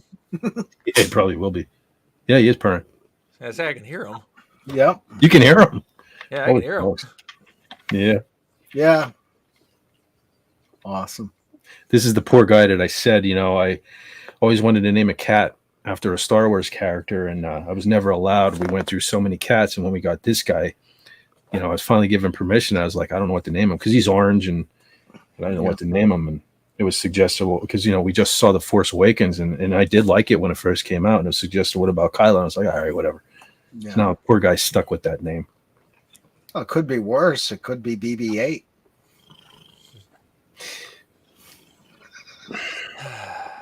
I almost kind of like BB-8 more than Kylo. Yeah. I shouldn't say that. I like Adam Driver. I mean, he you know seems like a cool dude and all. It wasn't his fault what he did in the movie. He is a solid actor. Yeah. I was seeing him on SNL when he was doing the parody of like Kylo and stuff, and it's like immeasurably better than what the actual Star Wars movies were. Yeah, like, I saw his that. acting That in was the pretty skits good. is so good. Yeah. Yeah. Oh. I see cattail and I just want to pet it. Yep. But you're like 2,000 miles away. Yep. Well, more like 1,400, somewhere in that neighborhood. Yeah. Because my drive to, let's say, the drive all the way to Gettysburg is just south of 1,000 miles. That's a lot of gas. Say I drive a Fiesta. That thing gets like 50, 60 miles to the gallon. I probably won't have to fill the tank twice on the way there. Yeah. Yeah, it's like 300 for me, or 150, 3 hours. So I'll probably fill it halfway and then probably halfway back. Yeah. Or is my mind falling apart again? Well, if you're getting about 400, 500 to a tank, then that would be about right. Well, 2 o'clock in the morning, I don't know math. That's hard. Yeah. Wasn't my finest subject. I failed math every time I had it. Yeah. Not don't because know. I didn't get it, but because I just didn't do any homework. Well, I had never done much homework. Actually, I did 1 page of homework in high school. And I figured out the secret of that is rather than doing it at home, I do it in the class before the class it was due in. Because we started out with social studies, which was no homework and, you know, who cares? So I do the math homework during social studies and the English homework during math and just move on like that through the day. And eventually I graduated. For all intents and purposes, I'm a high school dropout. Yeah. I was failing everything at the end of my senior year. I stopped going to school for like the last month. Oh, wow. I had work lined up. I'm just like, I'm not going back to school. I'm going to work. And then like 2 weeks after graduation, my diploma arrived. Oh, wow. All my teachers passed me, so I wouldn't have to come back. You were that much of a terror, huh? No, it's just they knew that I was smarter than the curriculum. Like I'm one of the gifted youngsters stuck in garbage tier public school. Ah. They're like they knew I was going to be fine. They're just like, you know what? You're going to pass. You magically get your diploma, and it's like, well, yep. I'm pretty sure they were right because I retired way early in life, There you go. or at least functionally retired. Obviously, not officially. I can't really retire until I'm 60-some, but yeah. Well, you've got a ways to go before that. yeah, it's like I just go to work because I want to now, not because I need to. Mm-hmm. See, that's one of those things. Soon I'm going to have to find a job because my inheritance is getting lower and lower. And I really don't want to. I've gotten so used to being the commander of my own life and my own time. I like it that way. Yeah. But, I got tired of doing that. Gas costs money. Yeah. I couldn't even do a year with not working. I'm just like, all I'm doing is sitting around watching YouTube and getting fat. I need to get out of here. Yeah, there is that. Because, I mean, through the whole pandemic, the lodges were closed and everything was closed. And it's like, well, where am I going today? Especially in the middle of winter. I worked a lot of overtime during the pandemic. Did you? Yeah. Same here. I was like, we were still working off the orders from the previous years. Like the company was growing quite a bit over the last couple of years because the economy had grown so much. Yeah. Yeah. It's like those 4 years of Trump administration, I put more overtime in those 4 than like the previous 10 years combined. Yeah. Awesome. Oh man, And then they fired me. Pandemic, we were doing 16-hour days. When I first started working at this job, we were doing 14, and I swore I would never go back to doing that. And we ended up doing 16. Yeah. That stretch. That was really rough. Yeah. Yeah, I did that at the university. And especially when my boss went out with cancer, somebody's got to get this done, and the other 2 knuckleheads aren't doing anything. So it falls to me. And then the bosses all started complaining, oh, you can't work all this overtime. Well, do you want the job done or don't you? Yep. And it became a real battle.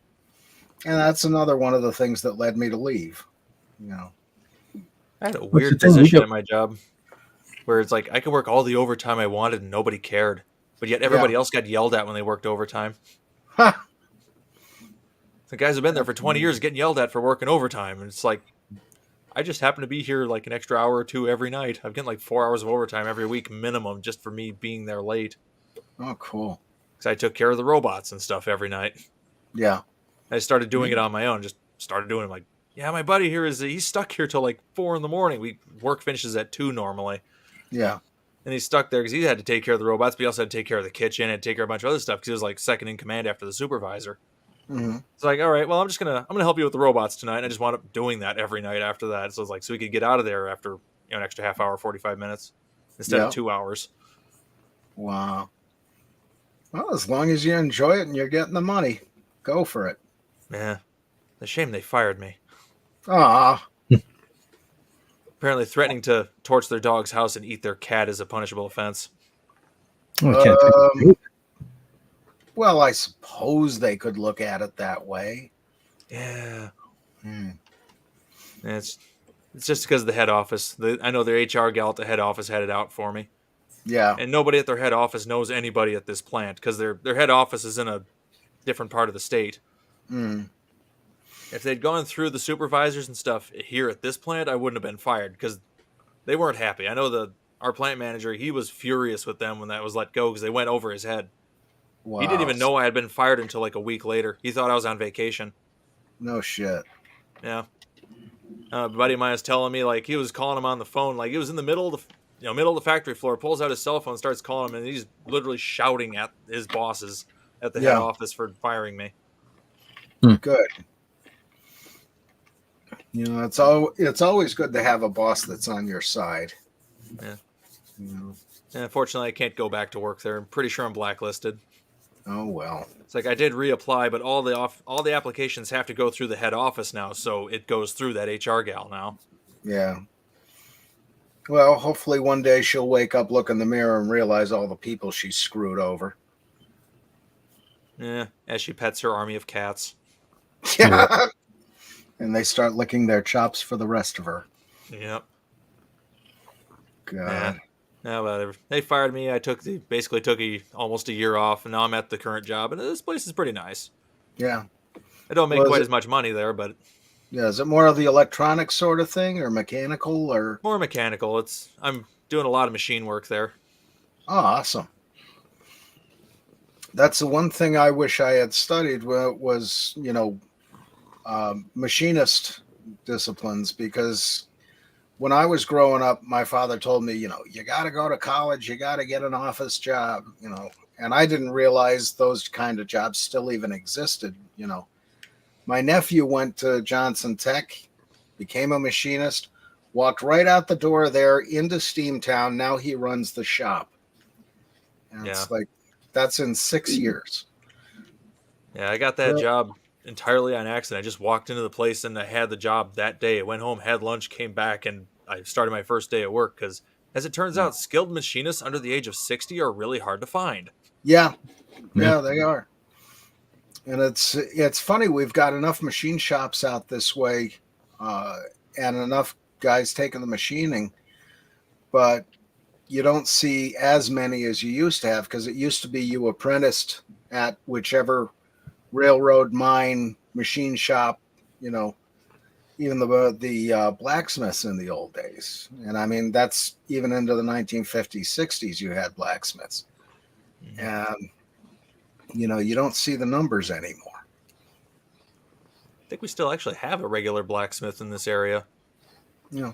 We got a lot of, there's a lot of people who own horses around here, so there's still some old school smithing going on. Yeah. Yeah, we've got a few. I think there's at least one that does horses. There might be a second one up near Hartford. But most of the blacksmiths you see around today are doing artistic stuff, the stuff you find at flea markets and curio shops, that sort of thing. Yeah, we have one, like I was talking about Knoebels earlier. I know they have a blacksmith there where you can get horseshoes with your name stamped in them and things like that. Yeah. I know they do a lot of, I know during our festivals and stuff, the county fair and all that, they'll be the blacksmith guys actually doing smithing in front of everybody. Mm-hmm. Yeah, I always enjoyed that. The one up at Mystic Seaport in Connecticut was a lot of fun to watch. And he'd actually let you take the hammer and try your hand at, pounding the steel. And that was not easy, especially when you're like 11. Yeah, I imagine. Still fascinating because they're using the old style bellows and all that into the coke fire. That's how this is at Knoebels. I always enjoyed that whole section because they have steam engines and things that drive things, kind of like the antique section of the park. And just the smell of the burning coal from the blacksmith, the steam engine running and stuff like that was always really cool to me. Yeah. Yeah. Well, that's why we got to get you over to Ashland or Minersville. They've got another steam locomotive running there. And, of course, Reading and Northern has the 2102 back on the tracks now. Are you talking to me or Linrod? You. Both of us. I've been to Ashland. I can't tell you how many times. The Pioneer Tunnel. Yeah. I can't tell you how many times I was, I want to say maybe 4 years ago. I think we actually took the tour again and actually did the whole thing, the mine ride and the train ride. Yeah. Oh, yeah. I think there's a magnet out on my fridge right now from the Pioneer Tunnel. Yeah. And that locomotive, both of their locomotives were made at the Vulcan up in Wilkes-Barre. Mm-hmm. Nice. Yeah. Now we got a steam train that runs between like the Twin Cities and Chicago, just courses right through Wisconsin every year. Just goes back and forth. You can just hop on and ride it there and back. Sweet. Well, I think just earlier when I think I mentioned how I used to take Raven in my boombox when we went on. Maybe that wasn't this stream. I'm getting tired, so I forget. But I know I mentioned before how when I was a little kid, I always took Raven on my boombox to our family picnics. Yeah. That's where we used to have them a lot, was at the Pioneer somewhere.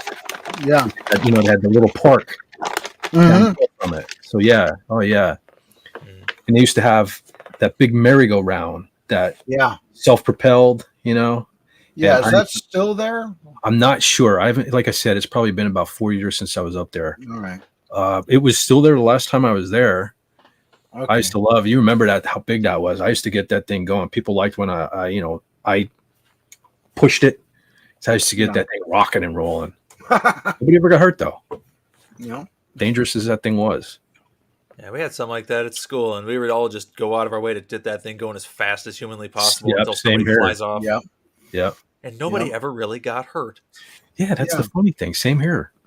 Well, I that's tried. like No, I didn't. the jungle gyms we had in the old days at school. It was an asphalt parking lot, no grass or wood chips or any of that pussy stuff. You had asphalt and concrete, and we had the big, tall pyramid jungle gyms and a few others. No, nobody ever got hurt on that, and if you did, they told you to walk it off. And if you fall on the asphalt, you fall on your ass. It's your fault. Mm-hmm. Yep. Basically. Half the time, if anybody got hurt, it's like, I'm fine. I'm good. Yeah. Nobody got hurt here. Back then, you could suck it up. We sucked it up. Yeah. Now people need therapy, and I don't know. Yeah. Unfortunately, a lot of the young kids and stuff, they really don't have families to go home to, so they don't have that support network for them. Yeah. And those that do, the mothers are working, so they can't take them to the park, and half the time the mom isn't a mom, she's just a birthing person. Yeah. Yeah. Which really sucks, It's like the kid exists solely as an accident, and they're allowed to live because of tax money. Yeah. DJ Play and I said we did rub some dirt on it and get back in there. Exactly right. Yep. Exactly right. I mean, by a bee, mud and spit. Do it. Yeah, I mean, I died 3 times there, and I was in math class half an hour later. Yeah. God, those were the days. Those were the days. Sometimes men were men, and girls were girls, and men were men. Yeah. I miss lunch. Yeah. And band class. I do miss band. Band had its moments, but music class with the one music teacher was interesting. And she did this on purpose. She always wore a white blouse that was buttoned down to about, maybe the 3rd button. So all class long, we're all sitting there, trying to get a look at some tit. And I mean, we all come out of that class with stiff necks and other stiff things.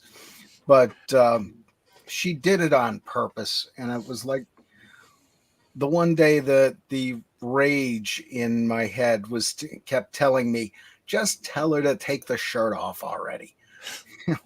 See, that must be nice, man. All the teachers I grew up with, women were ghastly. I'm so envious. I see all these teachers now are doing these things with these kids, and they're all decent looking. Where were these teachers when I was in school? Well, that's the thing. I'd have stayed after school. I remember 2 female teachers who were really good looking when I was young, 2nd and 3rd grade. Everybody else was either, super homely or ugly as sin. And I didn't find out until later half of them were lesbians. I was just going to say, we had a lot of them here. And I wonder, is there a union that says they have to do that, or how does that happen? Most of our teachers are just old. Like, I was in an interesting transitional period when I was in school, because all the teachers I had were the same teachers my dad had when he was in school. They were all young and starting out when he was in school, and now they're old and near retirement when I was in school. Yeah, my 1st grade teacher was also my grandfather's teacher. And it's like, how the hell does that work? He's 150 years old. I remember we had this substitute. He was really old at the time. And wait till you hear his name. First of all, he was bald. Okay. And his last name was Hare. I kid you not. His name was Hare. H-A-R. His first name was Richard. Guess what he went by? I'm not kidding. I am not making this up. I swear to God. Dick Hare. Dick Hare. Yep. His name was Dick Hare. Love it. Yep. God. You know, Oh, it's getting too late. I can't talk as well as I even normally do. Miskatonic Madman says, be thankful if you didn't go to school with old nuns. They were vicious with the rulers. I've heard that. Thankfully, we had a religious school around here called Lourdes, and I heard that, I heard a lot of horror stories about that. They had to wear uniform. I would have never fit in there. I'd have never made it. Yeah. They had to wear uniforms and everything. Like I lived in rock shirts and stuff like that. Yeah. I still live in rock shirts. I do too. Penguins with ain't gonna lie. I'm still a big kid when it comes to that. Yeah. I'm wearing my Beaker shirt right now. Yeah. See, I don't wear a lot of rock shirts because they don't have pockets, and I keep ending up with these shirts with no pockets, and I gotta have pockets because that's where the cigarettes and the phone go, and the pen, and the key to the shed, and my glasses, sunglasses, all that stuff you put in pockets. Mm-hmm. I don't like stuff up here. I don't know. I just never do. That's like I've never worn a watch. I cannot stand the feel of anything on my wrists. I don't wear bracelets. I can't stand it. I don't know what it is. Yeah. Drives me nuts.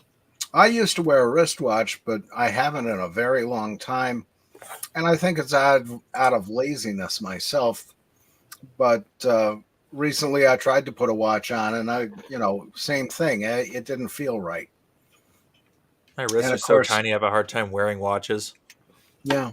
And we have, the modern pocket watch. Yeah. Yeah. I tend to wear, especially when it's warm out like this, I wear like the baggy shorts with the big pockets so I can keep my phone and stuff like that in there. Mm-hmm. So I like to be up here. Yesterday I wore a Made in shirt. I broke this out today just because I haven't worn this thing in a long time. Broke out the Voltron shirt. Yeah. Oh, nice. Yeah. Thought I saw Voltron. Yeah. It's feeling like Voltron Force today. Mm-hmm. But, man. With a kitty. Yeah, he's still here. I can't believe it. My legs are he's going to have to soon get down, but I'm afraid to move him because I think the claws will come out. But, man, my legs are sore. This guy's fat, man. Yeah. But he's warm. He's warm in a warm house. It's not a good combo. Well, that was one thing when I lived in Palmerton. I ended up with the heater going bad, and I used electric heaters, but there was nothing on it, to keep my feet warm. So Georgie, my cat at the time, would come along and sit on my feet, and he'd just plop right across them, and that was the best feeling. Check this out. DJ. Love the avatar, brother. What's up, man? Hey, I know I came in a little late to the party. It's been a long one for you guys, apparently. And I'm just dipping back in after I've already done 2 other shows. So this is like a marathon going on here. You're clocking almost 8 hours, man. And I did one yesterday that started Pacific time at midnight and ran past dawn. So we're clocking a lot of hours here on these wild streets of YouTube. Yeah, it's good to be here. Thanks for letting me in, man. Oh, no problem. I got to tell you right off the bat, man, you sound like my one buddy. You sound exactly like my buddy Paul. So I almost forgot you already. Yeah. But yeah, welcome aboard. Yeah. Well, I don't do this that often, so I guess that's why I tend to go long. Yeah. I never know when I'm going to do it again. So well, it's a good hangout for a Saturday night. Yeah. Good hangout. Yeah. And as I was trying to get my Bluetooth headset to link up, you guys were talking a little bit about school and about, I said, rub some dirt on it, get back in the game, kid sort of thing. And I remember Mrs. Peebles. Oh my God, the like skin tight polyester pants and that white blouse thing. Same thing, brother. Same thing. It's like she know what she's doing. It's like, damn. So, No, this is ridiculous. How come you guys got these hot teachers and I didn't? What did I do in life? This is holy smoke. But let's be careful here. My mom was my English teacher at high school. My dad was an elementary music teacher, so I had both. Both parents were in education. I almost was as well. But like, don't nobody say that Janice is is hot or something like that. Yeah, might have fisticuffs. Anyway. Yeah. Crazy. Oh, I'm getting sore from this. So yeah, pardon the interruption. So no like, where were you guys going? You were leading to somewhere, and I cracked the conversation. So how can we get back? Yeah, this thing's always up and down. It's like, I don't know if you ever watch King Dolphin TV, but normally he streams tonight, so he couldn't do it. So I'm kind of filling that spot, and this is what he does. You know, we just talk about anything. Most of the people I've been here are regulars on King Dolphin, so it gravitates. We've talked about food, we've talked about heavy metal, we've talked about pop culture. It doesn't matter. It's Guitars. just conversation. Guitars. Did you say guitars? I missed metal and guitars. Holy shit! Like before I popped on here. Sorry if you got a language thing. Oh, no, I was no. just trying to do a bunch of solo runs on this Telecaster Custom 2. It's like right there. And cool. I was running it through the Boss Metal Zone, which everybody seems to have. It's ubiquitous. But hell yeah, dude. And so it's so kind of you to do a substitute stream. Like I'm in some other interest categories, and whenever someone takes that mantle and runs it for a week kind of thing, I like the way it increases the continuity for the mother channel, for sure. So good on you, man. Yeah. Well, we all need somewhere to hang out on a Saturday night, so. Yep, and the strip clubs want too much money. That's for sure. They don't I used to DJ at strip clubs. I know. I got a lot of strip club stories from being a DJ in the late in the late 80s and early 90s. Holy shit. Yep. You know, I've never been. I'm so sheltered. I got married right outside of high school, and I'm free now. We have to change this, John. Might be time for a field trip. We could do that. I think the Tilbury and Nanticoke is still closed. Open. Really? Yeah, we're redoing the flooring in there. Oh, for God's sake! Only time I've ever been in a strip club. Oh, I spent most of '87 and '88 in them. Right on, man. What part of the country? Northeast Pennsylvania. Oh, right. Rock. And me and my one buddy, we used to go from Binghamton, New York, all the way down to Nanticoke and hit every strip club on a Friday night between. And he was drinking 7 and 7s and driving, and I was in the back seat on the floor waiting for the accident to happen. Never did. What was the ride you were rolling in? Trying to think. It wasn't a small car. Something about the size of a Mercury Cougar, around that. Oh, okay. Range of car. And, right on, full size. That's cool. Yeah. But those were some interesting times. The problem was going in with your paycheck on a Friday night and coming out the next morning with cab fare. And it was you were lucky if you had cab fare. I have an experience myself that echoes yours in the same era. I had a roommate in 1990 and 91, Robbie. Okay, so he was a guitarist in a band, and like on weekends where he didn't have a gig or whatever, we go to the clubs to see bands and shows and whatever. Well, across the river, I'm in Omaha, Nebraska. Across the river back then, Iowa ran until 2 a.m. Nebraska shut down at 1. So as soon as it was last call, 1 o'clock, we hopped in the car and boogied over there. And we did the same thing. There were a bunch in the Bluffs on the same strip. And we finally, we settled in. The end of the night was the Razzle Dazzle. I love that name. Yeah. Sounds good. But yeah, there was a lot of fun there. And, they got so used to me at the one club, I would step over the threshold with one foot, and before the other foot went over, they had my rum and coke and my Genesee set up. It's like, yeah, he's coming back. Nice. Yeah. And of course, all the girls knew that, I was the idiot, the gift that kept on giving. That's my fear. That's probably why I was never 2-1, because same reason I don't go to car shows, because I love cars, and I would probably walk out of both places, strip clubs and car shows, broke. Yeah. Well, that was it. And, waking up with a rock in my stomach from all the crap I was drinking the night before. Jeez. But I don't miss it, but I miss it. You know what I mean? I do. Everything. I've got some good memories of that. A few lousy ones, but, especially buying a nice cubic zirconium ring for one of the girls, and then she hawked it and flew to Hawaii the next day. What? Yeah. Oh my God. Yeah. That was just one more tick in the box of why I will never get married or trust a woman again. Words to live by. The last girlfriend I had was back in the 90s, and she left me for another woman. So, yeah, Ouch. that was it. Game over. I'm not playing anymore. You know. I'm not sure who it was that said it, but early marriage. I met the woman that would be my wife spring break of my sophomore year in college. We were married in July, and about 3 years later, we were done. And I've enjoyed the lone wolf, lifestyle, but I've also landed and had some long relationships in between. But I understand the dedication, and I have an appreciation for those that do hold marriages together and create families. That's something that I have not. Well, I guess I should say more likely won't ever do. Yeah. So respect. Well, I was married for 30 years, and we shouldn't have been. So I wish we would have ended it sooner. Yeah. But some people shouldn't be married that long. You have kids? The thing, and life 2. doesn't come with the instruction book. No doubt. I probably wouldn't have listened to it anyway. You know me. Well, in some ways, you're like my grandfather. He would buy a piece of, something like an IKEA piece of furniture only back before they existed. He'd get it home, open the box, find the instructions, throw them in the garbage, and then put the thing together his way. Mm-hmm.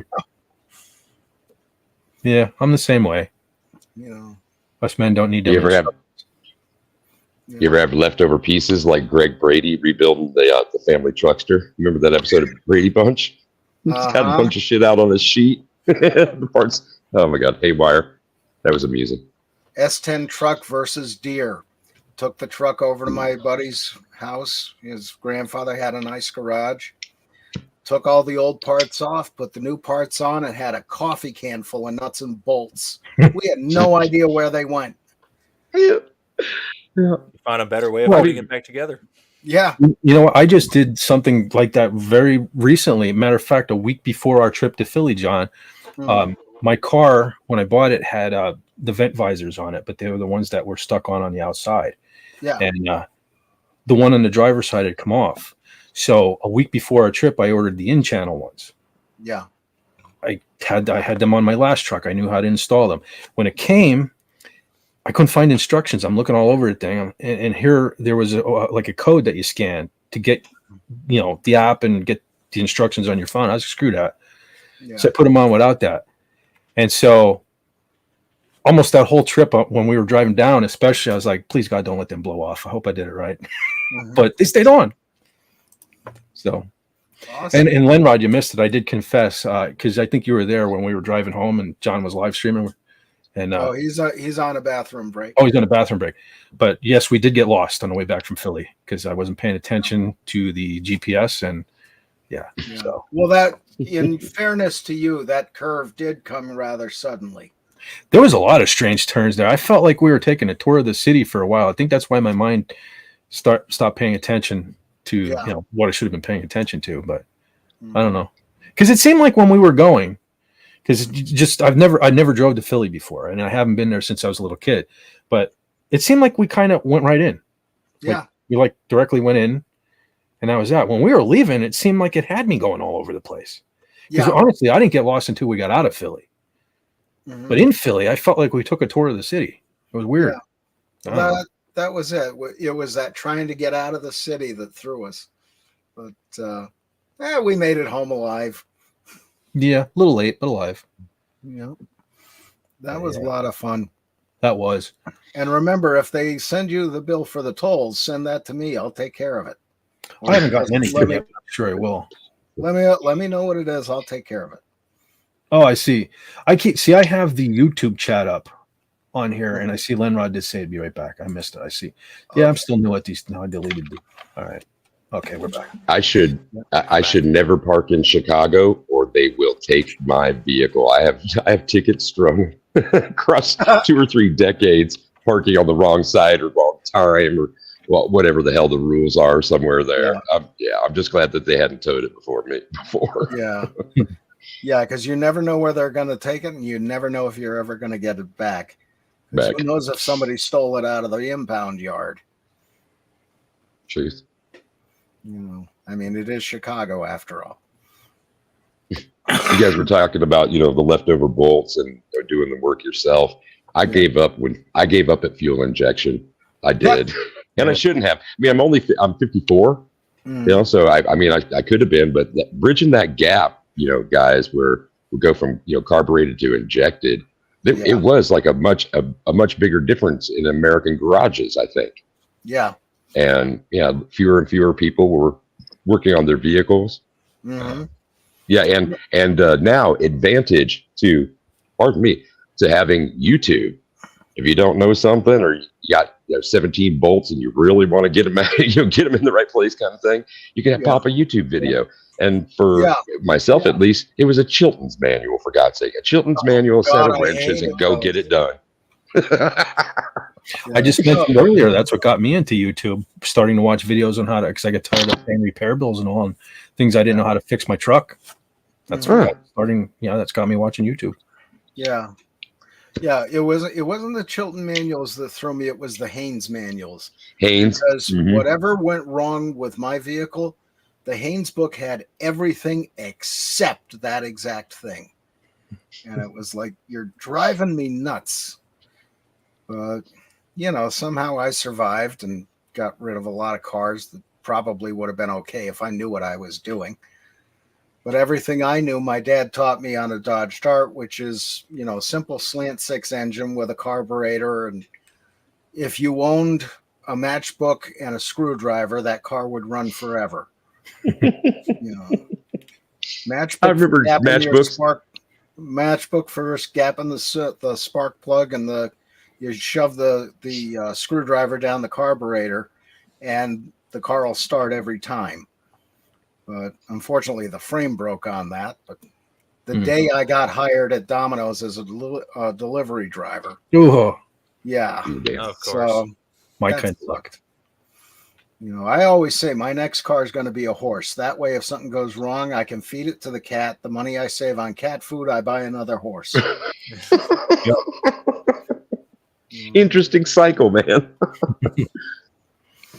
See, I got a few live brain cells somewhere. Where'd I put them? Oh, they're back here. Okay. But no, I hate modern cars. I mean, you open up the hood and there's all this plastic and stuff and things, and the spark plugs are in another state. It's ridiculous. That's why all engineers should be taken out and tortured twice a week just on general principles. It was not only going to fuel injection, but also transverse. It's like, oh my God, are you kidding me? Oh yeah. But I did have, I still have a 70 Cougar, Mercury Cougar. Yeah. And it has, against the inner bracing, it's got 2 spark plugs that I have never changed.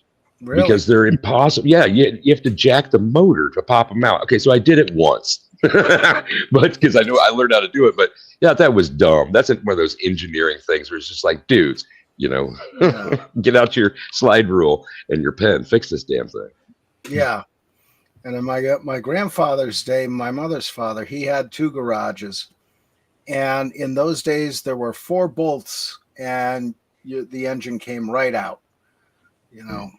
And whether or not it was attached to the transmission, I don't know. I'm not that savvy into the cars anymore, but they made it so simple back in those days. And you could even change the headlights, easily. Now you have to take a wheel off and, do all this other stuff to get to the bulb for the headlight rather than just replace the damn thing in the bezel.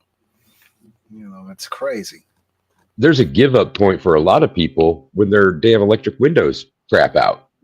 Yeah. Because the armature in there, and then the piston, assembly, whatever the hell it is, in addition to being incredibly expensive, you get the door card off and you get in there. Oh man.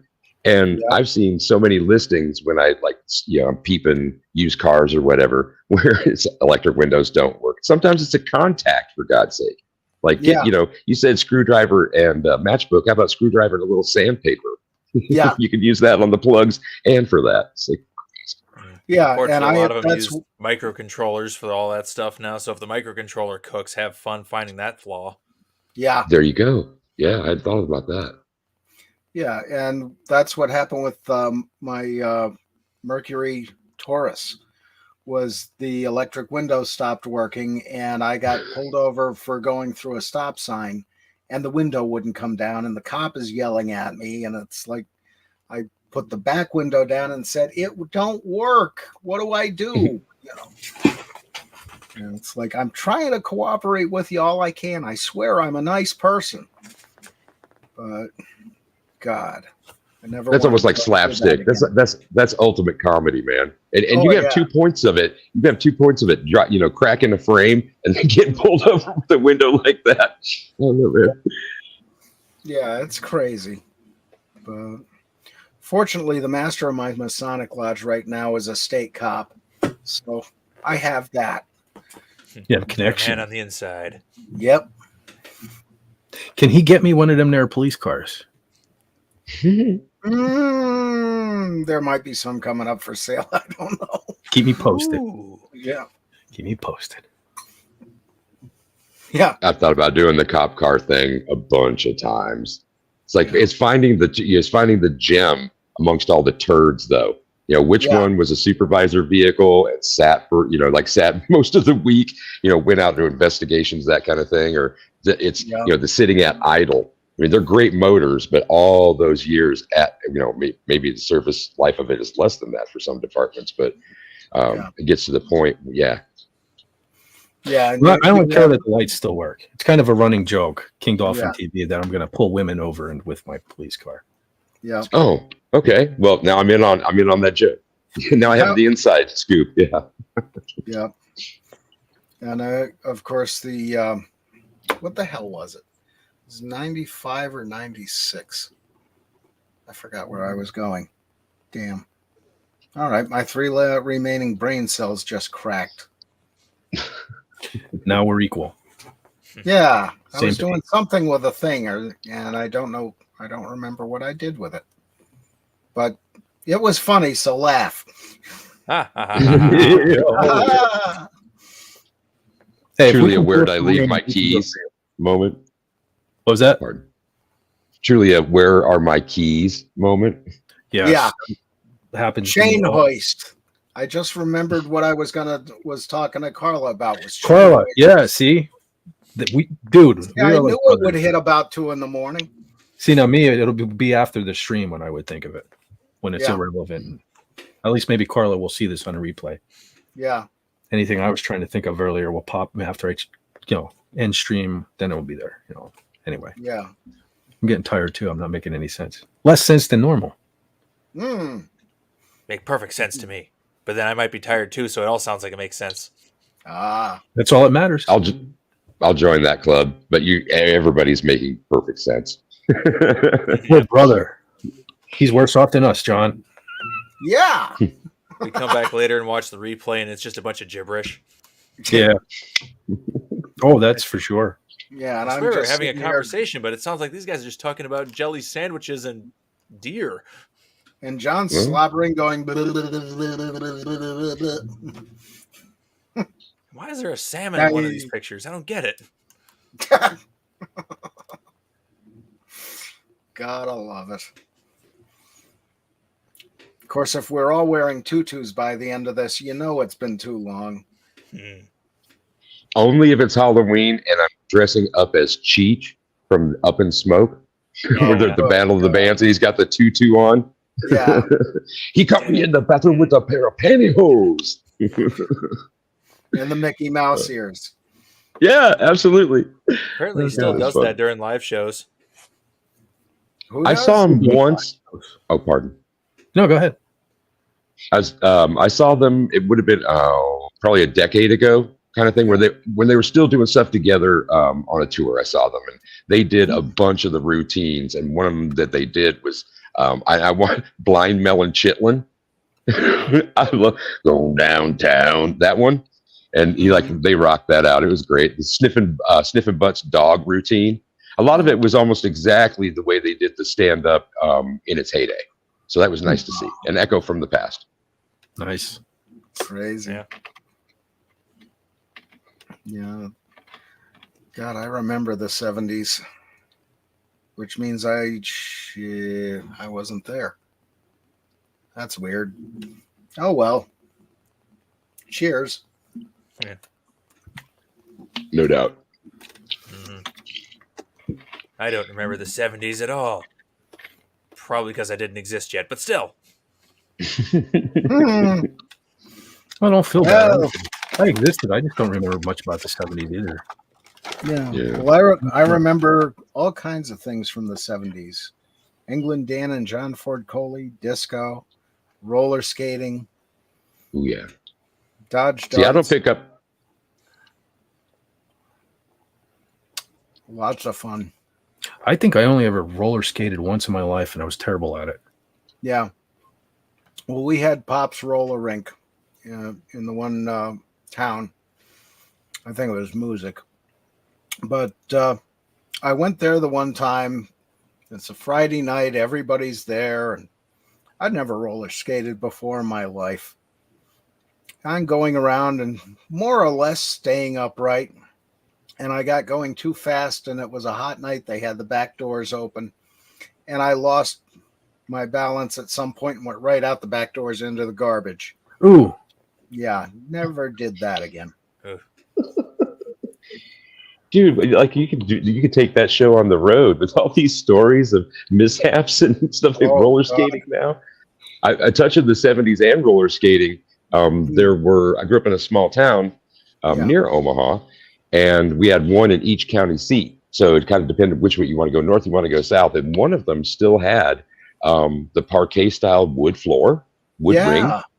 That was crazy. Nice. And they also, you could rent the clay wheel roller skates. So you could go back to skating, roller skating circa 1930, whatever.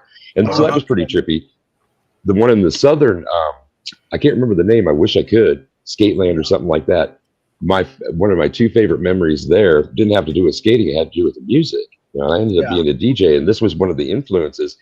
Was the owner had a little DJ booth, and you could go and make requests. And I can remember asking for Taste of Honey, Boogie, Oogie, Oogie. So we're touching disco 70s and roller skating right there.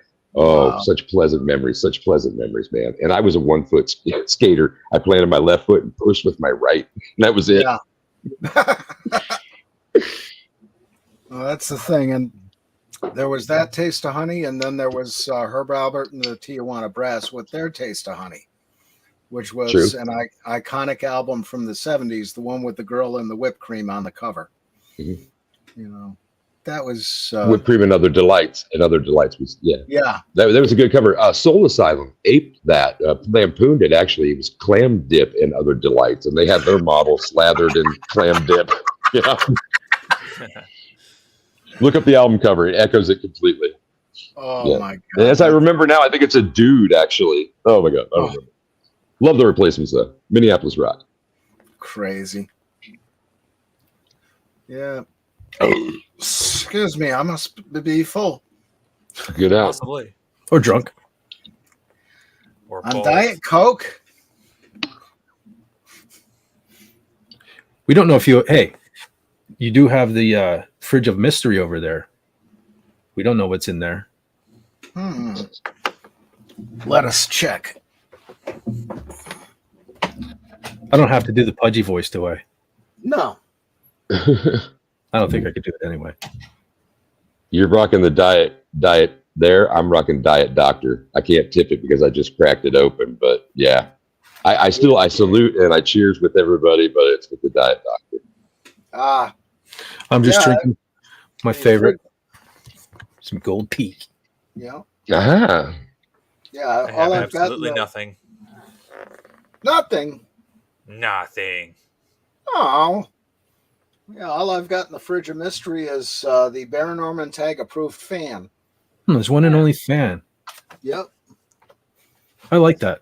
So there's your keeping his only fan away from him. That's cool. Wait a minute. Paranorman Tag's only fans? Oh my god, I don't even want to think about that. Dear God. Thanks a lot, John. I'm gonna have nightmares when I do go to bed. Hail Trouser Mouse, yeah. The one time you have a dream and it's just nightmares. Yeah. Yeah. It'll be the one time I remember a dream, and it'll be about Baron Ormond Tag. Thanks a lot. Well, at least it won't be about Comics Relief in a. Oh no! So now it's going to be both of them. That's great. Thanks for putting that out there. It'll be Comic Relief and Address. I know it. Slow dancing to Glenn Miller. Well, I may as well not stop there. Sure know something. Sure know something. That's good though, because maybe I'll dream about Kiss then. That might take the edge off there. So yes, thank you. Ooh. Yes, it's one time. Hell yeah! I was Gene Simmons for Halloween, starting in kindergarten. I was Ace Frehley, dude. Ace Frehley. Fuck yeah! That's rad, man. My mom was also in it. Please go ahead. No, I was just gonna say I can't tell you how many years I wore that costume out. I was an easy kid to buy costumes for. I had 2 costumes as a kid: Ace Frehley and Luke Skywalker, X-wing pilot, and I wore those things out. But anyway, go ahead. Oh, that's so rad, man! Taking it back to the 70s for me too. I was Gene Simmons every year, and my mom, in addition to being the English teacher, she also coordinated and directed plays. And speech competitions that we had. So in speech, you could compete in things like interpretive poetry, interpretive prose. Mime was one of those things in group contests.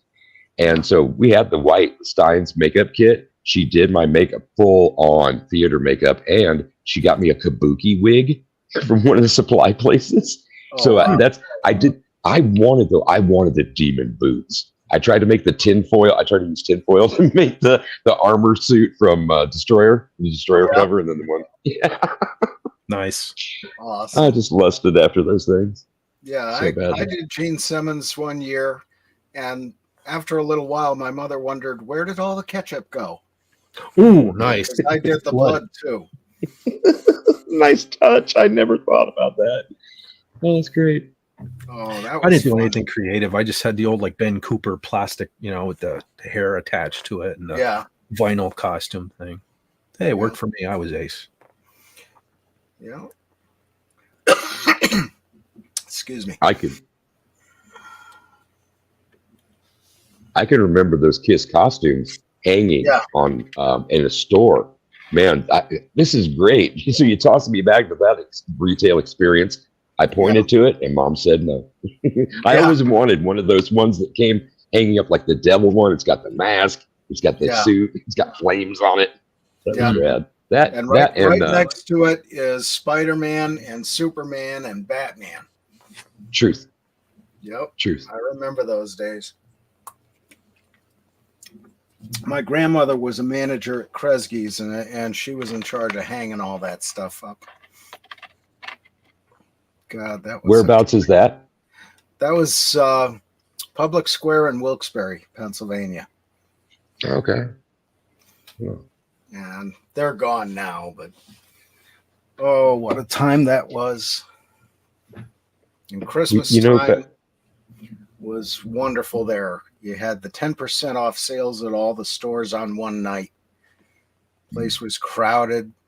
And the sidewalks were that concrete that still had sand in it that sparkled in the street lights. Magic time.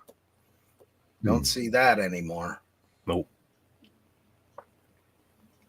One of the observations I make when I have the opportunity, and this is one about Gen X, is that we bridged the analog to digital age.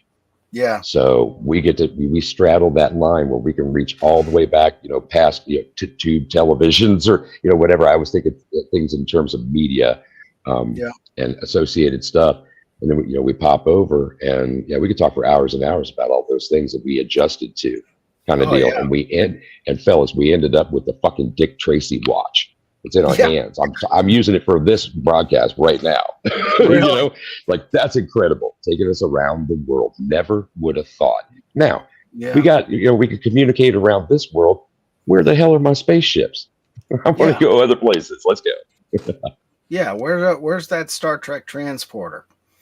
I have multiple reasons for wanting one of them and one of those reasons has to do with a certain polar bear we know. Close. Same here. Although I want a Knight Rider.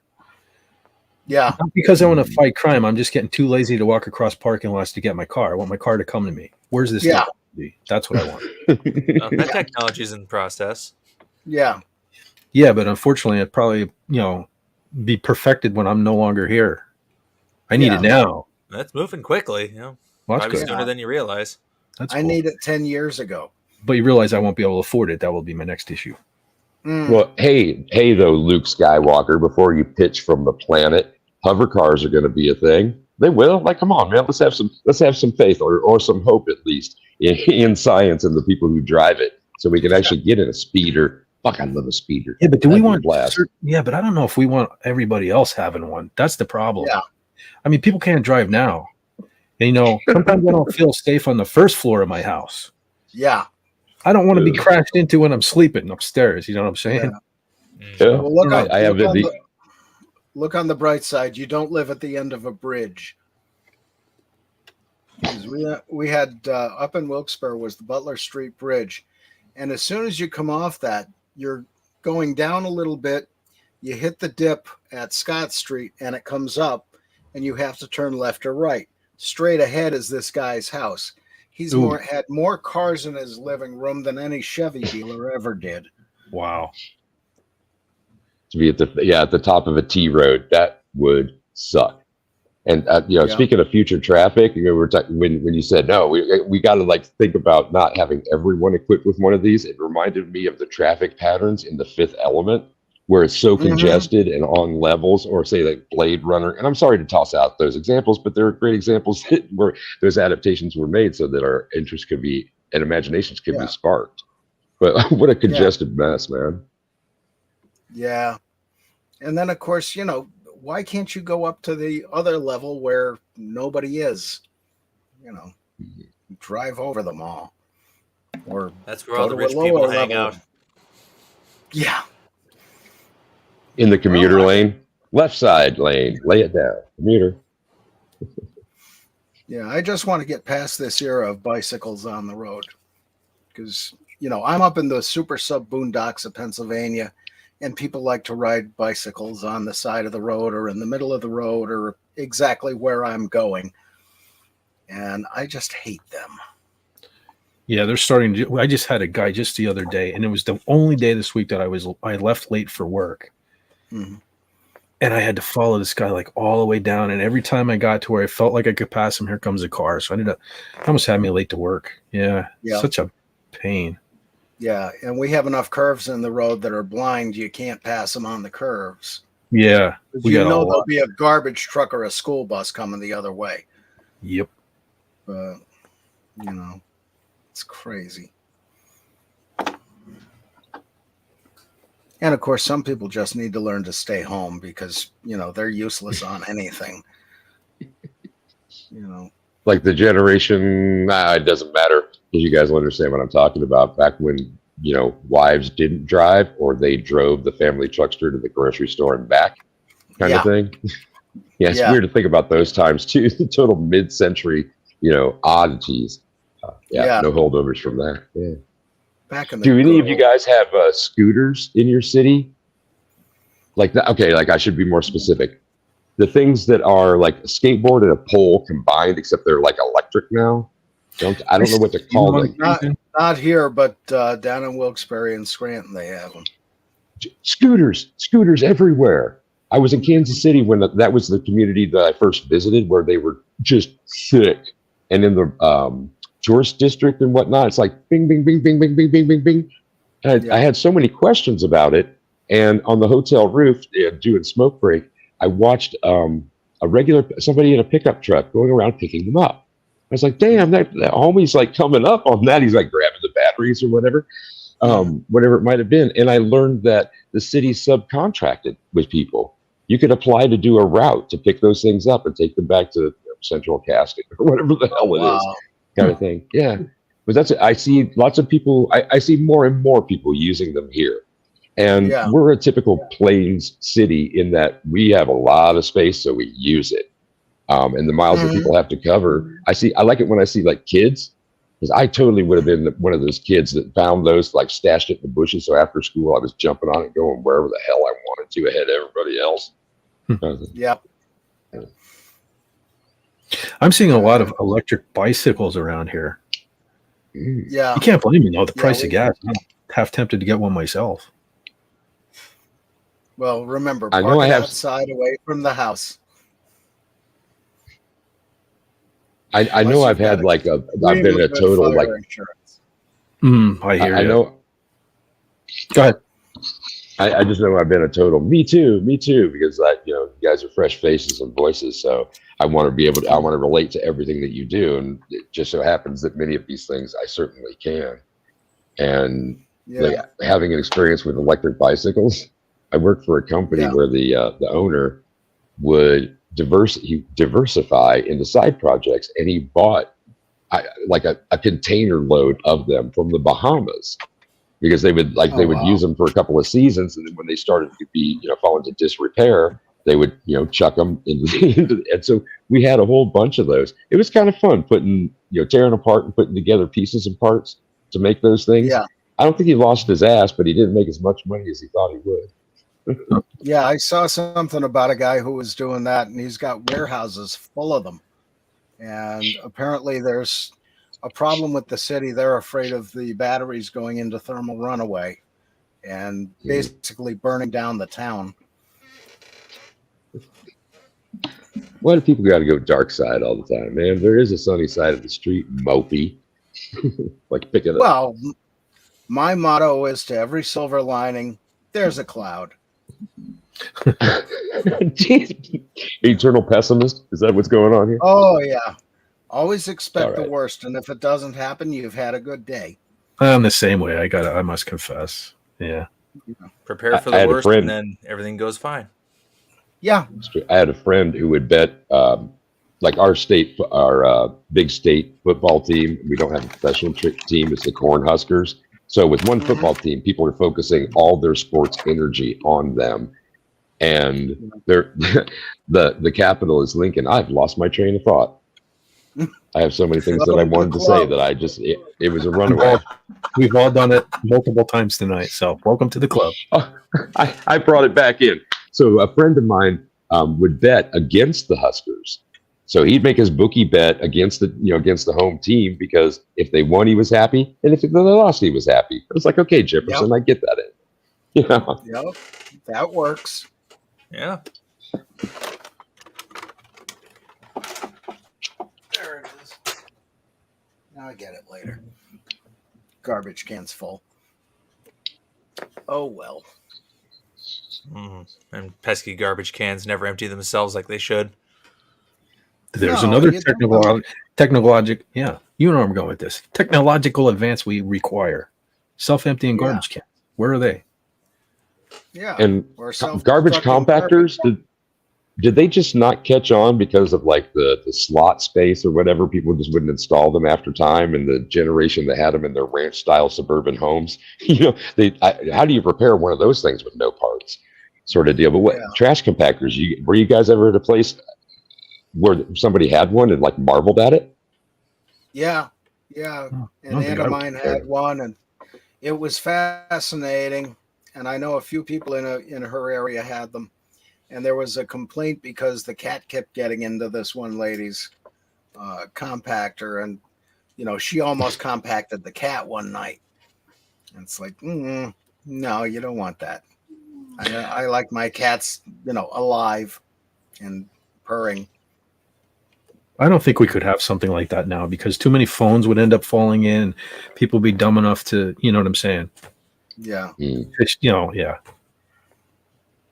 Well, we still have toilets. As you were phones in those. What's that?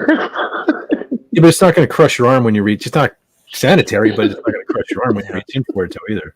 Yeah. The phone. We can't. That phone is so important now. That's happened to me. Oh my god.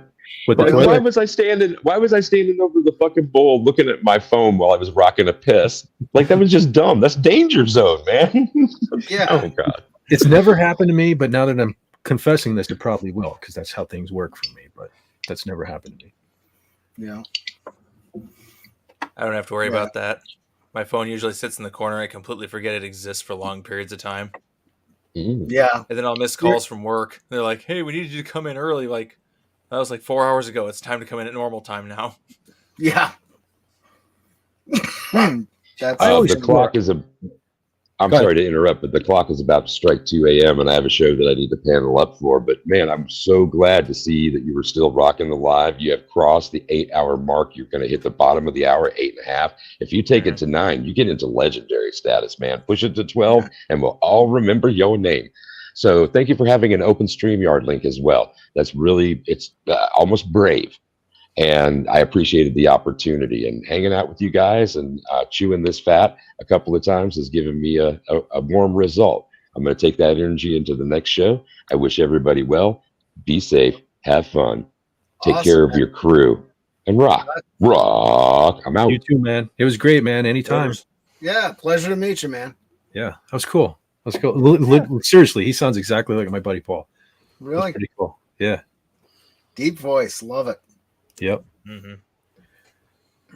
So maybe we can get him to sing at PodCon. Might sound better than me. Wait a I'm second. struggling. We'll do black number 1. Yeah. His voice was pretty intimidating, wasn't it? Yeah. Awesome. I'm wondering if I could get him to record some lines we could play for Raymond to tell him that he has to throw the fight to Kevin Humes.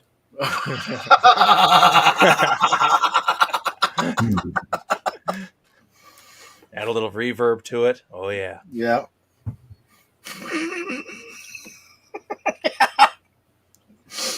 You guys see that Raymond broke out the crown and the cape on Wednesday's show? Yep. Yeah, I missed it. Cool. Yeah, it was funny because I was off on Wednesday, so I was kind of teasing him in the chat, and I brought up the cape and the crown, and he goes, "Hold on a second." He went off camera. He comes back with he had a crown. I guess Sandra made him a cape, and then he had like one of those dolphin. Oh, it's almost like a grabber that you can squeeze the hand. The mouth was open. It was sitting there. It was funny. He was sitting there clicking it for most of the stream. So at some point he goes, "See that, Fett? I'm not backing down from any of your challenges." So I put in the chat. I said, "Okay, let's talk about that kilt." Yeah. And Sandra said he has one. It's up in the attic. So Mm-hmm. now I'm working on the kilt. But you know what this means, don't you? I'm going to their house. I can find these things. Well, he's claiming now that I think I just talked to him yesterday on the phone. He said he can't really access the attic right now because the ferret room. He has to go through the ferret room, and he gave me this whole thing. So I said, "So you're ducking the kilt like you're ducking Kevin." Ooh. I'll be playing with the ferrets. He'll have no excuse. Yeah. There you go. Awesome. It's and of fun. course, we got to get him Gene Simmons monster boots to go with the dolphin boots. Yeah. I forgot all about. Picture that: cape, crown, scepter, kilt, dolphin boots. Yep. It'd be legendary. He just doesn't see it. Yeah. That's the stuff he that sees makes it. He just gold. doesn't want anybody else to see it. That's millions of views waiting to happen. It was funny too, because when he came back with the cape and crown stuff like that, Tanner puts in the chat, "This is all your fault, Fett." Like you can't tell yelling in text, but I swear she was yelling, "This is all your fault, Fett." That's the way I read it. It was funny. Yeah. I said, "That's all right, Sandra. When he hits 1 million subs, he'll be thankful." Yeah, right. Yep. I see. I got a new subscriber tonight. I wonder how long that's going to last. I'm back in that rut again. For like every time I was uploading a video for like the last week and a half, that same stuff I talked about before. I'd upload the video, and I always try to go to my channel quick so I can see it on the big screen because my video editor is smaller than the YouTube screen. And I'll go there and it already has a view. And then I'll get another view, and then I'll have a like, and then the like will disappear, and then the views will disappear, and then next thing I know, I'm missing a subscriber. So I don't know. I don't know what they're doing.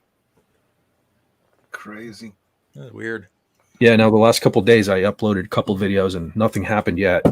But so I'm at 828 right now. I bet you by the time I wake up, that's -1 or 2. I bet you. Weird. Not, I'm never gonna get paid, but. It'd be nice to hit that 1,000. It would just feel like, because for the longest time, I was like 666. I was like, that's going to be great. Evil Genius. That's going to be great. And I had the screenshot forever. And now it's kind of like, it'd be nice. Everybody else is blowing by me. Yeah. It'd be nice to get up to that 1,000. I didn't even care really until Ryan Roger Athay did that video on me at the Rising Star thing. And now I feel like I'm letting the guy down. He predicted I would be at 1,000 by now. But Yeah. Well, that's the thing. You know, I'm hoping for you and Raymond both to get up to 1,000. Like I was saying, we definitely got to. I was looking at my settings here on the free, and I don't have the option to stream to Rumble. I don't know if Raymond can do that because he pays for it, but at the very least, I'm thinking maybe at least if we stream Just Cause onto my channel as well, Yeah, maybe we can bring some of these people over. I don't know, maybe it's possible. Maybe. he should definitely have more subscribers. I was just talking to him yesterday too because it was cool when he put the cape and crown on, but he was gone. He was off screen for a while, so I'm going to make him like kind of like Doomcock has the. You know, when he does the Harvey thing and he brings up the thing and it plays the Kukaracha song and stuff like that. Oh, yeah, yeah. So I'm going to make him something that he can pop up instead of just like the dead air and stuff like that. Yeah. That'll probably help. Trike doing the Macarena. Yeah. There you go. Yeah, I was thinking probably like the Semper Gumby thing or something, you know. Yeah. Make it similar. I don't know. But Get some nice royalty-free background music. yeah. So I said maybe some elevator music or something. No, that'd probably drive people away. It's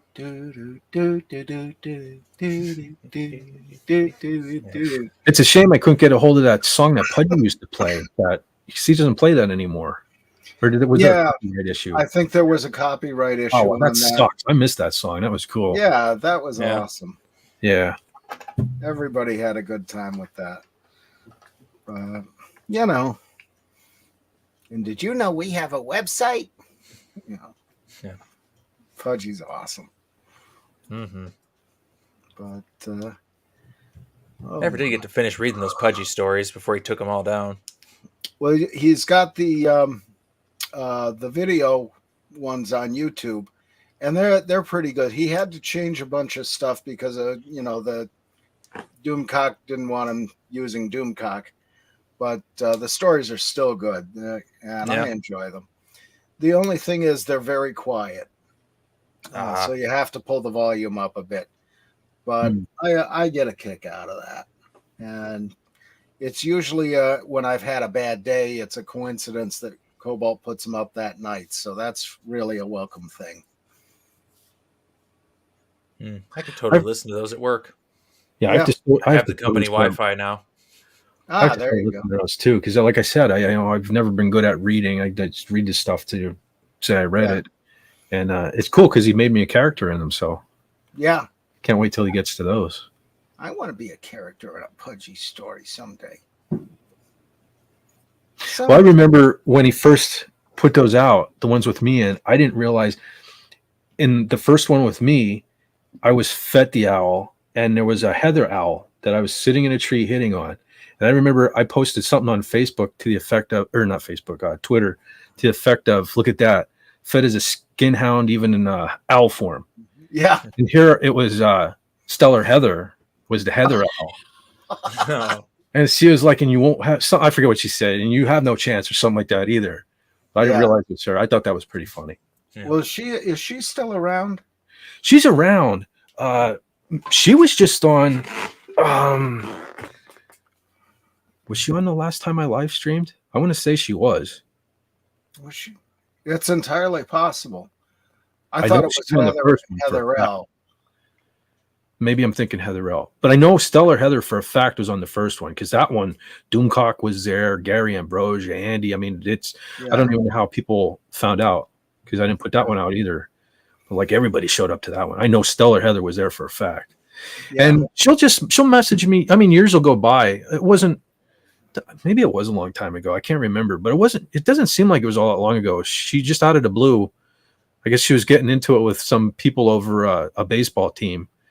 And she had me, she's fascinated with possums.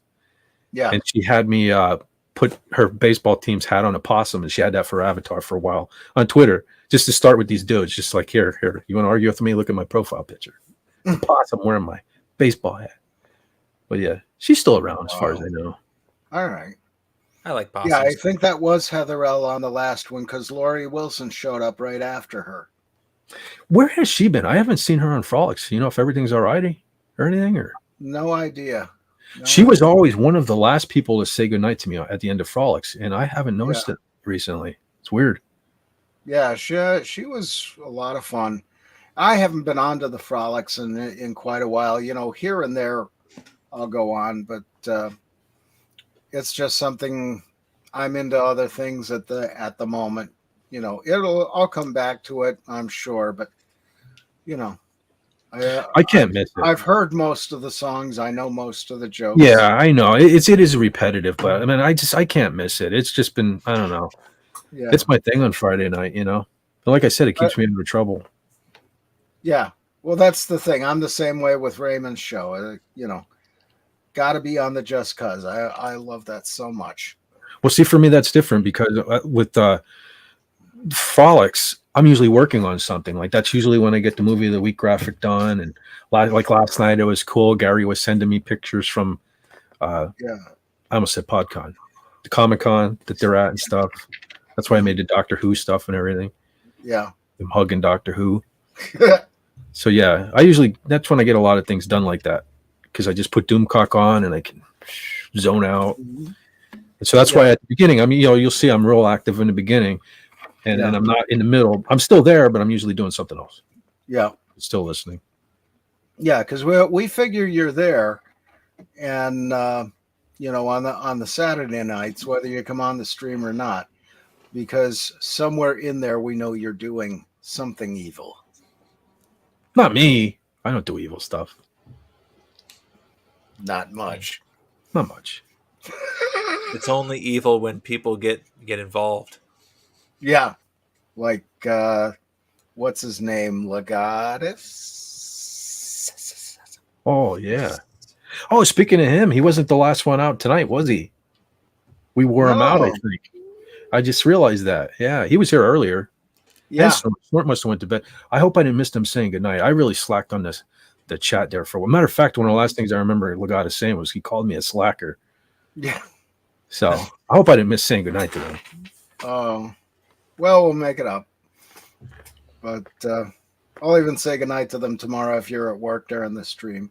I will be, unfortunately. That's the thing. Every time Raymond does a stream when I'm at work, it's funny how it's scheduled out too.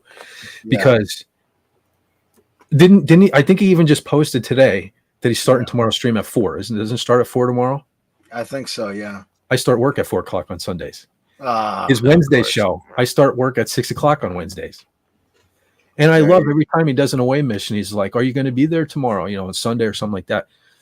And I tell him all the time, Raymond, we had this discussion. We do the Saturday thing because he originally, I forget what days he had picked.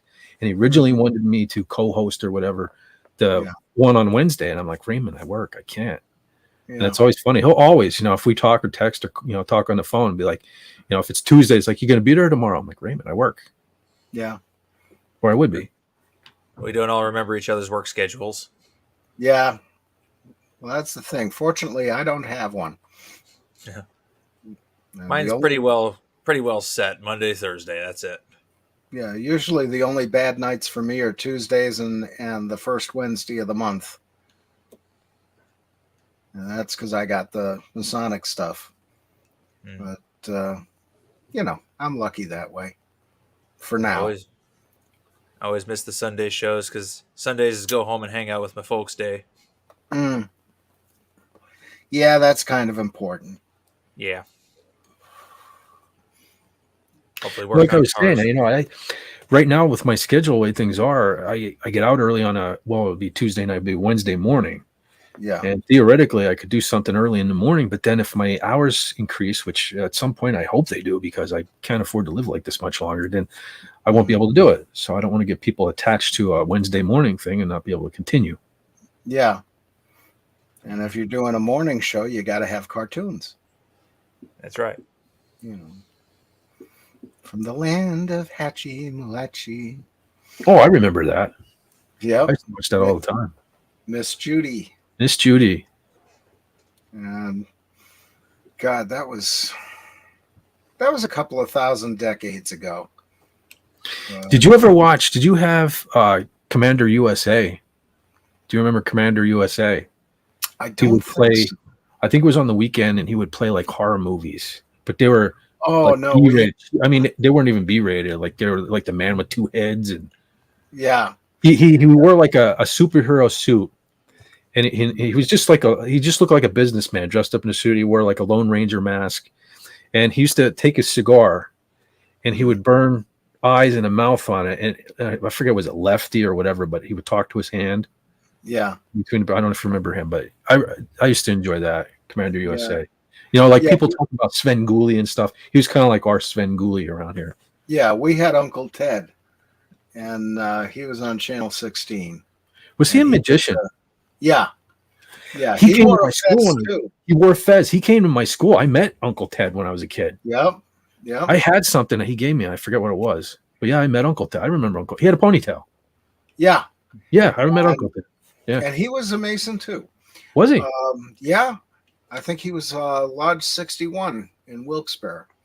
But yeah, I met him at the the Fine Arts Fiesta in Wilkes-Barre, and he was selling the little spongy rabbits, so you can do the Peter Rabbit went to town and was one rabbit, and then he was more rabbits, and he was selling the trick guillotine thing, the finger guillotine, and he stopped selling those because too many kids were coming back with their fingers bleeding.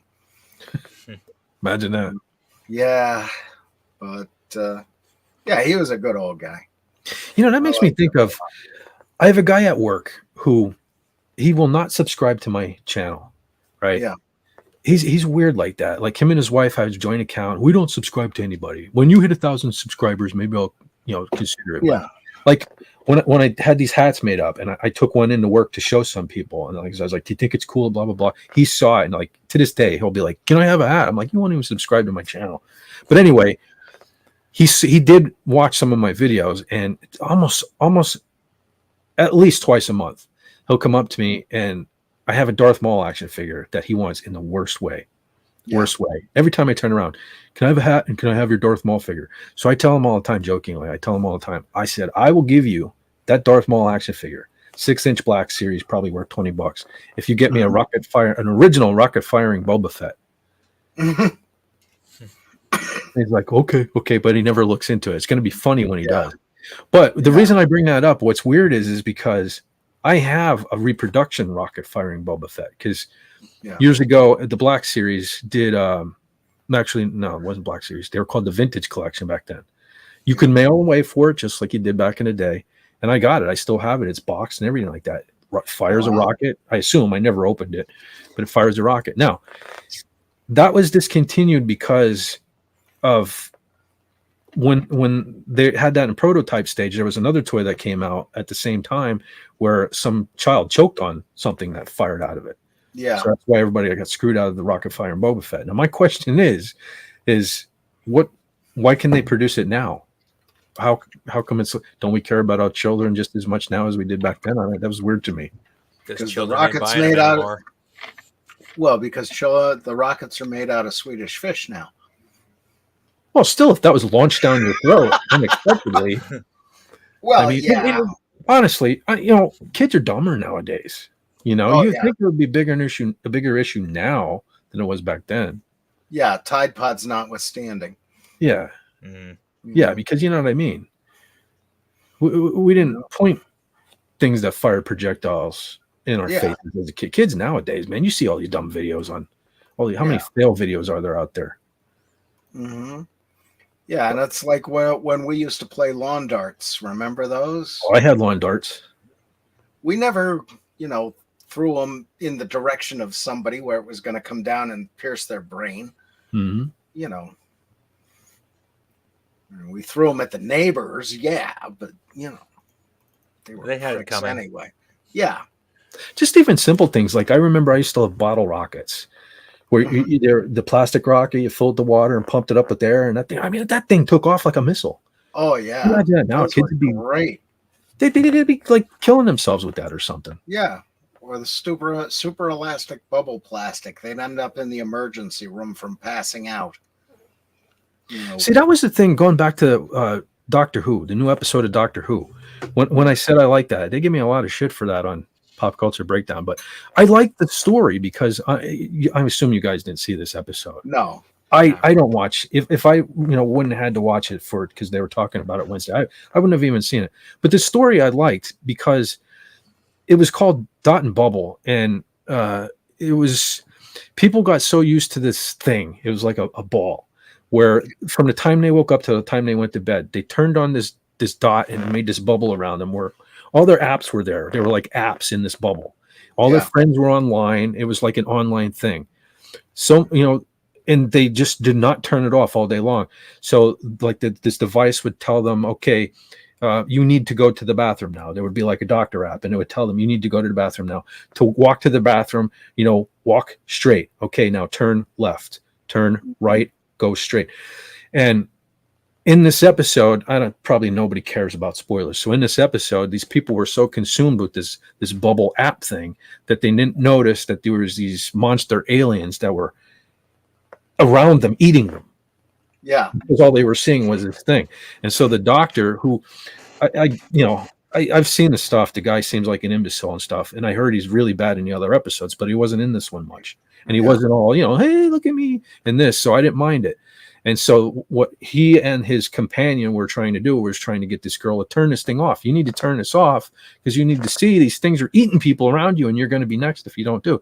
So when she finally turned it off, which the guys were criticizing on Pop Culture Breakdown, but she couldn't even walk anymore. She was walking in the poles, and because she was so used to the app telling her which way to walk, she was like, I don't know where I need to go.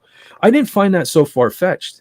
Like they were saying that's ridiculous, and it is ridiculous, but I literally work with people. There's a guy I work with.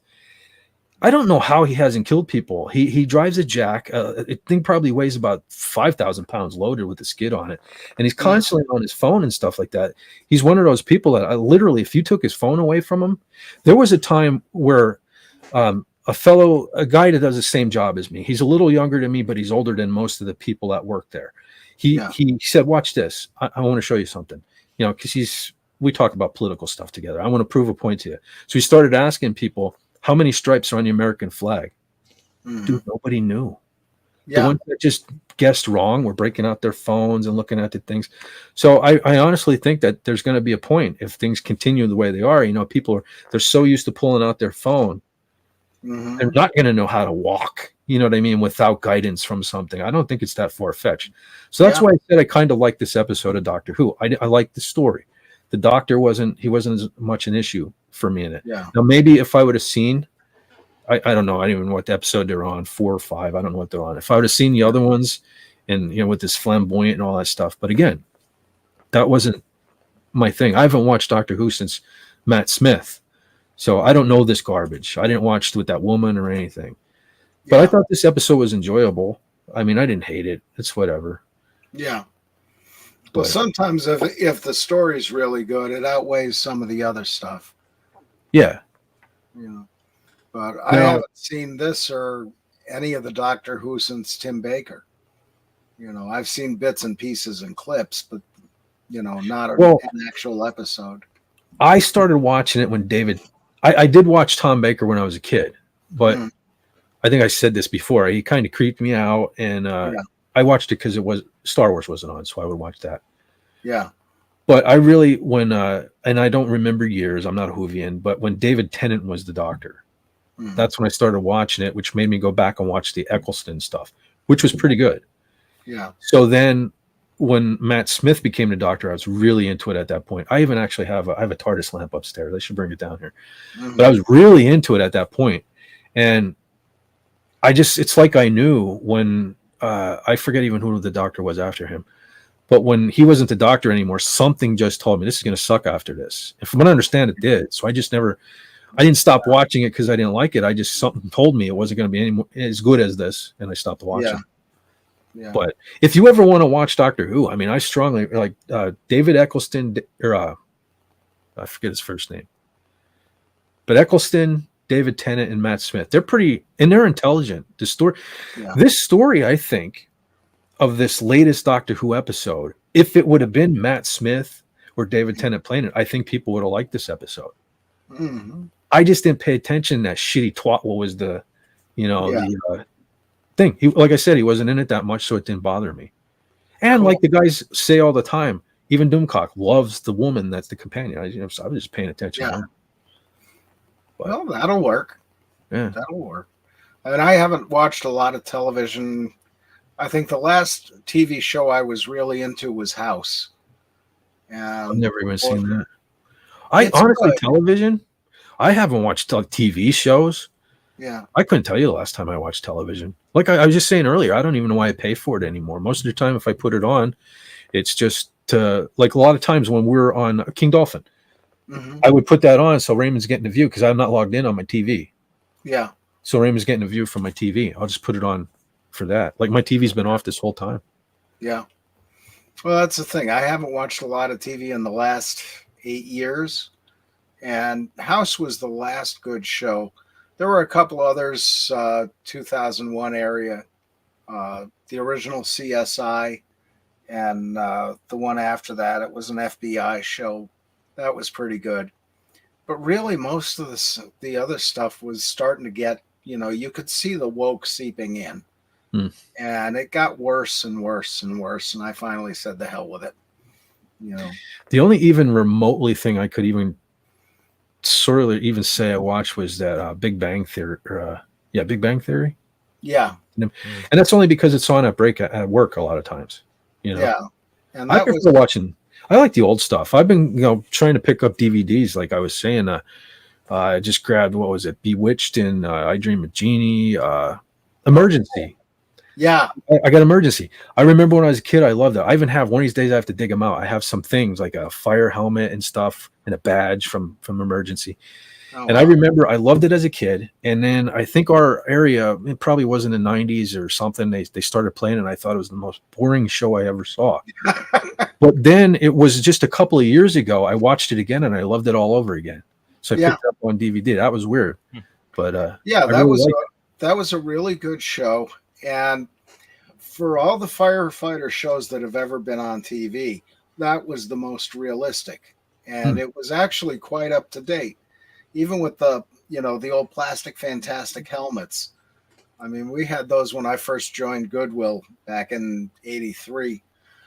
And things have changed so much since then. And the firefighter shows have just become ridiculous. And there was the one show that was called LA Firefighters. It was on for about 3 months.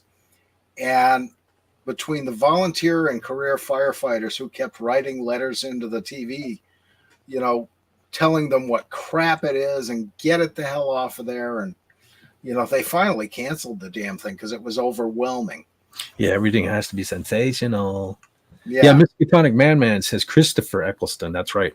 Christopher. That's right. I forgot. Yeah. Yeah, and there were some really good shows in the 80s. You had Knight Rider and A-Team and Pierce Brosnan in Remington Steele. That was a really good show. A-Team. Holy cow. Boy, did I love that. Yeah. That was a show right there. Theme song, too. Yeah. That's where... I was about halfway through the first season when I realized nobody got killed. Yeah. Yeah. They're kind of like the storm. Nobody ever, everybody always points out how bad a shot that the stormtroopers are, but nobody ever criticizes the A-Team. Yeah. But it's cool. I love the A-Team. I think it was just last night, Doomcock they were saying, this is the greatest theme song of all time. I don't know if I could single it out because every time I think the 80s had the greatest theme songs. Yeah. That gets my vote. I just say the 80s in general. Yeah. I mean, almost like every theme song, even dumb shows that I didn't even watch had great theme songs back then. Yeah. Well, if you go back into the 70s, there was a show called SWAT, and it was about a real special weapons and tactics police team, and their theme song was really good. And it was, a really, really nice guitar riff to begin with, and then it went into the more melodic type of music, the trumpets and all that. But that was a really good theme song. And Hill Street Blues, I think, was in the 80s. Yeah, that was I remember that. Matter of fact, I remember a lot of times watching the opening and that was it. Because I did like the theme song. Because, people, that's the thing nowadays. There aren't many good theme songs, I don't think, because I don't watch much. Yeah. But that can make or break a thing for me. Like Star Trek Voyager. I've tried watching it, but that theme song, there were a lot of times I checked out right there because it sounded like somebody yawning to me. So it was putting me to sleep, Yeah. And the thing with Hill Street Blues is the opening is all action, but it's got this really mellow theme song. and it was juxtaposed to the whole thing. So that's what really grabbed people into the show, and then it was well written and well acted, with good stories. So that's something where the theme song really mattered. So here's a question to each of you. So if you could, let's see, how do I want to say it? For me, it would be if I wanted to take any theme song from the 80s and make it metal, which one would it be? Metal. If you guys could record any theme song, which would it be? Night Court. That's a good one. I can hear that. Yeah. Yeah, well, what's his name from Man of War would have to be the bass player on that one. Oh. Did you ever watch that one I was telling you about where him and Michelangelo Badio, they geez, I forget how many beats per minute. Did you watch that? 400 and some. Holy God, that was ridiculous. And they both played it. Oh my God. Did you see that, Lenrod? I have no idea. All right. The bass player from Man of War and Michelangelo Badio both shredded on guitar and bass to, what was it, 400 and some odd notes. Minutes. Yeah, beats per minute. Oh my God, it was ridiculous. Look that up on YouTube, dude. It's insane. Yeah. Really nuts. And you can actually hear the notes, which is pretty awesome. And that's the thing. Well, that's the thing about I forget what is his name? Billy. Can't think of his name right now. But he has a weird bass. And I think that's what made that possible, because his neck is so small. You ever notice that, how small and thin his neck is on that, and how close? Yeah. I don't know if I could even play that thing. But so I don't know if that was actually cheating or not. What is his name? That's driving me nuts now. Yeah, I never did. A functional instrument, it should count. Yeah. Yeah.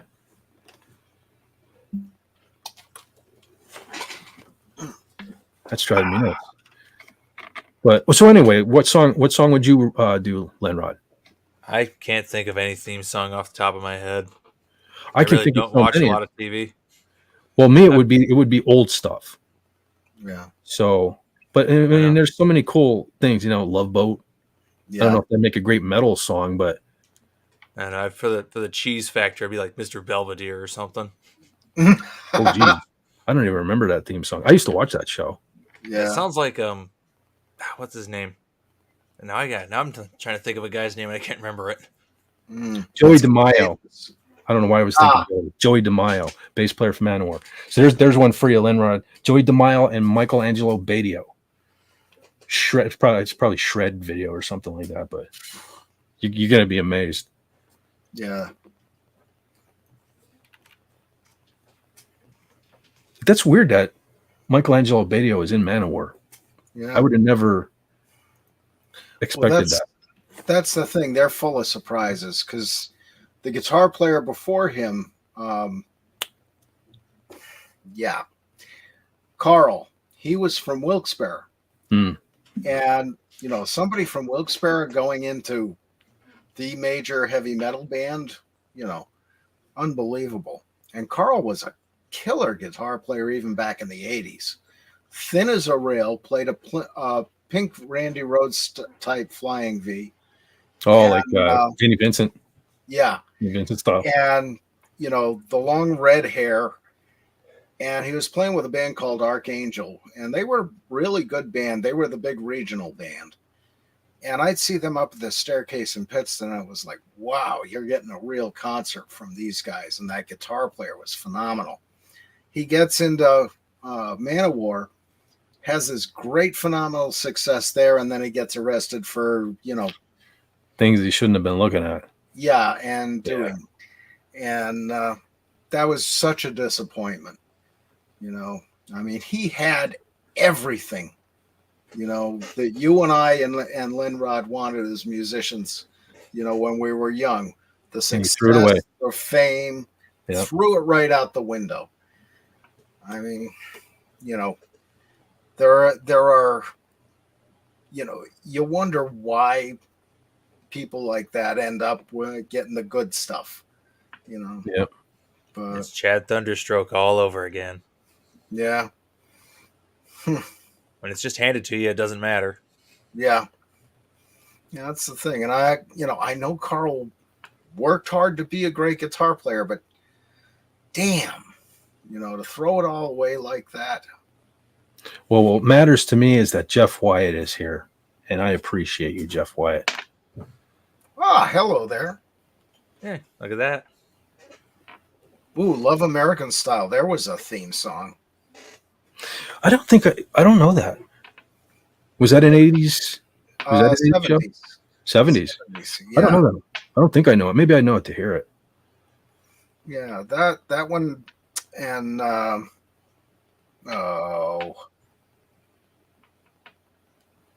can't remember the other one.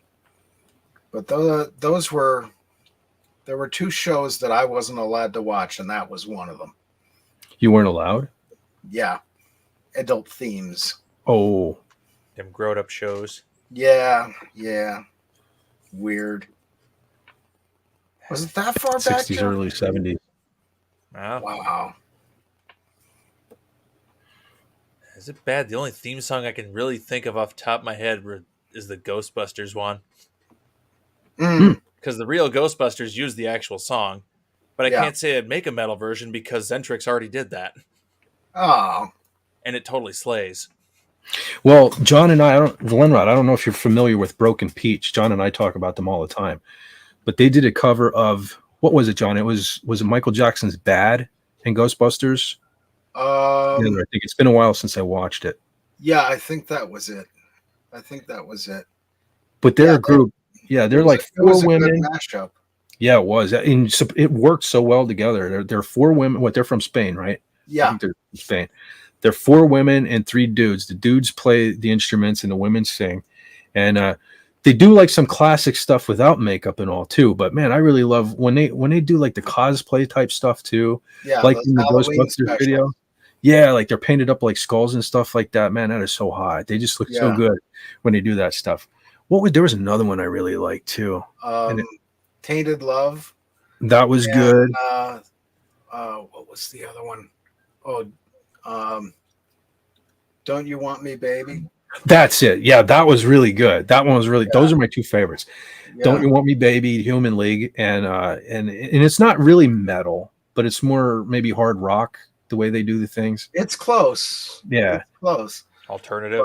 But and their version of Pink Elephants on Parade, I thought that was kick ass. They just put something out the other day, and I forgot to watch it, but I think it was live. Yeah, they had a live stream the other day. I saw part of that. And, even live like that on stream, they're really good. They weren't doing the full makeup and the entirety of the choreography, but most of it. I'm not usually big on that choreography crap, the Madonna type thing, but they are really good at it. Oh, yeah. It's pretty impressive. Especially the girl Lewis. She's usually second from the right on screen, and she does the most expressive arm motions and head motions. Yeah, she definitely puts more into it. Yeah, she has a lot of fun. I can't remember her name, but I'm usually the second from the left. Oh yeah. I don't know. There's something about her. Ooh. Yeah. I watch her mostly. Yeah, she's got that kind of eyes.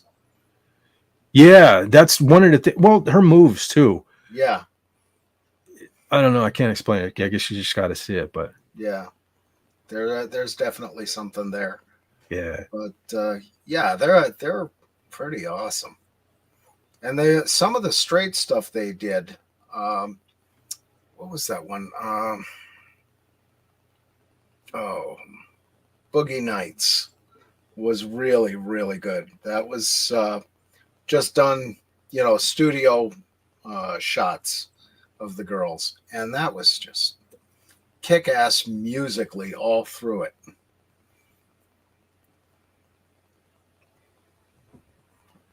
Boogie Wonderland, that's what it was. I've been gradually getting back into the women in metal too. I went through a phase where that's all I was listening to, but man, I probably mentioned this before, but the Burning Witches, They, man, oh man, I don't know. They're especially now with Courtney Cox playing guitar. I expect Really? such good thing. Yeah, Courtney Cox. She's officially in the band now. No shit. Oh yeah. Well, that's her in the when they did the cover of "Shot in the Dark." No kidding. Yeah, Awesome. the guitar. Yeah, you said you like that silver guitar. Yeah. Yeah, that's Courtney. I know it's weird because she usually plays that green was it comparison? I think she plays. Yeah, that's her. Awesome. Yeah, I've even been watching the singer because let me tell you, that singer, she is something to look at. She actually has a garden blog here on YouTube. Really? I'll even watch that just to see her. But yeah, but that's she is so metal. That's what's so cool about it. There's nothing fake about her. Yeah. You know, a lot of women like to put on the Metallica shirt and act like they're metal, but Burning Witches are real. Those chicks are really metal. Yeah, there was another band, I can't remember the name. They did a song called Rock Me Like the Devil, and that was just awesome. And the video is really good.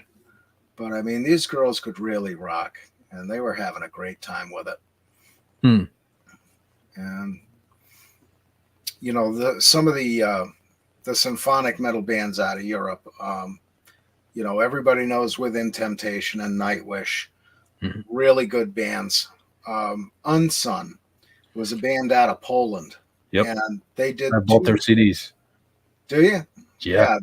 And it's a shame what happened to Anya. She ended up with a neurological disease, and she couldn't walk or use her arms or sing anymore. And it ended up wrecking the band. But God, what a shame for so beautiful a woman and so great a singer. And I wish there was. If I remember correctly, I'm pretty sure the guitar player was the guitar player from the black metal band Vader, if I remember correctly. Yeah, I'm not sure if that was before or after. Might have been before Unsung.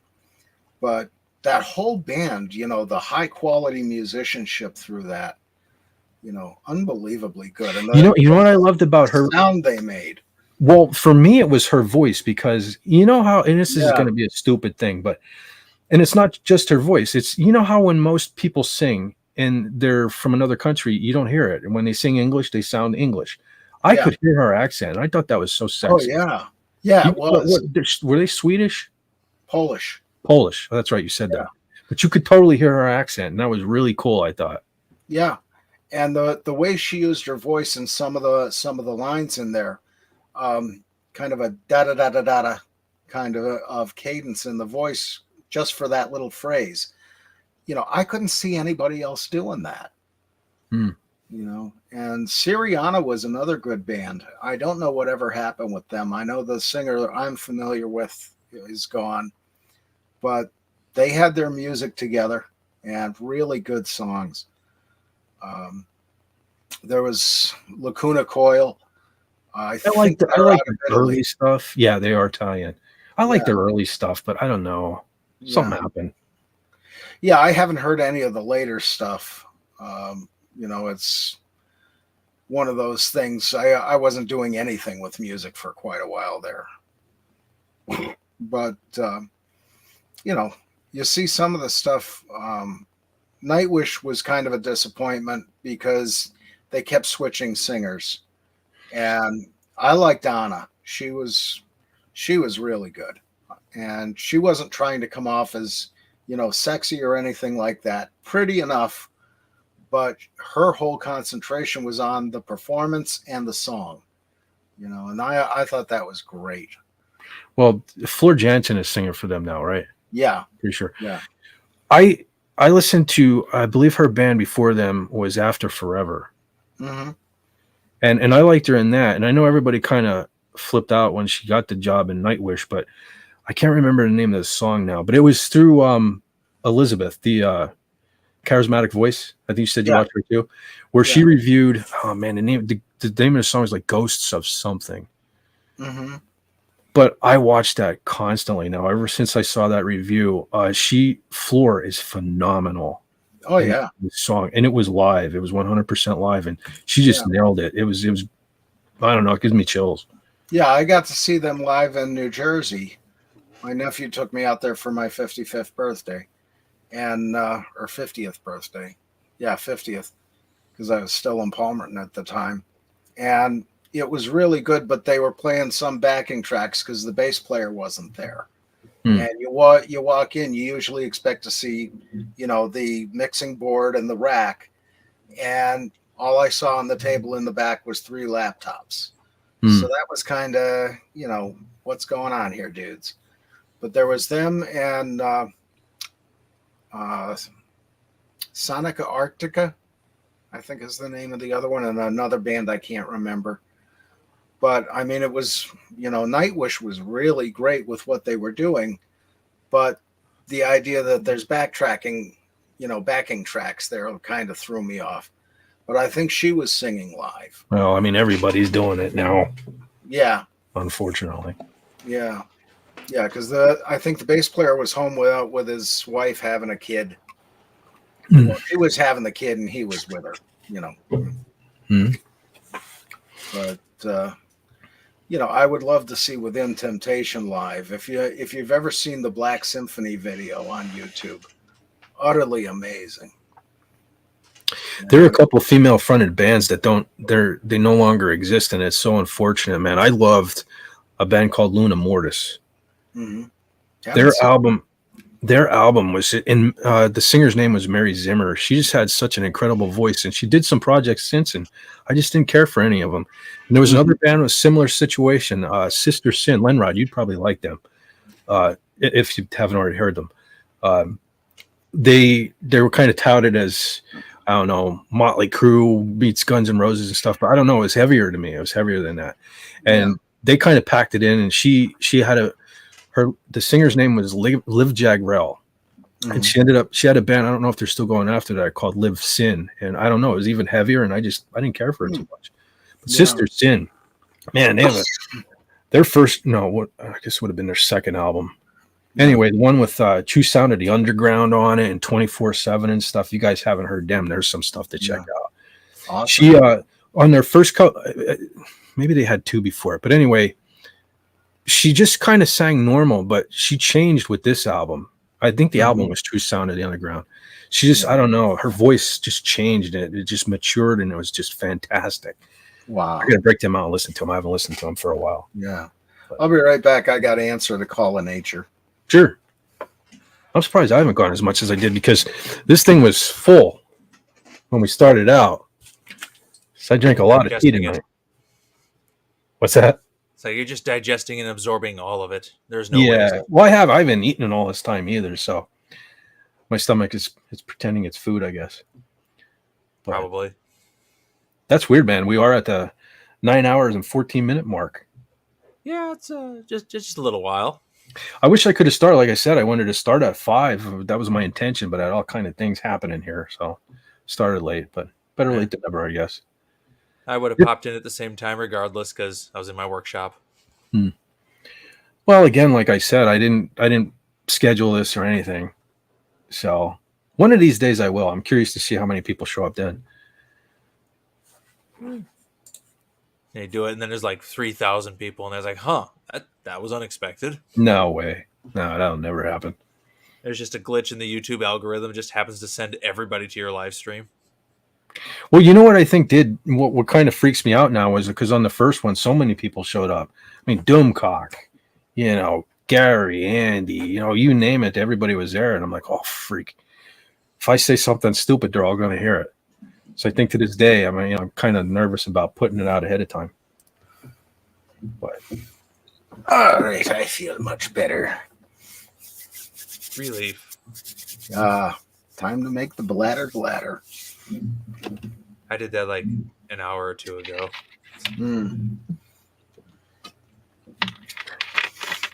Oh.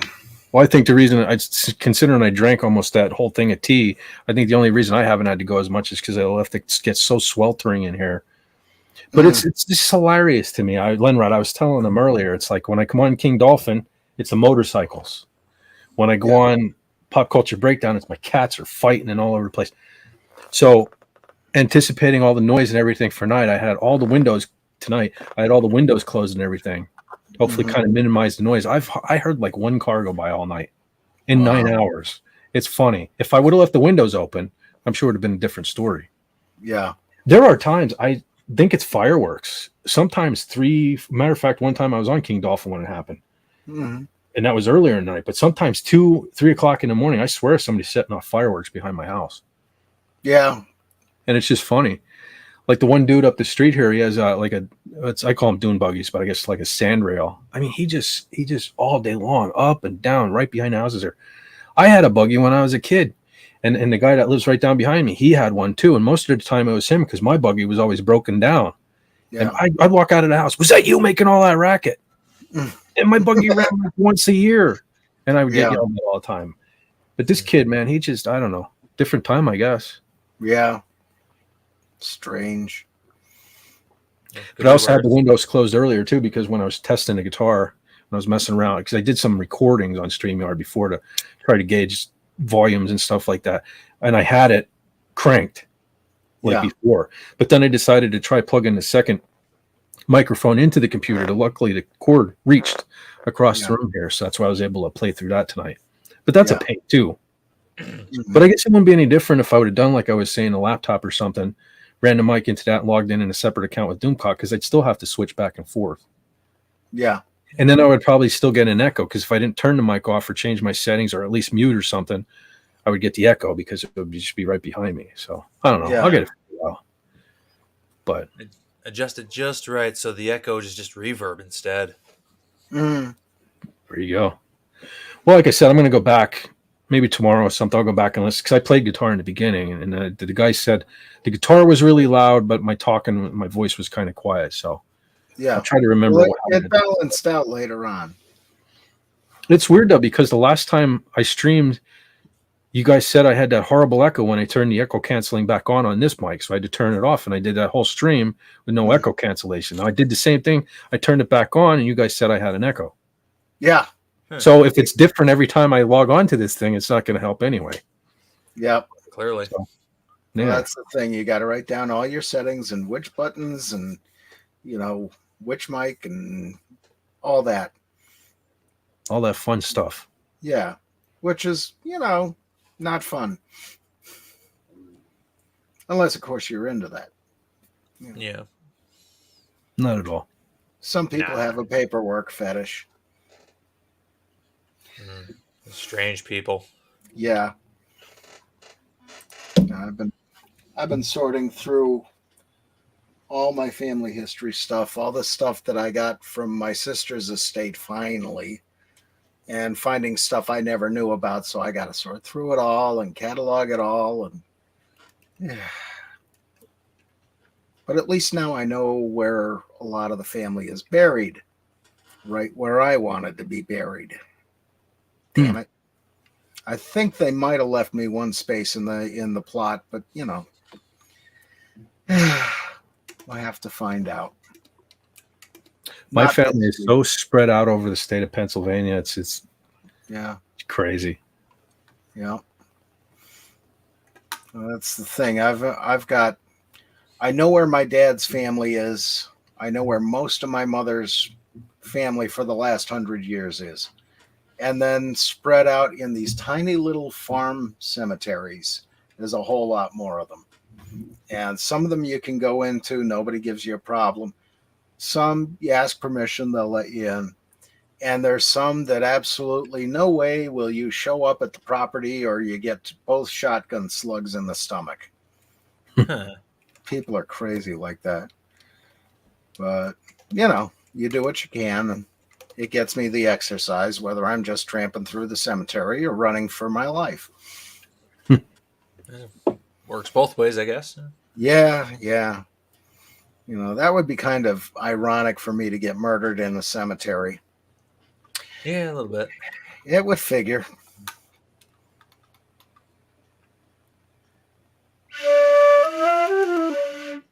Whoa. Nice. Mm-hmm. Is that the flute? Yeah. My skill It's on the nice. flute is advanced to the point where I can just about do some fun stuff with it now. Oh, cool. I've already started recording songs with it. Nice. In fact, I just recorded one like a couple hours ago while we were streaming. Very good. I muted and recorded. My one sister played the flute, and when she moved out, she got married and moved out. She left it behind, and there was an occasion where I would break it out and try. I couldn't make that thing make anything that even sounded musical. Yeah, I tried my sister's flute once, and I just had no idea how to make it work. I don't have the lips for it. No, I guess I don't either. Gotta have that band face. Yeah, but she got really good with it. Uh-oh, watch what you say. Uh-oh. Redstone. Matt, Max. Redstone is here. Hi Meet the there. Redstone. What's up, buddy?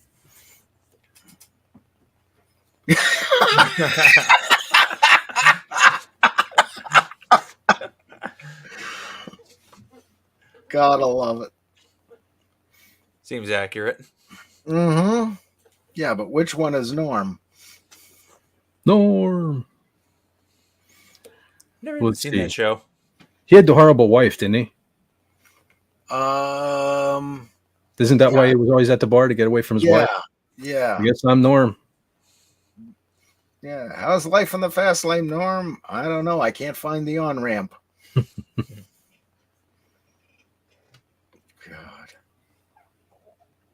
And I know when that show came on. It had to be 81 because I was 16. And I still didn't exist yet. Really? Yep. I didn't enter this world until 86. Ah. Well, that explains why the world started going to hell in 86. I see. Yep. I All my fault. understand. Uh-huh. Well, you didn't miss much. I mean, the 70s and 80s were cool.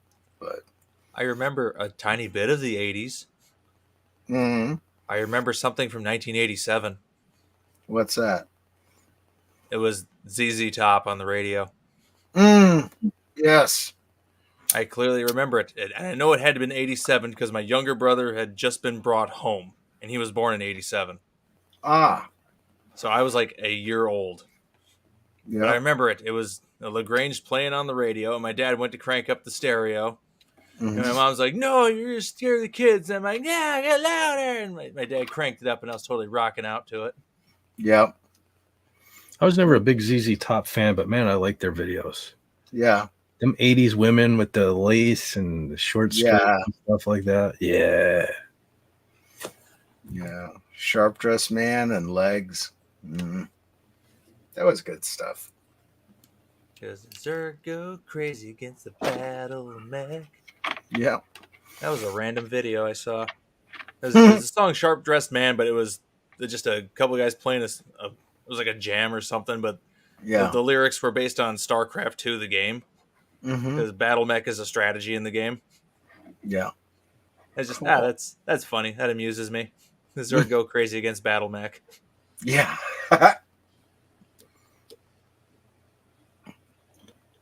Yeah, and the music of the 80s, there was a lot of good stuff. There was a lot of crap. Janet Jackson. Eesh. Yeah, I never got that. Yeah. I never got Janet Jackson. Yeah, there were one or two songs. Black Cat is her best song. Yeah, I was just going to say there was one. That's it. Yeah, there was one that was all right. Yeah. But the rest of it sounded like noise, or not noise, but I guess it all sounded, well, I hate when people say these things about heavy metal, but it all sounded the same to me, really. Yeah. But Black Cat, you had the cool metal guitar in it and stuff. Yeah. So that stood out. And that one was the one where the one live version, she rips her shirt open and it's like, yeah. Is that the Super Bowl thing? No, this was that one was an accident. About 4 or 5 years before that, maybe more. See, I had a hard time with that because she looked so close to Michael Jackson to me. Yeah. I don't know. Well, there were people who wondered if they were the same person. Yeah, I've heard that theory before. Yeah, I ever wonder if that's why they did that one video where they were together. They say, look, see, we're different people. Yeah, I mean, I've seen them on live television shows together, so Well, it's like when LaToya did the Playboy. Yeah, stuff. Like I had no desire to see it because she looks like Michael Jackson to me too. Mm-hmm. Because it's convenient how they all seem to have gotten the nose jobs and they just didn't want Mikey to feel bad, so they all got in on it. Yeah, get the group rate. Yeah, it's a discount. We got all together, Yeah, buy 2 Unfortunately, noses and get one free. It was supposed to be different nose jobs for everybody, but somebody wrote the wrong thing on the paperwork. And we all got the same one. Yeah. God. And I wanted to be the elephant. I was when I was a really, really small kid. I did get the Thriller on cassette. I remember getting that because of Beat It. And I'm not embarrassed to say that now, because the reason that I liked it was because of the guitar solo. And being older in life and finding out that I was Eddie Van Halen, I feel like I was ahead of my time. That's why I go. But anyway, where I'm going with this is I've recently been watching a lot the YouTube channel called Drumeo, and I see a lot of John Sugarfoot Moffat was apparently Michael Jackson's drummer. Yep. And if you guys haven't seen him play, man, is he interesting to watch play? Oh, yeah. Have you seen it? Yeah, I've seen that guy play. How cool is that he has the cymbals behind him? Yeah. And that's pretty cool. I got to give him credit. It's pretty unique. He has a pretty unique style. But I've been watching him a lot lately. It's like one of those drummers, if you set up his kit just ever so slightly wrong, you won't be able to play it at all. I bet you you're 100% right about that. Yeah. Because he doesn't even look. Yeah, he doesn't even look. He's all just muscle memory. He just he stares straight ahead and he's just hitting everything without looking. Yeah. Pretty incredible. It's an awesome style. Yeah. And I think Vinny Appice was one of those guys. Again, if you set it up just a quarter of an inch wrong, he's done for the night. But he's gone through so many kits though, because if you look, like, especially if you watch like the I Could Have Been a Dreamer video, that set was crazy. That stuff was all up behind him, and I wonder if he really was playing that stuff. Yeah, he was, and that's how he ended up with shoulder injuries. Was those big bass drums on the racks there? He kept reaching up for those, and it was an unnatural move for the shoulder, and banging so hard on them. That's how he ended up with that problem. Yeah, see, trying to be cool. That looked cool though. I will give him that. That looked pretty cool. The thing was, Alex Van Halen had some of his stuff was ridiculous. Just having like 3 bass drums stacked in front. There was no need for that. That was just to look. Yeah. But that thing that Vinny had, I mean, that really looked like you could utilize it at least. Yeah. But at your own expense, apparently. And to me, the ultimate drum set was the Kiss Love Gun set. The chrome and black drums that Peter Criss had. That just was pretty cool. So cool. Well, Eric Carr had a lot. Yeah. Similar to that with the chrome and stuff like that. I love a lot of Eric Carr's kits too. Some of his were ridiculous too, with the bass drum stacked and stuff, but they're pretty cool looking. Yeah, and he was a pretty nice guy. I got to meet him twice, and the one time was outside the hotel. And I think I've told this story where, we could see through the window of the bus he was playing Dig Dug. And I remember you saying that. He saw us outside, and there were 3 or 4 of us. He said, "Oh, okay, I'll go out and talk." And he was really good guy, But that was a shame. He died a year later. That sucked. That whole thing, like I said, I liked Freddie Mercury too, but that was so sad that he died at the same time, because MTV was all day long Freddie Mercury. Oh, by the way, Eric Carr died. Okay, let's go back to Freddie Mercury. Yeah, he did not get the respect he. No, not even a little bit. No, and I mean, as screwy a guy as he was, in regular life, and he did have a lot of hang-ups, but with the fans, he was great. And on stage, he was incredible.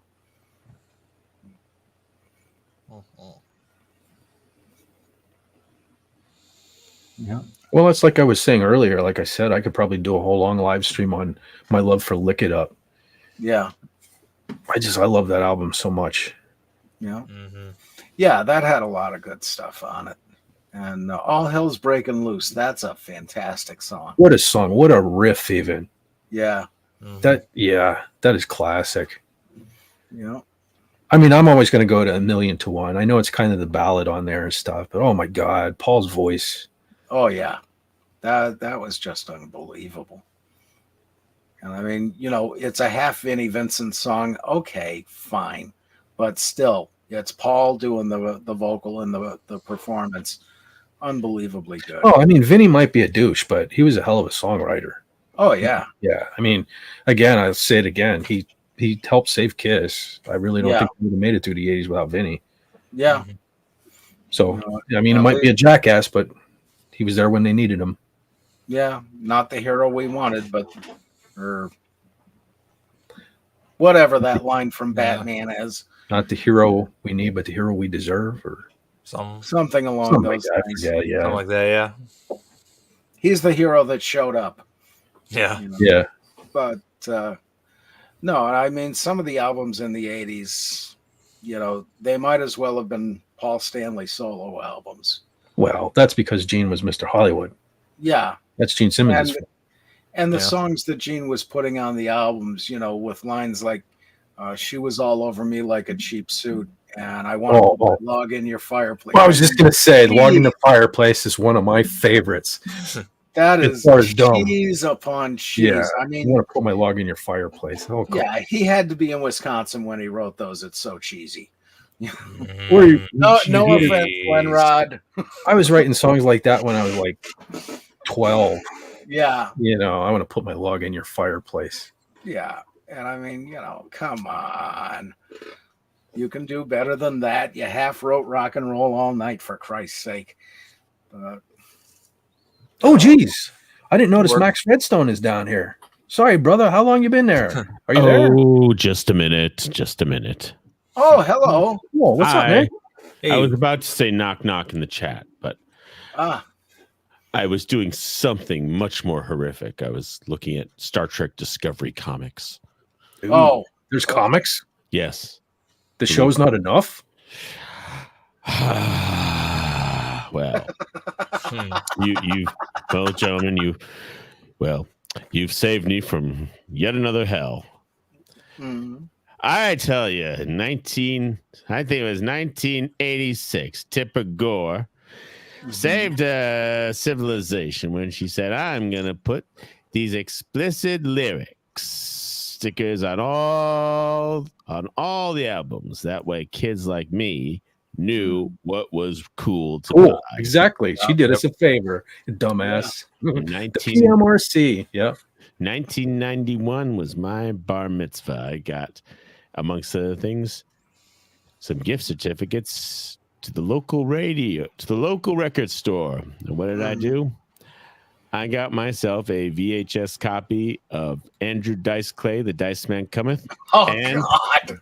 2 Live Crew CD, As Nasty as They Want to Be. Mm-hmm. It took my sister exactly 8 seconds to rap me out to my mom. Look what your son just got. Yeah. Jeez. And, well, the rest is history. Yeah. Well, when that whole thing happened, if you remember, I forget what was it, I forget what they called it, but there were certain albums on Capitol Hill that Tipper Gore was holding up. Mm-hmm. One of the first ones, my mom had this on, on Filthy 15. Filthy 15. Yeah. One of the first albums they show, Wasp, Fuck Like a Beast, Blackie, saw blade in the crotch. My mom turns to me and says, and I guess you have that. I said, well, what kind of Wasp fan would I be if I didn't? You know what I'm saying? Of course I do. Yeah. God, and then there was, what was the Frank Zappa? What was Frank Zappa, and who was up there with him? Is that I know Dee Snider showed up. Dee Snider and John Denver. Yeah, John Denver. John Denver. Yeah. Oh yeah. It's funny that Dee Snider turned out to be one of the most eloquent ones of them. Mm-hmm. Yeah. I so respected Dee, and I loved him for so long. But again, I won't get into the politics. But I don't know what happened to him. I don't know. I lost a lot of respect for him, but he's from New York. Yeah. That's probably it. But I still love Twisted Sister. Yeah. Yeah. Oh, there's some good songs in there, And of course those videos, Yeah. Who didn't love those back in the 80s? Oh, they were classic. Yeah. For sure. When I was young, I had this stereo that I don't even know why, but because I'm Linrod, I am no Linrod, but for some reason I took the thing apart and I figured out how to do channels because it had the dual cassette decks. Yeah. And I figured out how to record guitar, sticking a mic into it, and I could record like tracks on this stereo. And my nephew and I, who again we were more like brothers, we were close in age. I don't know, make it sound like I was hanging out with a little kid or something, but we recorded a cover. Like we had this really crappy drum set, and I recorded that, and I did the guitar, and he sang. It was Twisted Sister's Suzette song. What was it was Suzette's song, something else. I can't remember the name of it right now. But it was funny because I took it into school for my one buddy to hear, and somehow it ended up around the school, and everybody was praising us how great this song was. I was trying to explain, I'm like, no, that's Twisted Sister. That's not my song. But apparently we did a pretty good cover of it. Awesome. But, yeah, I can't remember the full name. It was Suzette's song, something else, but it was off the first album. But anyway, You're Not Alone, Suzette. You're Not Alone. That's it. You're Not Alone. Yeah. I just picked up the record and looked at it. Ah, cool. My CD's in there somewhere. But yeah, apparently we did a pretty decent cover that people liked, and I didn't even know it was Twisted Sister. That was cool. That's one of great. my first covers I ever did. But and that was the thing with the band I was in. We would record the rehearsals and kind of gauge our progress as we went, and we knew we had something good when we took the cassette out to the car. Because if it sounds good on a car stereo when you're driving, you've got something, and we did Rainbow in the Dark the first time, and it, every bit of it we nailed. And John, for all he was a pain in the butt sometimes, he was an excellent guitarist, still is. And we're listening to this and going, damn, we're millionaires. I'm afraid of that song. Really? Because I know it's on our playlist, and I'm struggling to sing it. Like Dio's range is outside of my range, so I'm trying really hard to find a way that sounds okay and not like killing a cat. Yeah. I don't want to do a disservice to Dio. Yeah. Well, we'll have Pudgy sing it. That'd be something, wouldn't it? Well, something tells me if you recorded that would be a hit on YouTube. Oh yeah. Pudgy sings Rainbow. Just him singing metal songs, I think would work for him. That's the thing, because there was a band called Terra Spatoni out of I think Norway or Sweden, and they had a song called Taivas Lyle Tuta, and somebody did a version of that with a squirrel singing it, a cartoon squirrel. And the voice was just unbelievably good, funny as hell. But I mean, he really pulled it off. That was something else. Well, I've been talking to Raymond. I've been trying to get him to drop the PG-13 thing be a little more relaxed on that. Because if Pudgy would tell I'm not sure if Pudgy would be for it. I haven't talked to him about it. But, he tends to mirror Pudgy, especially with the dirty jokes. Coming from that voice. Yeah. I think that would help Raymond's channel out a little bit. It might, because I don't know why he's so concerned about it. Really, I don't think his audience is that young. Yeah. It's not like he has little watching. It's not so much the age of the audience. It's that, we hear so many YouTubers out there, FFF all the time. Yeah. You know, and it's like, okay, Tony Stark can get away with that. You can get away with that. Raymond, he wants to be a little different, and open it up to a wider, range. But he's not, though. That's what I'm saying. He's not really getting out there. I'm not saying an F-bomb every 5 seconds or anything. Yeah. But just, a little here. Why don't I don't know, maybe Pudgy can record a track of him telling his version of the Aristocrats. Oh God. Oh jeez. No. I think Cobalt would strangle all of us. If you notice, though, the women, that's one of the things with Raymond. He tends to let the women get away with it. If you haven't noticed. Yeah. So, and nothing's happened to his channel. It's not like, Yeah. It's still there.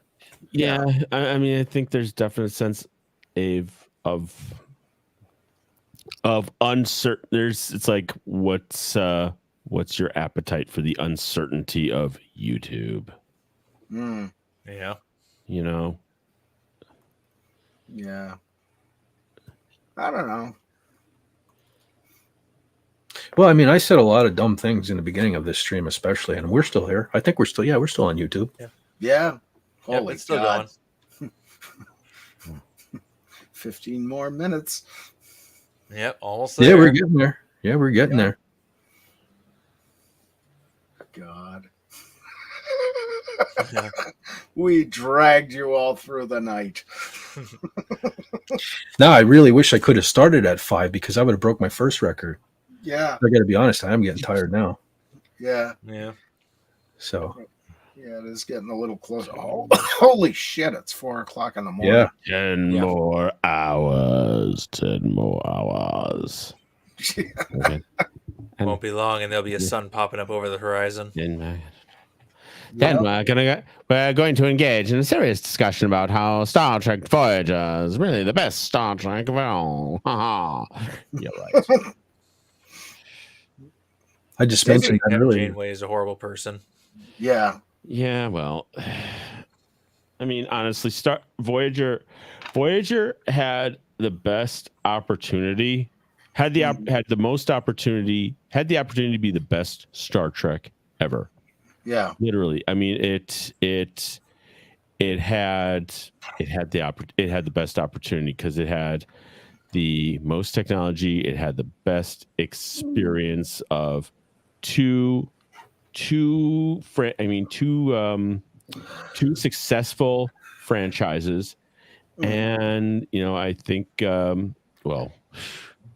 I think a fair amount of it had to do with the writing, of course, but I think some of it had to do with the fact that they blew their load on the UPN. Yeah. But, yeah, and then Scott Bakula came along and killed the whole thing. Yeah, with his show. I mean, I like Scott Bakula, in the what the hell was it? Quantum Leap. That's the one. Yeah. He was good in that, but as a Star Trek character, no. I don't know. I actually like Enterprise more than Voyager. Really? Yeah. I haven't seen Enterprise since it was new, but I remember liking that, and I didn't care for Voyager. Yeah. Well, So, I never liked Voyager. I think that Enterprise is a little bit truer to canon. Yeah. And just like the more pure science fiction aspect of it, like Yeah. Yeah. Yeah, and I do remember my own prejudice at the time was, oh God, not another Star Trek. And it's the same way with Star Wars, God, not another Star Wars movie. Now what? They keep trying to beat these dead horses till they get every last drop of blood out of them. Oh, well, yeah, that's, I mean, gosh, I don't, that franchise has been dead for like quite some time, Yeah. That and Doctor Who, Yeah. And they keep saying, oh, they don't have any more stories for new movies. My God, with the research I do going into old newspapers, there's stories galore out there that have never been told and could be adapted into a science fiction atmosphere. There are so many people here just in our community who could write such good things for all of these franchises, but they're too worried about giving their jobs to their friends. Yeah. And checking off the boxes for diversity purposes. Yeah. I mean, Hollywood really is, I mean, it seems to be just collapsing in on itself. And there was always that there's always that, okay, I know a guy, or it's this guy, or we know, this guy is free, or, I know a friend of a friend, and then stuff just happened to get made because. Yeah. And, how much, and like how much more as a percentage of that is happening nowadays than like actual serious money being put into production. Yeah. Yeah, and there's a lot of people who just don't want to hire old style writers. Yeah. You know? And I mean, that's why I like the Hays Code back in the old day with the old movies, is it forced them to write better stories, you know, with more engaging characters than, you know, just show tits and say fuck every 5 minutes. No. You know? Nothing wrong with tits, though. Yeah. No, I like them, but, you know, it's better If in all the show context. is that, then there's is no show. Yeah, you might as well put on Pornhub and have some popcorn. I mean, But- in terms of television, it's you know, streaming is you know, this perfect demonstration of what happens when you destroy something but don't put something in definite, like, as a replacement.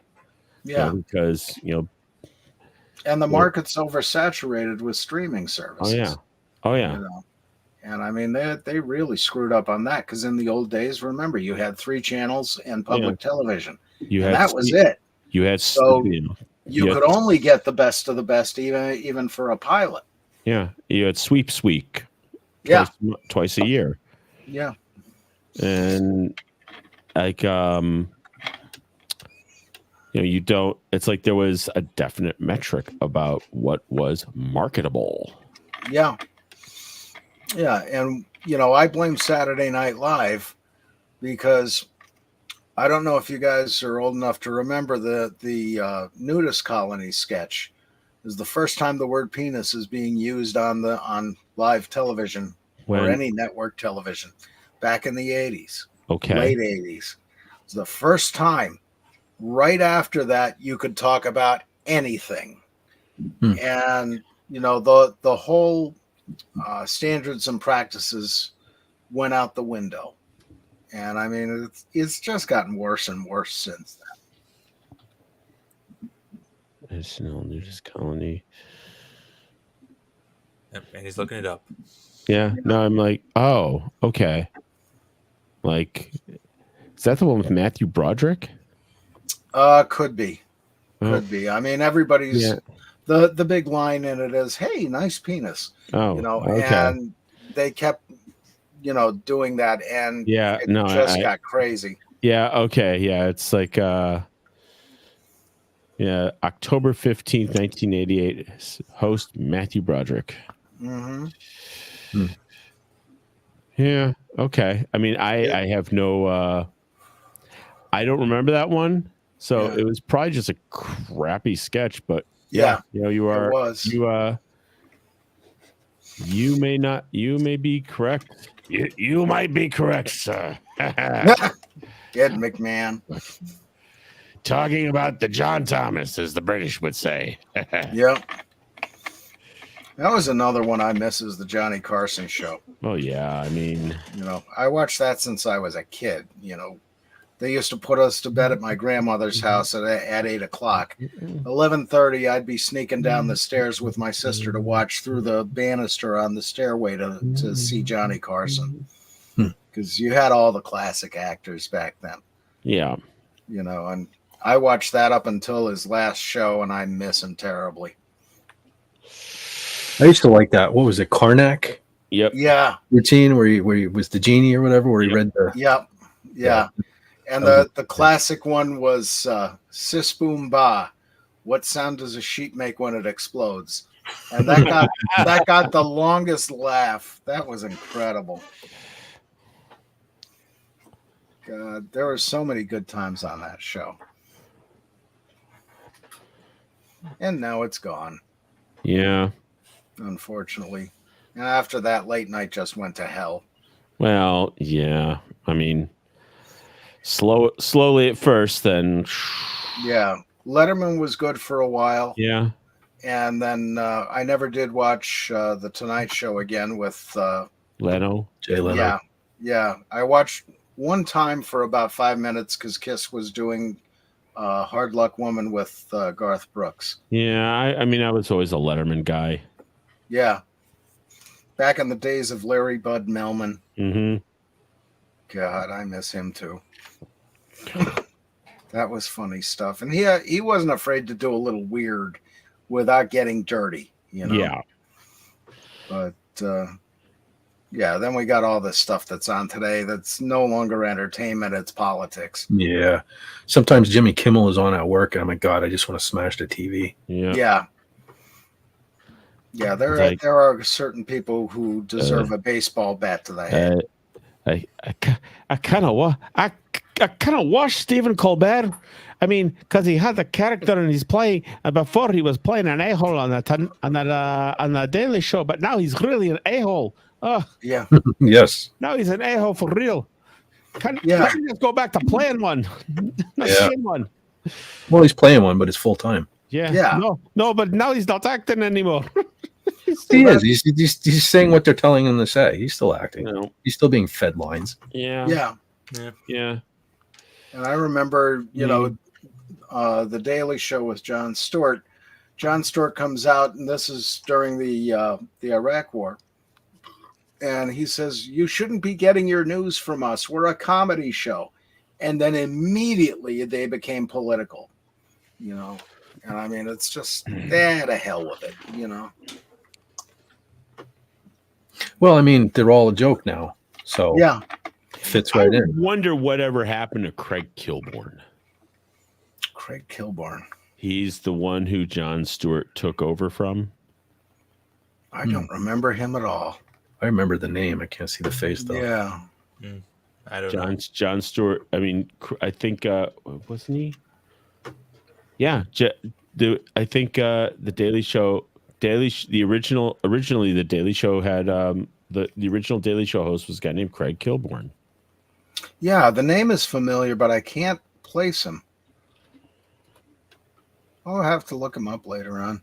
But yeah, I mean, there was a time when late night was, it was a great thing.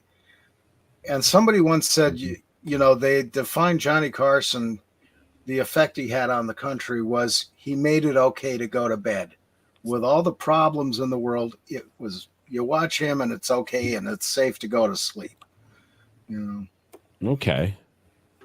And that was kind of true, You felt good when you went to bed. You weren't bothered by the politics or anything. Yeah. And when he made a political joke, he poked both sides. He didn't try to stab them in the guts, And it was all in good fun. But today it's just, vicious. Yeah.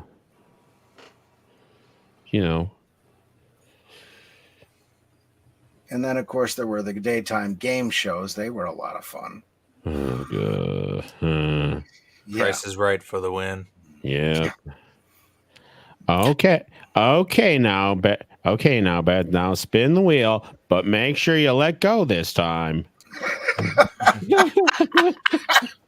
That's pretty damn good. I kind of like the whammies. Oh, pressure luck. Pressure luck. Yeah. Do you ever? No whammies. No whammies. Yep. Yep. Do you ever read the story about the guy who just like timed that thing perfectly? No. Like seriously, no. There was a guy who figured out. I mean, who figured out that it was just like timed on a computer and figured out the timing and got all the prizes. No shit. Seriously. I mean, we're talking something like, I mean, it wasn't like millions of dollars. It was like hundreds of thousands, like over $100,000. So as a result, they like had to do something where they randomized like this, they had to like go in and randomize the selection because of him. Played the game better than they did. Yeah. I mean, it wasn't cheating. It wasn't. It was honest. He gamed the game. Mm-hmm. Yeah, there was the other guy who was on The Price is Right, who had studied all the kinds of prizes and their actual prices, and he started winning stuff left and right. And so, what's your bid for the showcase, John? $23,783. $23,783. Yeah. God. And then there was, the match game, which was always hilarious. And the however many $1,000 pyramid. And $100,000. The the $64,000 pyramid. Yeah, and then it was the $100,000 pyramid, and Mm-hmm. Now we have the $30 trillion pyramid. The classic concentration. Yeah, yeah. card sharks, and well, there was The Price is Right, but that was in the evenings, and Let's Make a Deal. Pat Sajak just filmed his last show. Yeah. And is what's her name still there, Vanna White? Yeah, but Yeah, I believe she is. Yeah, I don't know. She's old. Well, but she's so well preserved. So is my mother's jam, but you know. Hey, I don't know, but yeah, there were so many classic game shows. Ooh, congratulations! Yeah. Whoa, we hit 10? Yeah, we just hit 10. I have 4 minutes, 3 minutes now on the StreamYard clock. So, well, no, weird. Good. Like my So we have screen some- said just so hit now 10. we have some time to talk about the WNBA. Oh, good God! whoa. Yeah, well. Who is Caitlin Clark, and why do I care? Oh, I used to cover the WNBA when I lived back in Chicago. It's like I'm like, and I mean, I'll if I can just talk a paragraph or so. It's like 8 of the 8 teams they started the WNBA a generation ago. 4 of them folded. Yeah. 4 of the original folded, and I don't know if the league has ever made a profit. And the way that there was a time when the NBA finals were on tape delay. Yeah. And there was a guy named David Stern who figured out that if he had personalities that he could promote, that could boost the league. And he had guys like MJ and Magic Johnson and Dominique Wilkins and Larry Bird. And that is what built the international brand. Is that what we had today? Yeah. Now, the WNBA has only had maybe 1, possibly 2 players like that. Yeah. And now they have someone like that, bona fides like that, and they're crapping all over her. It's like, is this the WNBA or is it the basketball league for a certain type of, certain race and class of person? Yeah. It's at the point where I think if they don't capitalize on Caitlin Clark's notoriety, which is a good thing, they never will, or they just deserve to flounder in mediocrity for the rest of their whatever they do. Yeah, because I've been wondering why Caitlin Clark shows up every single day on, I go on Fox News online, and every single day there's a headline of her. And it's like, what is she dating Taylor Swift or something? I mean, I think because that they're this is there is a time and a place for every news story to break out, and this is the time. And I mean, honestly, if the WNBA has always had to struggle, and they've never really talked about it, but it's like, okay, what are you? I mean, you don't have the MLB, the NBA, the NHL, the NFL. They are professional sports organizations. They are entertainment businesses. Yeah. So you are either an entertainment business, in which case you need. It's like I always think about this line from The Sopranos. I think it was in the 5th season when they're at this fair, and something breaks down, and Tony's yelling at Paul. It's like, I got to tell you this. We have the competition for the entertainment dollar. And so it's like you are either going to compete as a business and have a product that will compete, or you're just a social organization, and social organizations don't make profit. Yeah. So, boy, ain't that the truth. Well, this woman that you're talking about, is she the one that I'm seeing all the video of her body checking another woman? Yeah. She was well. She's the one that got body checked. She was the one who got body checked. Kennedy Carter, I think, on the Chicago Sky, who I used to cover. She's the one who body checked Caitlin Clark on the Indiana Fever. Yeah, because that's the thing with Caitlin Clark. She's not black. She's not gay. She's not black. She's not she's trans. Not yeah. So why are they publicizing a normal white girl? You know, it just doesn't make sense in this day and age. You know, it's I mean honestly, you look at they're the people who actually do come out for WNBA games. You look at most of the players, they are not white, not heterosexual. Yeah. But hey, like I said, if you have a marketable personality, you know, if you have someone who can, if you have a marketable personality, that is a rising tide that can lift all boats. If you treat it as such. Yeah. So but then look what happened with Danica Patrick in NASCAR. You know. Yeah.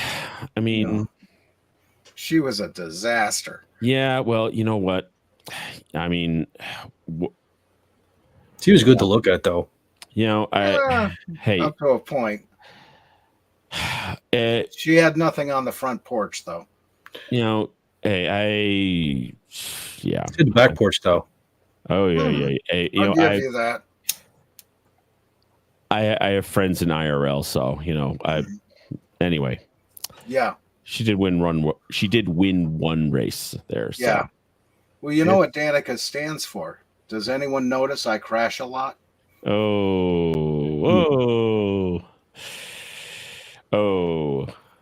That's not my joke. That's somebody else's. I'm just passing it on. Oh, we have to get you to the Catskills with jokes like that. Oh yeah. Well, I mean, I think. Well, I don't know. I don't know if it's hard. I don't know if it's harder to race in NASCAR or IRL, but. Well, she was better off in Formula One anyway. Well, Indy Racing League, yeah. Yeah, and you know the whole thing of her just being out there and continually crashing or bashing other drivers that were clearly better than her. It's crazy. Yeah, I think NASCAR is probably harder because it is more of an endurance sport. Yeah. Whereas IRL things do, you have more road courses versus ovals. Yeah. And you have some more engineering things and yeah, the subtleties are different. Yeah. And it's one of those things. It's apples and oranges basically when you come right down to it. Well, they are different skill sets. Yeah. All right, gentlemen. I hate to. Well, I was going to say cut it short, but I guess it wasn't really that short. But I'm fading here. Yeah. Unfortunately, I have work later. So. And darn jobs anyway. Yeah. Definitely need to retire. But I don't know. Does anybody have anything to plug or anything coming up that you want to put out there or anything? Oh, let's PodCon. PodCon, yes. And I believe Just Cause is Saturday again. Well, it's tomorrow night. Well, I mean, tomorrow. Yeah. It is today. Yeah. The future is now. Maybe Max should sing at PodCon. He's got a great voice. Yeah. But no, we got Just Cause tomorrow night. I believe 4:00 it starts, and then resumes Saturdays next week. I don't know who Raymond has on Wednesday night. It's here somewhere, but I moved all my notes. But I don't remember getting a thing for a guest, so I'm assuming it's maybe Fantastic Four or something again. That's right. Like that. So, lots of fun there. In the meantime, I'm sorry, Raymond. I can't do that. That was good. somebody you ought to get just the red eye. Yeah, the red dot. You know, Yeah. and with the gray ring that comes up when you speak with the avatar on. Oh man, we can use that too. Yeah, he definitely needs to do that. And come on, just cuz when we get Raymond talking about Kevin Humes, and you will throw this fight, Raymond. Just keep messing with them like that. Yeah, I'm sorry, Raymond. That move is illegal. Hello. No more practicing, You Raymond. can't have that, Raymond. It has ham in it.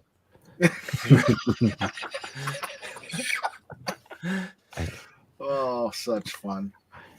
All right, fellas, if there's nothing else, I want to thank you. I want to thank anybody that watches this replay. Not that anybody's going to make 10 hours, but I'm grateful everybody that showed up. And again, I will try to do this more often. So yeah, this was a lot of fun. Yeah, indeed. Really enjoy hanging out with you guys. So all right, everybody, Fez, Max, Lenrod, have a great night. And I don't have a catch line really, so I guess that's it. Good night, Gracie. Have a great one, everybody. And remember, we're having fun. Absolutely. Yeah. Good night, all. Good night, guys. Take care. Adios.